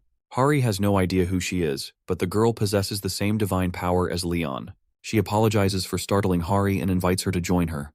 Clueless, Hari gets on board, unaware that carriages can go up the hill. The caramel-haired beauty explains that first-timers in the Pantheon don't know much about the carriages at the bottom of the hill. Hari, feeling clumsy, thanks her. After a moment, the caramel beauty introduces herself as Anjak Protesia, Ariana's lady. Hari responds by saying she is the Saintess of Pedos and Poma. Anjak expresses disbelief, saying that 2 gods at once must be a heavy burden, and Hari, touched, tears up, grateful that Anjak understands. A few minutes later, they reach the Pantheon safely, and Hari thanks Anjak for the ride. However, Anjak insists on accompanying her inside as well. Just as the soldiers welcome Anjak by calling her Great Saintess, Hari's jaw drops to the floor in shock. In a flash, Hari bows all the way down, startling both Anjak and her soldiers. Anjak quickly tells everyone they are equal under the gods. This strikes a memory in Hari, who remembers how Leon always drilled it into her head that everyone else was below him. When Anjak asks what is wrong, Hari explains how Leon made sure to keep the social order strictly in place. After hearing that Hari personally knows Leon, Anjak figures Hari must come from a big temple. No doubt about it, she can feel a strong divine power cooking inside her. While Hari is still trying to process that Anjak is someone really high-ranked, Anjak suddenly asks her for a favor. She wants Isabel. A maid quickly mentions that Isabel is inside her room, absorbing moon energy. Anjak tells them to prepare for the ritual and to calm down. That news excites the maids, who start wondering if their king is returning victoriously. Anjak just tells them to hurry up and take care of the tired king who has been out there killing lots of evil things. That clicks, and Hari starts to believe it is Leon from the past, created by the gate, so she wonders how he will act. Hari then follows Anjak. Suddenly, someone announces that Leon Lionheart is entering the castle premises. The Bloody Night King has returned after killing the evil beings. Just as he steps in, Hari is shocked to her bones, finally facing her king. But this one feels completely foreign. This is not the Leon she knew, but fear and terror shaped into human form, like an apostle of death. The room instantly floods with bloodlust. Someone's hand suddenly touches Hari's shoulder and scares the crap out of her. A honey-eyed girl, Isabel, tells Leon to quit scaring everyone. A maid quickly reminds Isabel that she is in the presence of the king, but Isabel fires back that she is the king's sister-in-law and Dina's first hunter. That little fact knocks the wind right out of Hari's sail. Isabel tells Leon to quit the serious act already and go join the ritual. The golden bathtub is ready, and Anjak welcomes Leon to sink in. Leon starts stripping off his clothes, and just as he pulls his shirt off, Hari's mouth drops open at the sight of black bruises covering his skin. When someone asks about it, Leon casually says it is the result of ripping apart the demons of pursuit alive. Apparently, the demons' agonizing screams are stuck to Leon's flesh like a curse, but they cannot actually hurt him. Isabel points out that it definitely looks painful, but Leon just brushes it off like he does not care. He believes he has sinned greatly against the goddess of purity. As Leon's ritual continues, a girl named Karina Dragonia suddenly barges in. She is the commander of the Northern Army, and the Duchess of the Dragonia Duchy, and also Leon's daughter. She happily congratulates him on his success in battle. Karina's sudden entry catches everyone a little off guard. The Duchess of Dragonia calmly states that their northern region's military has officially declared their withdrawal from the alliance, and it is taking effect immediately. Leon totally does not permit it, but Karina starts talking about how the northern region's military is a huge part of the alliance. If they pull out, there is no way to avoid the weakening of their overall forces. Leon feels like there is no point staying here, while Karina informs him that the continent is already in ruins now that the capital has been taken over. Not to mention, even if they gather up all the serfs, they no longer have 30,000 men left. Meanwhile, the enemies still have way more than 10 million soldiers, and that number keeps going up every single day. Because of that, Karina dares to ask the War Knight who rules over all the knights and the agent of Pantheon if they even have a chance to win this war. Leon demands to know what she is proposing. Karina explains that the duchy has been burned to a crisp after the fall of the empire. 30,000 men have lost their homes and families. She also reveals she is carrying a child, and says all of them are still left struggling in the northern region. That is why she is determined to take vengeance, as they all should, even if she cannot kill every demon herself. She swears to slaughter every last demon that insulted the dead and dared to make a home out of their land. Leon, sinking a little, asks if Karina resents him for hitting the main forces of the enemy instead of protecting the duchy. To ease him, Karina assures Leon that he did what he had to do, considering the fact that the entire kingdom holds more significance than just the duchy. When asked, Karina shows her desire for vengeance by exposing the mark to prove it all. That big reveal stuns Leon to the greatest degree, and the amount of disgust on his face is beyond words. He screams at Karina as she comes clean that the entire northern region has signed a contract with the god of revenge, making her the Grail Knight of Ventarsis, the Duchess Dragonia, and the commander of 30,000 Avengers. Leon kicks her out instantly and disowns her, while Karina stays clear that her life is not just about surviving anymore. Isabel asks if that was really the right call, and Leon says it is too late now because Karina only has one fate left after signing that contract. Isabel continues working, sucking out the darkness stuck to his flesh. Leon asks if he made the wrong choice, and Isabel denies it, but is surprised to even hear him ask such a thing. After all, this is the same Leon who kidnapped her younger sister. the priestess of purity. But that was something they both secretly wanted. Isabel then tends to him and asks why he is not acting like the man who once ordered the northern region's military to do something like that. Amidst all this, Leon suddenly turns his attention to the unknown visitor, catching Hari completely off guard. Meanwhile, Yapi is busy watching the workers talk about the star iron, but they're short on material and need a new star. They wonder if the great Saintess has said anything about it yet. Yapi quickly records a video of the conversation and backs it up to analyze their movements later. While that's going on, the blacksmith is focused on crafting tools with full concentration until he suddenly senses something off. He picks up the presence of a rat nearby, which turns out to be the little Yapi. The blacksmith asks who it is, but Yapi tells him to loosen up a little. Suddenly, Yapi shoots out glowing ropes, making the blacksmith realize it's actually a cute little priest. That cracks him up and annoys Yapi. The blacksmith tells him there's no reason to fight since they serve the same divinity. He introduces himself as Antok, the Grail Knight of Steel and Blacksmith, and asks if Yapi is aware of Antok, the guardian of the mines. Afterwards, there are temporary shelters set up for the trainees on the outskirts of the city. Hanhari returns to check on her people, bringing some food, and Suho is pretty excited to see her back. She shows her picnic basket, explaining that the temple just gave her the things she needed for her work. When asked, she admits to having met King Leon as well. Everyone is stunned, but she clears it up, saying it's Leon from this gate, not theirs.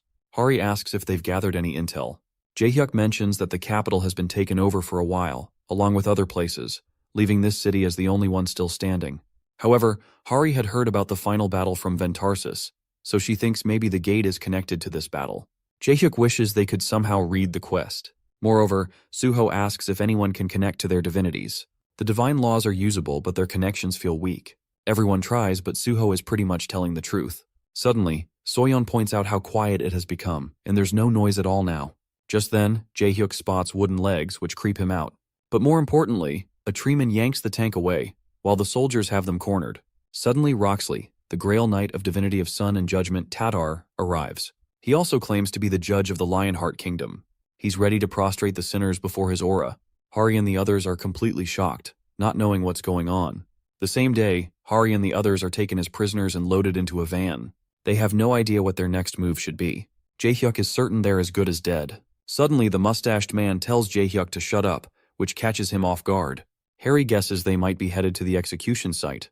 However, Jaehyuk knows the deal around there, and they have a choice to become serfs first, as they aren't demon worshippers. Soyeon bets that dying sounds better than becoming serfs, and Jaehyuk somewhat agrees. Suddenly, Hari senses that their carriage is going uphill, which means they are heading to the Pantheon.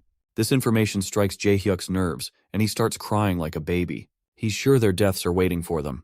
Right then, the doors open to get the prisoners moving, but Jaehyuk is throwing a tantrum. Apparently, they are being summoned before Anjak, Isabel, Leon, Roxley, and Gillingham, followed by an uncomfortable silence. Between them is a tub of holy water, and Leon commands Roxley to throw them into it. Roxley pulls out his blade and orders the sinners to dive into the holy water. Jaehyuk, shaking like a leaf, wonders if they'll be waterboarded or something. Roxley's harsh shouts make Jaehyuk jump in, followed by Suho and the rest. Leon confirms that this group isn't made up of demons, as their bodies didn't melt. Not only that, Anjak adds that they all possess divine powers, so they can't be demons. Gillingham backs her up, saying he doesn't doubt them either. But Roxley is a bit skeptical, knowing demons can pull off any shady tricks. He also believes that their king, Leon, is much closer to the gods, but he still doesn't know a thing about them. Jaehyuk notices how they all believe Leon can't make a mistake, and that's something to be scared of. According to Gillingham's intel, there were two more. A woman with the divinity of dreams and death, and another worldly species with the divinity of steel and blacksmithing, enough to be called saints. After this, Leon decides he'll handle the interrogations himself, so he asks the others to back off. He eases up on Roxley and lets him handle this one. By the king's command, they cleared out the hallway to have a private audience with Hari and the others. Just as Leon addresses Hanhari, Suho yanks her out of the water. But the girl is out of it, literally bowing down in the holy water and declaring herself to be Hanhari. Suho shakes Hari off, reminding her to stop the dramatic act. Harry protests, saying it worked like a charm the first time, and it wouldn't hurt to try again. He calls for introductions and asks where they're from. The group hesitates, which strikes a nerve with Leon. That makes them quickly blurt out, Seoul, South Korea, lying that it's a faraway nation. Using the divine form divinity dissension, all the gods enter the scene, claiming they don't know any of them and wondering why they have their blessings. Hato, furiously, mentions that he remembers everyone he's blessed and won't tolerate imposters. threatening to rip their souls to pieces. Harry is shocked to see Leon summon all the gods at once, especially after he threw up blood when appointing Sir Yappy. She can't believe how powerful he is at his peak. Leon then comes clean, saying he arrested them all because the gods don't know anything about them. Leon wants to know who they are and how they arrived here. Harry recalls the first day they ever met and continues the story of her time spent with Leon. Meanwhile, Beatrice searches for the tree, wondering if Leon left his seedling with it. This means that Leon's desire aligns with the tree's desire. The tree instantly recognizes Beatrice as the lady of the far future, telling her that the seedling comes from the realm of the dead and will only grow there. That's bad news for Beatrice. Later, the tree explains that they must leave a gift behind, but according to the lady, they are just copies of the past. If she can take it, they consider helping her because it feels like the right thing to do. When asked, Beatrice shares her plans to give it to the king of the Lionheart. The tree agrees to let Leonheart have it. However, they require a sacrifice from a god and the god's saint. In the meantime, Sir Yappy is showing off his skills to everyone, making Antok and the others freeze in place. He is so charged up, shooting his lightning everywhere. He keeps activating the third slot below, with his polishing completion already at 62% and multitasking all the way up to number 14. The lackeys are sure Yappy is showing his full-blown speed, while Yappy stays busy polishing and processing non-stop. With number 157, Yappy builds a Lionheart basic breastplate, and he even creates replicas of the original. Yappy's jaw-dropping feats make him look extraordinary. Sir Antok cannot help but praise Yappy, calling him an amazing newbie. Antok admits it feels like watching Leon training in his younger days. When Antok asks if Yappy knows Leon, Yappy proudly claims that Leon Dragonia is his cooperative demon-killing partner, which grabs Antok's interest, making him want to be part of it too. Antok then starts talking about his old adventures alongside His Majesty, Leon, remembering how they went on their pilgrimage together as old companions when he was 30. The story goes back to a small village on the outskirts of the kingdom, which was on the brink of extinction due to an orc ambush. When they cried out for help, Gildas and Antok were the only ones nearby because of the remote location. That's when he met Gunrar, who was on a spiritual journey, and the battle stretched on longer than expected. They fought against countless orcs, many of them great warriors. That's when Antok remembers Leon appearing out of nowhere, ready to wipe out all the vile green beasts. He recalls the man as the most amazing fighter he'd ever seen, so powerful that he couldn't believe he was half Leon's age. The way Leon swung his sword was at a professional level, and they watched him slice through all the great warriors with ease. Later, Leon stood amidst the rain of orc flesh, disgusted to have their dirt stick to his cheeks. That's when Antok confesses to seeing that same talent in Yappy, so he asks him if he wants to be his disciple. There's a moment of silence before Yappy jumps up and down, amused at the thought of having Antok as his mentor. It turns out that Yappy still looks down on mortals. Antok asks if Yappy knows who he is. Confidently, Yappy casually mentions knowing the Grail Knight of Steel, but adds that Antok is still a mortal and can't match his level of flawless programming. That catches Antok off guard, but also cracks him up, thinking this little tin can is a real man. Antok is ready to show Yappy what he's capable of. After this, Antok continues crafting while Yappy keeps him company. He admits that he likes Yappy's flawless work, something he can't ever produce at the same rate. Just as Antok hammers his craft, Yappy instantly points out that it's a mistake, causing the instability of the weapon to increase. Antok, drenched in sweat, shares that he isn't just building weapons. Suddenly, he picks up the pace, as if enjoying the crafting, finally revealing that it's all an art for him. The art of steel built from sculpting the soul, only done with perfect technique. Antok believes that passion is much better than just technique. With a diligent amount of hard work and bursts of passion, Antok happily creates an armor. This makes Yappy realize that Antok's technique might be able to produce Leon's armor, something he couldn't do before because of the missing 0.01%. Yappy says there is a lack of sufficient data, and this bonus information is essential to him. That sparks Antok's interest, and he asks if Yappy is willing to be his disciple. Yappy quickly reminds the mortal that it's all just to observe the development. In a way, Antok takes it as Yappy's submission to being his disciple, so he pats the little thing. Suddenly, Gillingham announces that Leon has invited Antok to meet him in the castle. Finally, everyone gathers at one table while Leon watches out the window. Isabel dares to break the silence, proposing to make this the final grail. She asks if Knight Gillingham can take on all the demons if King Leon tells him to do so. Gillingham spits out a yes quickly. Isabel feels the same, so she lets Leon know that her sacrifice will pave the way for the future. Leon agrees, while everyone else gloomily sulks. Isabel says she will bear all the sins for the time being until the final grail, where she will make the sacrifice. Isabel made her entrance, saying she never imagined she would commit such a sin. Leon felt sorry for making her do this, but Isabel reassured him, saying it was all right, as even a bastard who took her sister's innocence was a worthy king.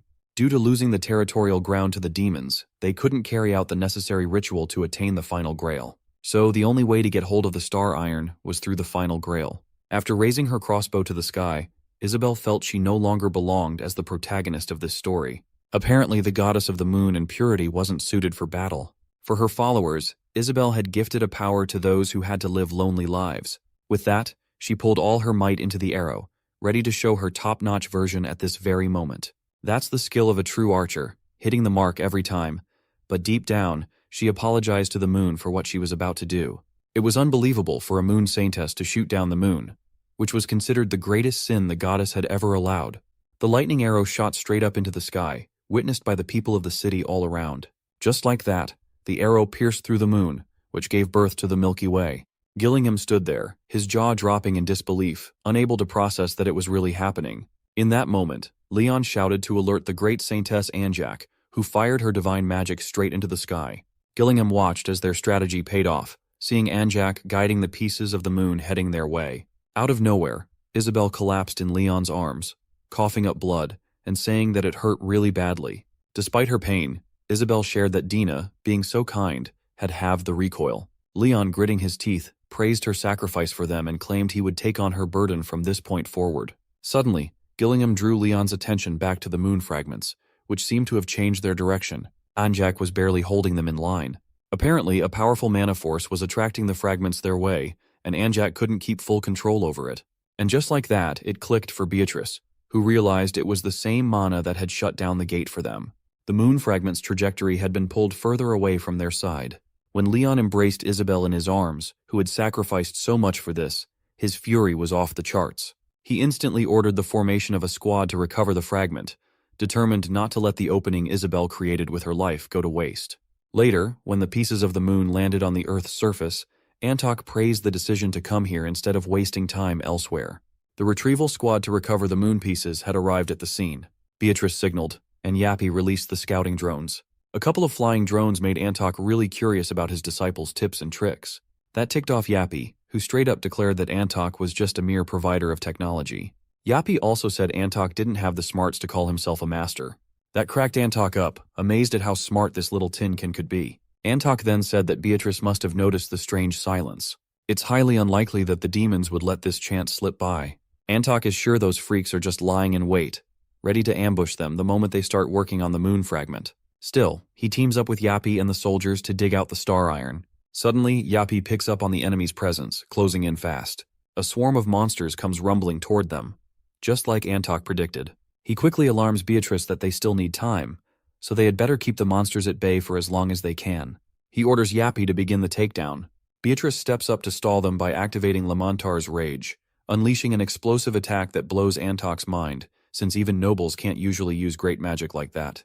Beatrice explains that magic evolution had to take a more destructive path just to counter the divine laws. Even so, she warns Antok to hurry up, because more monsters might be pouring in any second. Antok and the others double their speed, working like their lives depend on it. In a few minutes, Antok calls out that they are all done. But just as they think they can breathe easy, something catches his eye.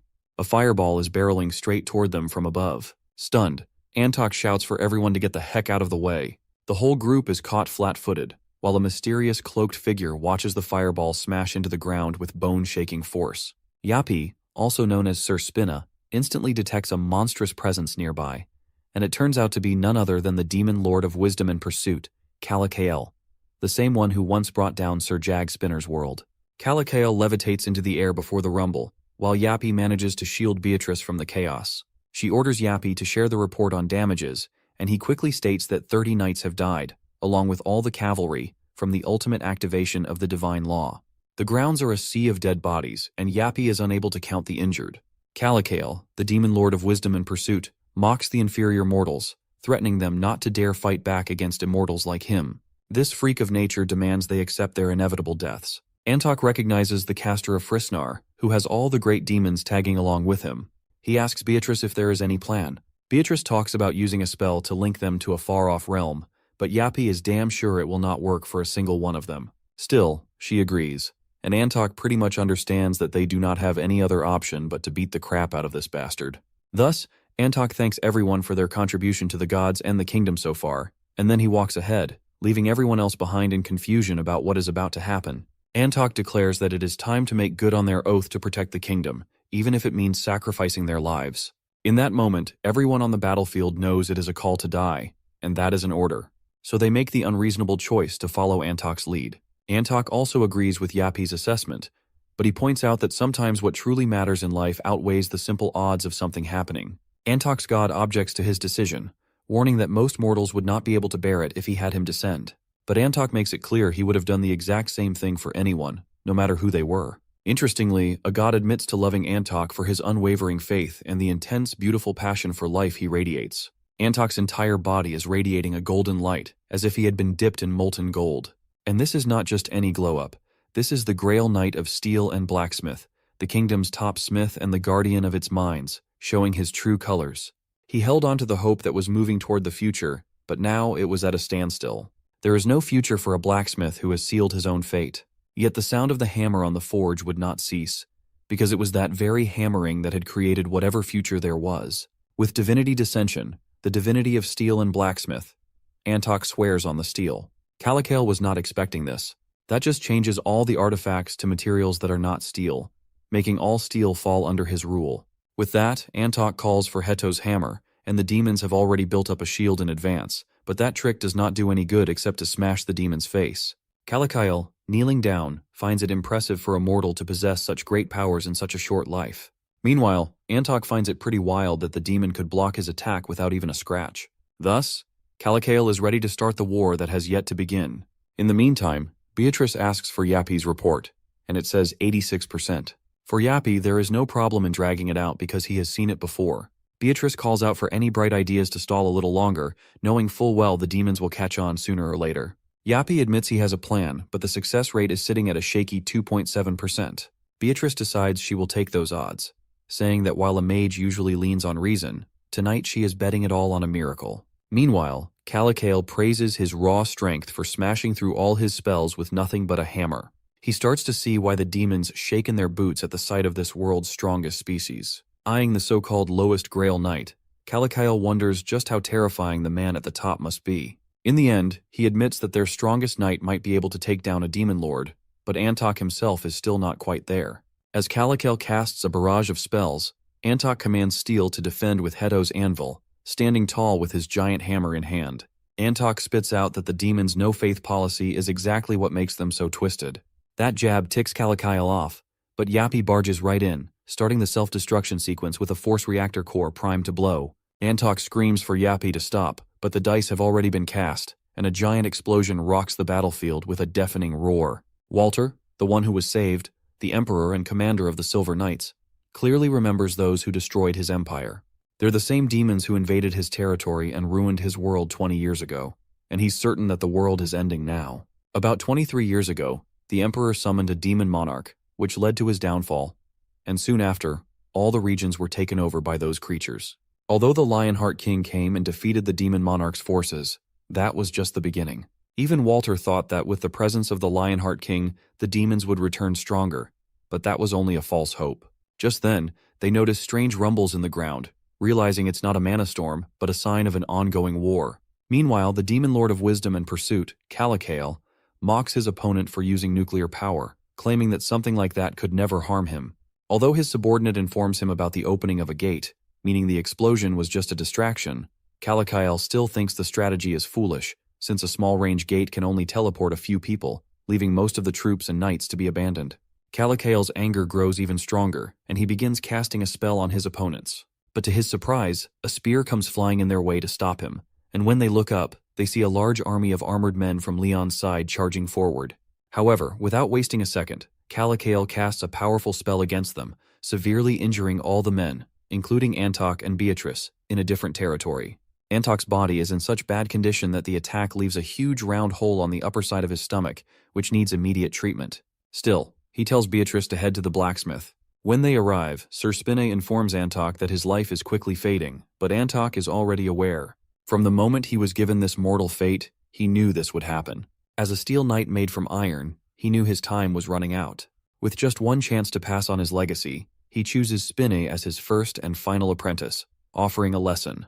While hammering at his forge, Antok teaches Spinne his final lesson, sharing the story of his journey, how he set off to seek a quest, met the future Lionheart King, and learned under a master blacksmith he could never surpass. Though Antok never became better than his teacher, the knights who wielded his swords and spears protected the kingdom. Even as his strength failed and his vision blurred, Antok poured all his will and energy into the steel, determined to leave a lasting mark on the world. He urges Spinne to do the same, infuse will into metal, forge weapons that defend the right people, and create a future with every hammer strike. In the midst of this lesson, Antok finishes crafting a new item, embodying everything he is taught. After a while, Leon arrives at the location just as Antok takes his final breath. He asks if Antok has any last words for his son, Eren, but since Antok taught him with love and respect, there is nothing else he wishes to say. Instead, he asks Leon to lift him up so he can go out and meet his people one last time. The people are filled with sorrow, crying at the sight of their great leader in such a state. Even in his dying moments, Antok instructs his people to take care of the king.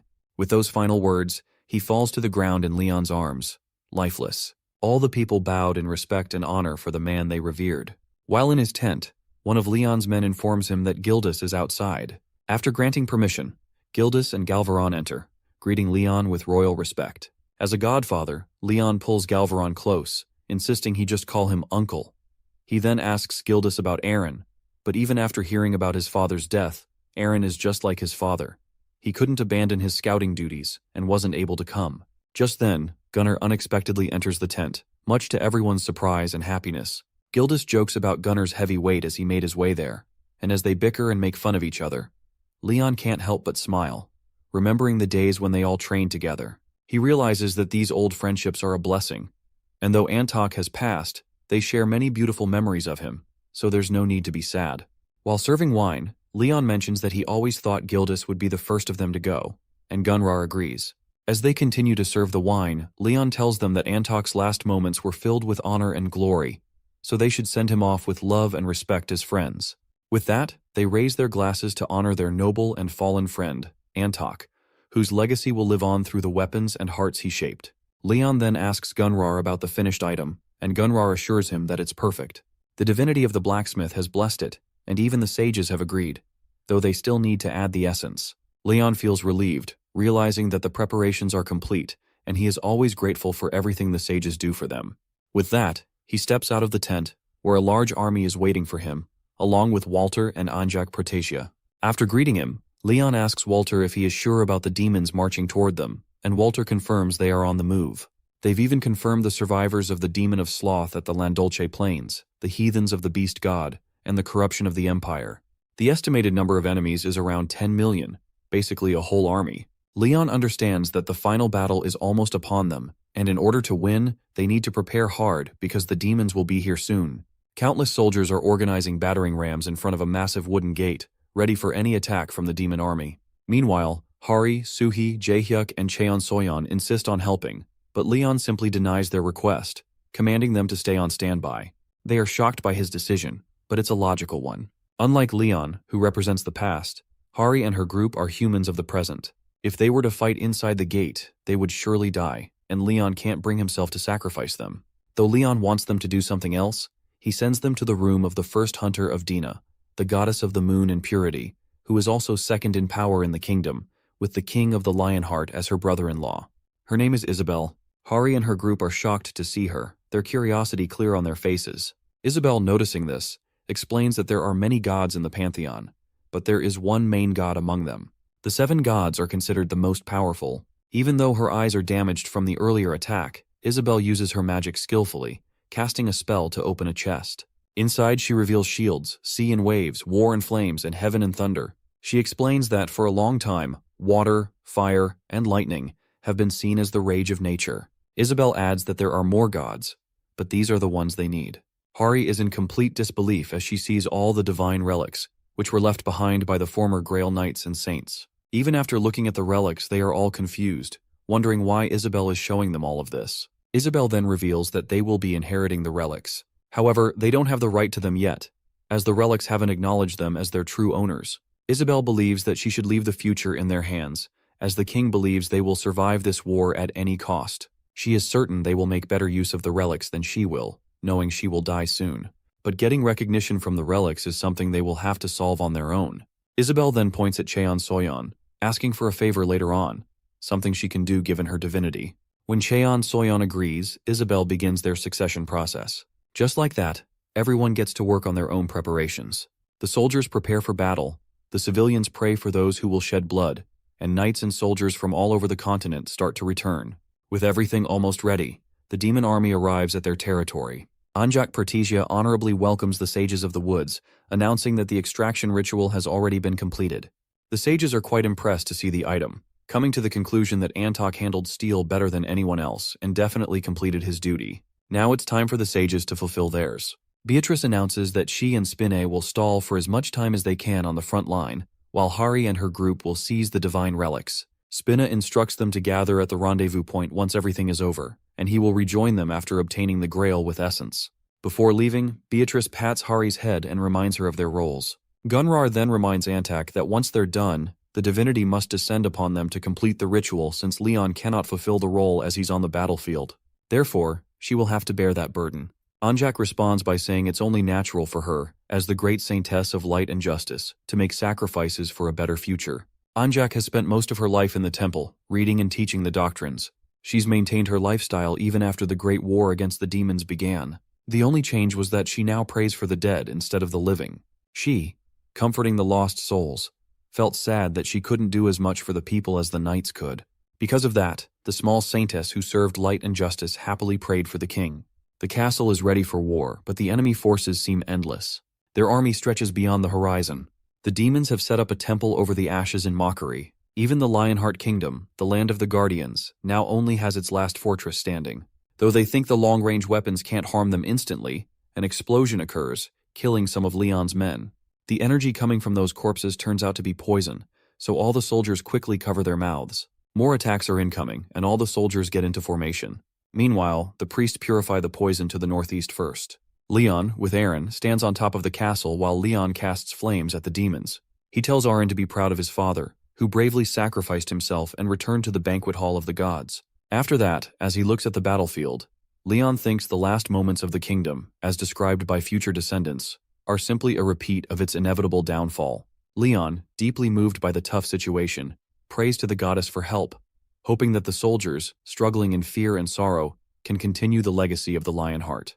While women comfort their crying children and young men fight to keep the war alive, the knights battle to leave behind hope amidst the bloodshed. Leon, feeling the weight of his people's suffering, calls out to the goddess for strength. In response, he feels her presence behind him, promising to be with him until the end and empowering him to act as he wishes. Suddenly, a surge of unfamiliar energy fills his body, and in his rage and determination, he drops his sword, repeatedly slamming it into the ground.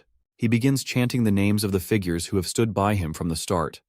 Knight Aaron, son of Antok, the great Grail Knight of Steel, Gildas, the war hero who defeated the great horned giant, Galvaron, the noble elf guardian of the oak forest, and others, all men of honor who fought relentlessly. He declares that such heroes would never accept the demon's mockery, and that they must rise up against those who believe they have already won the war because they haven't, not yet. Leon slams his sword again and again, filled with anger, rage, and agony, hoping to awaken the same fury in his people. He demands to know who he is, and the entire battlefield responds with unity, chanting that he is the half-god proxy for the Pantheon, the guardian of the Grail, and the king of the Lionheart who defeated Malice, the Lord of Chaos. Leon, filled with unwavering resolve, announces that victory is coming, and urges the soldiers not to fear or back down. Their swords and shields will serve as firewood, and the battlefield will become a graveyard for the demons who arrogantly think they will overpower the humans. He urges everyone to fight until the end, no matter the cost, no matter if they die, no matter if their companions die, and no matter if the king dies. His words ignite their souls, and chaos erupts on the battlefield as the final battle begins. Kalakael, leading the army of demons, challenges them, urging them to revere him and calling them inferior creatures unworthy of his presence. He declares that the beginning of evil is older than divinity itself, promising not to spare any of them. With that, he creates fire orbs filled with evil red energy and aims them at them. Leon signals to Roxley, who immediately uses the combined skills Divine Punishment, Flames of War, and Manifesting Sun to counter the demon's orbs. Leon suggests that Roxley focus on the pieces of orbs that might damage the Pantheon, and just like that, Roxley destroys them easily. The demons grow angrier and decide to climb the walls of the castle, thinking it will all be over if they succeed. However, the armored soldiers on the roof are already prepared and shower arrows at them, preventing them from entering the territory. Meanwhile, at the fortress city Pantheon, southern gates, Gildas worries as he smells the meteor fragments, realizing that the fragments alone are turning the place into a wasteland. It will take a lot of time to restore the place's former glory. He can also hear the roaring, realizing that the demons have entered through the eastern gates. Upon the roof, the knights remain vigilant, continuing to fight the demons. Meanwhile, Arin battles the great demon of massacre and destruction, Doomgore, making the demon realize that there are knights who are strong even without being Grail warriors. Arin declares he will kill Doomgore no matter what, fully aware that Leon and Roxley can't move from their position, so he must do it alone. He leaps into the air and lunges toward Doomgore. Inside the castle, Hari and the others have completed the recognition of the relics, but Jaehyuk is still uncertain, feeling that he doesn't have what it takes to handle them. He even considers giving up, believing that this war isn't theirs to fight, and that only Spinne and the king will survive. Given that he has already killed 3 lords, he's confident he would win easily. Hari agrees with Jaehyuk. Knowing Leon always wins, he killed all the demons in the past, and eventually, he met Hari's group at the Black Gate, which was a sign that he would win this battle too. But then something pops into Hari's mind. She suddenly realizes that the final Grail plan was originally abandoned. It was because they came to the gate to ask for the king's help. With 3 Grail Knight-ranked people already absent from the battle, she wonders if victory is still possible. Hari's gaze shifts to the people in robes, and she immediately demands that they take off their hoods. As they do, a strange energy radiates from them, and one of them mocks Hari, praising her for having such a sharp eye. Jaehyuk senses danger and casts full expansion of divine power, but the cloaked figures instantly counterattack, blocking his magic. Hari and Jaehyuk realize they're in trouble as the figures move closer. One of them introduces himself as the Archdemon of Pleasure, Ki, and with an evil grin, he attempts to slash at Hari's throat, aiming to kill her. Jaehyuk, willing to sacrifice himself, pushes her aside, fully aware that this might be his end. To his surprise, Gillingham arrives just in time to block the attack, saving both Hari and Jaehyuk. Isabel also appears beside him, as Leon had already prepared them for such attacks. Quay, who had assumed Gillingham and Isabel were positioned at the front line, is shocked to see them here. The two of them smirk at him, declaring that they won't allow inferior evil beings like him to be in their presence. Deep down, Isabel knows it will be difficult to face 3 great demons and an Archduke demon, but she is a saint, and she won't ever give up. Gillingham, on the other hand, instructs Isabel to throw away her life, and agreeing with him, she quickly casts Divinity Dissension magic. This statement about throwing away life confuses Jaehyuk and Hari, but Isabel tells them to help Han Suho and Cheon Soyeon, as the demons have probably infiltrated the place and the Holy Grail is in danger. They both run off, obeying her order. As they leave, Ki taunts Isabel for having an abnormal condition, doubting that they would be able to fight, but Isabel assures him not to worry because she can crush them with just one finger. Quay's expression darkens. He wants them to pay the price for their arrogance. He summons strange energy around him, making the ground tremble. Meanwhile, Suho and Cheon Soyeon are struggling, surrounded by so many demons, and now it's getting harder for them to cope. Soyeon is gasping for air, already at her limit. She is distracted, and just then, a demon attacks her from the front, but Hari and Jaehyuk arrive in time, and Hari immediately unleashes the powerful spell, Twist, on them, killing them all instantly as the intensity of the flames is too much. They thought it was over, but it's not. More demons are coming, and this one is a great demon, bringing along his minions. He demands that Hari's group get out of his way, but Jaehyuk knows he needs to stop this creature until Spinne and the Queen arrive, or things will get tough. Before he can cast a strong spell on the great demon, all 4 of them are suddenly dragged out of the place by vines. Panic washes over their faces, but they feel relieved when they see that the tree sage is the one who dragged them, following the order of the great saintess, Anjak. She expresses her gratitude for guarding the chamber and announces that the extraction is complete. She explains that this holy grail holds the essence made from the wisdom and knowledge of the forest sages. Hari can feel the immense power it is emitting, seeing it as more sacred than any relic she has ever encountered. Meanwhile, the great demon is trying to break through the door where they've been taken, making them realize that there isn't much time left. Worried, Hari asks what will happen to them once the Holy Grail is completed. Anjak gives her a warm smile and explains that the Holy Grail was an abandoned plan, but because of Leon's change of heart, they've reached this point.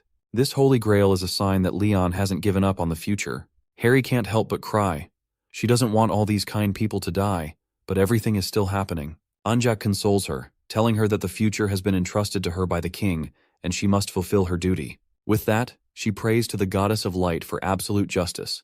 And as she prays and casts magic on the Holy Grail, a powerful beam shoots from the relic, surrounding the entire battlefield. Once the Holy Grail is completed with the blessings of the goddess, Anjak hands it over to Hari. Originally, this power was meant for one person, the King of Lionheart. However, when he saw even a small glimmer of hope for the future, he quickly changed his plan and decided to pass it on to someone who could carry it for the future. At the same time, the gate opens, and Spinne and Beatrice emerge. Beatrice quickly orders Hari to leave, while Spinne informs everyone that the structure holding the place together has been destroyed, and the building is going to collapse soon. They need to leave as quickly as possible. Tears fill Hari's eyes, and a sudden realization hits her that she really has to leave. Overcome with emotion, Hari promises Anjak that she will never forget their sacrifices. As Hari's group, along with Beatrice and Spinne, leaves, Anjak stumbles and falls into Gunrar's lap.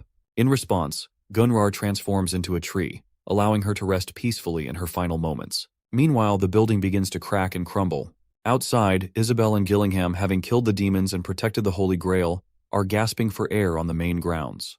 They've given everything to protect the Grail, and as the building slowly collapses, they are satisfied that they have accomplished their mission. The battle is nearing its end, with the fight between the Lord of Wisdom and the Guardian of the Holy Grail coming to a close. The battlefield is in a state of lull, and the demons have successfully gotten past the walls. Walter wants to know from the king if he really wants to continue this fight, which won't end in their favor, but Aaron is quite pissed with Walter's thought process. Meanwhile, Leon remains very calm. He explains to Walter that behind these gates, there are still people fighting. The knights haven't given up yet. Walter is furious. He doesn't get the reason behind this. Only the people are dying. Despite that, Leon requests that Walter let them fight for their honor, for the good citizens Walter wanted to protect, and for all those on this earth who still possess honor, until their flames die out. The world is destined to end, just as prophesied, and the battle is merely a repetition of history. But it isn't meaningless. Leon has made different choices, both for the people from Earth and for his future self. Even if they can't escape their fate, they can still leave behind a seed of hope. They decide to open the main gates, with Leon wanting the world to remember their final stand, and that's fighting for honor, glory, and Lionheart. So they charge forward on horseback, cutting down every demon that stands in their way. Calicael, looking at the scene from afar, creates magic arrays in the air, desperately trying to normalize the evil era. But just then, his gaze shifts to the Northern Army, the Dragonia cavalry, lunging forward, with none other than Karina. For his father and for Lionheart, they all gallop forward toward the demon army. Calicael's anger doubles, and he decides to kill Karina first, casting a magical array on her. But before he can, Leon appears with the power of divinity dissension, 9 wings sprouting from his back. He instantly attacks Calicael, killing him. After the kill, he lands on the ground, slamming his weapon down, lost and full of sorrow, questioning the meaning of a life that only ends with the goddess's will. The goddess motivates him, telling him that he is the proof, the loyalty and faith of all those who fell in honor and glory are within him. He is the knight who will continue their will, so he must keep going until the very end. All the demon monsters on the battlefield tremble in fear, but still provoke Leon. Leon smirks, something inside him having changed. He now not only wants to win, but also wants them to face shame and humiliation. The war he fought alone for 200 years has now begun. He starts killing these small fries one by one because his fate is to overcome all injustice and trials, and his fate is a victorious one. Meanwhile, Hari and her group have returned to Earth. No one could say much. Some cried, and others had flashbacks of the sacrifices. The king, who had been waiting on Earth, only smiled, while Spinne watched the video recording of the last moments he spent with Antok. After Hari and the others came back, nothing really changed. With some luck, Hari regained her positive energy, and the other group members had become more mature. There wasn't a huge difference, but at least they were still growing. As for the Holy Grail of the Moon, Leon was impressed when he saw it in the future. He didn't realize that asking Beatrice about the seedling would lead to this, though he remembers that Gunrar and the other sages of the forest had come up with the plan.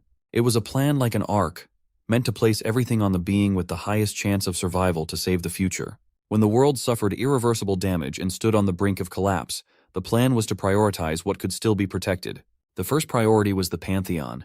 The Pantheon wasn't just a symbol of faith, but also a link to the world. If the Pantheon were destroyed, the power of the divinities would disappear, and paradise would cease to exist. Leon reveals that this was why the gods decided to evacuate to his Lionheart. They were able to keep living because the Lionheart produced divine power itself. When the founding king received the Holy Grail, Ariana had gathered all the world's light, along with the power of the sun and lightning, to create it. The Holy Grail symbolized the kingdom's foundation and was essential to appoint a Grail Knight. Now Leon merges the Holy Grails, transforming them into the final Grail. The Holy Grail of the Moon was created to improve the flaws of the other Grail and serves as a key to picking the final Grail depending on the needs. The purpose of creating the final Grail is the accumulation of species and knowledge. This has the power to build a new kingdom, but it's only possible if Gunrar's seedling will grow. After a while, Leon hesitantly asks Beatrice for a favor. He wants to find some people he's sure are alive. One is Vulcanus, and the other is Karina. He didn't see her in the gods' paradise, and although he can't act like a father now, he needs Beatrice to find her.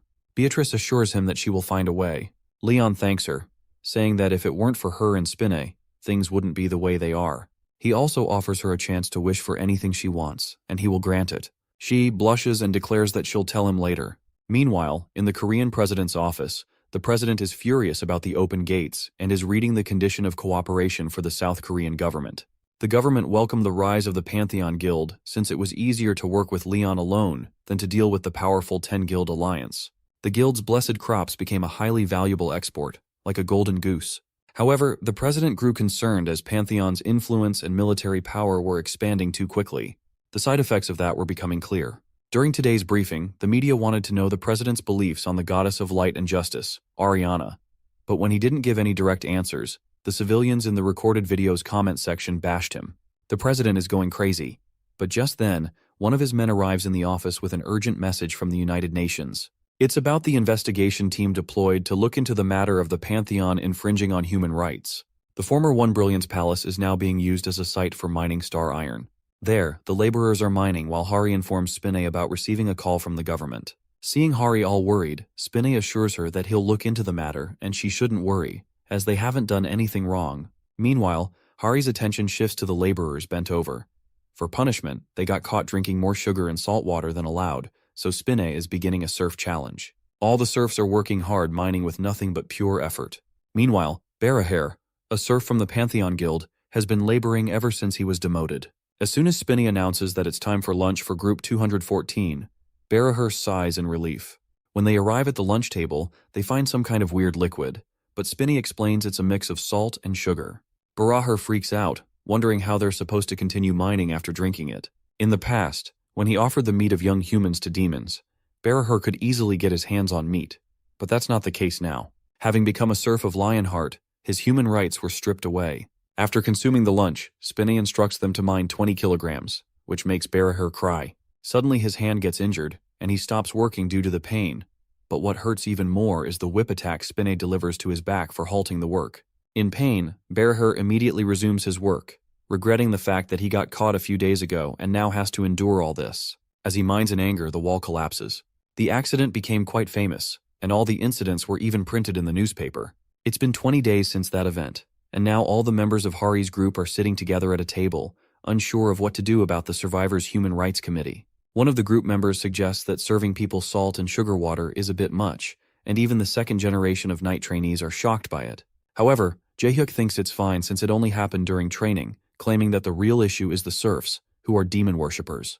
Harry agrees with this, but the Survivors' Human Rights Committee won't be on board with this statement because, of course, the serfs are being treated horribly. Meanwhile, at Incheon International Airport, the United Nations Survivors' Human Rights Committee arrives, and Kang Hyuk, the president of the Korean Hunter Association, greets Louise, the deputy director of the committee. However, Louise is suspicious that the Korean government might be working with the Pantheon and decides not to let him manipulate her. She has protected the human rights of countless survivors from powerful nations and dictatorships, so things won't get out of hand for her. Hari arrives as well to escort them, and they're heading to the autonomous district of Cruciateria first. According to the plan, they're being transported to their destination. Upon arrival, Louise studies the surroundings and realizes that the people here are already well integrated with humans, blending in without standing out at all. When she sees the statue of Leon, she wonders if it's part of their culture, but then questions Hari about whether they face any problems with fishermen, as she heard that the Cruciaterians live on the coast. Harry clarifies that Mopcop isn't only focused on fishing, they're more into shipbuilding and heavy industry, but even with fishermen, they cooperate with the Cruciaterians. Louise then interrogates them about their jobs, and makes it clear that all of this is for the survival of the protected people.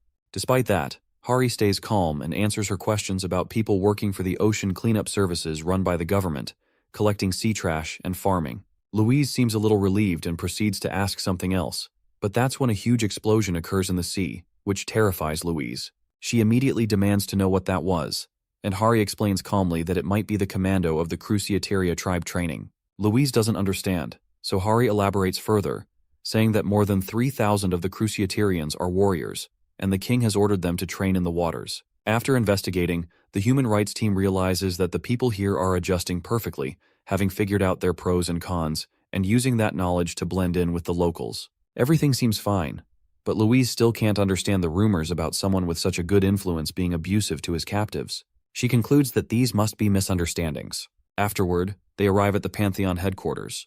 As soon as Louise steps out, all the serfs are forced to smile, claiming they aren't being made to do labor. Their eyes are filled with tears, but Louise has seen this behavior many times in places where human rights were non-existent. Louise Foster worked hard to protect human rights and stay true to her principles, helping guide the world toward a better path, even if only a little. She always felt good bringing back smiles to the faces of those who were struggling, but her experience told her something was off. The way these people were smiling and talking, it all seemed forced to her. Louise doesn't hold back and grabs one of the serfs, demanding he tell the truth if he's being pressured. But the guy, looking miserable and clearly pressured and tortured, lies that he's there of his own will. Louise doesn't understand, and she doesn't know that the moment they entered a contract with Tatar, the divinity of the sun and judgment, they had signed away their wills too. Before she could think more about it, Spinay arrived, instructing them to get going since it was lunchtime. Curious to see what they would say, Louise demands to eat with the workers, and Spinay agrees. As they begin to leave for lunch, Spinay threatens the serfs to smile by showing his whips, and the poor serfs can't help but smile out of fear. At the town hall, Louise and her team are surprised by the delicious food and grand arrangements. She wonders why there is no meat on the table, but at the same time, she doesn't find it strange, considering the nation's food culture. Hari teaches them how to eat the food, and as soon as Louise takes a bite, she feels better than before. The legendary crops of Naju really make her feel alive. These crops have the power to heal all kinds of diseases. However, Louise is shocked to see such precious food being served to the employees. A few employees turn down the meal, but overall the meal goes pretty successfully. Afterward, Hari and Louise walk around and talk. Meanwhile, because it was such a satisfying meal, no one from the Human Rights Committee knows that the blessed crops are poison for those who are evil. In a different setting, Dennis from the United Nations reports to someone about deploying the Human Rights Committee to the Pantheon, referring to that person as a great being. The demon's subordinates had already infiltrated Earth, not just as civilians, but also as government employees and even members of the World Hunter Association. Their ultimate goal is the downfall of Earth, with their first step being to expand the rights of orcs. If the orcs were to become the majority species, chaos would obviously erupt. Dennis then shares his perspective with the Great Being, saying he doesn't think the government can do anything about all of this. The Great Being agrees but tells Dennis to manipulate the media and provoke him even more. He shows Dennis the video of the Star Iron mining wall collapsing, killing tons of people. Dennis watches the recording of Leon ordering his men to load the serfs' ballistas. Seeing all this, Dennis trembles in agony and rage. He now wants to punish Leon, the king of Lionhearts, but at the same time he hesitates, fearing they might be caught. The Great Being reassures him that with the artifacts he gave Dennis, he should be fine during the inspection. However, things turn upside down instantly. One moment, Dennis is set on punishing the king of Lionhearts, and the next moment, all the members of the Human Rights Survivors Committee are hanged at the pillars, with civilians chanting to burn them alive. Spinna orders the knights to begin the trial. Without further delay, the knights move forward with fire, and in the 21st century of South Korea, stakes are set up.